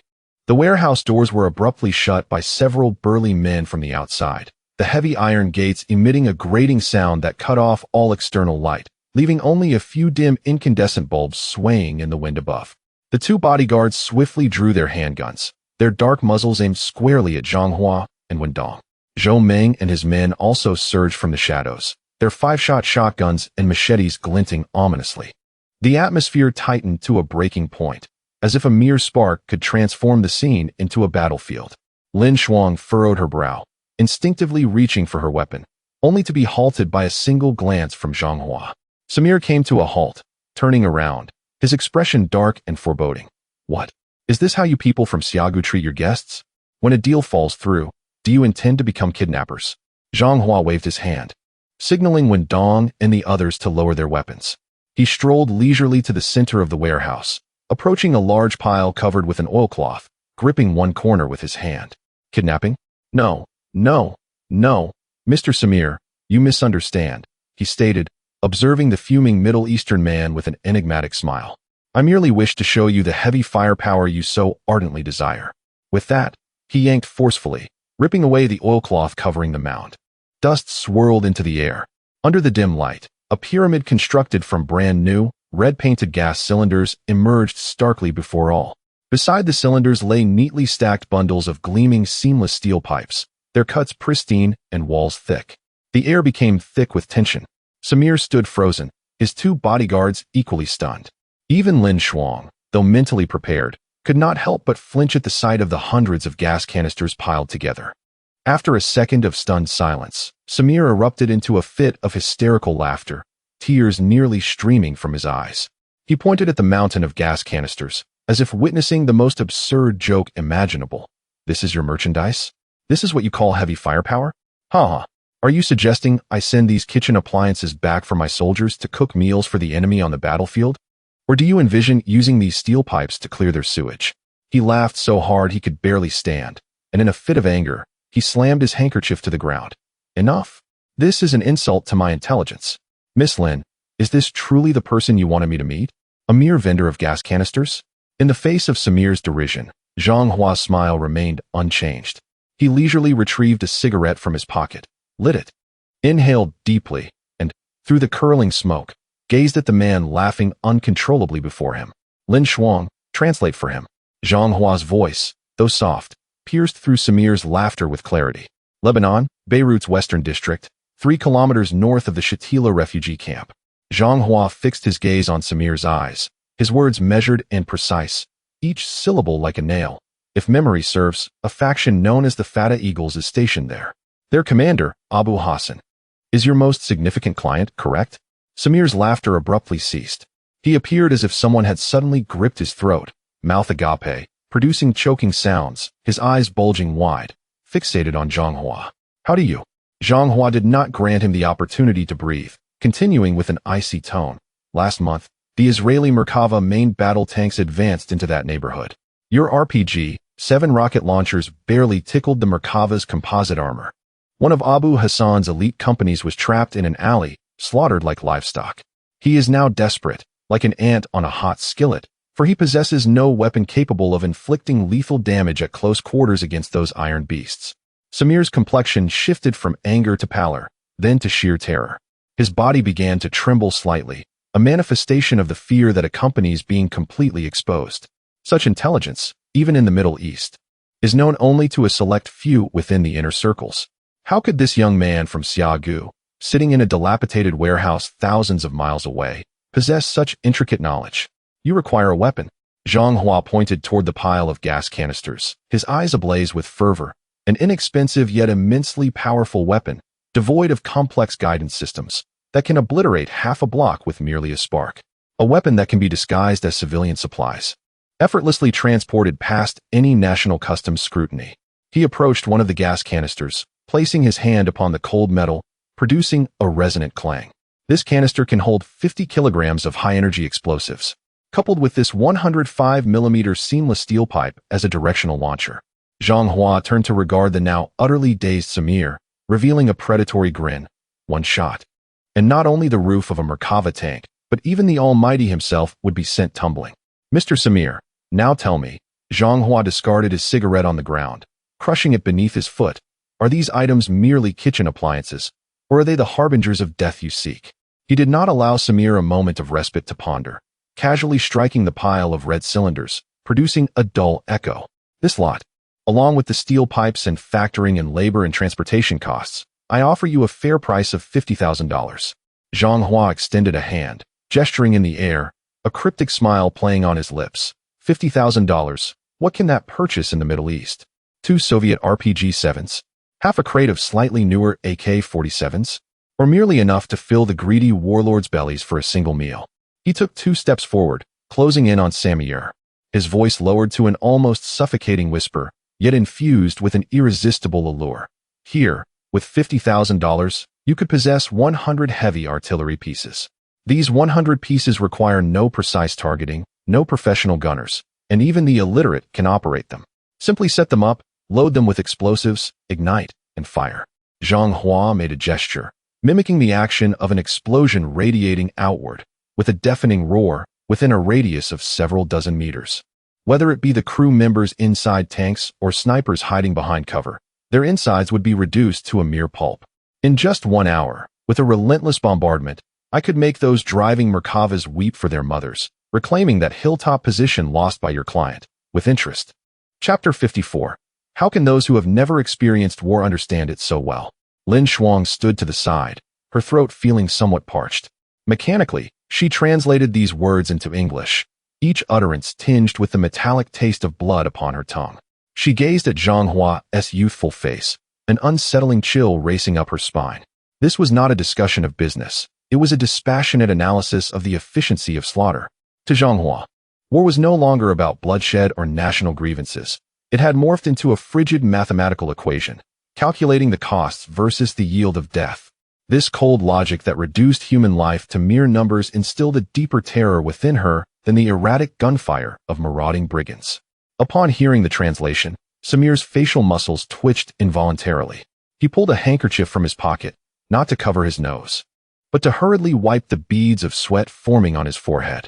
He was a businessman, a merchant willing to sell the noose to a condemned man facing the gallows. Yet, he had never encountered this kind of weaponry before. This was impossible. Samir muttered to himself, his feet instinctively retreating until he stood before a pile of gas canisters. He reached out, his trembling fingertips brushing against the cold, red-painted surface. Its rough texture exuding a cheap industrial feel. It seemed nothing more than a mere container for liquefied gas. There were no rifled barrels, no recoil compensators, and not even a proper base. Samir lifted his gaze, a mixture of desire and skepticism in his eyes, resembling a drowning man clutching at a straw, yet fearing it to be a venomous snake. How could such shoddy craftsmanship possess the power you claim? What of aerodynamics? What of ballistic stability? You are dragging physics through the dirt. Physics? Zhang Hua scoffed, extinguishing his cigarette beneath his foot. Mr. Samir, in urban combat where distances do not exceed 200 meters, what need have you for ballistics? What need for precision? What you require is coverage, intimidation, and absolute destructive power. He casually picked up a steel pipe, weighing it in his hand, producing a whistling sound. This contraption has a caliber of 105 millimeters, perfectly fitting the tailpipe welded to the back of the gas canister. The propellant can be the most common ammonium nitrate explosives or black powder. It may fly erratically, it may be inaccurate, but so what? With a sudden force, Zhang Hua slammed the steel pipe onto the ground, producing a sharp sound against the concrete. I want it to be inaccurate. 100 rounds fired, chaos in the air, and no one knows where they will land. This unknown terror is far more devastating than a precise sniper shot. Samir fell silent. He stared at the steel pipe, his mind racing with calculations regarding the profitability of this deal. $50,000 in exchange for Abu Hassan's trust and that crucial stronghold. If this weapon possesses even half the power that this young man boasts, then not only is it a windfall, but it is also the golden key to unlock the entire underground arms market of the Middle East. Those guerrillas in desperate need of funds, weapons, and heavy artillery would swarm like sharks drawn by the scent of blood, snatching up this inexpensive artillery. This is truly an artifact tailored for the war of the impoverished. Exhaling a long, heavy breath, Samir returned the handkerchief to his pocket, straightening his somewhat disheveled suit collar. When he raised his head again, the shrewdness and cunning of a businessman had returned to his eyes, albeit with less arrogance and more of a gambler's ruthlessness. Mr. Zhang, Samir changed his address, his tone taking on a formal quality. I must admit, your eloquence is remarkable, suitable for a presidential campaign. Your intelligence network has also made a deep impression on me. However, he raised a finger, his gaze piercing. I am a businessman. I do not believe in God, nor in Allah. I only trust my own eyes. You may extol the virtues of this heap of scrap as much as you wish, even claim it can bring down the moon, but I must see it perform before I can believe it. I require a demonstration. Samir declared with resolute finality, and it must be live fire. I want to see it explode, to witness its destructive capability. If it can indeed incapacitate a tank as you say, then forget 50,000. I would gladly give you 500,000.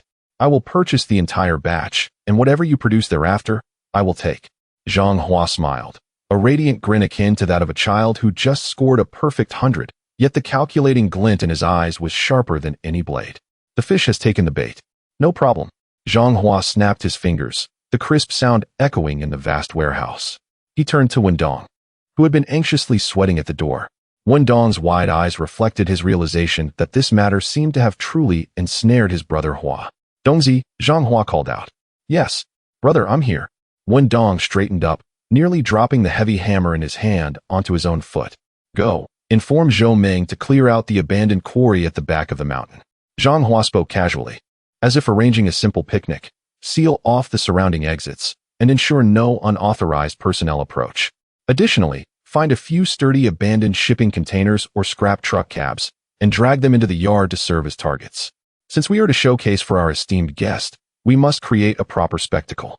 Upon hearing that they would be blasting the hillside, Wendong's eyes sparkled with excitement that he could hardly contain. Got it. That quarry is already a site for blasting stones, and it typically makes quite a ruckus. Testing the cannon there will raise no suspicions. I will take people to set it up, ensuring that not even a wild rabbit will remain in the area. Remember, safety first. Zhang Hua reminded. Don't overload the explosives. We don't want to bury our own people. Rest assured, brother, I know what I'm doing. Wendong hoisted the hammer onto his shoulder and waved to Zhou Meng and his crew. Let us go. Time to work. Watching Wendong and his crew rush out of the warehouse with fervor, Zhang Hua turned back to face Samir, making an elegant gesture of invitation. Mr. Samir, you may enjoy a restful evening. Although the sheets at the guest house may carry a hint of soap, the seafood porridge there is quite delightful. Zhang Hua said with a smile. Tomorrow morning at 6 o'clock, when the sun rises, I will send a vehicle to pick you up. At that time, I shall recount to you how, in an era of scarcity decades ago, our soldiers managed to bring the heavily armed United Nations forces to their knees. Samir cast a deep glance at Zhang Hua, refraining from further comment, and merely nodded slightly before turning to leave the warehouse with 2 bodyguards. It was not until the taillights of the 2 black sedans vanished into the night that Lin Shuang's previously tense shoulders finally relaxed. She turned to Zhang Hua, her gaze laden with complexity, as if she were observing a peculiar creature. Are you truly confident? Lin Shuang inquired. That is a gas canister. If it detonates or fails to launch, it could lead to a grave miscalculation. Captain Lin, you underestimate the ingenuity of our workers, Zhang Hua replied, gazing affectionately at the stack of red gas cylinders, as if they were a pile of golden ingots.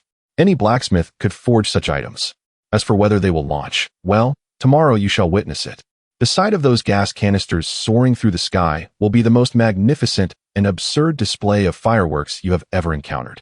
He paused, his tone growing somber. Moreover, this is not merely a business transaction. It represents the foundational stone upon which I will establish my foothold in Haizhou. Once the cannon fires, we shall possess wealth. With wealth comes manpower, and with manpower comes weaponry, enabling us to safeguard a clean sky for ourselves amidst the impending chaos. Chapter 55. Please begin your performance on a winter morning. The wind by the seaside was as harsh as a rasp, stinging the face painfully. This abandoned quarry, located several dozen miles outside Haizhou City, was surrounded by bare cliffs, resembling a vast natural well. The wind rushed in, unable to escape, swirling within the stony pit, stirring up dust and withered grass, blinding anyone caught in its grip. A few jeeps and black sedans were parked on the gravel shore, and as soon as the door swung open, Samir tightened his expensive cashmere coat, tucking his neck in as he emerged. His polished leather shoes carefully navigated the sharp gravel underfoot, each step taken with trepidation, his face etched with the disdain and impatience typical of city dwellers visiting the countryside. Mr. Zhang, is this your testing ground? Samir removed his sunglasses, revealing bloodshot eyes, clearly indicating a restless night spent in the fishy inn. He pointed toward the disarrayed clearing ahead, his lips twitching as if confronted with a heap of unrecyclable industrial waste. Following his gesture, one could see 10 makeshift iron frames, crookedly erected in the cold wind, each affixed with a segment of dark, seamless steel pipe, the welds rough and uneven, with some leftover slag still clinging. Beside these frames lay a haphazard pile of red gas canisters, while several villagers in tattered cotton jackets, sleeves rolled up to their elbows, squatted nearby smoking, with bundles of fuses and black powder packages discarded at their feet. This was no military-restricted zone. It resembled a makeshift scrap yard recently raided by city authorities. Lin Shuang stood to the side, her hands tucked in her leather jacket pockets, her bangs whipped by the cold wind. Observing the disheveled scene, despite having been forewarned by Zhang Hua the previous night, she couldn't help but feel a twinge of anxiety for this man. She refrained from translating Samir's complaints and merely cast a glance at Zhang Hua. Zhang remained unfazed, having deliberately worn an old pair of rubber shoes today, moving through the gravel as if on solid ground. Mr. Samir, do not be misled by the humble appearance of this place. Zhang casually retrieved a military binocular from the vehicle and handed it to Samir, gesturing toward a cliff a kilometer away. In business, we focus on efficacy, not packaging. Please look over there. Skeptical, Samir raised the binoculars. Following Zhang's direction, he spotted a massive white circle, drawn with quicklime at the base of a cliff, where a rusty, abandoned liberation truck lay at the center. Though devoid of wheels and glass, the skeletal frame remained, a few tons of steel resting there like a fallen elephant. Is that your target? Samir lowered the binoculars, his brow furrowing deeper. 1,000 meters? Zhang, are you jesting? With these. He kicked a rusted steel pipe at his feet. You expect to hit a truck from a kilometer away? That's more challenging than striking a bird in flight with a stone. Whether it can hit or not, we shall see, Zhang chuckled, offering no further explanation as he turned to wave at the squatting Wendong. Wendong, already impatient, flicked the cigarette butt to the ground and extinguished it with his foot before shouting to his companions, "Stop dawdling. Get to work. Let the foreign devils see what we can do." At his command, the men who had been squatting like farmers suddenly sprang into action. Their movements lacked any semblance of tactical refinement, exuding a raw, brutal vigor. Zhou Ming lifted a heavy package of explosives wrapped in oiled paper, weighing 2 or 3 pounds, and stuffed it into the rear of the seamless steel pipe. Another man hoisted a gas canister, genuine and still bright red, its bottom cut and welded with stabilizing wings, resembling a bulky red radish. Fill it. The man held his breath, attempting to shove the heavy iron mass into the cannon, ensuring airtightness by wrapping the canister with oil-soaked rags. The grating sound of metal scraping echoed as the red radish was forcibly inserted into the pipe, leaving only a portion of the fuse exposed. The entire process took less than 2 minutes. There were no precision instruments for calibration, no artillery commands, not even a proper sight. Wendong merely squinted, gestured with his thumb toward the distant target, and kicked the base of the launcher, slightly adjusting the cannon's angle to the left. Done. Wendong clapped off the rust from his hands and made an O gesture toward Zhang Hua. Samir's eyes nearly bulged in disbelief. Is this really done? They don't calculate wind speed? They don't measure the distance? That commander, oh no, that leading bandit, was just aiming with his finger?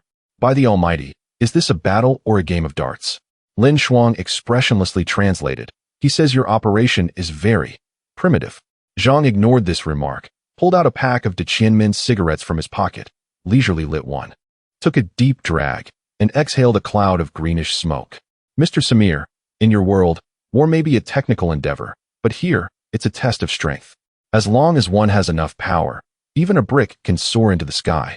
With that, he abruptly slashed his hand downward, his voice rising with a tone of command. 3 rapid shots. Fire. From afar, when Dong saw the signal, he held a strip of red cloth, abruptly waving it downward. Ignite.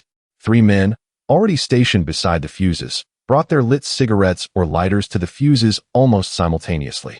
With a hiss, the fuses ignited, sending white smoke curling upwards like startled serpents, rapidly entering the base of the steel pipe. In that instant, time seemed to freeze. Samir instinctively held his breath, gripping the binoculars tightly. Boom, boom, boom. It was not the sharp, resonant roar of conventional artillery, but rather a profoundly muffled sound, akin to the thud of a colossal hammer striking one's chest. The ground trembled violently, and 3 plumes of dark crimson smoke erupted from the steel tubes, instantly enveloping the entire launch site. Immediately thereafter, a chilling sound tore through the air. The wailing was sharp, mournful, and possessed an eerie, fluctuating pitch, reminiscent of a ghostly whistle amplified thousands of times to terrify children. It was the unique shriek produced by gas canisters tumbling through the air, scraping against the atmosphere. Lacking rifling, their flight was exceedingly unstable, twisting and turning in midair, tracing dazzling spiral trajectories. Samier clearly observed those three red monsters soaring through the sky. They were not flying. They were descending with destructive force. Chapter 56. The hellish cannon unleashes its power. What on earth is this? Before he could finish his sentence, the scene before him erupted in chaos. The first gas canister veered off course, resembling a drunken man, as it plunged into a pile of rubble 50 meters away from the target. However, in the next moment, Samir's pupils constricted sharply. Boom. This was no mere noise akin to grenades or mortars. A dark red fireball expanded instantly, resembling a demon of flames emerging from the earth, devouring the ground within a radius of several meters. The massive shockwave swept through, carrying debris and dust, forming a visible circular airwave that surged outward. The previously even pile of rubble transformed into a smoldering pit. Before Samir could recover from the shock of the initial blast, 2 more rounds followed. Although the trajectory was erratic, the coverage area was undeniably vast. The second and third rounds struck the chalk-drawn target almost simultaneously. One landed on the left side of the truck, while the other crashed directly into the rock wall beside the truck's rear. The thunderous roars echoed, shaking the cliffs of the quarry, causing countless stones to tumble from the summit. Samir felt as if his eardrums had been pierced by a needle, the pain excruciating. Yet, he paid no mind to it, fixated on the view through his binoculars. That several-ton heavy liberation truck was tossed into the air like a paper toy at the moment of the explosion. The terrifying shockwave, akin to an invisible giant hand, tore the vehicle apart in an instant. The front end was hurled skyward, rolling amidst the flames, and before it could hit the ground, it had already transformed into a twisted heap of scrap metal. The once sturdy rock wall collapsed significantly, tons of boulders crashing down, completely burying the area. Thick black smoke billowed, flames reaching towards the heavens. In that moment, the chalk circle resembled a hell's cape. No living creature could survive such an intense explosion and shockwave. Not even the rats hiding in the trenches would remain unscathed, their insides turned to mush. The wind continued to blow, carrying the acrid scent of gunpowder towards him. The quarry lay in eerie silence. Samir maintained his stance, binoculars raised, his body frozen in place like a statue. His mouth slightly agape, the meticulously groomed ends of his mustache trembled in the wind. After what felt like an eternity, he mechanically lowered the binoculars, turning his head to Zhang Hua beside him. The arrogance and disdain that had previously filled his gaze were replaced by a mixture of terror at the sight of a monster and a merchant's frenzied greed upon glimpsing a treasure trove. Is this truly a gas canister? Samir's voice trembled, even his fluent English faltering. This power, it's more terrifying than a 155mm howitzer. Moreover, that sound, that unearthly roar, he swallowed hard, his throat constricting violently. That sound would haunt the nightmares of all who heard it. Samir's hands shook, the expensive Zeiss binoculars feeling like a scalding iron in his grip. He stared intently at the still smoldering pit in the distance, his eyes nearly popping out, his lips quivering, struggling to utter a word. The earlier arrogance had been obliterated by that explosive display, replaced by an almost pathological flush, akin to a gambler witnessing a royal flush or a lustful man encountering a breathtaking beauty. Zhang Hua did not rush to speak. Instead, he leisurely pulled out half a pack of cigarettes from his pocket, extracting one to place between his lips. Leaning closer to Samir, he gently adjusted the collar of his coat, as if attending to an old friend. Mr. Samir. Zhang Hua's voice mingled with the sea breeze, penetrating Samir's ears. How did those 3 blasts sound to you? Samir abruptly turned his head, his neck cracking with a sharp sound. He regarded Zhang Hua as if he were an extraterrestrial, just disembarking from a spacecraft, his throat working furiously, voice hoarse. Is this really a gas canister? Indeed, it is. Zhang Hua grinned, revealing a set of white teeth, produced by Haizhou Gas Cylinder Factory. A civilian liquefied gas cylinder. I couldn't even be bothered to erase the production batch number. As for what's inside, it's merely the most ordinary ammonium nitrate explosive, the kind used for blasting rocks, not even qualifying as TNT. He gestured towards the distant burning ruins, his tone taking on a playful note. But that doesn't prevent it from shredding a several-ton truck to pieces. Mr. Samir, you're an expert. Let us do some calculations. To achieve such destructive effects against a stationary target for your clients, what kind of equipment would be required? Samir remained silent, his mind racing. A 155mm howitzer? Zhang Hua mused aloud, counting on his fingers. How much does a single shell cost? That's precision machinery, a veritable gold-eating beast. It requires an expensive towing vehicle, a professionally trained artillery crew, and coordination with meteorological radar. In the urban warfare environment of the Middle East, firing such heavy artillery would attract airstrikes within 5 minutes. Too cumbersome, too costly, too delicate. Zhang Hua stepped closer, his deep-set eyes seeming to pierce through Samir. But what about this device? The launch pad is merely welded from a few steel beams. Any bicycle repairman could fix it if it breaks. The shell is just a steel cylinder, easily tossed into the bed of any pickup truck.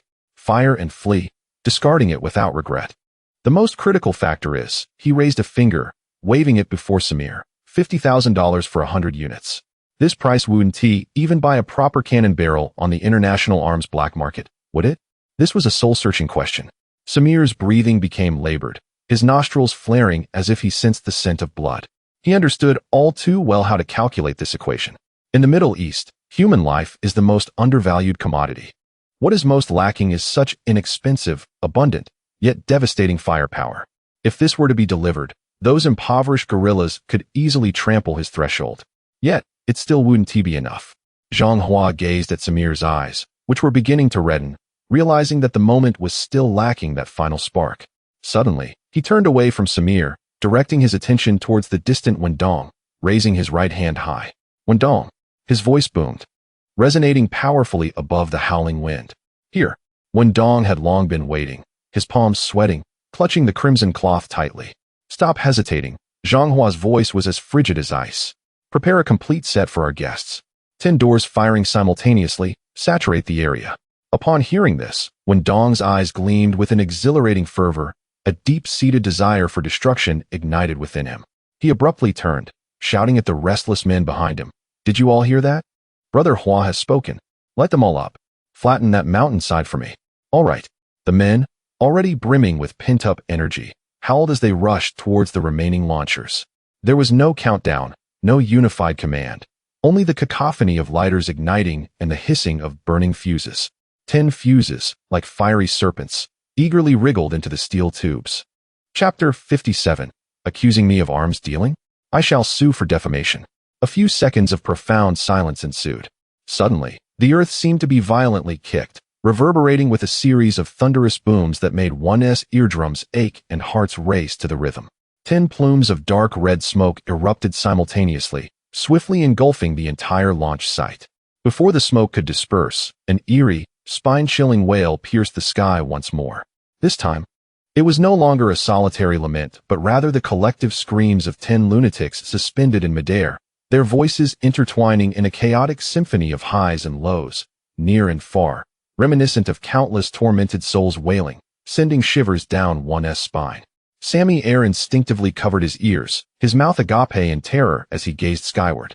He beheld 10 crimson projectiles tumbling and twisting through the air, tracing erratic arcs akin to a group of inebriated revelers, yet imbued with a destructive energy as they hurtled towards the cliff 1,000 meters away.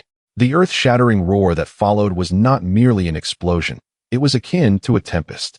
Massive fireballs blossomed against the cliffside in rapid succession, coalescing into a surging sea of flames. The once solid rock crumbled before such unreasonable violence, disintegrating like mere tofu. The entire mountainside quivered as countless boulders fractured and fell, mingling with plumes of black smoke and fire that cascaded downwards. A colossal shockwave, laden with fragments and dust, swept across the quarry like a sandstorm. Even from a distance of 1,000 meters, the onslaught of heat and vibration rendered one unsteady. Lin Shuang instinctively took 2 steps back, raising her arms to shield her eyes from the pervasive dust. Through the gaps in her fingers, she witnessed the harrowing scene resembling a battlefield ravaged by artillery. Her complexion pale as parchment.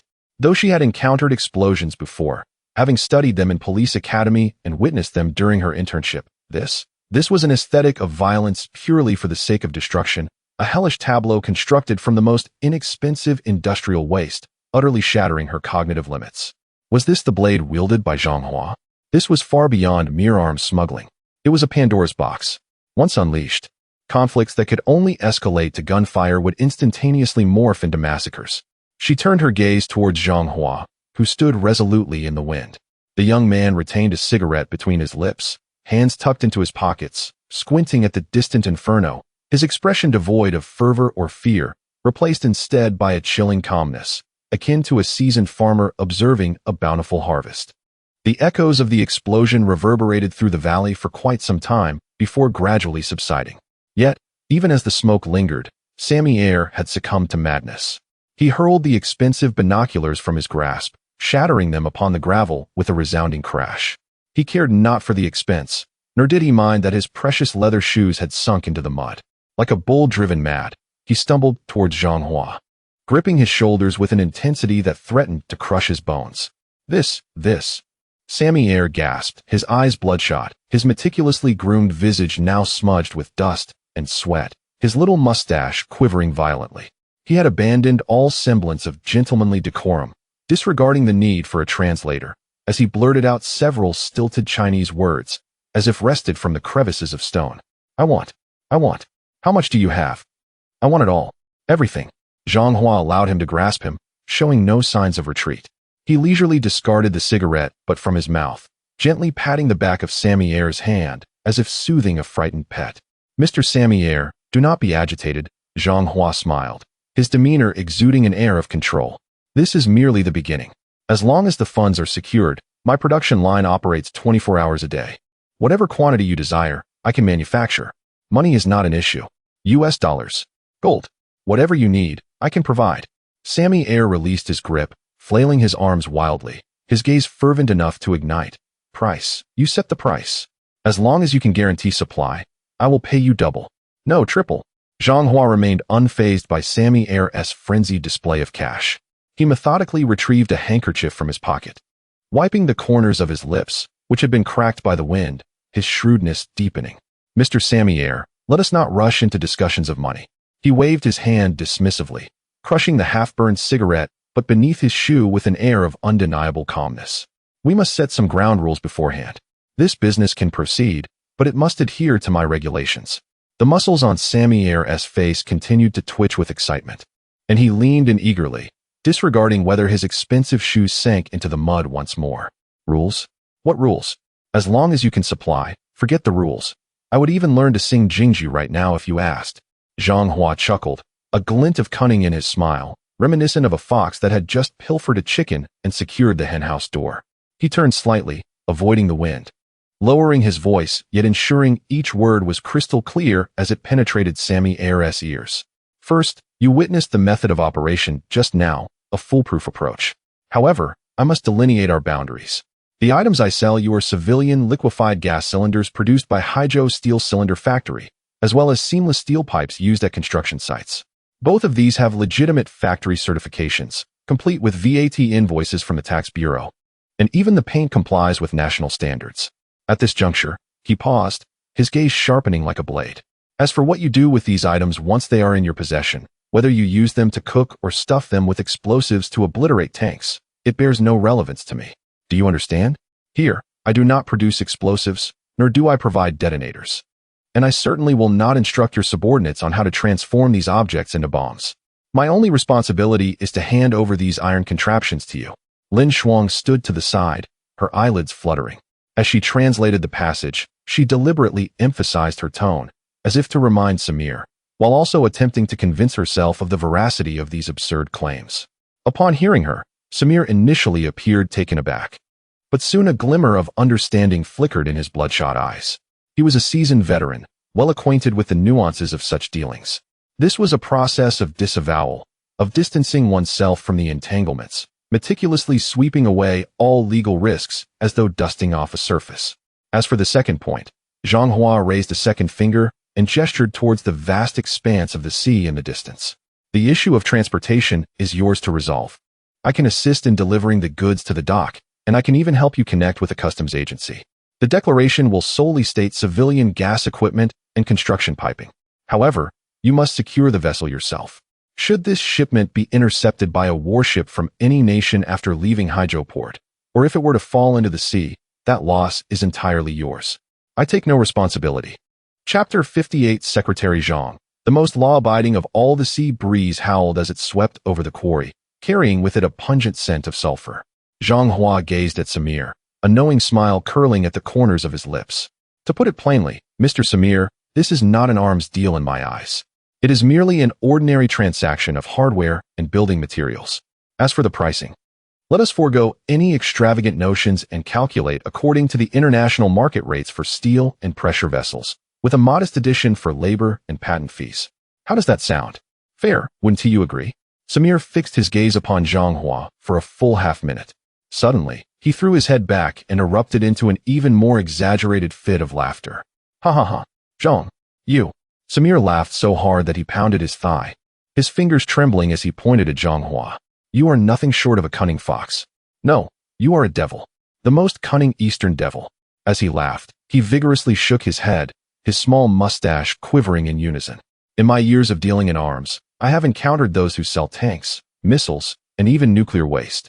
Yet never has anyone been able to present such a murderous enterprise in such a refreshing and sophisticated manner. So legitimate. My God, if all arms dealers conducted themselves as you do, the United Nations embargoes would be rendered mere scraps of paper. Once his laughter subsided, Samir composed himself, his face revealing the shrewdness and calculation characteristic of a businessman. He approached a stack of gas cylinders, placing a hand upon the cold metal surface, as though caressing the skin of a lover. I accept all your terms without reservation. Samir turned, his gaze burning with intensity. I know what you are calculating. Steel is abundant, and gas cylinders are hardly rare. However, he emphasized, looking intently at Zhang Hua, no one else can make these two items fit together so seamlessly, even leaving perfect fittings, and supply them in thousands like an assembly line. Only you can do this in the entire world. If I were to procure them elsewhere, merely finding someone to modify those damn tail fins and interfaces would bankrupt me, let alone having to guard against those clumsy blacksmiths inadvertently stuffing explosives into their own backsides. Samir was a perceptive man. The seemingly simple gas cylinder cannon may not possess high core technology, but the true competitive edge lies in system integration and large-scale supply. Zhang Hua was not merely selling tin cans. He was offering a standardized killing solution that could be deployed immediately upon filling with explosives. It is akin to selling fast food. Zhang Hua provides the hamburger buns and patties, while the choice to add cheese or chili rests with the customer. However, the ability to have a meal ready in 2 minutes, that is the skill. I shall handle the explosives myself. Samir waved his hand grandly, exuding bravado. In the Middle East, we may lack many things, but fertilizers and explosives are in abundance. As for transportation, as long as the items are civilian, I have numerous ways to smuggle them across the blockade. The soldiers at those checkpoints, with just a few packs of cigarettes, will hardly bother to check if I am transporting nuclear warheads, let alone a bunch of cooking gas cylinders. At this point, Samir leaned in a couple of steps, lowering his voice, his eyes glimmering with a near-greedy light. Zhang, since we have reached this point, I want the first batch to be 10,000. No, 20,000. And ensure there is ample quantity of that steel pipe. As for payment, I can offer Swiss bank drafts, gold, or if you prefer, I can procure several crates of uncut South African diamonds for you. Zhang Hua's smile finally blossomed fully, a look of satisfaction akin to a hunter witnessing their prey ensnared. He extended his hand, and this time, Samir did not refuse, their hands clasping firmly in the biting wind. It's a deal. Zhang Hua's grip was strong, causing Samir's knuckles to whiten slightly. However, let us forego the diamonds. That would be too cumbersome and could attract unwanted trouble. I prefer dollars, cash, or bank transfer will suffice. Our Haizhou is currently undergoing construction and is in dire need of foreign exchange. Lin Shuang stood to the side, observing these two men, disparate in language and skin color, yet reaching an unspoken understanding before the allure of profit. Feeling the absurdity of it all, the rubble beneath their feet still bore the residual warmth of the recent explosion, and the scent of gunpowder lingered in the air, yet these two had already transformed a deal capable of reducing a corner of the Middle East to ruins into a mere wholesale transaction of building materials. That's enough. Zhang Hua released his hand and turned to Lin Shuang, who had remained silent, his eyes holding a hint of teasing. Team leader Lin, the translation work is complete. Should we not find a place to treat this esteemed benefactor to a meal? After all, the commotion earlier must have unsettled Mr. Samir's seafood porridge. Lin Shuang shot him a cold glance, responding curtly, "What shall we eat? Perhaps a lamb restaurant? I doubt Mr. Samir can fit on that bench given his attire." "Not at all. Zhang Hua laughed heartily, in high spirits as he waved his hand. Let us go to Haizhou Restaurant. It is the finest establishment in Haizhou. Though it may not rival Yanjing Hotel, the Dongxing base there is absolutely plentiful. Today's meal is on me. As he spoke, he waved to Wendong in the distance. Dongzi, pack up. Leave no trace. Tonight, take the brothers out for drinks. It's on my tab. All right, brother. Wendong responded excitedly from afar, swinging his hammer with vigor. The wind picked up further, swirling dust from the ground and gradually enveloping the stack of red gas cylinders in a shroud of gray mist. In Samir's eyes, those were not mere gas cylinders. They were clearly volcanoes of gold about to erupt. In Zhang Hua's perspective, they represented the first stepping stone toward the pinnacle of power and a unique gift he prepared for the impending grand era. Zhang Hua did not rush to his vehicle. He remained in place, lighting another cigarette. Watching Samir ensconced among his two bodyguards as he entered the car, his smile slowly faded, leaving behind an abyss of coldness. This is merely the first step. With money in hand and Samir as a connection, the more audacious and grandiose plans swirling in his mind finally had fertile ground to take root. The waters of Haizhou were due for a thorough agitation. Let us go. Zhang Hua exhaled a cloud of smoke, addressing Lin Shuang. It is time for a meal. Only when we are well fed can we muster the strength to continue our struggle against these phantoms and demons. Lin Shuang gazed at his retreating figure, inexplicably sensing that this young man bore an indefinable burden upon his shoulders. It felt heavy and oppressive, yet infused with a fierce determination to shatter the very heavens above. She remained silent, quietly opening the car door and settling into the passenger seat. The Jeep roared to life, crunching over gravel as it made its way toward the distant seaside town, which was slowly awakening. The dust kicked up by the wheels obscured the quarry behind them, along with the secret that would soon alter countless lives. After Zhang Hua departed with Samir, the abandoned quarry returned to its eerie stillness.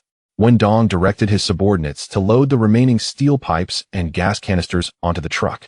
As he observed the red canisters, an unprecedented glimmer shone in his eyes. Manzi, Wendong called out. Zhou Meng, who was hefting a bundle of steel pipes onto the truck, turned at the sound, wiping the grime from his face.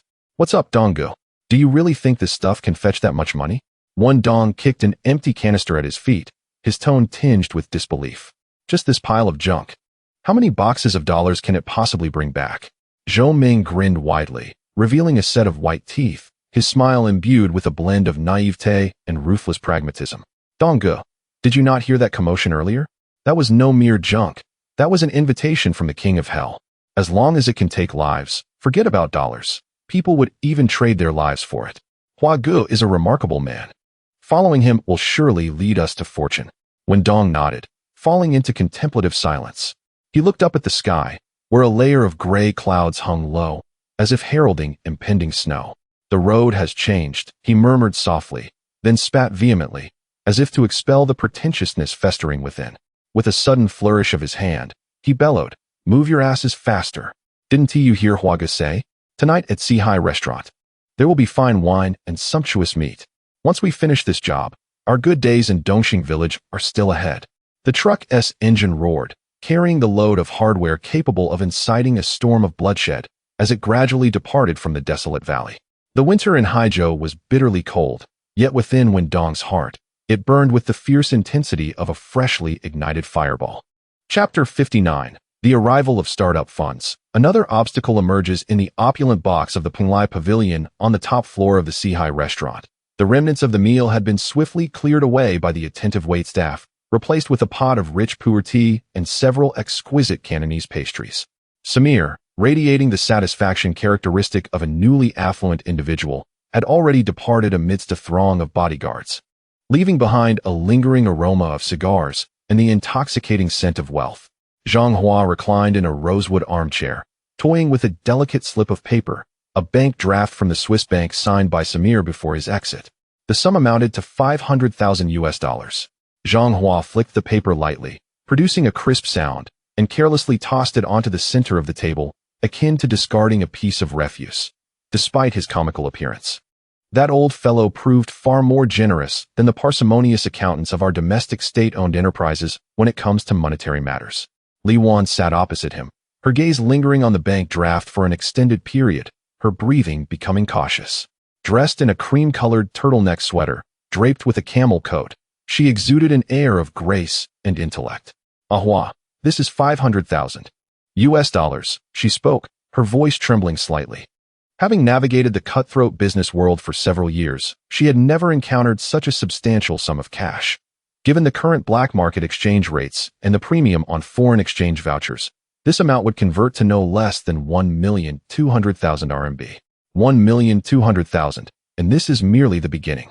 Zhang Hua raised his teacup and took a sip, the aged aroma of the pu'er tea soothing the fiery burn of the liquor in his throat.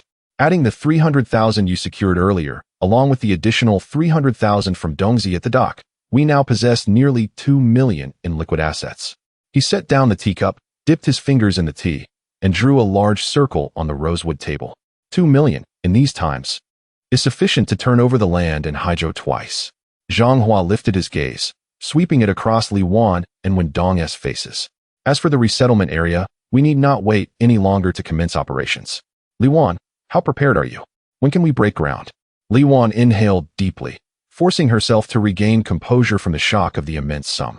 She opened her briefcase, retrieving a rolled blueprint and several documents stamped with bold red seals, laying them out upon the table. The blueprints had been drafted by seasoned experts from the Provincial Design Institute, and she had already contacted a construction team, all affiliated with the Construction Committee's tertiary industry company, known for their technical proficiency and unwillingness to cut corners due to pressure from higher-ups. Li Wan's finger pointed to the location designated as Dongshan on the blueprint. In terms of materials, agreements have been finalized with the steel plant and cement factory. Once the deposit is paid, delivery will commence immediately. Provided the funds are in place, I can have bulldozers on site by tomorrow. At this juncture, Li Wan's speech faltered, her previously relaxed brow knitting into a slight frown, as if a thorn had lodged itself in her throat. What's wrong? Is there trouble? Zhang Hua perceptibly noted the shift in her expression. Li Wan sighed, unconsciously rubbing her fingers along the edge of the blueprint. Everything was proceeding smoothly until a few days ago when an unexpected complication arose.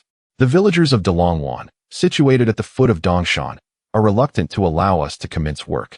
Delongwan? Wendong, who had been engrossed in peeling peanuts, raised his head, still chewing. That shabby village is 2 miles from Dongshan. We are building houses on the mountain. How does that affect them? Are we obstructing their sun-drying of salted fish? It's not about blocking their salted fish, Li Wan replied with a wry smile. It's about hindering their financial interests. Although Dongshan is barren land, the only access route into the mountain passes through the territory of Delongwan village. A couple of days ago, our surveying team attempted to drive in, but the villagers from Delongwan stopped them. They claimed that Dongshan is a feng shui treasure of their village, an ancestral dragon vein, and if we disturb the ground, it would sever their good fortune. Feng shui, Wendong scoffed, tossing the peanut shells into the trash bin and brushing off the remnants from his hands. Nonsense. Those impoverished wretches, who can't even afford pants, if they really had feng shui, they would have struck it rich long ago. I believe they are merely envious and seeking to extort money. Dongzi is correct, they are indeed after money. Li Wan nodded, her expression tinged with resignation. The village chief of Delongwan, Kai Gang, is a notorious scoundrel. He has proclaimed that for any vehicle passing through their village, a toll of 10 yuan must be paid, and furthermore, the earthworks for the resettlement project must be contracted to his villagers at prices 30% above the market rate. Damn it! Wendong slammed his hand against the table, causing the teapot lid to rattle. His face, which had previously held a hint of inebriation, darkened instantly, a fierce aura emerging from his demeanor honed on the docks. This is outrageous. Kai Gang, that old crook, I've dealt with him before for selling fake medicine at the market. Now he dares to trample on us. Wendong sprang to his feet, grabbing the coat draped over the chair, prepared to don it. Awan, you need not involve yourself in this. What feng shui nonsense? I see it as a matter that requires rectification. I will rally some people, take Zhou Ming and his brothers with me. No need for many, just 50 brothers, each wielding a steel pipe. I will see whether his bones are tougher or my steel pipe is. Take off your coat and sit down. Zhang Hua's voice, though not loud and devoid of inflection, acted like an invisible cord, halting Wendong's advance. He did not even raise his head. Merely gripping the white porcelain teacup, his fingers slowly tracing the rim, his gaze fixated on the few tea leaves swirling within as if they concealed some profound mystery. Wendong had already slipped one arm into the sleeve of his coat, his body frozen in place, the ferocity on his face yet to dissipate, the veins on his neck pulsating like worms. He turned to Zhang Hua, bewildered and frustrated. Hua, can we really tolerate this? Kai Gang is nothing but a ruffian. I've encountered many like him. The more you show him respect, the more he takes liberties. If I don't go and break his legs today, tomorrow he'll be riding on our necks. I said to sit down. Zhang Hua lifted his eyelids, casting a cold, indifferent glance at Wendong. In his eyes was not anger but a chilling demeanor that sent shivers down one's spine, akin to a bottomless pool of stagnant water. Wendong felt a chill run down his spine under that gaze. The fervor that had surged within him moments ago extinguished significantly. Gritting his teeth, he angrily yanked off his coat and flung it onto the chair, then plopped back down into his seat, causing the dishes on the table to rattle violently. Fine, I have taken my seat. Hua, tell me, how shall we swallow this indignation? Wendong exclaimed, grasping the wine glass before him and downing a hearty gulp, slamming the glass back onto the table. Zhang Hua paid no heed to his agitation. Instead, he pulled out a pack of Daqian Min from his pocket, retrieved a cigarette, and tossed one to Wendong before lighting one for himself. Smoke began to swirl in the private room, obscuring his youthful, yet overly profound visage. Chapter 60. Oh, the sheer simplicity of the local customs. Dongzi, do you think that now, with money in our pockets, firearms at our disposal, and the city's approval documents in hand, we can swagger through the territory of Haizhou? Zhang Hua exhaled a puff of smoke, his voice somewhat ethereal. Is that not the case? Wendong retorted defiantly. We have people and money now. Why should we fear a mere village chief? It is not the village chief we fear. Zhang Hua extended a finger, gesturing towards the ceiling above, then pointed to the gloomy sky outside. What we dread is the impending change. Li Wan, listening intently, sensed something amiss in Zhang Hua's tone and instinctively softened her breathing. Hua, have you heard some unsettling news? Is there a shift in the city? Zhang Hua shook his head, his fingers, still clutching the cigarette, traced invisible contours in the air, as if sketching out an unseen terror. It is not the city, it comes from above.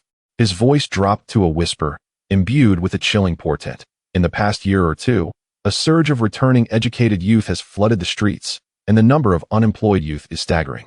Fights, robberies, rapes, and all manner of chaos are rampant. The populace lacks a sense of security, and the authorities are losing face. Such disorder cannot persist indefinitely. He turned to fix a piercing gaze on Wendong, his eyes sharp as daggers. In turbulent times, severe measures are necessary.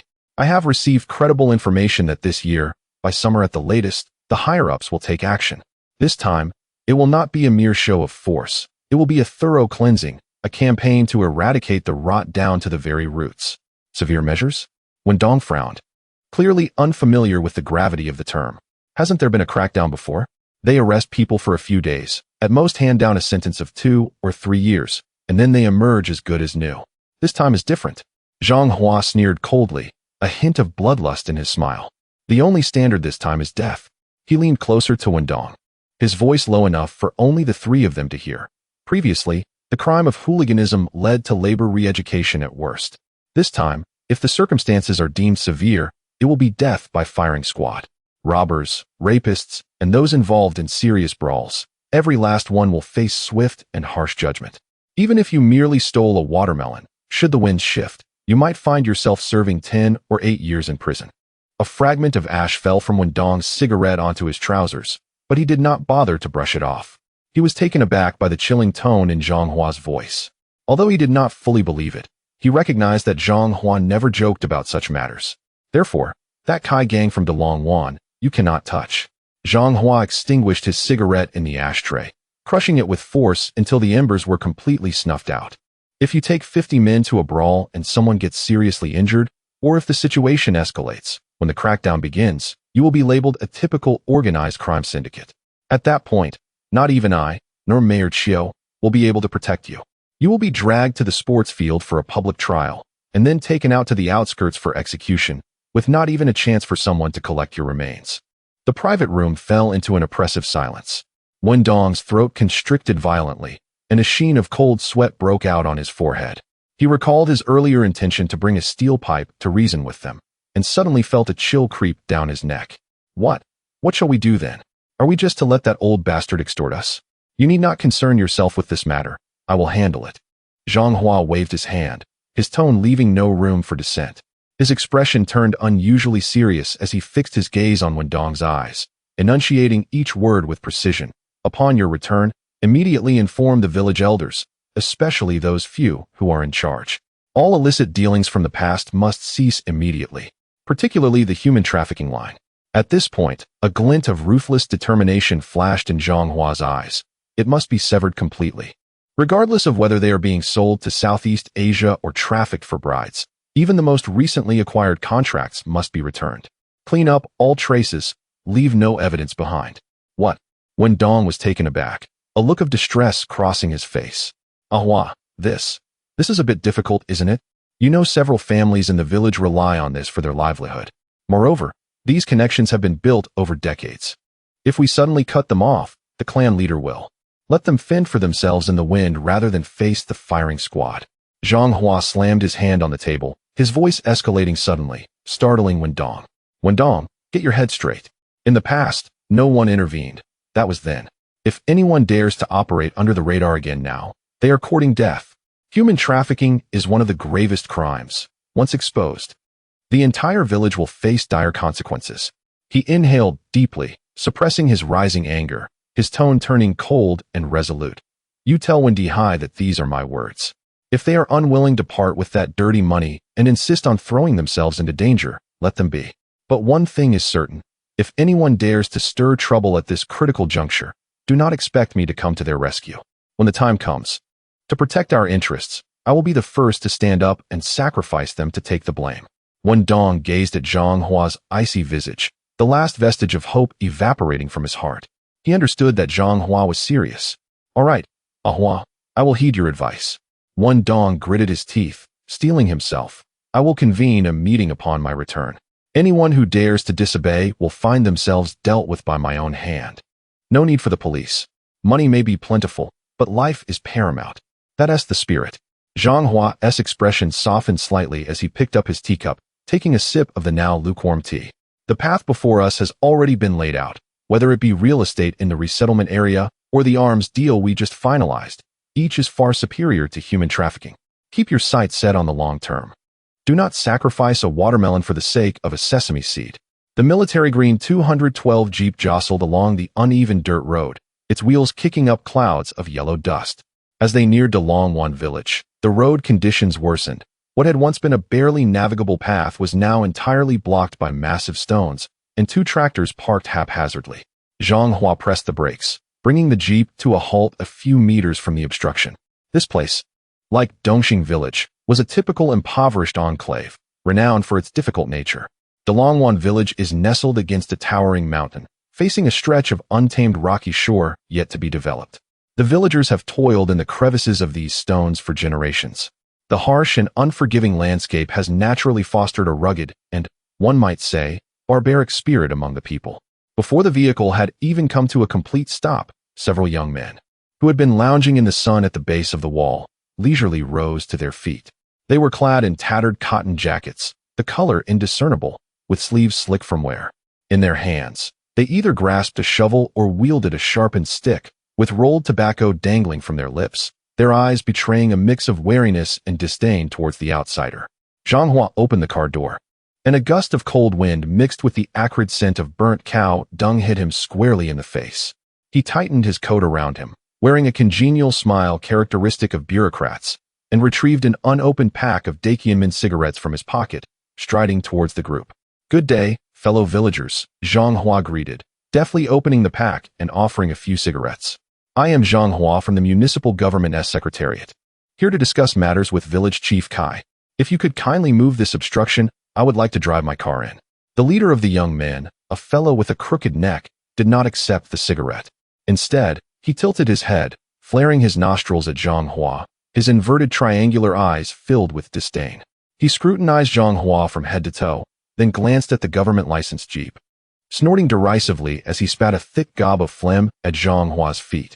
Municipal government, the crooked-necked youth said, wiping his nose with his thumb, his voice sharp.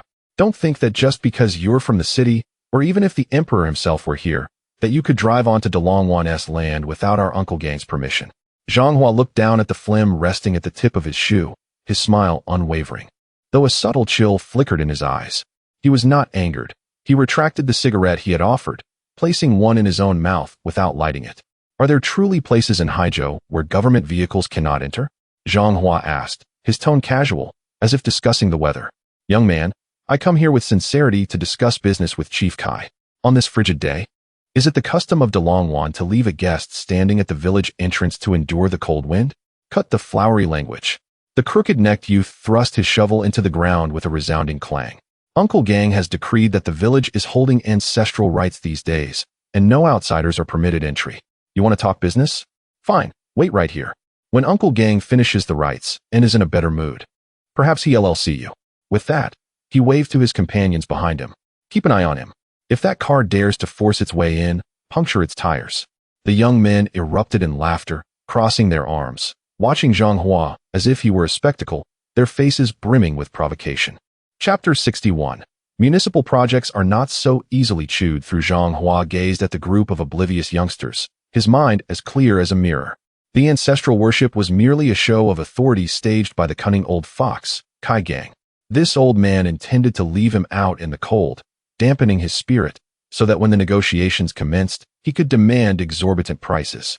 In this day and age, the grassroots clan forces were deeply intertwined, and the law often amounted to nothing more than a mere piece of paper in these remote villages. The village chief reigned as the local emperor, and clan customs took precedence over all else. It was not just a matter of a mere secretary like him. Even a police car entering the village to apprehend individuals, prior to the recent crackdown, could be met with hostility if the clan elders were not appeased. Zhang Hua nodded silently, refraining from further words. He placed the unlit cigarette behind his ear and turned back to his jeep. Instead of getting in, he leaned against the front of the vehicle, hands tucked in the pockets of his coat, squinting at the distant, overcast sky. Since entry was denied, he resolved to wait there. And wait he did, for a full 4 hours. The winter sun was already dimming, and before 5 o'clock, it had sunk below the mountains, leaving only a faint, waning glow clinging to the treetops. The temperature plummeted, and the biting wind lashed against his face like a whip, causing pain. Zhang Hua maintained his stance, occasionally stamping his feet or taking a sip of cool water from a flask he retrieved from the car. He even found the leisure to observe the old locust tree at the village entrance, counting the number of crows returning to their nests. The young men stationed at the roadblock, however, could not endure the wait any longer. They had assumed this delicate bureaucrat would retreat after half an hour, but to their astonishment, he stood resolute like a wooden post, braving the wind for an entire afternoon. One of them, his neck frozen stiff, returned to the village, muttering curses under his breath. After a while, the sound of bustling footsteps finally echoed from deep within the village path. Zhang Hua removed the now frozen cigarette from his ear, gently rolling it between his fingers, a cold smile curling at the corners of his mouth. The main figure had finally deigned to show up. A middle-aged man, clad in a military coat and wearing a fur hat, emerged from a throng of people. He was of modest height, with a face full of excess flesh, walking with a pronounced splay of his feet. In his hands, he held 2 gleaming walnuts, unmistakably Kai Gang, the head of Delongwan. As Kai Gang approached the roadblock, he first pretended to glance in Zhang Hua's direction, then abruptly changed his expression as if he had just discovered a new continent. He turned sharply, raising his leg to deliver a forceful kick to the backside of the crooked-necked young man. "You scoundrel!" The kick landed squarely, sending the young man crashing to the ground, mouthfuls of dirt filling his mouth. "Uncle Gang, why did you hit me?" "Hit you? I wish I could beat you to death." Kai Gang's eyes bulged, spittle flying as he bellowed, his voice loud enough for half the village to hear. "Are you blind? Didn't you see that was a government vehicle? You dare to block a leader from the city? Are you trying to rebel?" As he scolded, he lunged at the other 2 young men, delivering sharp slaps that echoed painfully. "Have I not taught you to be polite and abide by the law? Have you forgotten everything? What kind of behavior is this? This is a disruption of the relationship between the government and the people. This is lawlessness." Kai Gang feigned righteous indignation, acting as though the actions of these young men had no bearing on him, attributing their behavior solely to their own recklessness. Zhang Hua observed quietly, saying nothing, refraining from intervening. He understood that Kai Gang was performing for him as well as for the villagers. This was a show of face, a display of power. It not only provided the city government with a graceful exit, but also showcased his absolute authority in the village. After a good 2 to 3 minutes, once the young men were thoroughly cowed and scuttled away, Kai Gang finally ceased his tirade, panting heavily as he adjusted his collar, then approached Zhang Hua with a beaming smile. "Ah, is this not Secretary Zhang?" Kai Gang stretched out his hands from a distance, his face wrinkling into a smile akin to a blooming chrysanthemum. "What a transgression! I have been inspecting the forest at the back of the mountain all afternoon, and upon returning to the village, I hear that these young rascals have been so foolish as to block you outside. These unsophisticated bumpkins will certainly face my wrath at the village meeting." Zhang Hua extracted his hand from his pocket and shook Kai Gang's rough, calloused hand, which bore the strength of years spent laboring in the fields. "You are being too harsh, village chief Kai," Zhang Hua replied with a smile, his tone mild enough that no hint of anger could be detected. "Every village has its own customs.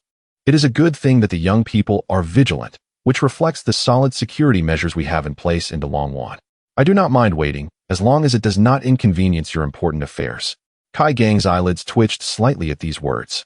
As an old hand in the game, he discerned the subtle rebuke within Zhang Hua's statement.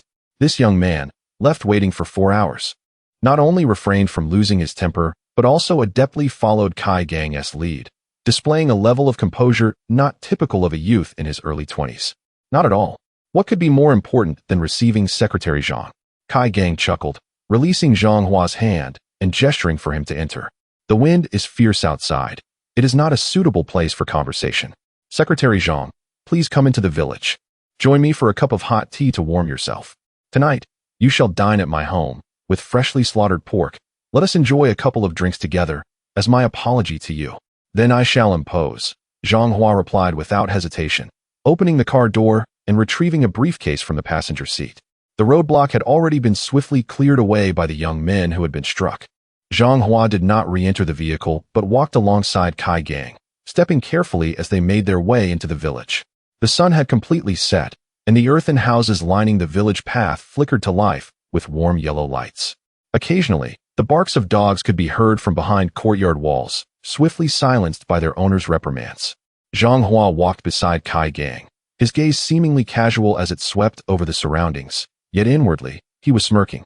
The Long One appeared to be an impenetrable fortress, and Kai Gang seemed to wield considerable power. Yet, in the face of the impending storm, these so-called clan powers and local tyrants are not but fortresses upon the sand, destined to be swept away by a single wave. In the main hall of Cai Gong's home, a blazing iron stove radiates warmth, filling the air with a potent blend of dried tobacco and the enticing aroma of stewed meat. A weathered Baxian table occupies the center, adorned with a pot of steaming tea and 2 plates of peanuts. Cai Gong tosses his dogskin hat onto the heated Kong and sits cross-legged in a grand chair, his calloused hands grasping the teapot as he pours a bowl of strong tea for Zhang Hua. Though his actions are courteous, his posture remains resolutely fixed to the chair. "Zhang Damishu, do take a sip. This is wild tea harvested from our back mountain. It may be a touch bitter, yet it leaves a sweet aftertaste and eases the heat," Cai Gong remarks with a smile that does not quite reach his eyes. Zhang Hua, undeterred by the tea-stained rim of the bowl, lifts it to his lips. The scalding liquid cascades down his throat, its bitterness rendering his tongue numb. He sets down the bowl, lightly tapping his fingers on the table without reaching for the peanuts. "Saitsu and Zhang, having savored the tea, let us speak candidly."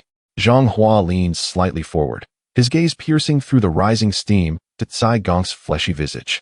"Regarding the resettlement project in Dongshan, I believe you are aware of the city's challenges." Cai Gong pauses in his shelling of peanuts, crunching one loudly before responding, his words muffled. "Challenges? The city is a grand office, overseeing hundreds of thousands. What challenges could there be? If there are challenges, they belong to us, ordinary folk."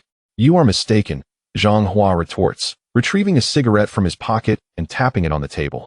"Resettling those living on the water is a political task imposed by the province, a source of great concern for Mayor Qi. While the project appears bustling, it is, in reality, a superficial endeavor devoid of substance. You need not hear it from me. You must have heard of the state of municipal finances. They can hardly afford to pay civil servants' salaries, let alone spare funds to invest in this stony mountain." My tone is sincere, as if confiding in a respected elder. The development company is also tightening its belt. "Saitsu and Zhang, if you seek to carve out a lucrative piece from this project, you have indeed chosen the wrong temple. This meat is not only devoid of fat, but may well leave you with broken teeth." Chapter 62. The prostrate tiger appears to rise again upon hearing the words. Kai Gang's forced smile gradually faded. He tossed the peanut shell onto the ground, and a glint of shrewdness flickered in his small eyes. Secretary Zhang, I find your words rather unpalatable. Leaning back in his chair, the armchair creaked under him. No money? How can you operate all that machinery without funds? How can you afford to hire the people from Dongxing village? Do not attempt to deceive me with bureaucratic jargon. Although my education is limited, I am quite adept at arithmetic. Zhang Hua, unfazed, exhaled a puff of smoke and patiently elaborated. One must possess foresight. Dongshan is currently barren land, yet once the road is established and the resettlement area constructed, the population will inevitably gather. When that area transforms into a new residential district, you, guarding the entrance to Dalongwan, will hold a veritable treasure trove. Operating a small convenience store or establishing a transport fleet would yield a steady income. When the economy flourishes, even a mere sip of soup will be 100-fold improvement over foraging in these rocky crevices. Sip of soup? Kai Gang scoffed, slamming his hand on the table, causing tea to splatter from the cup. Secretary Zhang, do you take us for beggars? We seek meat, cold hard cash. Future matters can wait. I am only focused on the immediate losses. He extended a thick finger towards the dark mountain outside. That Dongshan is the backbone of our Dalongwan, the dragon vein left by our ancestors. If you level the mountain to construct buildings, you sever our village's dragon energy. Should this feng shui be disrupted, if our village suffers calamities thereafter, who will take responsibility?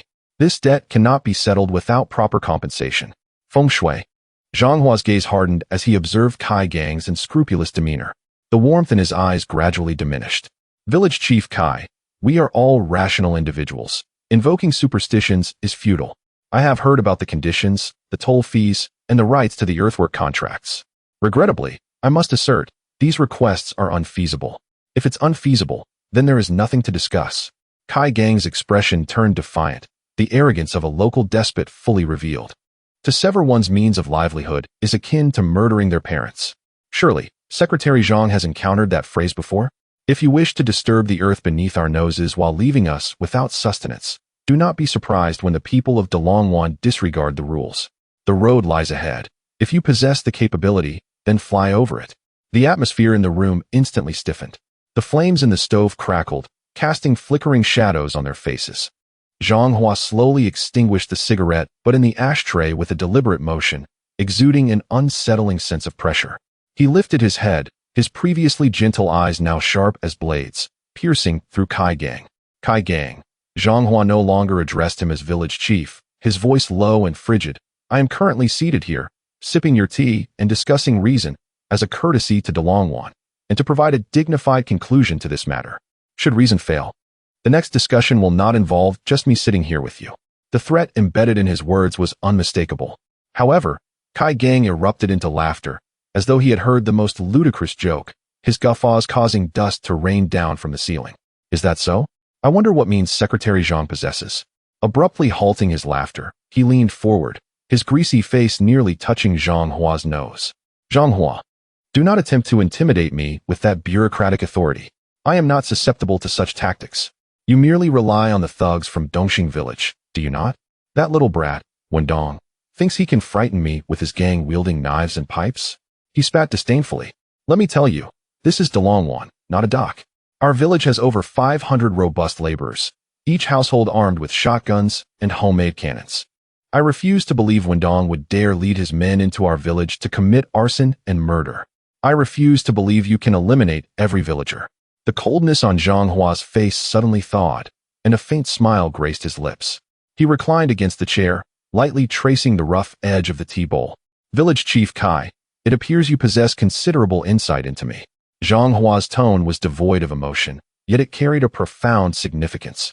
You seem to know precisely whom I associate with and what cards I hold. Such knowledge does not seem to stem from an ordinary observer of the mountains. I wonder which expert has enlightened you. Kai Gang's gaze flickered momentarily, before he defiantly retorted, there are no walls that do not let the wind through. Do not concern yourself with how I acquired this information. My message is simple, until the money is in place. No one shall disturb a blade of grass or a tree on Dongshan. Zhang Hua studied him for several seconds, his mind now clear. Kai Gang was merely a puppet thrust into the limelight, or rather, a firecracker wielded by someone else. The individual behind him not only understood the movements of the municipal government, but was also well-versed in the intricacies of Dongxing village. This was a calculated maneuver, attempting to use the obstinacy of De Longwan to shatter a freshly initiated enterprise. Very well. Zhang Hua rose, adjusting the hem of his coat, his expression returning to one of bureaucratic indifference. Since you have made your position clear, I shall refrain from further discourse. However, I must correct you on one point. He looked down at Kai Gang, still seated, his tone tranquil as if stating a fact. I, along with the villagers of Dongxing, have always been law-abiding citizens. I have no interest in illegal activities of violence and chaos. However, the paths of this world are never singular. With that, Zhang Hua picked up the briefcase from the table, tucked it under his arm, and turned to leave without pausing for a moment. No need to see me off. Kai Gang's arrogant voice rang out from behind. Secretary Zhang, the mountain path is treacherous. Do be careful not to twist your ankle. Zhang Hua pushed open the heavy wooden door. A chilling wind laden with snowflakes rushed in, dispelling the nauseating odor of smoke within. He stood on the steps, inhaling the frigid air deeply, his mind instantly cleared. The dogs in the yard continued barking furiously, and in the distance, shadows could be discerned moving in the darkness at the village entrance. Those were Kai Gang's sentinels. Zhang Hua opened the car door and settled into the driver's seat, not rushing to start the engine. Through the windshield, he gazed at the now closed wooden door, his fingers drumming absent-mindedly on the steering wheel. There was undoubtedly someone behind Kai Gang. Zhang Hua drove his vehicle, preparing to return home. The jeep came to a halt in front of his small courtyard. By the roadside stood a figure, upright and still, hands tucked into the pockets of a black wool overcoat, resembling a silent statue. As Zhang Hua exited the car, the individual slowly emerged from the shadows, his polished shoes making steady, unhurried steps on the cement ground. Under the dim glow of the streetlight, Zhang Hua discerned the man's face. Around 40 years of age, adorned with gold-rimmed glasses, his hair meticulously styled, and a smile that bore the hallmark of bureaucratic politeness, impeccable yet superficial. Instinctively, Zhang Hua's fingers grazed the car key before he released it, donning an expression that mingled surprise with a hint of courtesy. The man stopped 3 paces away from Zhang Hua, inclined his head slightly, and spoke in a rich, resonant voice. Secretary Zhang, I apologize for the intrusion. I am Chao Tian from the Municipal Party Committee office. The name Chao Tian resonated in Zhang Hua's ears, causing his heart to skip a beat, yet his demeanor remained composed, not even raising an eyebrow. He was well acquainted with this individual, the Secretary General of the Haizhou Municipal Committee, the Chief Steward of Secretary Gao Changhai, and the most trusted advisor to Gao Changhai. The mere presence of Chao Tian at his doorstep at such a critical juncture was decidedly peculiar. One must understand that the current political landscape of Haizhou, while appearing tranquil on the surface, was rife with turbulent undercurrents that had already stirred chaos beneath. Gao Changhai, the incumbent secretary, was renowned for his seniority and had engaged in fierce battles with Mayor Qiu Yunhua over the past 2 years, to the extent of unearthing each other's ancestral graves in search of incriminating evidence. Only in the past year, due to Qiu Yunhua's astute political maneuvers and provincial support, had Gao Changhai been compelled to retreat and restrain his allies. However, this old tiger was merely lying low, not vanquished, nor had he relinquished his claws. Zhang Hua's mind raced with calculations. Although Gao Changhai now seemed to be on the back foot, reduced to a mere figurehead, he still wielded considerable influence within the standing committee of the municipal party. The organization department, the propaganda department, and several key bureau heads were all loyalists whom Gao Changhai had personally elevated. When it came to control over the Haizhou political arena, this emaciated camel still possessed a framework more robust than a horse. Oh, it is Secretary Chao. Zhang Hua feigned realization, swiftly closing the distance and extending both hands to warmly grasp Chao Tian's. The fervor of his greeting might have led an onlooker to believe they were long-lost brothers. Forgive my dullness. The lighting is dim, and I nearly failed to recognize you. You are indeed a rare visitor. Why did you not give me a call in advance to allow me the honor of welcoming you? Chao Tian's palm was dry and warm, the handshake firm, yet perfectly balanced, neither overly familiar nor lacking in decorum. Secretary Zhang is a busy man, and also a favored aide of Mayor Qiu. I did not wish to disturb your work, Chao Tian replied with a smile, retracting his hand and adjusting his glasses, the eyes behind the lenses glimmering with restrained intensity. Having come so late, it is indeed somewhat abrupt. However, An elder wishes to invite Secretary Zhang for a cup of tea and a chat. Elder? Zhang Hua feigned ignorance, retrieving a cigarette from his pocket and offering it to Chao Tian. With a dismissive wave, Chao Tian declined, maintaining his standard posture, his tone calm, yet imbued with undeniable weight. Secretary Gao. At the utterance of these 3 words, the atmosphere around them seemed to thicken. Zhang Hua's hand, holding the cigarette, froze midair for half a second before he nonchalantly placed it in his mouth and lit it. The flickering flame illuminated his face, which bore a smile that was neither fully sincere nor entirely dismissive. Chapter 63. The Secretary's Tea. Secretary Gao is looking for me? Zhang Hua inhaled a puff of smoke, the exhaled mist dispersing between the 2 men. Secretary Chao, you can't be joking, can you? I am merely a lowly errand secretary, seldom even entering the gates of the municipal party compound. What could the prominent leader, Secretary Gao, possibly wish to discuss with me? Is it about serving tea to the leaders? His words were laced with a sharpness. A deliberate test of the waters. Typically, when a municipal party secretary summons someone, it is a formal command. Yet, this time, Gao Chonghai had sent his chief steward to intercept him directly, bypassing Qiu Yunbua and approaching his personal secretary instead. This was not only irregular, but also a serious breach of protocol.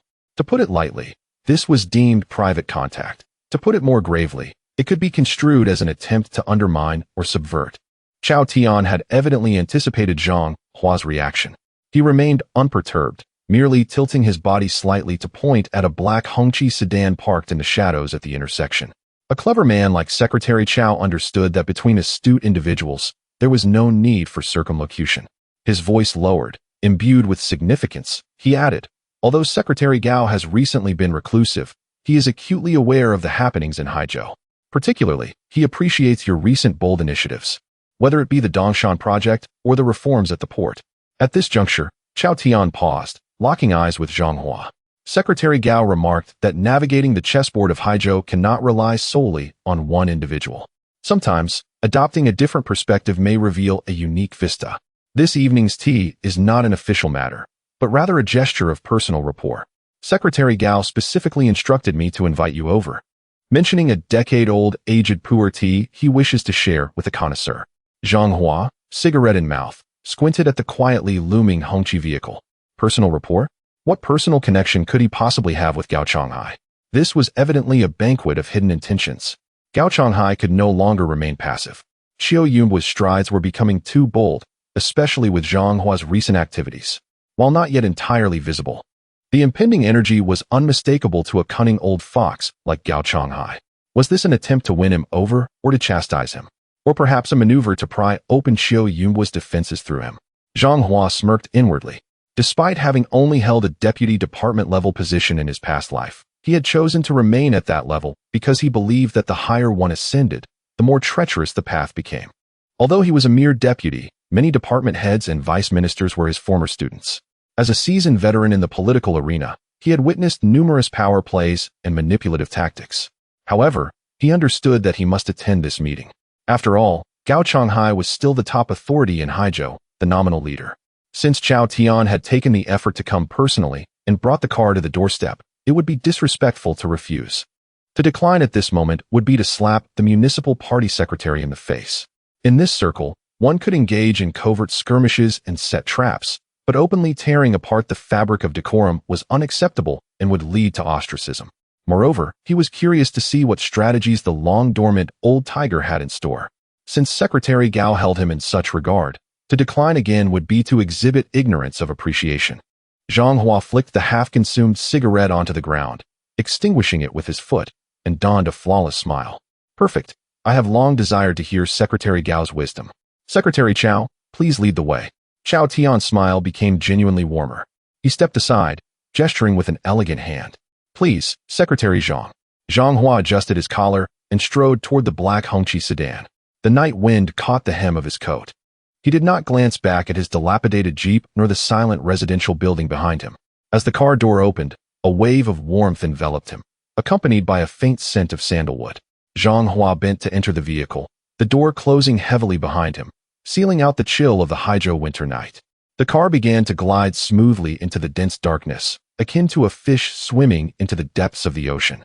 Reclining against the soft leather seat, Zhang Hua observed the swiftly retreating streets through the window, his fingers lightly tapping on his knee.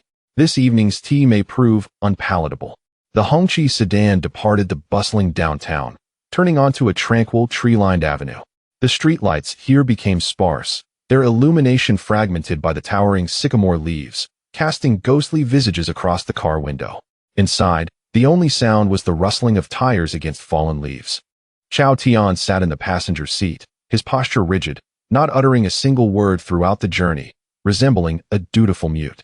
After approximately 10 minutes, the vehicle gradually halted before an imposing iron gate, which seemed especially formidable at this moment.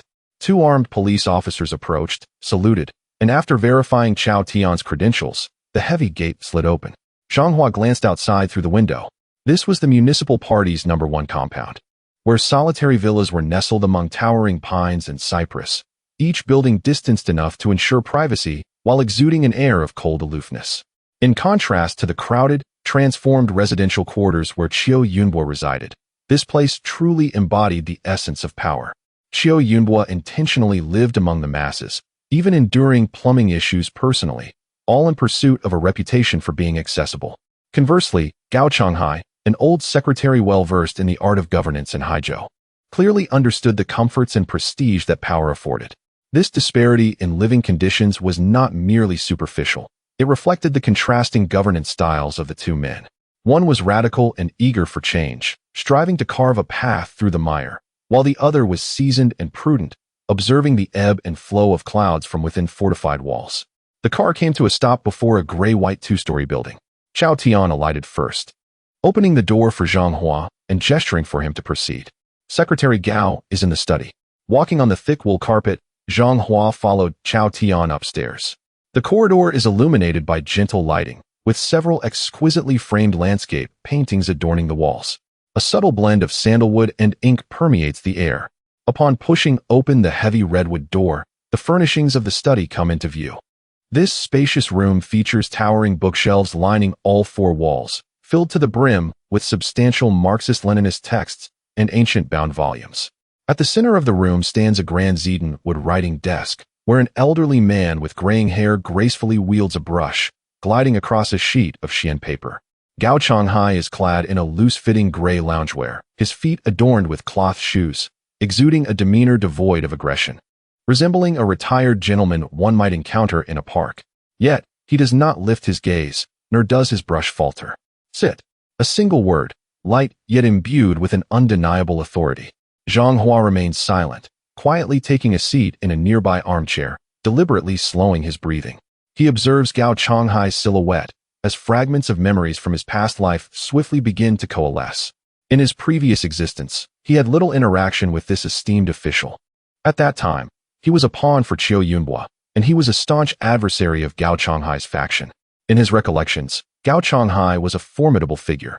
Although he gradually found himself at a disadvantage in his conflict with Qiu Yunbo due to insufficient provincial support, this old man resembled a rock, weathered by the sea for millennia. No matter how fierce the storms, he remained unscathed. In truth, Gao Changhai had not been vanquished by Qiu Yunbo. He outlasted Qiu Yunbo, even driving away his successor. It was only in the early 1990s, when he was reassigned to a nominal position in the Provincial Political Consultative Conference, that his life of unimpeded success led him to become indulgent in his later years, allowing his protégés to amass wealth unscrupulously, ultimately resulting in his disgrace before the investigation team of the Discipline Inspection Commission. However, in this moment, the old tiger's teeth remained sharp. Gao Changhai exhaled deeply, his brush coming to a decisive halt on the paper, completing the final stroke. He placed the brush on the inkstone, taking a moment to admire his work before turning his attention to Zhang Hua. Chao Tian, please bring out that old ban Zhang, he said leisurely while wiping his hands with a warm towel. Secretary Zhang, being a favored aide to Mayor Qiu, is accustomed to the fine Longjing tea from the office. Today, let him savor our coarse tea from Yunzhou. Chapter 64. The face of the municipal committee cannot be disregarded. Chao Tian responded affirmatively, skillfully retrieving a set of purple clay tea utensils from a cabinet, and began to wash and brew the tea. As boiling water was poured into the teapot, a rich and aged fragrance of tea instantly permeated the room. Only then did Gao Changhai turn around, smiling as he made his way to the main seat. His eyes, concealed behind reading glasses. Scanned Zhang Hua, but lacked the sharpness of a scrutinizing gaze, instead reflecting a warmth reminiscent of an elder observing a younger relative. Xiao Zhang, do not feel constrained. Gao Changhai gestured towards the teacup. This tea is from a decade ago, gifted to me by my fellow villagers when I was still in Yunzhou. I have hesitated to drink it until today, as you have come to visit. Zhang Hua received the teacup with both hands, not rushing to sip, but instead bringing it to his nose to inhale the aroma. He respectfully remarked, Secretary Gao, this tea possesses a deep and stable fragrance, with a bright and rich color. It is indeed a rare treasure. For someone like me, indulging in such fine tea seems almost wasteful. Tea is meant to be enjoyed by people. There is no such thing as waste. Gao Changhai waved his hand dismissively. He lifted his own cup to take a sip, although his gaze subtly lingered on Zhang Hua's face. Much like a person, regardless of their position, as long as they can be of service, they are indeed worthy steel. I have heard that Mayor Chiu has taken quite a liking to you, entrusting you with the affairs of the Secretariat. A remarkable achievement for a young person. It is all thanks to Mayor Chiu's guidance. I am merely a messenger carrying out tasks. Zhang Hua maintained a humble demeanor, revealing nothing. A messenger, you say? Gao Changhai chuckled, his smile laden with meaning.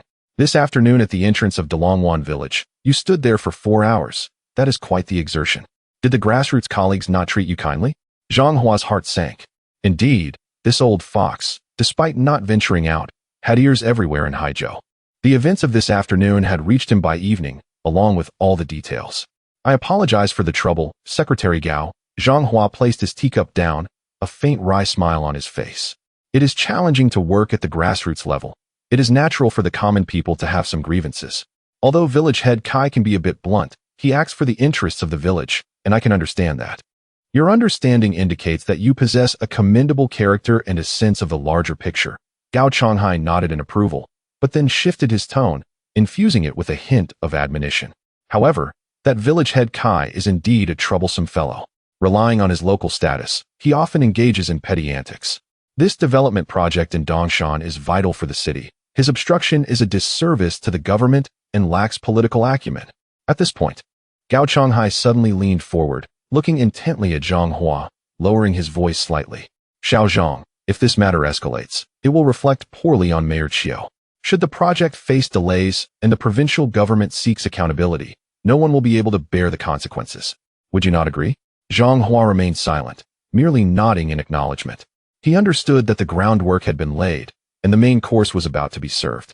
Indeed, Gao Changhai tapped his fingers lightly on the table, as if making a decision. How about this? I know a bit about Kai Gang. He has a nephew working in the construction committee, someone I promoted years ago. Although he has gained some independence, he still owes me a measure of respect. I will have Chao Tian give him a call, urging him to remove the roadblocks and avoid further embarrassment. This was a significant favor. Any ordinary official would be overwhelmed with gratitude upon learning that the secretary of the municipal committee was willing to intervene. Yet Zhang Hua remained seated, not shifting his position, his expression still respectful, though his gaze was piercingly clear.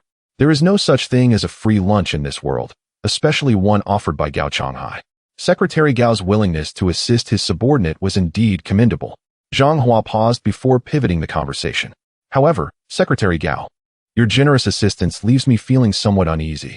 I wonder if there is anything I, as your humble secretary, could do in return? Gao Changhai erupted in hearty laughter, pointing at Zhang Hua. You are indeed, as Chao Tian described, a clever lad. Since you have laid your cards on the table, I shall not beat around the bush. He composed his expression, lifting his teacup to blow away the foam. It's not a monumental matter. The Municipal Committee's Bureau of Affairs has a construction materials company that has been struggling for years, with dozens of employees unable to receive their salaries, causing daily disruptions at the Municipal Committee's gate. As the head of this department, I find it quite distressing.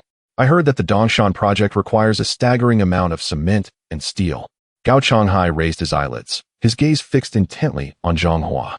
Could you arrange for this procurement to be allocated to that construction materials company? This would alleviate their difficulties and also serve the city's interests. As for the pricing, it will align with the market, ensuring you are not put in a difficult position. The air in the study seemed to solidify. Zhang Hua could not help but smirk inwardly. The construction materials company and the workers' protests were mere facades. This so-called company was likely Gao Changhai's little treasury or the conduit for his trusted associates to profit. If Zhang Hua acquiesced, he would effectively hand over the lifeblood of the Dongshan project's raw material supply to Gao Changhai. At that point, the old man could tighten the noose whenever he pleased, raising prices at will. Moreover, once this relationship of vested interests was established, Zhang Hua would find himself half-stepping onto Gao Changhai's ship, complicating his ability to pledge loyalty to Qiu Yunhua in the future. This was not assistance. It was a form of subjugation, laying a mine in Qiu Yunhua's backyard. To refuse? That would be to publicly undermine the secretary's face. How could he maintain his standing in Haizhou thereafter? To agree? That would be self-destructive. Chao Tian stood silently to the side, his eyes behind the lenses fixed intently on Zhang Hua, awaiting his response. Gao Changhai continued to sip his tea leisurely, exuding an air of confidence. After a few moments of silence, Zhang Hua suddenly reached into his pocket and pulled out a cigarette case. "Secretary Gao, may I smoke a cigarette?" Gao Changhai paused for a moment, then smiled and nodded. "Go ahead, I am not particular about such things." Zhang Hua lit a cigarette and took a deep drag, allowing the nicotine to circulate in his lungs. As he exhaled the smoke rings, he gathered his thoughts. "Secretary Gao, your concern for the struggling workers truly commands my admiration."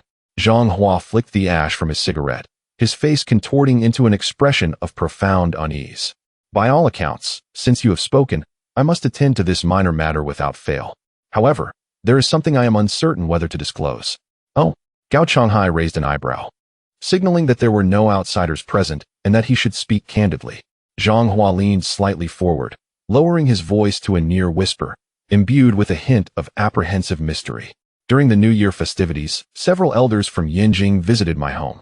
After indulging in drink, they began discussing certain prevailing winds from above." He gestured towards the ceiling, which symbolized the pinnacle of power. They mentioned that in recent years, societal order had become increasingly chaotic, particularly due to the actions of returning educated youth and unemployed young people, which had reached a level inciting the wrath of those in authority. "I have heard that, in the coming months, there will be an unprecedented large-scale operation initiated from above." Zhang Hua uttered two weighty words: a severe crackdown. Gao Changhai's hand, which held the teacup, momentarily halted, his gaze sharpening instantly. As a seasoned figure in the political arena, he possessed a heightened sensitivity to such signals. Although he had heard rumors, none had been as definitive or explicit as those conveyed by Zhang Hua. "And what precisely is being said?" Gao Changhai inquired, maintaining an impassive demeanor. "Severe measures, swift actions, strict enforcement." Zhang Hua fixed his gaze upon Gao Changhai's eyes, his tone grave: "A purge of some, detention of others, and stringent oversight of yet more, particularly in coastal regions like Haizhou, where clan influences are pronounced and violent conflicts frequent, alongside local tyrants who manipulate grassroots governance and engage in market bullying.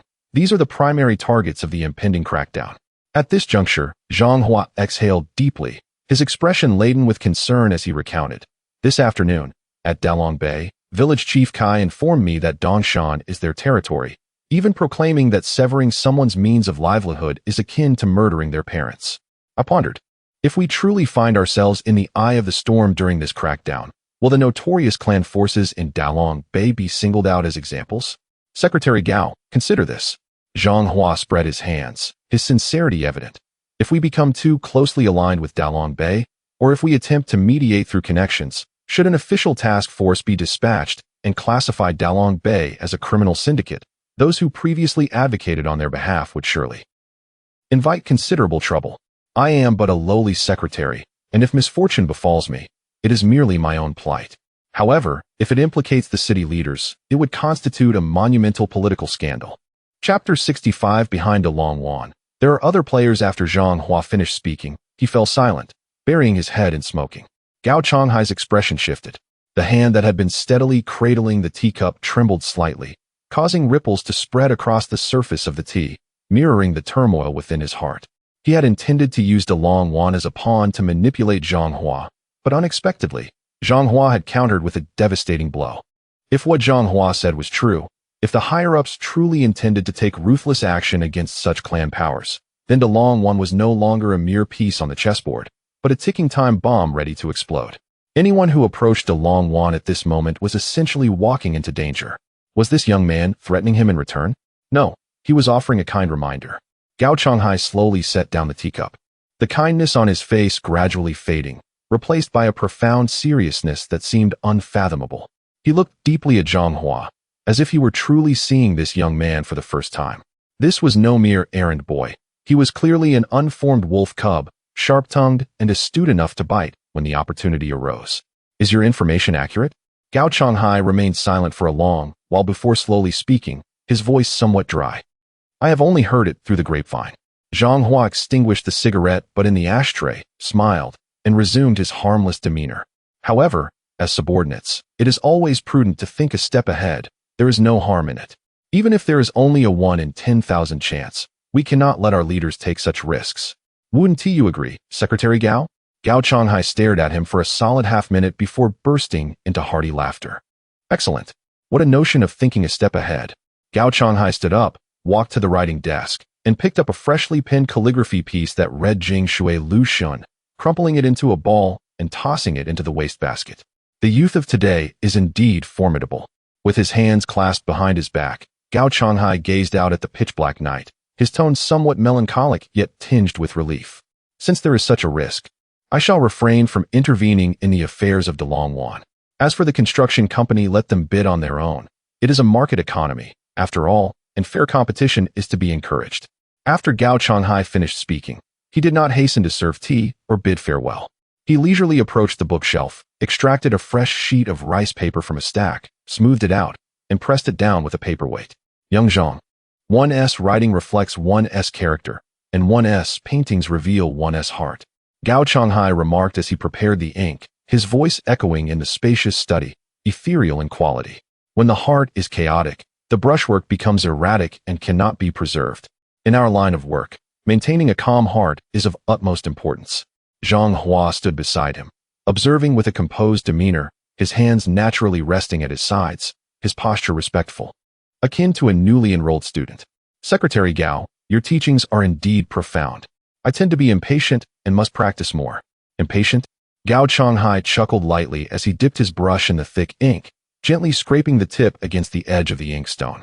I see no impatience in you at all. Your move is executed with greater steadiness than anyone else. Having said that, he raised his wrist, allowing the brush to dance across the paper. This time, he wrote slowly, each stroke seemingly on the verge of piercing through the rice paper, the ink seeping into the fibers, exuding an air of solemnity. In a moment, four bold characters emerged on the paper, Jing Shui Lu Shun. Yet, these characters bore a sharper edge compared to the previous piece, possessing a more pronounced vigor and less softness. Particularly, the final stroke of the character Shun was drawn out long, resembling a dagger concealed within a sleeve. Gao Changhai set down his brush, not waiting for the ink to dry, and handed a corner of the rice paper to Zhang Hua. This piece of calligraphy is a gift for you. Gao Changhai removed his reading glasses, his somewhat clouded yet discerning eyes fixed on Zhang Hua. It is commendable for a young man to possess ambition, but the waters of Haizhou are far deeper than you might imagine. The surface may appear tranquil, but beneath lies a tumult of undercurrents and whirlpools.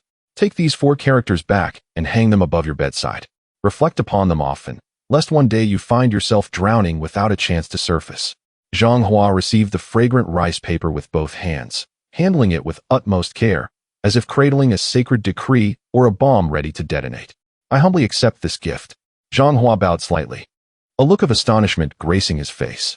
Secretary Gao's golden words, I shall certainly treasure in my heart.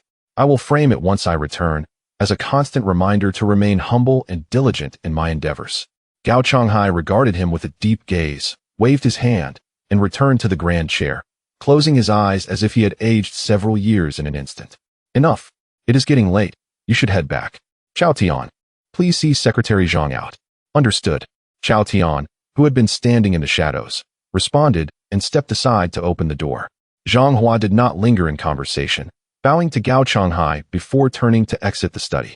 Only when the heavy redwood door closed behind him, severing the suffocating scent of sandalwood, did he feel the cold sweat on his back evaporate, the cool breeze of the corridor raising goosebumps on his skin. In the returning vehicle, the atmosphere was somewhat more relaxed than on the way there, but only slightly so. The Hongqi sedan glided smoothly down the empty streets under the night sky, the shadows cast by the streetlights resembling combs, repeatedly grooming the darkness within the car. Chao Tian sat in the passenger seat, holding a half-lit cigarette, remaining silent.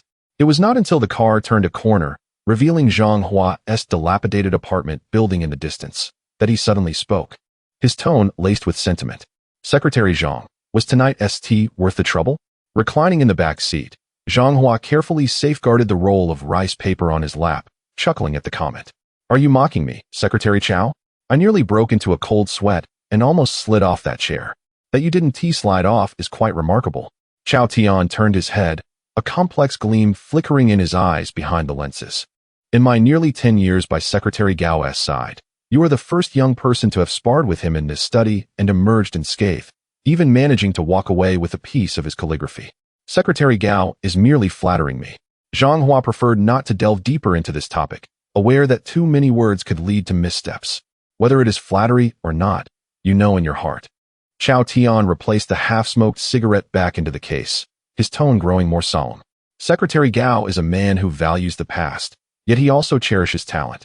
He spoke those words earlier, which, though harsh to the ears, undeniably stemmed from decades of navigating the treacherous waters of the political arena. Haizhou is a place fraught with complexities. At times, even if one wields the imperial sword, one must remain wary of the quagmires beneath." The vehicle came to a gentle halt by the roadside, its tires crunching over the brittle leaves, producing a soft, crackling sound. Zhang Hua opened the car door, and a gust of cold wind rushed in. He exited the vehicle, standing on the curb, tightening his overcoat, and turned to glance at Chao Tian within the car. "Secretary Chao, thank you. When time permits, I would be honored to invite you to the Sihai restaurant for a delightful meal." Zhang Hua bid farewell courteously. Chao Tian did not hasten to instruct the driver to depart. He lowered the window. His face, usually adorned with a professional smile, appeared somewhat obscured in the shadows cast by the streetlight. "Secretary Zhang," Chao Tian called in a hushed tone, audible only to the two of them. Zhang Hua paused in his tracks. Chao Tian adjusted his gold-rimmed glasses, his gaze drifting over Zhang Hua's shoulder towards the darkened expanse of the night sky, as if engaging in a soliloquy or conveying an exceedingly clandestine signal. "The individuals behind De Longwan are not us." With that proclamation, Chao Tian did not afford Zhang Hua a moment to react before he swiftly raised the window. The black Hongqi sedan resembled a silent panther, gliding into the night without a sound, leaving behind only two crimson taillights that soon vanished at the street's end. Chapter 66. Standing firm, remaining neutral, not going far. Zhang Hua stood in place, allowing the winter night's biting wind to scour his cheeks like a blade. Was it not the municipal committee? Was it not Gao Changhai? Zhang Hua had initially believed that the rascals from De Longwan would not dare to challenge the municipal government at such a critical juncture without the shadow of Gao Changhai behind them. After all, in Haizhou, the only person audacious enough to openly undermine Xiao Yunhua was this old tiger. However, Chao Tian's final words weighed heavily on him. In this level of strategic contest, some statements could be hinted at rather than fully articulated, but on such a principled issue of allegiance, Chao Tian had no need to deceive. Since Gao Changhai had decided to withdraw from the building materials business, it indicated he wished to avoid attracting trouble during this sensitive period. If De Longwan were indeed his faction, he could have easily lent a helping hand and removed the obstacles, rather than deliberately distancing himself through Chao Tian. If not Gao Changhai, then who else could it be? Xiao Yunhua? Impossible. This was his own project, and he had no reason to undermine himself. The provincial government? Even less likely, as they were eager for Haizhou to achieve results and would not complicate matters at this time. Zhang Hua fished a cigarette from his pocket, trembling fingers lighting it after several attempts. The sparks flickered in the darkness, illuminating his tightly furrowed brows. He inhaled deeply, allowing the acrid flavor to clash against his lungs, attempting to awaken the long-buried fragments of memory from his past life. The waters of Haizhou were indeed deep. Besides the overt giants of the municipal committee and the municipal government, who else possessed the power to mobilize familial forces and dared to intervene during a clash between two titans? Moreover, this force had to remain sufficiently hidden, deep enough to instill caution even in Gao Changhai, who had even sent someone to remind him that it was not them. A name, like a slippery serpent, slowly slithered forth from the depths of Zhang Hua's memory. This individual did not truly emerge until the mid-90s, yet in the early 80s. He was like a ghost, perpetually lurking in the shadows, quietly infiltrating every corner of Haizhou with a vast, an intricate web of connections. He belonged to neither Gao Changhai's conservative faction nor Qiu Yunbua's reformists. He had carved out a distinct niche for himself, navigating the gray areas, partaking of both factions' favors. If it were him, then the situation would become perilous. This person never adhered to conventional methods and was far more ruthless than the overt thugs like Wen Dong. His treachery was 100-fold more terrifying. Zhang Hua hurled the cigarette butt to the ground, crushing it underfoot as if to obliterate that dreadful speculation. He glanced up at the dimly lit window of his home, yet his heart bore no lightness of returning home. This evening's encounter, while appearing to be an enticement from Gao Changhai, was in fact an exceptionally treacherous political tightrope. The olive branch extended by Gao Changhai was thorny. If he accepted it, how would he explain himself to Qiu Yunbua? Although he was a staunch ally of Qiu Yunbua, in this circle, trust was never eternal. If Qiu Yunbua suspected him of colluding with the municipal committee, or even reaching an implicit understanding, the seed of doubt once sown would inevitably grow into a towering tree, crushing him beneath its weight. If he declined, fully aligning himself with Qiu Yunbua and confronting Gao Changhai, that too was untenable. After all, Gao Changhai was in charge, wielding authority over personnel decisions and party affairs. With a crackdown looming on the horizon, offending this formidable figure could lead to dire consequences at any stage, leaving traces and records that could spell his downfall. Navigating both sides, Zhang Hua scoffed, a self-deprecating curve forming at the corner of his mouth. That was the folly of a fool. In a struggle between two giants, attempting to please both often resulted in being branded a traitor by both sides, leading to the most tragic demise of those who wavered. True equilibrium did not entail swaying to either side, but rather positioning oneself as an indispensable weight, as long as he was sufficiently substantial, so that whichever side sought to overpower the other would need to win him over. That would be genuine security. However, at present, his chips were insufficient. The money earned from the gas cannons was merely the first step. To survive in this intricate game, and even turn the tables, he needed to sharpen his blade further. The long one. Zhang Hua narrowed his eyes, gazing into the darkened night, murmuring softly, "Since you wish to play, let us engage fully. Regardless of whether you harbor men or ghosts behind you, this time, I shall drag you into the light of day." He tightened his grip on the briefcase under his arm and stepped into the pitch-black corridor. The motion sensor lights in the corridor were malfunctioning. With each step, the echoes of his footsteps resonated against the empty concrete walls, resembling a heavy countdown. Upon returning home, the lights were off, the stove cold and unlit. Zhang Hua tossed the scroll of Jing, Shui Lu Shun onto the sofa without a second glance. He approached the window, pulling back a corner of the curtain to observe the desolate street below. The red flag vehicle had long since vanished, leaving only the dim glow of the streetlights. He understood that from this night onward, his days in Haizhou could no longer be as simply devoted to being a secretary. He had already stepped one foot into the most central and brutal arena of combat. The following morning, a faint scent of disinfectant lingered in the halls of the Haizhou Municipal Government Building, remnants of the cleaner's recent work. Zhang Hua arrived half an hour earlier than usual, clutching the black briefcase, with the scroll of rice paper gifted by Gao Changhai tucked under his arm. He did not check in at the secretary's office, but instead headed straight to the third floor, knocking on the door of the mayor's office. "Come in." The steady voice of Qiu Yunbua resonated from within. Upon entering, Zhang Hua found Qiu Yunbua standing by the windowsill, attentively trimming a pot of asparagus fern with a small pair of scissors. The morning light illuminated the slightly graying temples of his hair, bestowing an air of rare tranquility upon him, completely at odds with his usual fiery temperament displayed during meetings. Zhang Hua skillfully closed the door behind him without rushing to speak. He first filled Qiu Yunbua's large tea container with water from the thermos and brewed his own cup of tea before approaching the desk, gently placing the scroll of rice paper on the surface. "Mayor, this is from Secretary Gao last night." Zhang Hua spoke directly, his tone as unremarkable as if discussing the morning's breakfast. With a crisp sound, Qiu Yunbua's scissors severed a withered branch. He did not glance back, but methodically placed the scissors down, turned around, and cast a fleeting glance at the roll of rice paper before a subtle smile graced his lips. "Did Chao Tian drive to your building last night?"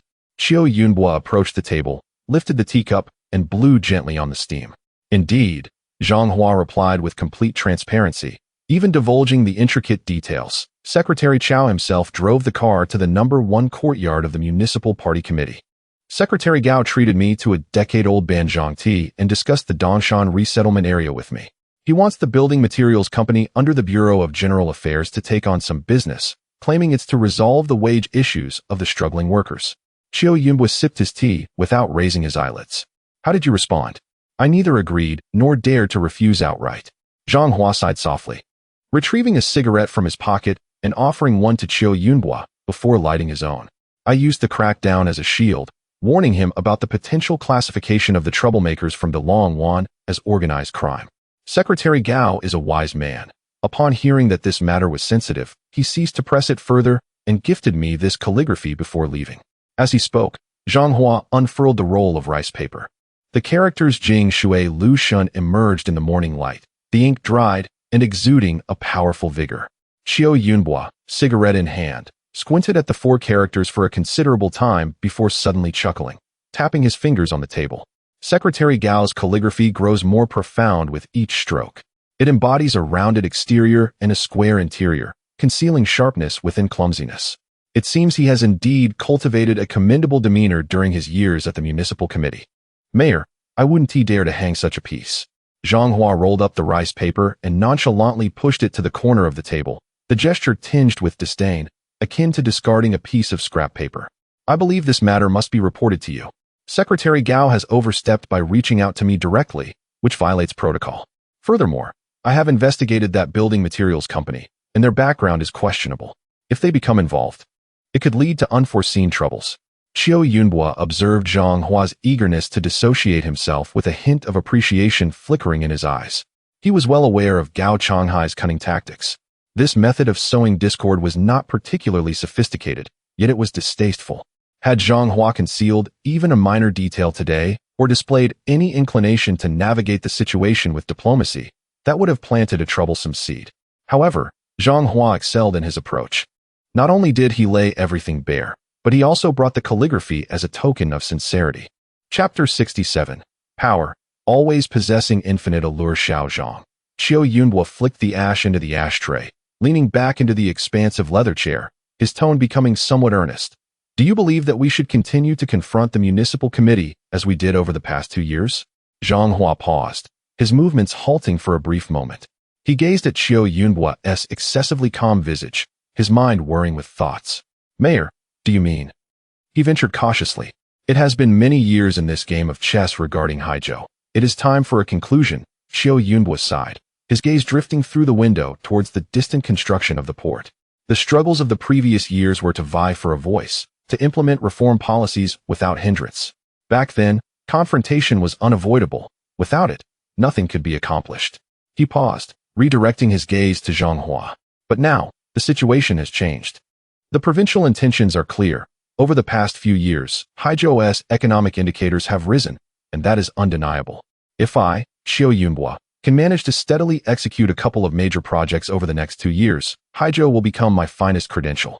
If we were to engage in fierce disputes with the municipal committee at this juncture, it would only lead to perceptions of my incompetence as a leader, jeopardizing unity. In his previous life, Zhang Hua had only known that Qiu Yunbo eventually ascended the ranks, without comprehending the underlying logic. The current Qiu Yunbo no longer needed to prove himself by toppling rivals. What he sought was stability, achievements, and a harmonious political environment to pave the way for his promotion. I understand, Zhang Hua nodded, extinguishing his cigarette. You wish to ease relations? Not merely ease, but to collaborate. Qiu Yunbo smiled, a shrewd glimmer in his eyes. Secretary Gao is, after all, an experienced individual with connections in the province. Since he has extended an olive branch, he seeks a share of the pie and a name for himself in this project. As long as he does not cause trouble or lay traps for us, I am willing to grant him this semblance of respect. Qiu Yunbo rose, walking to Zhang Hua and patting his shoulder with considerable weight. As officials, we must possess a broad-minded perspective. If it is for the good of the locality, the welfare of the people, and the nation, what do personal grievances matter? Sometimes, taking a step back paves the way for 2 steps forward. Though this sounded grandiose, Zhang Hua grasped the hidden subtext. As long as it facilitated his ascension, sharing some benefits with that elderly gentleman was inconsequential. What about the matter of the building materials company? Zhang Hua inquired. You handled that well. Not agreeing on the spot was wise. We cannot allow him to perceive us as weak, Qiu Yunbo resumed his seat, rhythmically tapping his fingers on the armrest, producing a steady sound. However, we cannot deny him entirely. That would make us appear too solitary, too ungracious. He lifted his gaze, a glimmer of insight in his eyes. Isn't the bidding meeting about to commence? Yes, next Wednesday. Then let us surprise him. Qiu Yunbo's lips curled into a playful smile. Arrange for that building materials company to win the bid. But make sure the process is flawlessly executed, leaving no room for criticism. The bid documents must be standardized, qualifications verified, and perhaps even have them associate with a capable state-owned enterprise. Ultimately, it should appear to outsiders as a fair, just, and open competition, one they have secured based on merit. Zhang Hua felt a shiver run down his spine. This strategy was nothing short of brilliant. If the project were directly awarded to Gao Changhai, that would be an act of favoritism, a potential liability. Yet, by following the proper bidding procedures, it became a legitimate business transaction. This not only granted Gao Changhai benefits, silencing him, but also aligned him with the same interests. Should any issues arise with the project in the future, Gao Changhai, for his own sake, would be compelled to shield the project, perhaps even leveraging his connections for support. This was not merely a surprise. It effectively transformed Gao Changhai into a free guardian for the project. Impressive indeed, Zhang Hua genuinely praised, his admiration evident. Mayor, your strategy of leveraging power is truly commendable. It grants face while distributing risk. Once Gao's secretary secures this bid, he would likely wake up smiling from his dreams, and if the Dongshan project encounters any resistance in the future, he would rush to mediate without us having to intervene. This exemplifies the work of united front efforts. Qiu Yunbo laughed heartily, visibly in high spirits. All right, you will manage this matter. Remember, conduct it naturally. Do not let anyone feel we are merely bestowing favors. Let Gao's secretary perceive this as our respect, as a means of providing him an avenue to save face. Understood. Zhang Hua stood upright, reclutching the roll of rice paper under his arm. Then shall I take this piece of calligraphy back to hang? Qiu Yunbo waved his hand, retrieving the scissors to approach the potted bamboo on the windowsill. Since it is a gift from a leader, it must be honored. Hang it in a prominent place. In the future, anyone visiting your office will surely reconsider upon seeing this calligraphy. Zhang Hua grinned widely. All right, I shall return and find someone to frame it, hanging it by my bedside to admire Gao's secretary's masterpiece daily. Exiting the mayor's office, Zhang Hua exhaled deeply, feeling entirely invigorated. Qiu Yunbo's demeanor had exceeded his expectations in maturity and steadiness, lifting a significant burden from his heart. As long as the mayor and the secretary remained in harmony, the skies over Haizhou would not darken. He hurried down the stairs, passing by the corner on the second floor, where he coincidentally spotted the new junior officer from the Secretary's department, breathlessly ascending the stairs with a stack of documents. Zhang, Director Zhang, good morning. The junior officer halted upon seeing Zhang Hua, quickly saluting, his eyes filled with awe. Zhang Hua, now no longer the newcomer in the municipal government courtyard, was well known as Qiu Yunbo's trusted confidant, a figure of considerable influence. With a smile, Zhang Hua nodded, continuing on his path and exiting the administrative building. The sunlight outside was a bit glaring, yet it warmed him pleasantly. Days after that clandestine midnight discussion, the dirt road leading to Dongshan, previously obstructed by various hand-pushed tractors and large stones, appeared as if swept away by a tempest named Power. The road was smooth, with even the tire tracks concealed beneath a fresh layer of gravel. Zhang Hua drove his jeep, and before reaching the village entrance, he spotted Kai Gang's dilapidated tricycle parked by the roadside.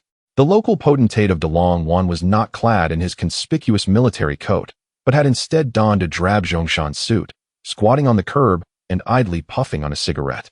Upon noticing Zhang Hua's approaching vehicle, he flicked the cigarette butt to the ground, rose slowly, and forced a smile that was more painful than tears. Secretary Zhang, good morning. Kai Gang rubbed his hands together, casting a furtive glance at the back seat of the car. Not seeing Wen Dong and his intimidating entourage, he felt a slight sense of relief. Zhang Hua parked the vehicle, lowered the window, and rested his elbow on the sill, choosing not to exit the car, but rather gazing at him with a smirk. Village Chief Kai, is the road open? From the looks of things a couple of days ago, I thought we might need to consult a feng shui master to dispel the obstacles blocking our path. Kai Gang's face flushed with embarrassment. He cleared his throat a couple of times, his usually shrewd eyes darting around, unwilling to meet Zhang Hua's gaze. Ah, Secretary Zhang is jesting.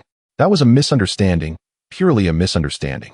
Last night, my nephew, who works at the Municipal Construction Committee, made a special trip back to discuss the city's policies with me.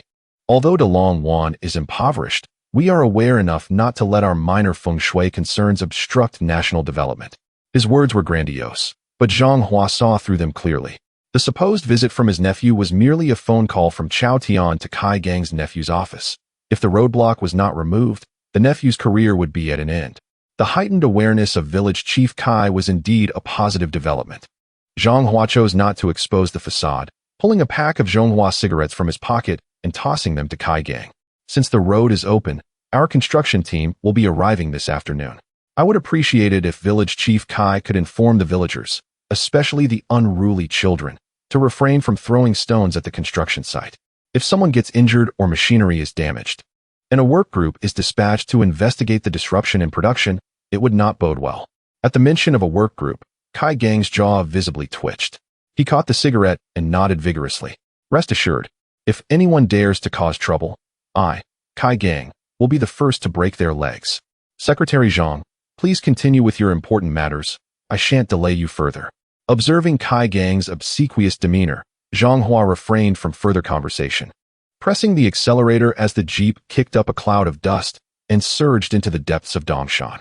In the rearview mirror, Kai Gang was left coughing from the dust, but still bent over, watching him depart. Power, at times, holds more sway than gold and silver. Although Gao Changhai did not directly show himself, a mere flick of his pinky would compel these local tyrants to obediently clear the path. Chapter 68.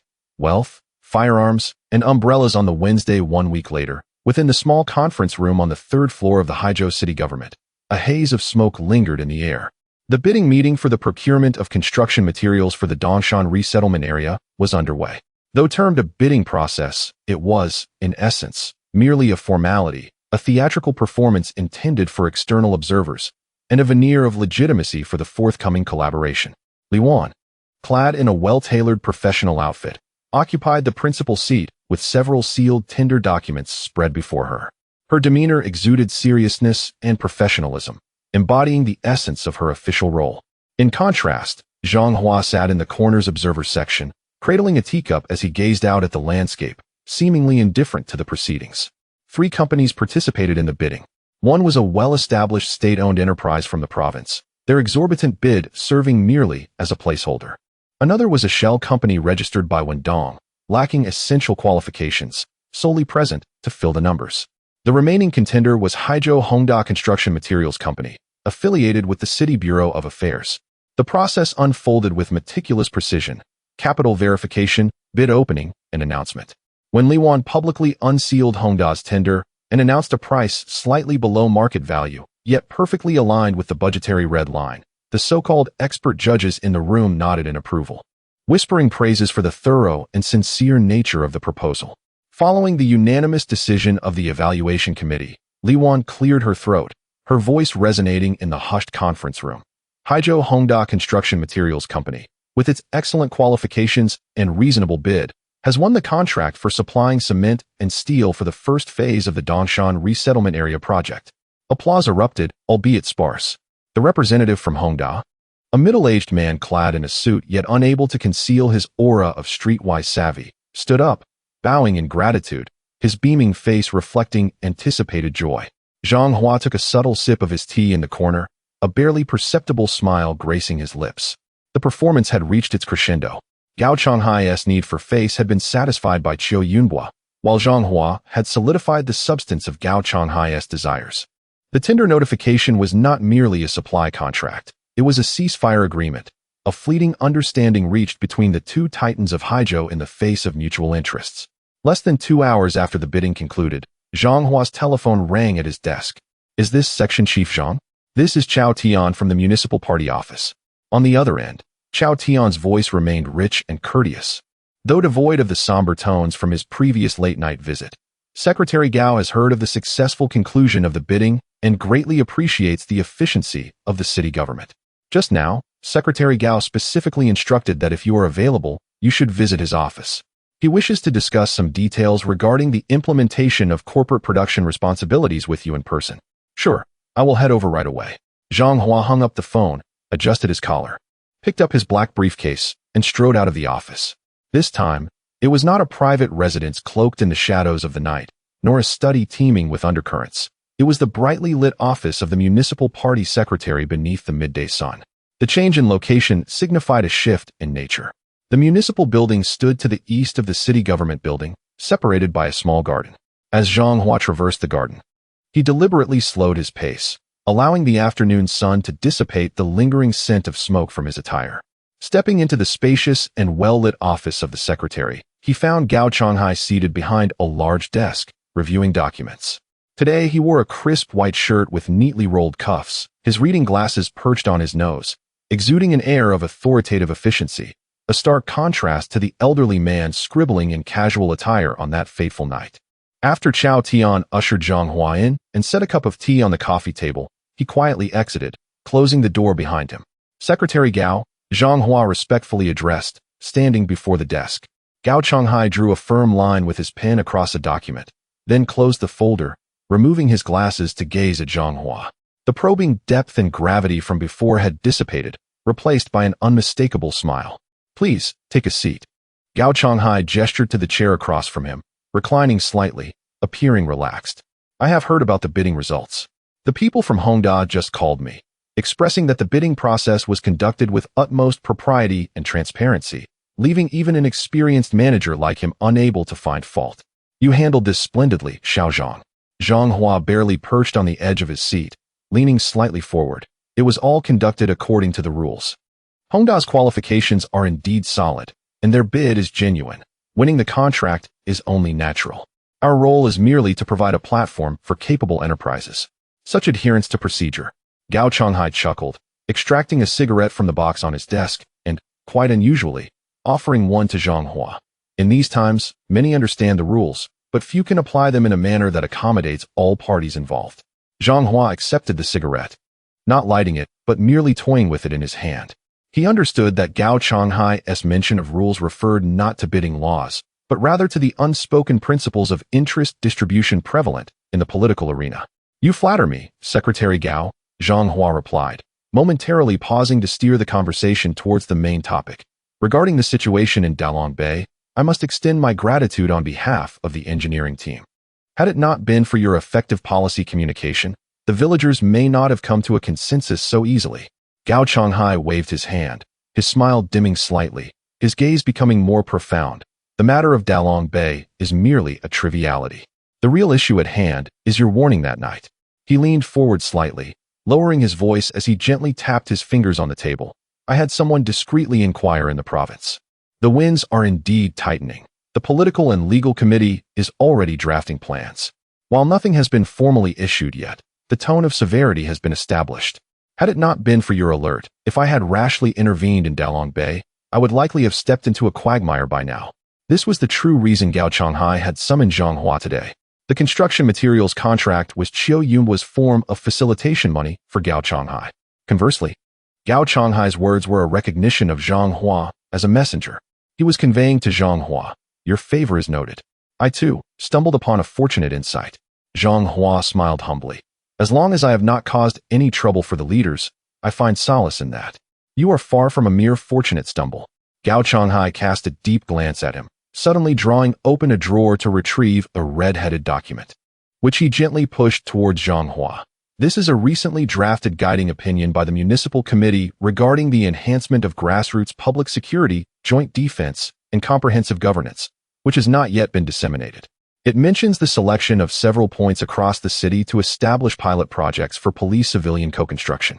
I believe that the Maritime Joint Defense Team established in Dongxing Village, albeit somewhat unconventional, has yielded commendable results and could fit within this framework." Zhang Hua's heart leapt with excitement. This was indeed a significant boon.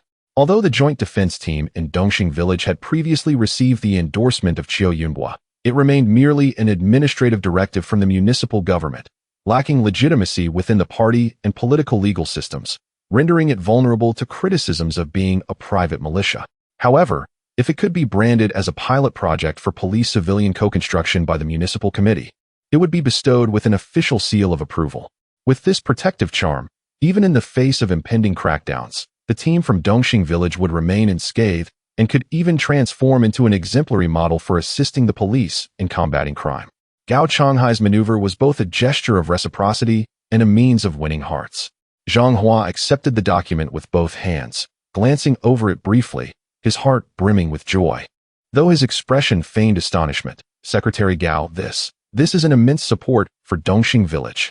On behalf of Wen Dan and the entire village, I extend our gratitude for the organization's trust. Do not rush to thank me. Gao Changhai adjusted his reading glasses, took up a fountain pen, and returned to a tone of bureaucratic neutrality. A pilot project, after all, must yield results to be presented to the higher-ups. Should any troubles arise with this team in the future, or if they misuse this authority for wrongdoing, I will hold you solely accountable. Rest assured. Zhang Hua stood upright, carefully placing the document into his briefcase, his posture straightening. This team would henceforth be a cornerstone of public security in Haizhou, ready to be deployed wherever needed. He would ensure that neither the municipal committee nor Secretary Gao would face embarrassment. Very well, you may go. Gao Changhai waved his hand, not lifting his gaze as he continued to review documents. Please send my regards to Mayor Chiu, and mention that the potted asparagus cetaceous has been trimmed nicely. I would love to seek advice on flower cultivation when the opportunity arises. I will certainly convey that. Zhang Hua took 2 steps back and turned to exit the office. The corridor was eerily quiet, the only sound being the crisp echo of his leather shoes against the marble floor. Zhang Hua tightened his grip on the briefcase under his arm. Within it lay not just a document, but a solid foundation for establishing his foothold in the intricate chess game of Haizhou. With funds, firearms, and now 2 umbrellas, he felt fortified. Chapter 69. Volga, Motorcycle, Lighthouse in Haizhou. April is the season when grass grows lush and orioles sing. The southern spring arrives early and with great fervor. The penetrating chill of the sea breeze has long since been dispelled by the warm sun, replaced by a gentle warmth laced with a briny tang. The old lighthouse stands solitary at the tip of the cape, its white paint peeling away, revealing the dark red texture of the bricks beneath. Resembling an aged elder, silently watching over this azure expanse, yet untouched by industrial waste. The waves roll in layers, lazily lapping against the rocks, stirring up heaps of foam, only to retreat with a crash, a cycle that repeats endlessly. Zhang Hua leans against the rusted iron railing of the lighthouse, a half-eaten de Qianmen in hand, squinting into the distance. Time flies swiftly. It is already mid-April.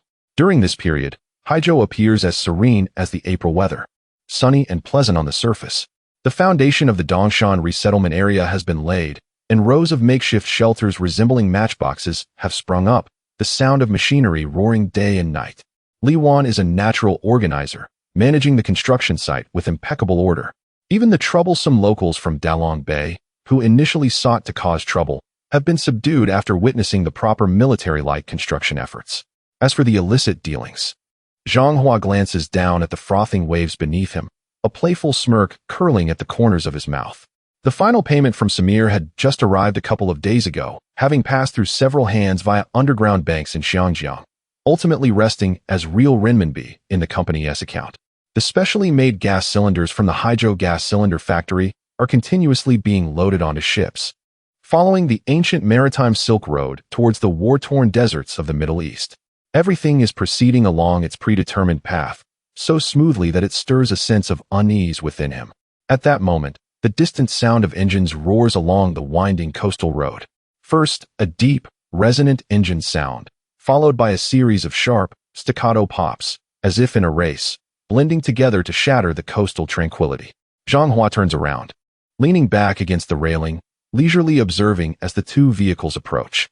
Leading the way is a sleek black Volga, its robust lines a remnant of Soviet industrial heritage. In this era, those who drive such a car are certainly not of ordinary status. Following closely is a red Xingfu 250 motorcycle, its exhaust billowing blue smoke, with the rider donning sunglasses, striking a pose that suggests he could lift the front of the bike with ease. The 2 vehicles come to a halt in a patch of overgrown grass. The car door swings open, and Lin Shuang is the first to emerge. Today, she is not in her police uniform, but rather clad in a beige trench coat, the collar turned up high, and large sunglasses obscuring much of her face. Upon exiting, she does not immediately approach, but instead scans the surroundings warily, as if scouting the terrain.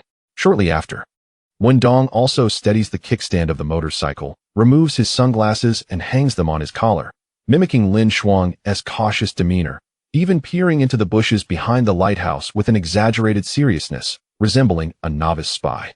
Zhang Hua watches their furtive antics, nearly laughing out the smoke he had in his mouth. He takes a deep breath and calls out loudly, "What are you doing? Planning a heist?" His booming voice startles several seagulls resting on the rocks. Lin Shuang freezes, shooting Zhang Hua a glare, the deliberately cultivated air of mystery shattered in an instant. Dong chuckles, scratching his head and dropping the pretense, striding towards the lighthouse. The two ascend the small, gravelly path to the base of the lighthouse. "I say, Secretary Zhang, you've chosen a rather remote spot, haven to you?" Lin Shuang removes her sunglasses, revealing her scrutinizing gaze. The sea breeze tousles her hair, and she smooths her temples, her tone laced with mild annoyance. "There's not a soul around. One might think we're here for some clandestine intelligence operation." "Indeed, Ahua," Dong chimes in, pulling out a cigarette pack and lighting one without regard for Lin Shuang's presence. "I was just telling Lin about how eerie this place feels. If someone were to set up a gun up there, we'd have no place to hide." Zhang Hua flicks the ash off his cigarette, shaking his head at the duo's banter. "Is this occupational hazard contagious? I simply sought a quiet spot to enjoy the breeze, and now it's turned into a secret rendezvous? Quiet?" Lin Shuang scoffs, moving to the railing and pointing at the rocky shore below. "Such places typically attract only two types of people, those seeking an end to their troubles and those dividing spoils. Secretary Zhang, which are you?" "I belong to a third category." Zhang Hua turns back to face the sea, his voice carried away by the wind, the observer of scenery. "Spare me that," Lin Shuang snaps, folding her sunglasses and lightly tapping the railing, producing a crisp sound. "You, Zhang Hua, are not the type to leisurely admire scenery. Speak plainly. Why did you summon us here, cloaked in mystery, even bypassing my pager to have Dong wait for me at the bureau?" Hey, Lin squad leader, let us clarify this," Dong interjects, his fingers gesturing animatedly in the air while holding his cigarette. "What do you mean by waiting? I was merely passing by, do you understand? Besides, if I hadn't gone, would you have known Ahua was here? You passed by the police station? That's like a mouse wishing a cat well. Ill intentions abound," Lin Shuang retorts sharply. As the two prepare to bicker further, Dong quickly raises his hands, tossing the half-burned cigarette but to the ground and extinguishing it with his toe. All right, I can't win against an official. Let us return to the matter at hand. Ahua, you didn't call us here just to listen to the waves, did you?" Zhang Hua smiles, but does not answer directly. Instead, he retrieves an unopened pack of Zhonghua cigarettes from his coat pocket, leisurely tearing the seal, tossing one to Dong, and glancing at Lin Shuang while offering the pack. "Care for one?" Lin Shuang furrows her brow and waves her hand in refusal.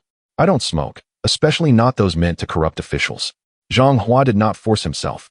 He lit a cigarette and took a deep drag, allowing the pungent smoke to swirl within his lungs, invigorating his senses considerably. "Lin Jidue," as Zhang Hua exhaled a plume of smoke, his gaze remained fixed not on her, but on the distant horizon where the sea met the sky. His tone suddenly turned somber. "Has the Bureau received any particularly significant documents lately? Or perhaps, is there any new directive from above?" Lin Shuang, who had been adjusting the collar of her trench coat, abruptly halted her movements upon hearing his words. She turned her head, her eyes, previously laced with a hint of teasing, narrowed instantaneously, reminiscent of a cheetah catching the scent of its prey. "Which aspect are you referring to?" Lin Shuang's voice grew colder, tinged with professional vigilance. "Public security," Zhang Hua replied succinctly, adding, or more specifically, regarding the intensification of crime suppression efforts. The sea breeze howled, whipping the hem of Dong's jacket, creating a rustling sound. Lin Shuang scrutinized Zhang Hua for a full half-minute, her gaze piercing as if attempting to see through him. Had anyone else posed such a question, she would have swiftly branded them with the accusation of attempting to probe into police operations. Yet, in the presence of Zhang Hua, a complex array of feelings surged within her. This man always seemed to perceive the situation several steps ahead, often with remarkable clarity. Chapter 70. Boldly speaking, Lin Jidu is not an outsider. Lin Shuang turned her back against the railing, her arms crossed defiantly, delivering a resolute response. "This is discipline." Dong, standing nearby, felt somewhat bewildered. He glanced at Zhang Hua, then at Lin Shuang, scratching his head. "What are you two playing at? What documents are you talking about?" The docks have been quite peaceful lately. I haven't heard of any disturbances. Zhang Hua disregarded Wen Dong and merely turned his head, a smirk playing on his lips as he regarded Lin Shuang. No comment is the best answer. It seems the storm is truly brewing. The corners of Lin Shuang's mouth quivered slightly as she observed Zhang Hua's confident demeanor. A defiant spirit surged within her, yet a deeper sense of unarticulated shock took over. Although the documents had not been formally issued, an urgent closed-door meeting had convened at the provincial office just yesterday. The contents of the meeting were highly confidential, reaching only the level of the team leader. The core message was singular. In response to the current grave public security issues, a formidable crackdown was being prepared. How did Zhang Hua know this when even many seasoned investigators in the bureau remained in the dark? Did he have connections within the provincial office? Lin Shuang sighed, her voice lowering, shedding the formal tone she had previously adopted. As a friend, I can only advise you. In this recent period, have your people keep a low profile. Do not provoke trouble. This time, it's different. The weight of her last 3 words was light in delivery, yet they carried immense significance. Wen Dong, who had been listening in confusion, suddenly felt as if struck by lightning. He turned sharply to Zhang Hua, his eyes wide with astonishment, his throat tightening. Hua, about what you mentioned earlier. Wen Dong's voice trembled, forgetting to smoke the cigarette in his hand. He recalled the conversation from months prior at the Haizhou restaurant, when Zhang Hua had urged him to halt all activities related to human trafficking, to clear away all unsavory dealings, and mentioned a significant operation before summer. At that time, Wen Dong complied but harbored doubts about Zhang Hua's caution.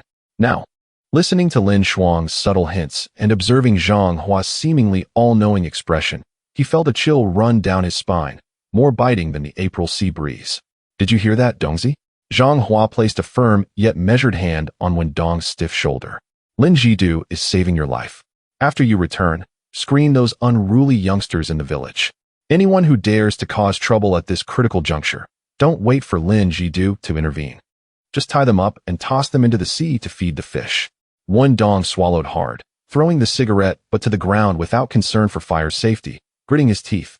Hua, rest assured, I will convene the ancestral hall meeting. Whoever dares to cross me at this time, I will flay him alive. Zhang Hua nodded, then turned to Lin Shuang, his expression returning to that inscrutable calm. Thank you. Lin Shuang looked at him, her eyes complex. The sea breeze tousled her hair, obscuring half her face. Don't thank me. Lin Shuang replaced her sunglasses, concealing her emotions. I simply do not wish for you to be prematurely ensnared before I uncover the truth I seek. Zhang Hua, remember your promise. I lend you my blade. You must also help pave the way for me. Mutual benefit. Zhang Hua extended his hand, suspended in the air. Lin Shuang hesitated but ultimately reached out, giving his hand a gentle shake. Her hand was cool, yet held firmly. Since the storm had already arisen, it was time to cast our net while the winds were favorable. Zhang Hua turned his back against the rusted iron railing, his gaze settling on Wen Dong's face, reddened by the sea breeze. His tone as flat, as if inquiring about dinner. Dongzi, have you made contact with those eager buyers? The moment the words left his lips, the previously amicable atmosphere felt as though doused in liquid nitrogen, chilling to the bone. Wen Dong's body stiffened, instinctively darting his gaze towards Lin Shuang, his eyelids twitching uncontrollably.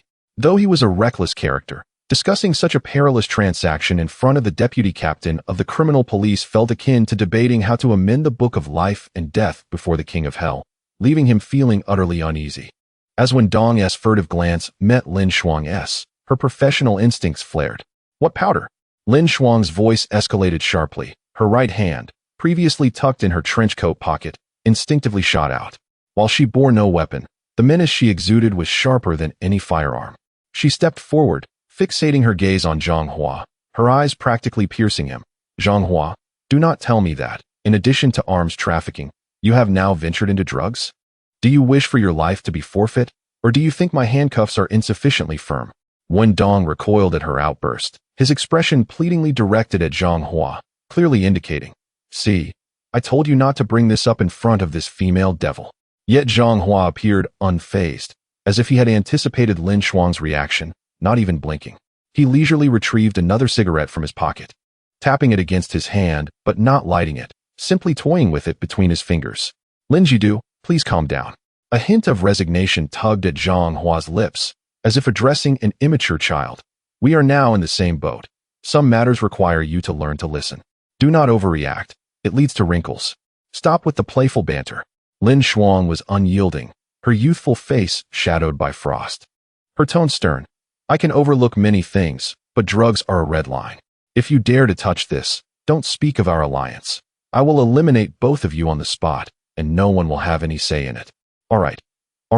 Before you eliminate me, let us at least hear from our group leader Wen, shall we? Zhang Hua shrugged, tilting his head toward Wen Dong. Dongzi, go ahead. Lin Jidu is not an outsider.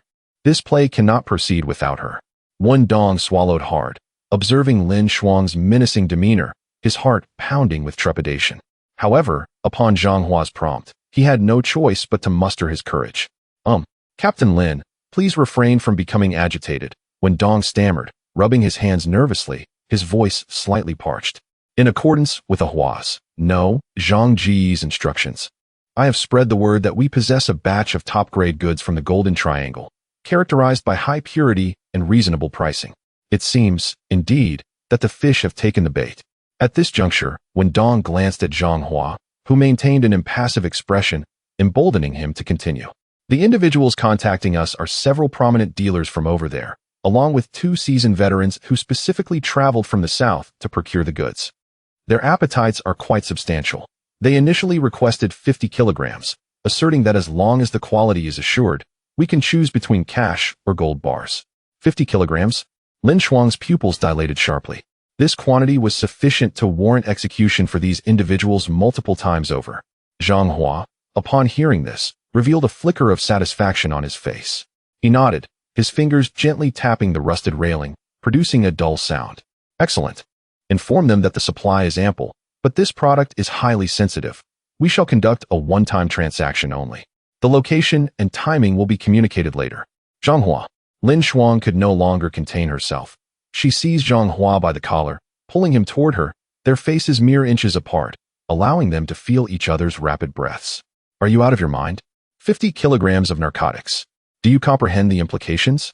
If you dare allow this shipment to flow into Haizhou, I, Lin Shuang, vow that even if I were to shed this police uniform for a lifetime, I would ensure your descent into hell. Zhang Hua allowed her to grip him, neither resisting nor evading. He gazed into Lin Shuang's bloodshot eyes, fueled by fury, and suddenly chuckled. Captain Lin, a functioning brain is a precious asset. You ought to apply yours. Zhang Hua extended his hand, gently yet assertively prying Lin Shuang's fingers from his collar, then smoothing out the disheveled collar of her trench coat with a tenderness akin to that of a lover adjusting their partner's attire, while his words carried a chilling undertone of calculation. Consider this carefully. Over the past few months, aside from instructing Wen Dong to procure steel pipes and gas cylinders, what else have I asked him to acquire? Lin Shuang paused, her anger subsiding slightly as reason regained its foothold. Furrowing her brow in recollection, a seemingly inexplicable detail suddenly resurfaced from the depths of her mind. Are you implying the sugar factory? Lin Shuang inquired hesitantly. You had Wen Dong place a large order for rock candy? She had investigated this matter previously, assuming Zhang Hua intended to hoard supplies for resale, as sugar had been in high demand lately. However, now, in light of recent developments, the implications felt decidedly off. Bingo! Zhang Hua snapped his fingers, his smile taking on a somewhat sinister quality. Captain Lin, consider if this rock candy were to be crushed, mixed with a bit of alum powder, ground into fine granules, and packaged in transparent plastic bags. What would it resemble? As an experienced criminal investigator, Lin Shuang grasped the meaning immediately. A thunderous realization struck her mind, rendering her momentarily speechless. She gazed incredulously at Zhang Hua, her lips trembling slightly. You intend to. Chapter 71. Casting a wide net for multiple gains indeed. Zhang Hua turned around, gazing at the vast expanse of the sea in the distance. His voice, slightly scattered by the sea breeze, rang clear. My plan is quite simple. What we are selling to those drug dealers is neither heroin nor anything classified as but rather a heap of rock candy mixed with alum. This concoction won't kill anyone. It might just induce a bit of discomfort. However, under dim lighting, in terms of color, crystallization, and texture, it resembles the real deal almost perfectly. As long as we prevent them from tasting it on the spot or testing it with reagent paper, who could discern the difference? Wen Dong, listening nearby, couldn't help but grimace. Although he had known about this plan for some time, hearing Zhang Hua articulate it so confidently sent shivers down his spine. This is not business. This is a cruel jest played upon those merciless drug traffickers. Yet, Lin Shuang felt her worldview collapsing and reconstructing. Stammering, she exclaimed, "This is fraud. Moreover, it is black market dealings. If these drug dealers discover the deception, they will retaliate fiercely." Retaliate? Zhang Hua scoffed, a glint of cold ruthlessness flashing in his eyes. They must be alive to retaliate. He turned his back to the sea, spreading his arms wide as if embracing the impending storm. Team Leader Lin, you just mentioned that a crackdown is about to commence. At that time, the Municipal Bureau will undoubtedly require a few significant cases to showcase, correct? Consider this. If, at this critical juncture, the Haizhou police were to dismantle a major international drug trafficking ring, killing or capturing dozens of armed dealers and seizing a substantial amount of narcotics, would this achievement not elevate you, Deputy Team Leader Lin, in the eyes of your superiors? Would it not embellish Mayor Chio's reputation? Lin Shuang was utterly stunned. She gazed at the young man before her, feeling a chill rising from her feet to the crown of her head. This is not merely black market dealings. It is clearly a meticulously devised death trap. Your implication is, Lin Shuang inhaled deeply, striving to steady her voice, you are responsible for luring them out and selling them that pile of rock candy. Once the transaction is complete and the money is in hand, I will lead the team in to apprehend them. Clever. Zhang Hua nodded in approval. Moreover, legally speaking, we are on solid ground. I am selling rock candy, which at worst could be classified as the sale of inferior products or fraud. But since the victims are drug dealers, whether this constitutes fraud remains debatable. After all, the law does not stipulate that one cannot deceive drug dealers, does it? However, the buyers are a different story.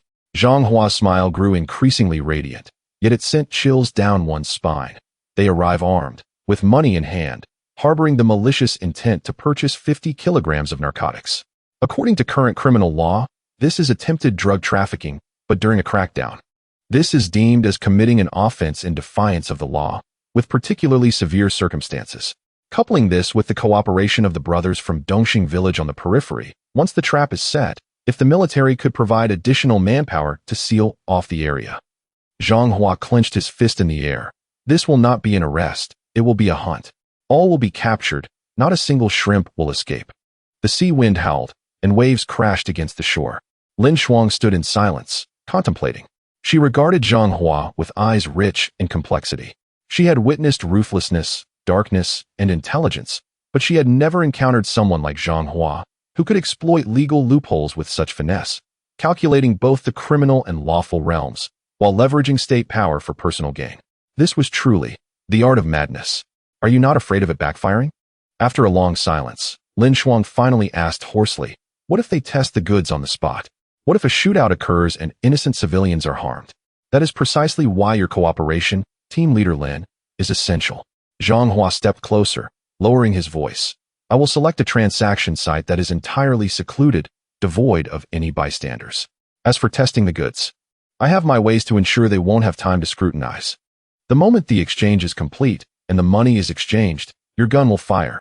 Who will care whether it is rock candy or white powder? Wen Dong, unable to contain his excitement, interjected, exactly. Those scoundrels have caused countless families to be shattered. This time, let them pay for their lessons with their lives. This is justice served. Team Leader Lin, this deal is incredibly lucrative. Lin Shuang shot Wen Dong a glare, yet this time, her expression lacked the previous anger, instead reflecting deep contemplation.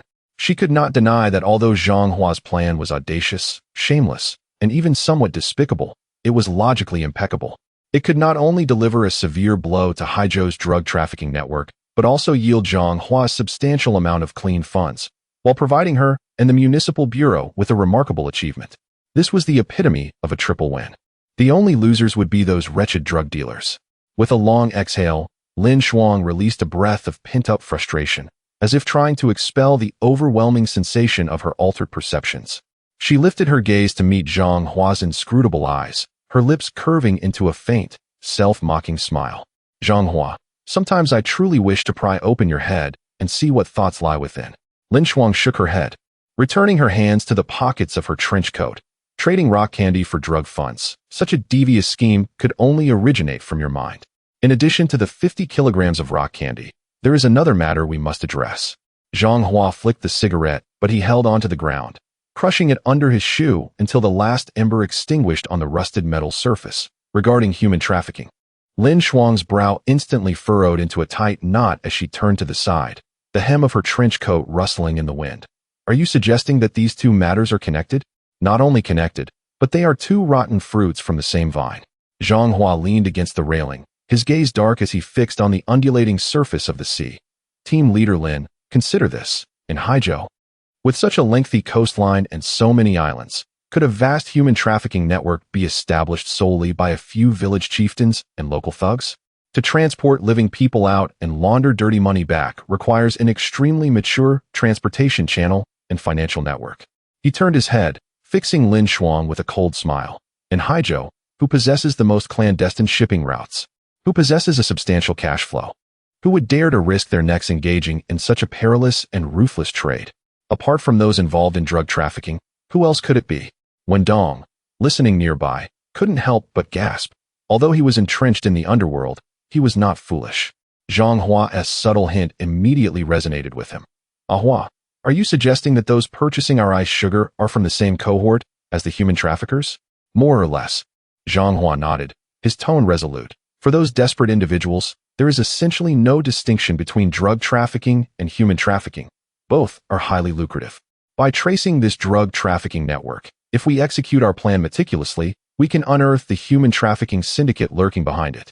This is akin to pulling out a radish and bringing the mud along, achieving multiple gains in one fell swoop. Chapter 72. Secretary Zhang is bad, but he truly gets things done. Lin Shuang remained silent, her lips pressed tightly together as her fingers unconsciously caressed the cold railing. As a skilled investigator, she had long suspected a connection between the two, yet she was hindered by a lack of evidence and opportunities to delve into the inner circle.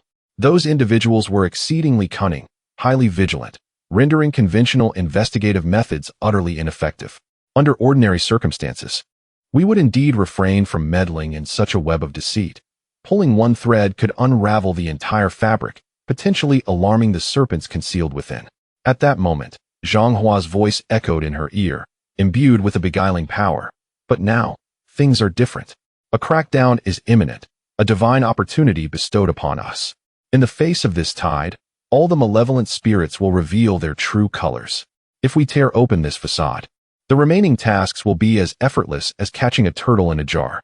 Lin Shuang lifted her head, facing the sea breeze, taking a deep breath. The air, tinged with a salty tang, invigorated her senses like never before. She gazed at the young man before her, her heart swirling with complex emotions. This was a reckless plan, yet it was also a flawless one.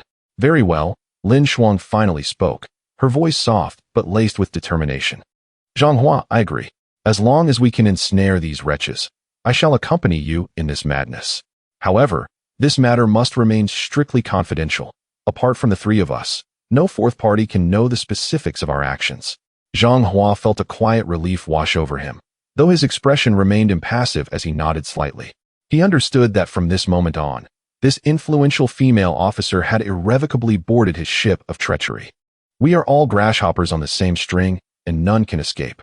Rest assured, I comprehend the rules. Zhang Hua smiled, his gaze deepening. However, for this venture to navigate smoothly and venture far, our trio alone is insufficient. We require one more person. Once that individual is on board, our game will be unassailable, even by divine beings. Who? Wen Dong and Lin Shuang inquired in unison. Zhang Hua, however, kept them in suspense.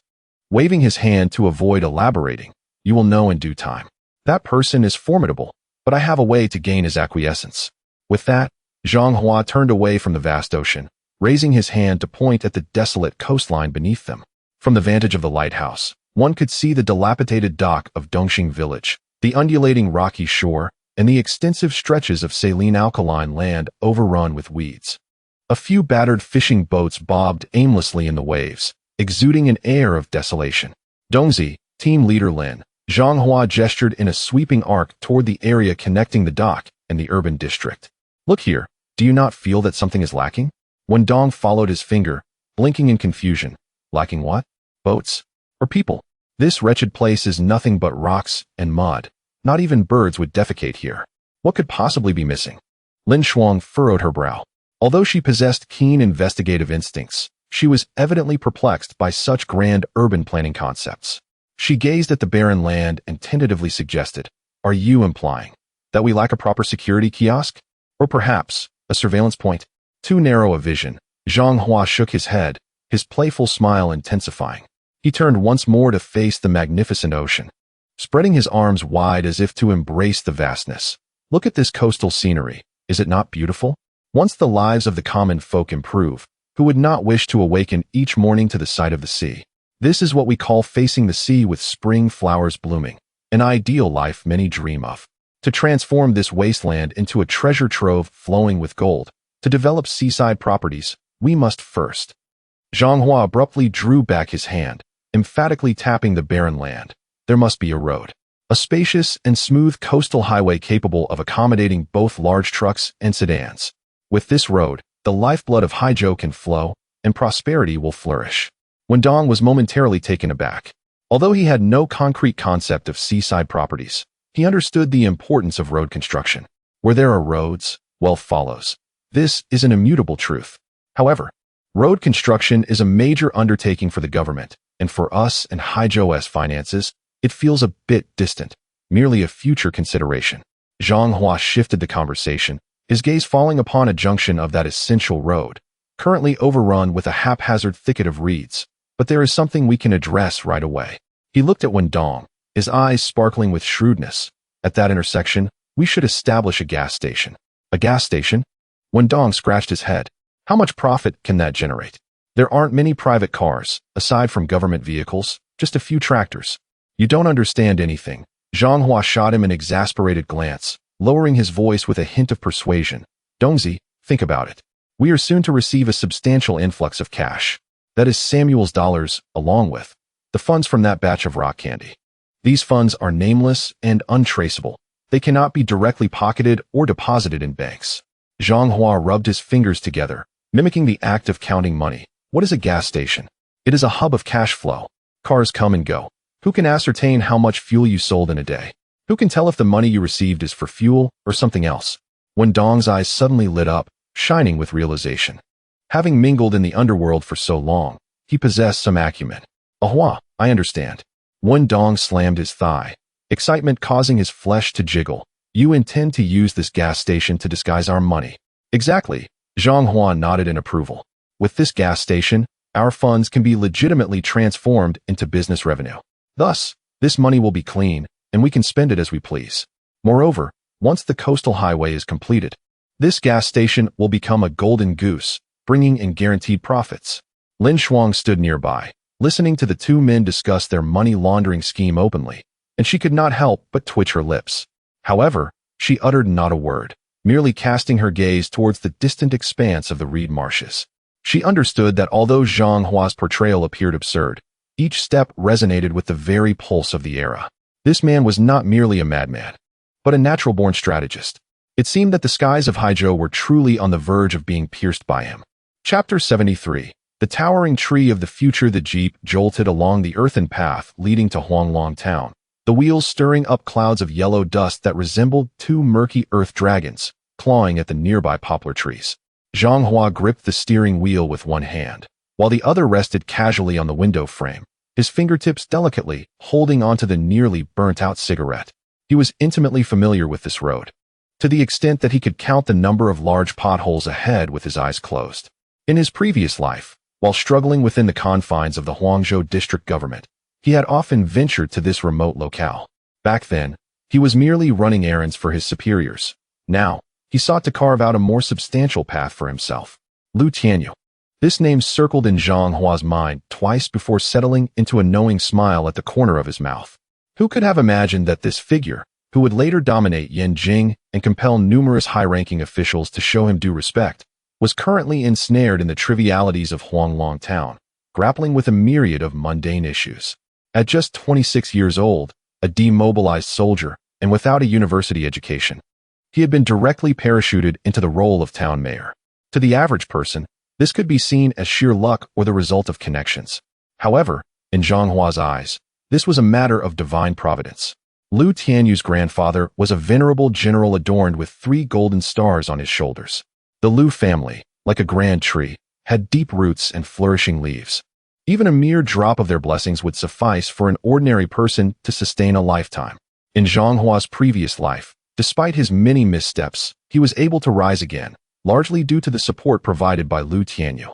They had shared a bond akin to close confidants, with Lu Tianyu admiring Zhang Hua's capabilities while Zhang Hua benefited from Lu Tianyu's extraordinary connections. Regrettably, Zhang Hua had failed to recognize the sheer magnitude of Lu Tianyu's background in his former life, missing out on a pivotal opportunity. By the time he realized it, Lu Tianyu had become a figure he could scarcely hope to reach. Now, however, the opportunity was ripe.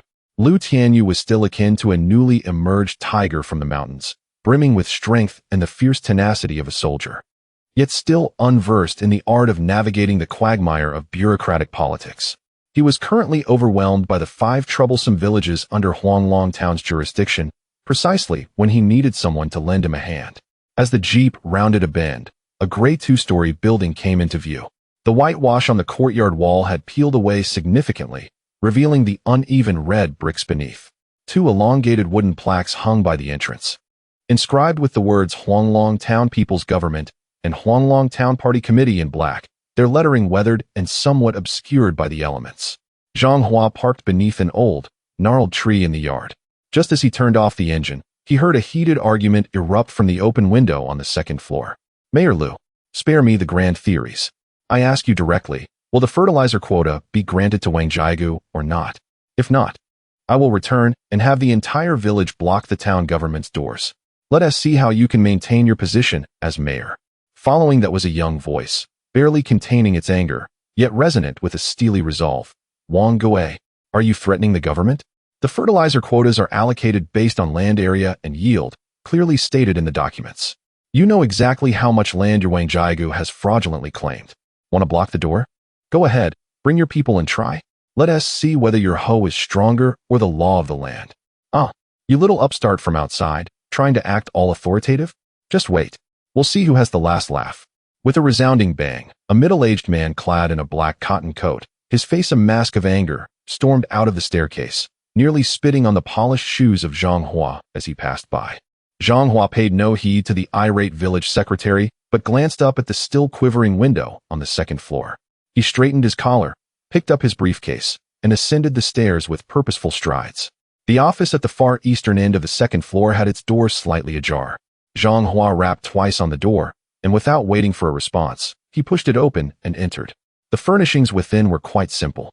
Bordering on the austere, a desk with peeling paint, 2 metal filing cabinets, and a corner piled with unorganized document bags. Behind the desk stood a young man with his back to the door, hands on his hips, gazing out the window, his shoulders heaving with each breath, clearly still agitated from the earlier altercation. He was dressed in a faded old military uniform, lacking insignia and cap. Yet his straight back and the innate air of authority he exuded were palpable even from a distance. Upon hearing footsteps, the young man abruptly turned around, his sharp, elongated eyes glinting with residual ire, akin to 2 unsheathed daggers aimed directly at Zhang Hua. Who permitted you to enter? Did you knock? Lu Tianyu's voice was sharp, laced with tension. Zhang Hua remained unfazed, shutting the door behind him and donning a warm, unassailable smile that was characteristic of those accustomed to the inner workings of government. He placed his briefcase on the solitary visitor's chair and, unperturbed, moved to the corner where the thermos stood, retrieving 2 enamel cups and pouring 2 glasses of hot water. It seemed I arrived at an inopportune moment. Mayor Lu was clearly still fuming. Zhang Hua approached, offering 1 cup, placing it on the desk before Lu Tianyu. Have a sip of water to cool down. There's no need to let those seasoned bureaucrats rattle your cage. Lu Tianyu furrowed his brow, scrutinizing the unexpected visitor. Zhang Hua, clad in a well-tailored Zhongshan suit, his hair meticulously styled, exuded an air of calm confidence that starkly contrasted with the rustic demeanor of the town's officials. Particularly striking were his deep, tranquil eyes, which seemed capable of piercing the soul, yet left one guessing about his true thoughts. Which department do you represent? Lu Tianyu's tone softened slightly, but remained vigilant. He did not reach for the cup of water, instead retrieving a cigarette from the box on the desk, placing it between his lips without lighting it. The Municipal Government Secretariat, Zhang Hua. I'm Secretary Chiu Asade. Zhang Hua produced a match from his pocket, striking it with a flick that ignited the flame. He extended his hands with the flickering fire toward Lu Tianyu, who leaned slightly forward to light his cigarette. Taking a deep drag, Lu Tianyu exhaled a cloud of gray smoke, the tension etched on his youthful face appearing somewhat weary behind the veil of smoke. Ah, so it is Secretary Zhang. Lu Tianyu pulled out a chair and seated himself, gesturing towards the opposite seat. Please, take a seat. In this remote and desolate place, we lack fine tea to offer. I hope you understand. Although his words were courteous, Lu Tianyu did not exhibit the sycophantic demeanor often associated with those who find themselves in the presence of influential superiors. His posture remained erect, and his gaze was neither submissive nor arrogant, embodying the distinctive pride of a descendant of a military lineage. Zhang Hua drew a chair closer and sat down, refraining from hastily disclosing his intentions. Instead, he surveyed the somewhat disordered office, his eyes finally resting upon the administrative map of Huanglong Town hanging on the wall. The one who just left was Wang Gui, the secretary of Wang Jiagu, correct? Zhang Hua inquired, seemingly in a casual manner. You are acquainted with that scoundrel? Lu Tianyu scoffed, his fingers striking the table sharply twice. Leveraging his clan's numbers, he manipulates village affairs, engages in fraudulent claims, and resorts to collective actions as a means to coerce the government whenever things do not go his way. Such individuals are nothing short of a malignant tumor within grassroots governance. Chapter 74. 2 peaches kill 3 warriors. A clever strategy. A malignant tumor is indeed a malignant tumor, yet it also embodies the power of the local tyrant.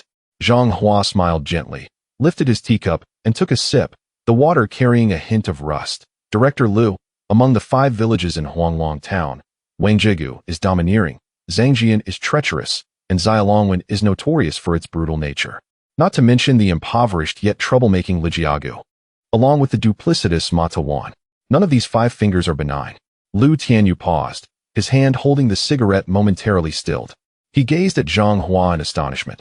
How do you possess such profound knowledge of Huanglong Town's affairs? Having only been here for 3 months, he had spent the better part of half a month untangling the intricate relationships among these 5 villages. How could a secretary from the city articulate the peculiarities of each village with such precision? I do not merely understand these villages. I also comprehend your current predicament. Zhang Hua placed his teacup down, leaning slightly forward, his gaze locking onto Lu Tianyu. Director Lu, you hail from a reconnaissance background, where discipline is paramount. What is, and what is not. In the military, the one with the strongest fist and the sharpest aim is the leader. However, this logic falters in this barren land. These villagers do not grasp the concept of national righteousness, nor do they heed any red-headed documents. They recognize only 2 things, the benefits they can pocket and the sting of a whip that can hurt them. Lu Tianyu fell silent, his gaze dropping to the cigarette burning between his fingers, ash accumulating precariously.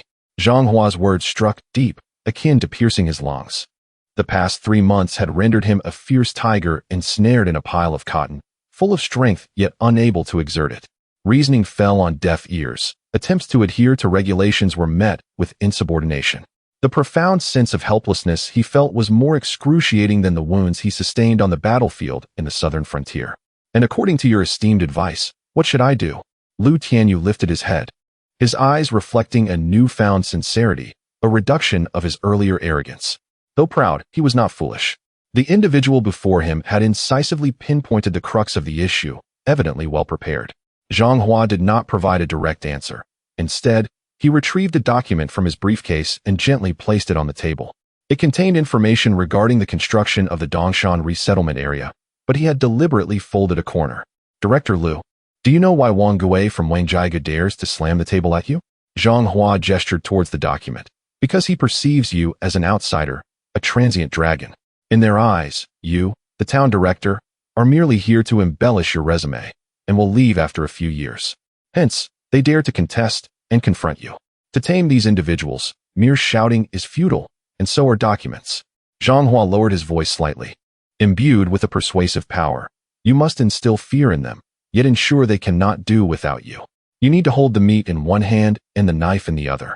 I possess the meat, fertilizer, relief funds, seeds, all under the town's control. Lu Tianyu frowned. But where is the knife? I cannot simply execute these troublesome villagers. The knife does not lie in firearms, but in the hearts of the people, in the power of resource allocation. Zhang Hua smiled, a cunning glint in his eyes. For instance, does Wang Gui not desire fertilizer quotas? Grant them to him, but do not directly give them to Wang Jiegu. Lu Tianyu was taken aback. What do you mean? You can present this batch of fertilizer quotas as a reward for the exemplary village. Zhang Hua traced a circle on the table with his finger. Implement a competition. Do not set the standards too high. Simply state that whoever first improves the village's public safety and submits the required funds will receive this batch of quotas. Moreover, only one quota is available. 2 peaches kill 3 warriors? Lu Tianyu's eyes brightened. He recognized the strategy of warfare. Yes, it is to incite competition among the 5 villages. Zhang Hua continued. Previously, they united against you. Now you must make them fight amongst themselves for this prize. Does Wang Jiegu desire it? Very well. But they must first seek the approval of Zilongwen and Zhangjian. By then, Wang Gui will lack the energy to obstruct your door. He will be preoccupied with battling the other village chiefs. Furthermore, Zhang Hua's tone shifted, becoming somewhat ominous. In this process, should anyone dare to engage in underhanded tactics or cause trouble, you will have just cause to employ the local police force to make an example of them. At that moment, if you take action, the other 4 villages will not only refrain from aiding him, but will instead applaud your efforts from the sidelines. Lu Tianyu was captivated, the cigarette in his hand burning down to his fingertips unnoticed. It was only when a sharp sting jolted him that he abruptly discarded the cigarette into the ashtray. Brilliant. Truly brilliant. Lu Tianyu slammed his thigh, a smile breaking through the tension etched on his face. The vexations of the past days finally yielding to a breakthrough. Secretary Zhang, listening to your insights is worth more than a decade of study. How had I not thought of this strategy before? I was so focused on adhering to principles that I ended up ensnaring myself. Those in power often become blind. Zhang Hua humbly waved a hand. I too have spent considerable time in grassroots work, gleaning insights and summarizing a few unconventional methods. They may not be grand, but they are effective. Effective is the best kind of approach. Lu Tianyu rose, filled with genuine respect as he filled Zhang Hua's teacup with water from the thermos. Secretary Zhang, your visit today surely encompasses more than merely advising me on how to manage these troublesome villagers, does it not? Please, share any directives you have, and I assure you, if it is within my power, I shall not hesitate. Zhang Hua did not hasten to answer, instead leisurely lifting the chipped teacup, blowing away the tea leaves floating on the surface, and sipping the rust-flavored water. I cannot claim to have directives, but there is indeed a matter I wish to recruit Director Lu for. Zhang Hua placed the teacup down, his fingers lightly tapping the cup's rim, producing a muted sound. Lu Tianyu reseated himself, retrieving a windproof lighter from his pocket, clicking it in his hand as the flame flickered and extinguished, casting a glow on his sharply defined features. Recruit? This notion from Secretary Zhang sounds intriguing. One is a bureaucrat wielding a pen, the other a grassroots worker. What sort of alliance could we form? Are you perhaps contemplating cultivating a plot of land to grow watermelons in Huanglong Town? Farming is too slow. In this era, to seek prosperity, one must engage in ventures that yield swift results. Zhang Hua leaned slightly forward, his gaze piercing through the desk and fixing on Lu Tianyu.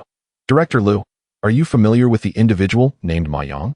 Upon hearing this name, Lu Tianyu abruptly snapped the lid of the lighter shut. His eyes narrowed, the previously casual demeanor transforming into one of keen alertness, akin to a hunter sensing the presence of prey. Chapter 75. The last piece of the puzzle. Lu Tianyu had heard a few whispers about Haizhou's recent turmoil. He pulled a cigarette from his pack, not lighting it, but instead placing it behind his ear, his tone laced with disdain and disgust. Those who emerged from Mati Wan were once laborers hauling heavy loads at the docks. Somehow, they gained prominence and now claim to be the overlords of Huangzhou district. Ostensibly, they run restaurants in the city, selling loose liquor, becoming darlings of the private sector. However, I suspect their dealings are far from clean. Not merely unclean, but utterly rotten. Zhang Hua interjected with a cold laugh, retrieving a neatly folded piece of paper from his briefcase.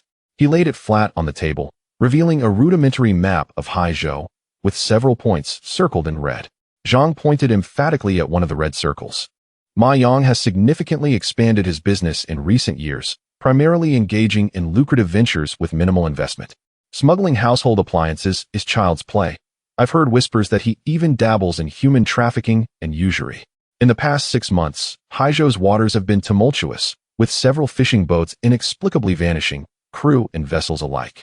Rumor has it that his underlings are involved.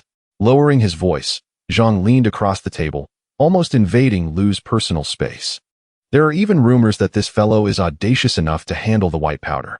He spoke of Ma Yang's entourage, claiming he could summon a legion of henchmen with a mere phone call. Director Lu, why is it so difficult to manage Huanglong Town? Why does that duplicitous village chief from Ma Ti-Wan dare to play both sides? Do you truly believe he possesses such fortitude on his own? There are unseen hands providing support. Lu Tianyu's expression darkened, a glimmer of coldness flashing in his phoenix eyes. He was well aware of the ties between Ma Ti-Wan and Ma Yang, a familial bond intertwined with the chains of vested interests. As long as this thorn remained, his efforts in Huanglong Town would never run smoothly. Secretary Zhang, one must be cautious with words, Lu cautioned, his voice low. If these accusations are substantiated, they could warrant 10 or more death sentences. Do you possess any evidence? If I had evidence, I would not be sitting here. It would be Director Lin from the Public Security Bureau, Zhang replied, spreading his hands in a gesture of righteous indignation. These are all hearsay, a mix of truth and falsehood, and none can ascertain the veracity. Yet, there is a saying, where there is smoke, there is fire. A fly does not land on an uncracked egg.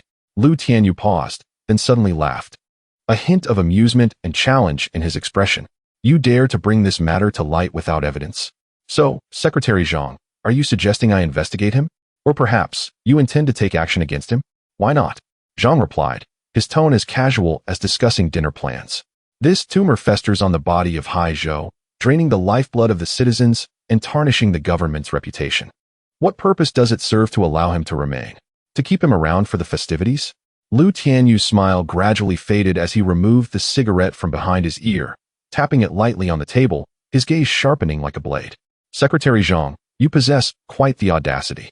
A mere city mayor's secretary dares to propose action against such a local tyrant? Do you comprehend how long Ma Yang has entrenched himself in Huangzhou district? Do you understand the size of his network? To provoke him is to stir a hornet's nest. At this juncture, Lu leaned forward, his eyes locked onto Zhang Hua's, as if attempting to decipher the true intent behind his facade. Is this notion yours, or is it Mayor Qiu's directive? This question is of paramount importance. If it originates from Mayor Qiu, it embodies the will of the government, a sort of authority, allowing me, Lu Tianyu, to execute orders with the assurance of backing. However, if it is merely your personal ambition, it could lead to catastrophic consequences. Meeting Lu Tianyu's scrutinizing gaze, Zhang Hua showed no sign of retreat. Instead, he smiled with unwavering confidence. Mayor Qiu is preoccupied with myriad responsibilities. He hardly has the time to focus on such local bullies. This is my perspective. Lu's brow furrowed, about to speak, but Zhang interrupted. Director Lu, I understand your concerns. Indeed, I am but a small secretary wielding no power or authority. Yet, do not overlook the impending change on the horizon. Zhang gestured toward the ominous sky outside, his tone turning grave. You have heard the whispers of intensified crackdowns, have you not? For those criminals, it spells doom, akin to being named in Yama's death list. But for us, what does it signify? It is a fortuitous opportunity. Rising, Zhang approached the map of Huanglong Town, tracing a line along the coastline with his finger. Typically, confronting Ma Yang is like pulling a thread that unravels the entire fabric. Every deity will leap to his defense. Yet, amidst this sweeping crackdown, who would dare to shield him? Protecting him could lead to one's demise. This is an unprecedented chance for reorganization. If we leverage this momentum to uproot Ma Yang, the resistance in Huanglong Town will dissipate. In such a scenario, the people of Ma Ti-Wan will lose their support and will inevitably comply with your directives, Director Lu. This opportunity is fleeting. Once it passes, it may never return. Director Lu, as a former soldier, you should appreciate the transient nature of opportunities on the battlefield more than I do. Are you certain you wish to let it slip away? The room descended into a profound silence, the only sound being the ticking of the wall clock. Lu Tianyu sat motionless, the cigarette in his fingers now slightly misshapen. His mind raced, weighing the risks and rewards. The stakes were high. Should he falter, Ma Yang's retaliation would be nothing short of ferocious. Yet, the potential gains were equally substantial, cleansing the district, achieving significant merit, and establishing a firm foothold in Haizhou's political arena, rather than relying on familial connections to navigate through life.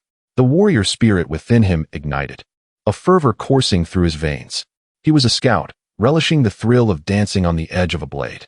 With a long exhale, Lu Tianyu discarded the deformed cigarette into the trash bin, rising to straighten the slightly crumpled hem of his military uniform. He looked at Zhang Hua, fierce determination and untamed spirit gleaming in his phoenix eyes. Zhang Hua, your words have the power to resurrect the deceased. Very well, I shall partake in this venture. As long as we can eliminate these scourges, I, Lu Tianyu, will accompany you in this reckless pursuit, regardless of the consequences. Zhang Hua gazed at the hand before him, a satisfied smile gracing his lips. He extended his own hand, firmly grasping Lu Tianyu's palm, their hands shaking vigorously in the air. A delightful collaboration, Mayor Lu, Zhang Hua declared, his voice imbued with a resolute confidence. Though the heavens may remain unshaken, we must indeed turn the soil of this Haizhou land. Chapter 76. The heir of the military family, have you become my bodyguard? Once again, the government jeep, cloaked in a veil of yellow dust, veered into the derelict site of the former canning factory at the back hills of Dongxing village.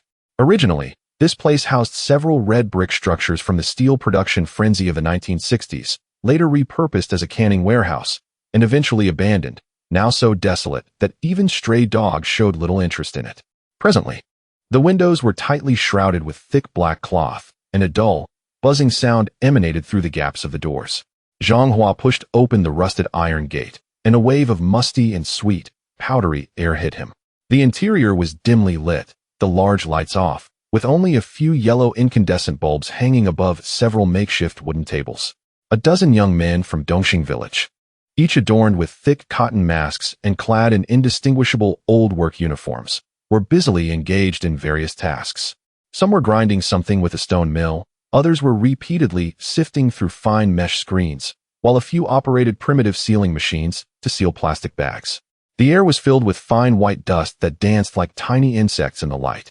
"Hey Hua, you've arrived," when Dong, crouched beside a modified grinder adjusting a belt, exclaimed upon Zhang Hua's entrance. He quickly dusted off his hands and approached with large strides. Wearing a mask that concealed his face, only his bloodshot eyes were visible, and his hair was dusted with white frost, resembling a master craftsman freshly emerged from a flour mill. "How is it? Are we on schedule?" Zhang Hua, undeterred by the disorder, casually pulled over a rickety stool and swept his gaze over the mountainous pile of semi-finished products. "Rest assured, the brothers have been working tirelessly for 3 consecutive nights, and the machine's Haven tea stopped," when Dong replied with a grin, turning to retrieve a package of completed products from a nearby table and handing it to Zhang Hua. "Take a look at this quality. If it weren't for that hint of sweetness, I might have thought we were truly engaging in something fatal." Zhang Hua accepted the transparent self-sealing bag, roughly the size of a palm, filled with white crystalline powder. He held it up to the light, squinting to examine it closely. The powder was finely textured and uniformly distributed, reflecting a cold, crystalline luster under the dim light.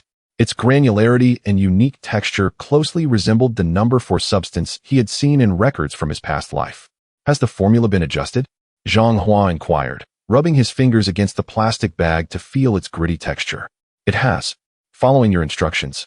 7 parts rock candy, 3 parts alum, and a touch of wall plaster to enhance the color, then sifted twice through a 100 mesh screen," when Dong lowered his voice, a trace of pride in his tone. "Last night, I specifically sought out an old ghost who had previously indulged in this substance, blindfolded him, and had him feel the texture. That old ghost trembled, insisting it was top-grade material, and even inquired about the source. You didn't let him taste it, did you?" Zhang Hua tossed the bag back onto the table, his tone suddenly chilling. "Of course not." When Dong waved his hands hastily, the shrewdness in his eyes evident even behind the mask. "Once that touches the tongue, it's game over." Just as he was about to extend his tongue, I kicked him out. I told him this was a highly toxic new product, and even a tiny amount could be fatal. Zhang Hua nodded, standing up to approach the workers who were sealing the products. He observed their adept movements as they packed the lethal substances into bags, sealing them tightly, and neatly stacking them into cardboard boxes disguised as seafood products. This was not merely a drug manufacturing facility. It resembled a rudimentary candy processing workshop.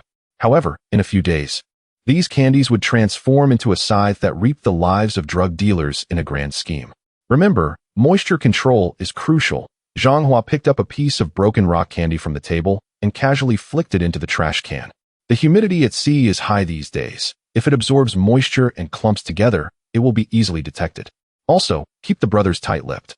If a whisper escapes, we will all face dire consequences. Understood. Wen Dong's demeanor shifted from playful to serious, his gaze turning fierce. These individuals are loyal villagers. Their families depend on us. Anyone who dares to spill a word, I will personally throw him into the sea to feed the fish.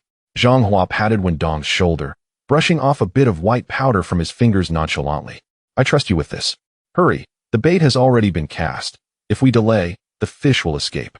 With that, he did not linger further and turned to exit the factory, imbued with an air of magical realism. The sunlight outside was somewhat blinding, and Zhang Hua inhaled deeply, replacing the sweetness in his lungs with the briny air.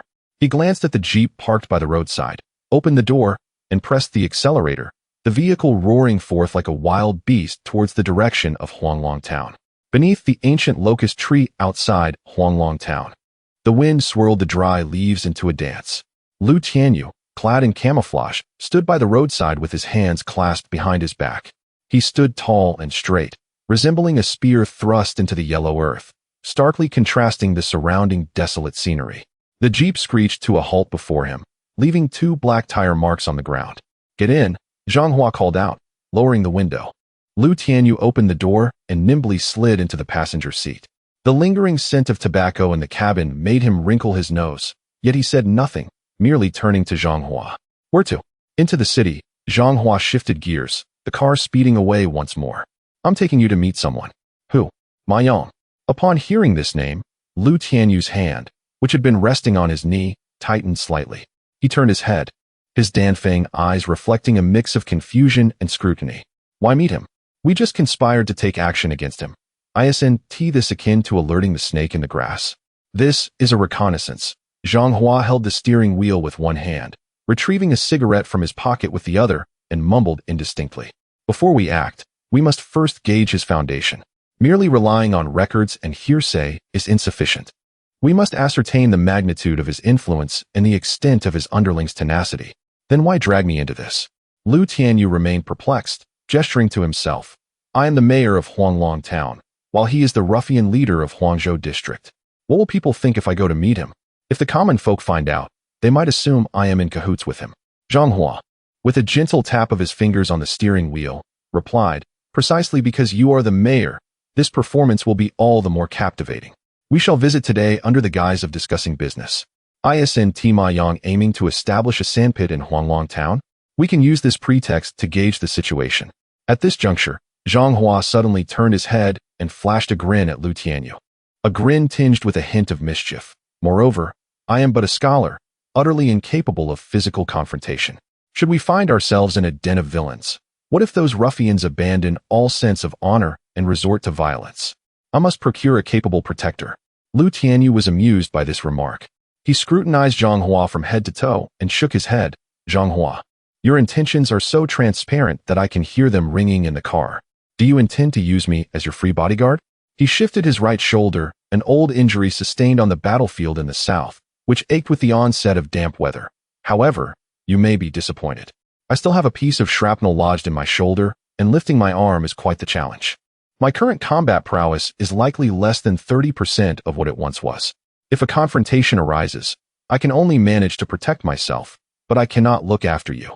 That is not my concern, Zhang Hua declared with a defiant air, pressing the accelerator further down. After all, you are a former scout. A gaunt camel is larger than a horse. If things escalate, I shall cling to your waist without letting go. Either you drag me out, or we both endure the beating together. You are a descendant of a martial family. You cannot afford to lose face. You are behaving like a rogue, Lu Tianyu retorted, though there was little anger in his eyes, only a tinge of reluctant acceptance and a flicker of excitement. Deep down, he was a warrior. After 3 months of dealing with scheming bureaucrats at the town government, he felt stifled. The prospect of venturing into the domain of the notorious bigwig of Haizhou District, even knowing it might lead to trouble, seemed far more enticing than sipping tea in an office. Chapter 77. The city secretary and the town mayor. What is wrong with borrowing high-interest loans from scoundrels? To deal with rogues, one must employ the methods of scoundrels. Zhang Hua let out a hearty laugh as the jeep carved a bold arc along the highway, heading directly towards the urban area. The scenery outside the window sped by, transitioning from desolate farmlands to low brick houses, and finally to bustling streets. Ahead lay Ma Yang's company. Zhang Hua pointed to a modest three-story building adorned with white ceramic tiles not far ahead. For gleaming golden characters reading Haizhou Trade stood prominently on its roof, glaring in the sunlight, exuding an air of ostentatiousness and the brashness of a newly wealthy individual. Two black Santana cars were parked at the entrance, where several young men dressed in flamboyant shirts and sporting long hair squatted on the steps, casting unfriendly glances at passers-by. In 1983, Santana cars had just been introduced domestically, and demand far exceeded supply. The presence of two such vehicles here hinted at Ma Yang's substantial wealth.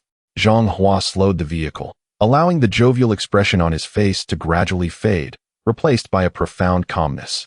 "Are you ready, Liu Debang?" he whispered.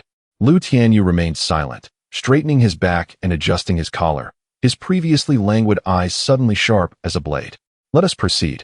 Pushing open the heavy glass doors of Haizhou Trade, a wave of warm air mixed with the scent of cheap air freshener and stale tobacco hit them.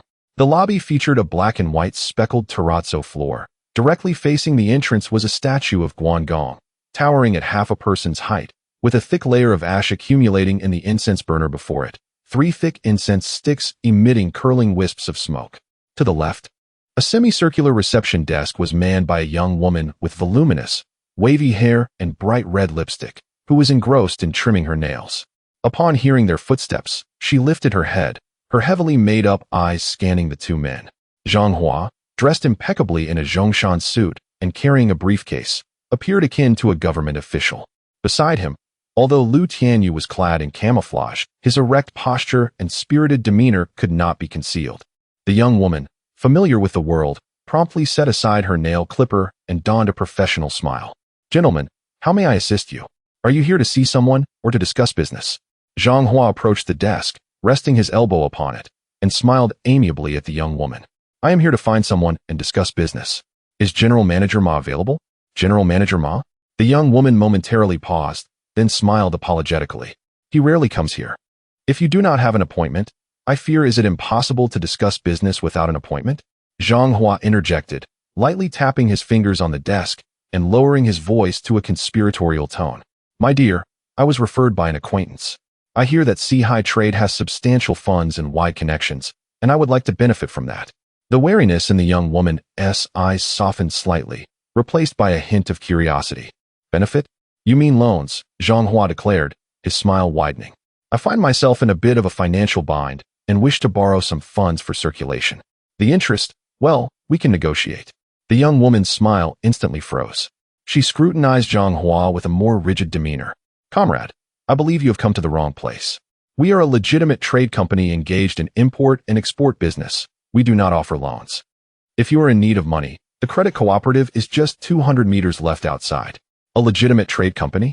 Zhang Hua chuckled, as if he had heard a joke. He glanced back at the stoic Liu Tianyu before leaning closer to the young woman. "My dear, that is rather amusing. Who in Haizhou does not know the name of General Manager Ma Yang? Home appliances, building materials, seafood. What venture does he not partake in? Surely, he would not shy away from the lucrative business of high-interest loans. Do not play coy with me. Just relay the message that there is a significant business opportunity." The young woman's expression changed. In this region, one who dared to call out General Ma's name so brazenly and spoke so explicitly could either be a reckless youth or someone looking for trouble. She ceased engaging with Zhang Hua and swiftly picked up the red telephone, dialing an internal number while whispering a few words into the receiver. After hanging up, the smile vanished completely from her face, replaced by an icy demeanor. "The manager requests that you both proceed to the reception room for a discussion." With that, she stepped out from behind the counter, her high heels clicking on the floor as she led the way. Zhang Hua raised an eyebrow at Liu Tianyu, who followed with his briefcase in hand. Liu Tianyu's expression remained neutral, but his right hand, hanging at his side, clenched slightly, a natural reflex signaling his readiness for vigilance. The reception room was at the end of the hallway, dimly lit, with only a small window covered by blinds. Several black leather sofas surrounded a glass coffee table, which was filled with cigarette butts, and the air was thick and stale. "Please have a seat. The manager will be here shortly." the young woman remarked before exiting and closing the door behind her. Lu Tianyu frowned, waving his hand in front of his nose as he cast a disdainful glance at the dusty sofas, opting not to sit.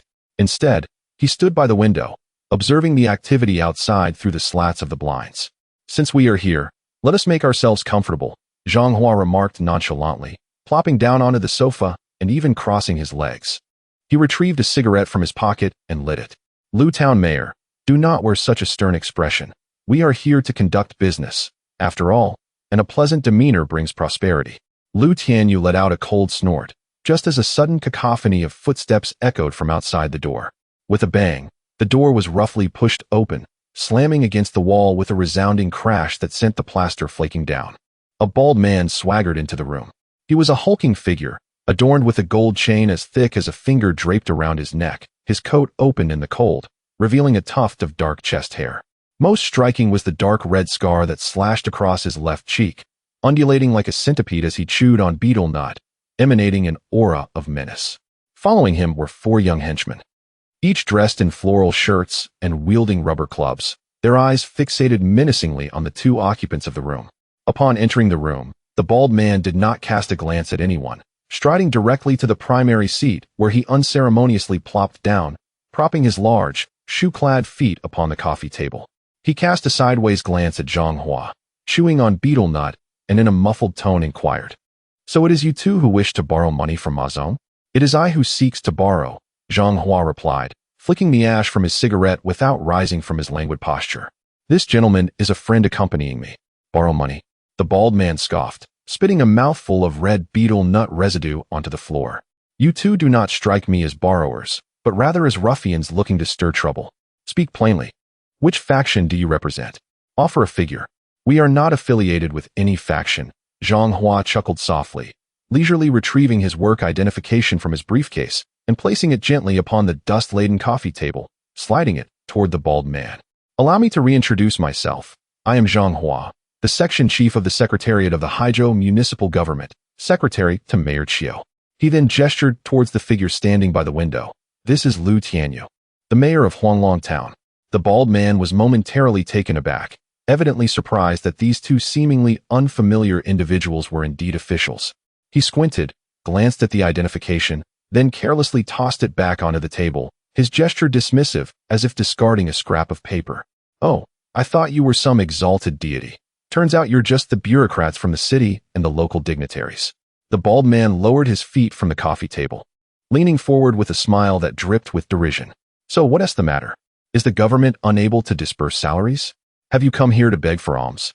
Laughter erupted among his henchmen. Lu Tianyu's brows furrowed into a deep frown, a flicker of anger igniting in his eyes. Coming from a military family, he was unaccustomed to the insolence of such ruffians. Yet, Zhang Hua remained unfazed, even nodding in agreement. "Indeed, the government salaries are not substantial. But that is not the primary reason for my visit today. I have come primarily to inquire on behalf of Mayor Lu about the progress of the procedures concerning Ma Zong's plans to establish a sand pit in Huanglong Town. If the necessary arrangements are not in order, should we not also discuss the matter regarding the high-interest loan business?" Chapter 78. Who Dares to Lend? With a resounding clap, the bald man struck the table, causing the ashtray to leap with the force of his blow. Rising to his feet, he towered over Zhang Hua, jabbing a finger at his nose, his spittle flying. "Zhang, don't overstep your bounds. You think you can come here, brandishing your insignificance like a command? Take a moment to reflect on your own worth. You're merely a secretary to a servant. A town mayor of negligible stature, hardly worth a hair from Ma's head. If you're wise, you'll leave promptly. Don't compel me to eject you forcibly." At his thunderous shout, 4 henchmen at the door surged forward, rhythmically thumping their rubber clubs against their palms, producing a sound that grated on the nerves. The atmosphere in the room grew taut, akin to a string drawn to its utmost limit, ready to snap at any moment. The smile on Zhang Hua's face gradually faded. He extinguished his cigarette, but on the floor's betel nut residue, slowly rising to his feet, adjusting his collar, before turning to the previously silent Lu Tianyu. "Lu Zhenjiang, did you hear that?" Zhang Hua's voice was soft, yet carried a chilling undertone that sent shivers down the spine. "We are, after all, civil servants of the state. If word of this spreads, and we are berated by a few ruffians, what will become of our work?" Lu Tianyu turned away, backlit, obscuring his expression, revealing only the flickering flames of suppressed anger in his almond-shaped eyes. He flexed his wrist, the joints crackling like popping beans. "What do you intend to do?" Lu Tianyu's voice was low and raspy. "This man has no decorum and speaks with foulness," Zhang Hua remarked, gesturing towards the bald man with a casualness that was almost alarming. "You are the mayor and a soldier. Surely it is not too much to teach him how to speak properly? Go to hell. How dare you?" The bald man bellowed in rage, seizing the ashtray from the table, ready to strike Zhang Hua. However, as his hand lifted, Lu Tianyu, who had been standing still like a wooden post by the window, sprang into action. As steady as a mountain, as swift as thunder. Zhang Hua barely registered a blur of green as Lu Tianyu darted past the coffee table. "Ah!" A piercing scream shattered the stillness of the reception room. Lu Tianyu grasped the bald man's wrist, twisting it painfully, causing the ashtray to clatter to the ground, shattering into a shower of glass shards. Before the bald man could react, Lu Tianyu stepped forward, trapping the man's lower body with his right foot, while his left hand pressed down on the bald man's neck, leveraging the momentum to forcefully drive him downwards. With a resounding thud, the bald man's fleshy face collided violently with the heavy glass coffee table. The tempered glass instantly spiderwebbed with cracks. Blood gushed from his forehead and nose, swiftly staining the surface crimson. The entire sequence unfolded in less than 2 seconds. The once arrogant bald man now lay helplessly on the coffee table, akin to a lifeless dog, gasping for breath with no strength left to struggle. The 4 henchmen who had intended to rush and halted abruptly, frozen in place, their rubber clubs raised, eyes wide in terror, as if they had encountered a ghost. With one hand pressing down on the bald man's head, Lu Tianyu leaned slightly forward, his chiseled features devoid of expression, his eyes icy as they flicked towards the astonished Zhang Hua. "Secretary Zhang, I believe he has learned how to listen quietly now." Zhang Hua observed the gruesome pool of blood on the coffee table, then glanced at the stunned henchman, a satisfied smirk curling his lips. He bent down to retrieve the work ID that the bald man had discarded, gently brushing off the dust. "Well done, Lu Zhenjiang."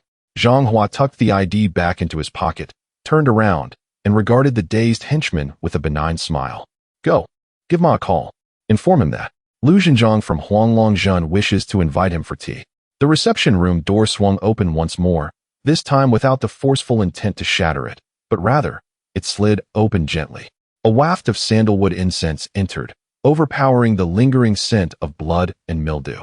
Following this, a pair of polished black shoes stepped inside, making no sound at all. Ma Yang bore no resemblance to a figure from the underworld. He was of modest height, slightly plump, clad in a deep navy Zhongshan suit, the buttons fastened tightly, and he was casually juggling 2 walnuts in his hands. His round face was adorned with a broad smile, the crow's feet at the corners of his eyes crinkling together, resembling the amiable neighborly uncle. However, upon entering, the henchmen, who had previously brandished their rubber clubs in confusion, immediately resembled mice encountering a cat, heads bowed, not daring to breathe. Even the bald man groaning on the coffee table instinctively muffled his cries. Ma Yang first cast a glance at the bloodied bald man, his smile unwavering, and with a slight click of his tongue, he shook his head. "Oh dear, what happened here?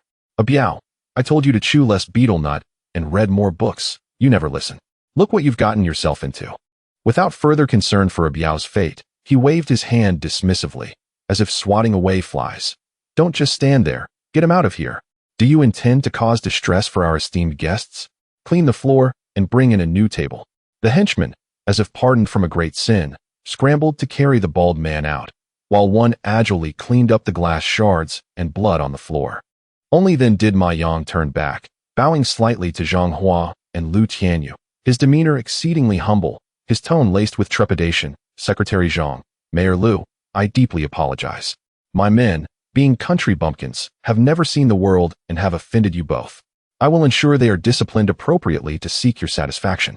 Zhang Hua remained comfortably seated on the sofa, legs crossed, a cigarette pinched between his fingers. Observing Ma Yang's performance with a smirk that danced between amusement and mockery. "You are too kind, Ma." Mayor Lu was merely indulging in a moment of impulse to correct a subordinate. "As for the medical expenses, shall we charge it to our account?" Alas, Secretary Zhang's words have indeed struck a nerve. Ma Yang hastened over, disregarding the unkempt state of the sofa, and took a seat on the adjacent armchair. From his pocket, He produced a package of unwrapped Zhonghua cigarettes, deftly opened it, and offered a few to the two men. This situation falls on my shoulders. I have not been strict enough with my subordinates. How could I allow the leaders to bear the medical expenses? I shall pay them a visit to express my apologies another day. Lu Tianyu declined the cigarette, merely casting a cold gaze at him, his hand squeezing the windproof lighter until it clicked ominously. He harbored a natural aversion to such duplicitous individuals. Unfazed, Ma Yang lit one for himself, inhaling deeply as his keen little eyes glimmered through the haze of smoke. I just overheard the receptionist mention that Secretary Zhang is here regarding a loan. Indeed, that is the intention, Zhang Hua replied, flicking the ash from his cigarette. I find myself somewhat financially constrained lately and wish to seek a temporary solution from General Manager Ma.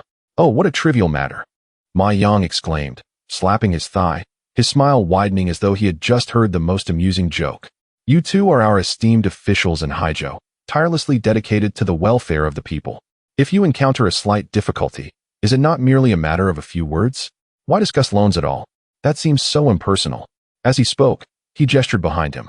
A young assistant clad in a suit promptly approached, carrying a black briefcase which he placed respectfully on the newly replaced coffee table, its glass polished to a shine. Ma Yang unzipped the case, revealing neatly stacked bundles of cash.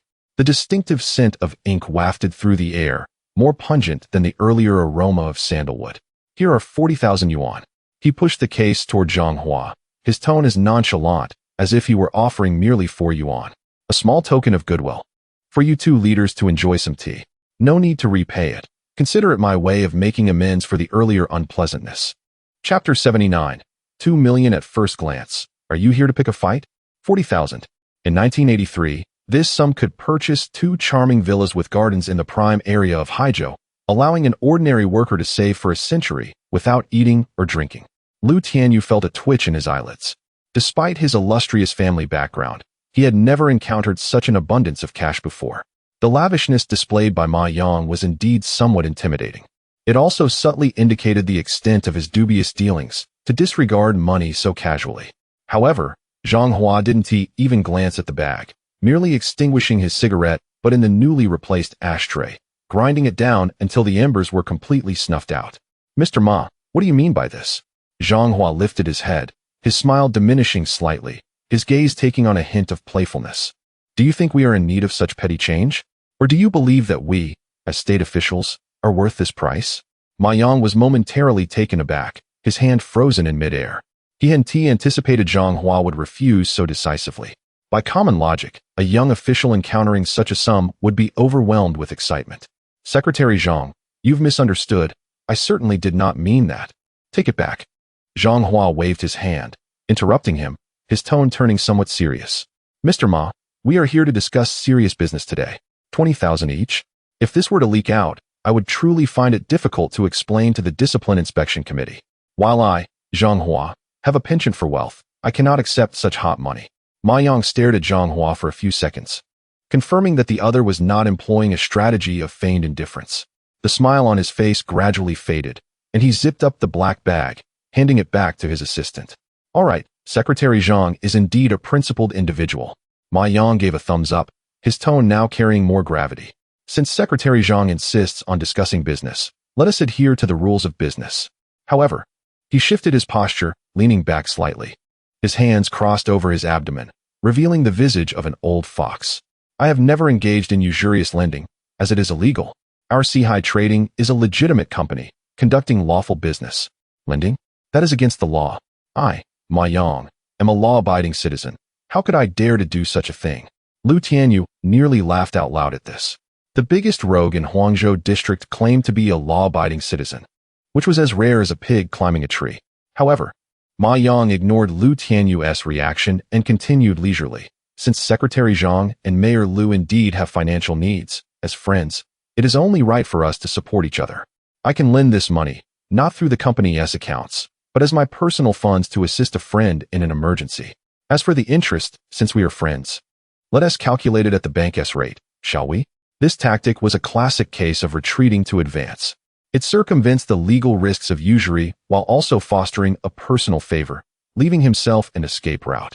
Should any issues arise in the future, it would simply be a matter of private lending disputes, with no incriminating evidence against him. Zhang Hua observed Ma Yang's meticulous demeanor, silently nodding in approval. This was indeed a formidable opponent, far more astute than the brutish Wendong. Mr. Ma, you are generous. Zhang Hua smiled, leaning slightly forward, resting his elbow on his knee, and focusing intently on Ma Yang's eyes. Since you have taken the conversation this far, I shall not hold back any longer. I genuinely have a significant project that urgently requires a sum of startup capital. Secretary Zhang, do go on. Ma Yang lifted his teacup, taking a sip with an air of gallantry. As long as the amount is not too large, I, Ma Yang, would sell my possessions to assist a friend. 30 or 50,000, or perhaps 100,000. In his estimation, two minor officials engaging in some form of profiteering would not need more than 100,000. Zhang Hua raised two fingers, waving them in the air. 200,000? Ma Yang's eyebrows shot up, feeling a pang in his heart, yet maintaining his composure. While 200,000 is somewhat excessive, if Secretary Zhang makes the request, give me 2 days' time, and I will arrange it. No. Zhang Hua shook his head, keeping those two fingers upright as if they were two steadfast pillars. He gazed at Ma Yang, a chilling smile forming at the corners of his mouth, clearly enunciating a figure. 2 million. Uffed. The sip of tea that Ma Yang had just taken erupted from his mouth, misting the coffee table before him. He neglected to wipe his mouth, his eyes wide with disbelief as he stared at Zhang Hua, his expression akin to that of a person who had just encountered a lunatic escaping from a mental asylum. How much? Ma Yang's voice cracked, incredulity overtaking him. 2 million. Even Lu Tianyu, who had been leaning against the window with an air of coolness, nearly lost his footing. Whirling around to stare at Zhang Hua, his eyes bulging. 2 million? Had this fellow lost his mind? Selling Lu Tianyu and adding the entire annual revenue of Huanglong Town Wun Ti amount to such a sum. The room fell into a profound silence, with only the clock on the wall ticking away obliviously. Ma Yang wiped the tea stains from his mouth with the back of his hand, fixing Zhang Hua with a steely gaze. The smile on his face entirely vanished, replaced by a somber scrutiny. Secretary Zhang, this joke has gone too far. 2 million? Do you realize how much that is? Selling the Sihai trading building Wun Ti even yield that amount. Zhang Hua, observing Ma Yang's jaw nearly hitting the floor, couldn't he help but chuckle softly. The laughter echoed sharply in the otherwise silent office, akin to someone striking a taut drumhead unexpectedly. He did not rush to explain the astronomical figure's purpose, instead leisurely withdrawing a cigarette from the pack, smelling it at the tip, his gaze penetrating through the thin layer of tobacco paper, as if he were peering at something far more intriguing. Mr. Ma, I know what you were thinking. Zhang Hua tucked the cigarette behind his ear, leaning slightly forward, his elbow resting on his thigh, adopting a posture that was both relaxed yet imbued with a palpable intensity. You must be wondering if this fellow has lost his mind, attempting to pull off an empty-handed con, or if 2 million is such a colossal sum that it could crush someone. Ma Yang remained silent, his keen eyes fixed intently on Zhang Hua, his walnuts no longer rolling in his hands, his palms slick with cold sweat. Ultimately, my reasons for needing this money are inconsequential. It is of utmost importance that I possess the capability to repay, and even more so, the talent to make your investment yield golden offspring. Zhang Hua extended a finger, gently tracing a line on the tea-stained glass tabletop. Surely, you are familiar with the stunning CEO of Sihai Restaurant, Li Wan? Ma Yang's eyelid twitched involuntarily, and he nodded slightly. Li Wan has recently emerged as a prominent figure in the Haizhou business community, having secured a major contract for construction materials in the Dongshan resettlement area, garnering unparalleled attention. The director of the Dongxing Village Joint Defense Office, the formidable Wendong, is someone Ma Yang ought to be quite acquainted with, given their frequent encounters in the same circles. Zhang Hua continued, his tone as nonchalant as if he were merely listing dishes. At the mention of Wendong, Ma Yang's jaw tightened noticeably. That man is ruthless. Recently, he has led a group of tough individuals to thoroughly cleanse the dock of old forces, and it is rumored that he has blood on his hands. To speak candidly, Zhang Hua leaned back, crossing his legs, a cryptic smile playing on his lips. Whether it be Li Wan or Wendong, we three are childhood friends who grew up together, sharing the same trousers and bowls of porridge. Upon hearing this, Ma Yang's pupils constricted to the size of pinpricks. He was well aware of the deep connections among these individuals, but had not anticipated the bond to be this profound. If these three are indeed united, the power behind them is formidable. Li Wan possesses wealth and projects. Wendong commands both men and arms, and the individual seated before him in the municipal government building, Zhang Hua, is clearly the strategist orchestrating their endeavors. Recently, Li and Director Wen have been engaged in some rather significant undertakings, to which I have had a slight involvement, Zhang Hua remarked, gesturing with his thumb and forefinger to indicate a trivial distance, yet his gaze was laden with meaning. What they are pursuing is a venture that could shake the heavens and allow for the retrieval of money as effortlessly as flowing water. Given Ma Yang's connections in Haizhou, I am certain that with a little inquiry, you could catch wind of their endeavors. Ma Yang's throat constricted as he processed the information. He had indeed heard whispers of recent clandestine activities in Dongxing village, with large trucks coming and going and reports of individuals purchasing U.S. dollars at exorbitant prices on the black market.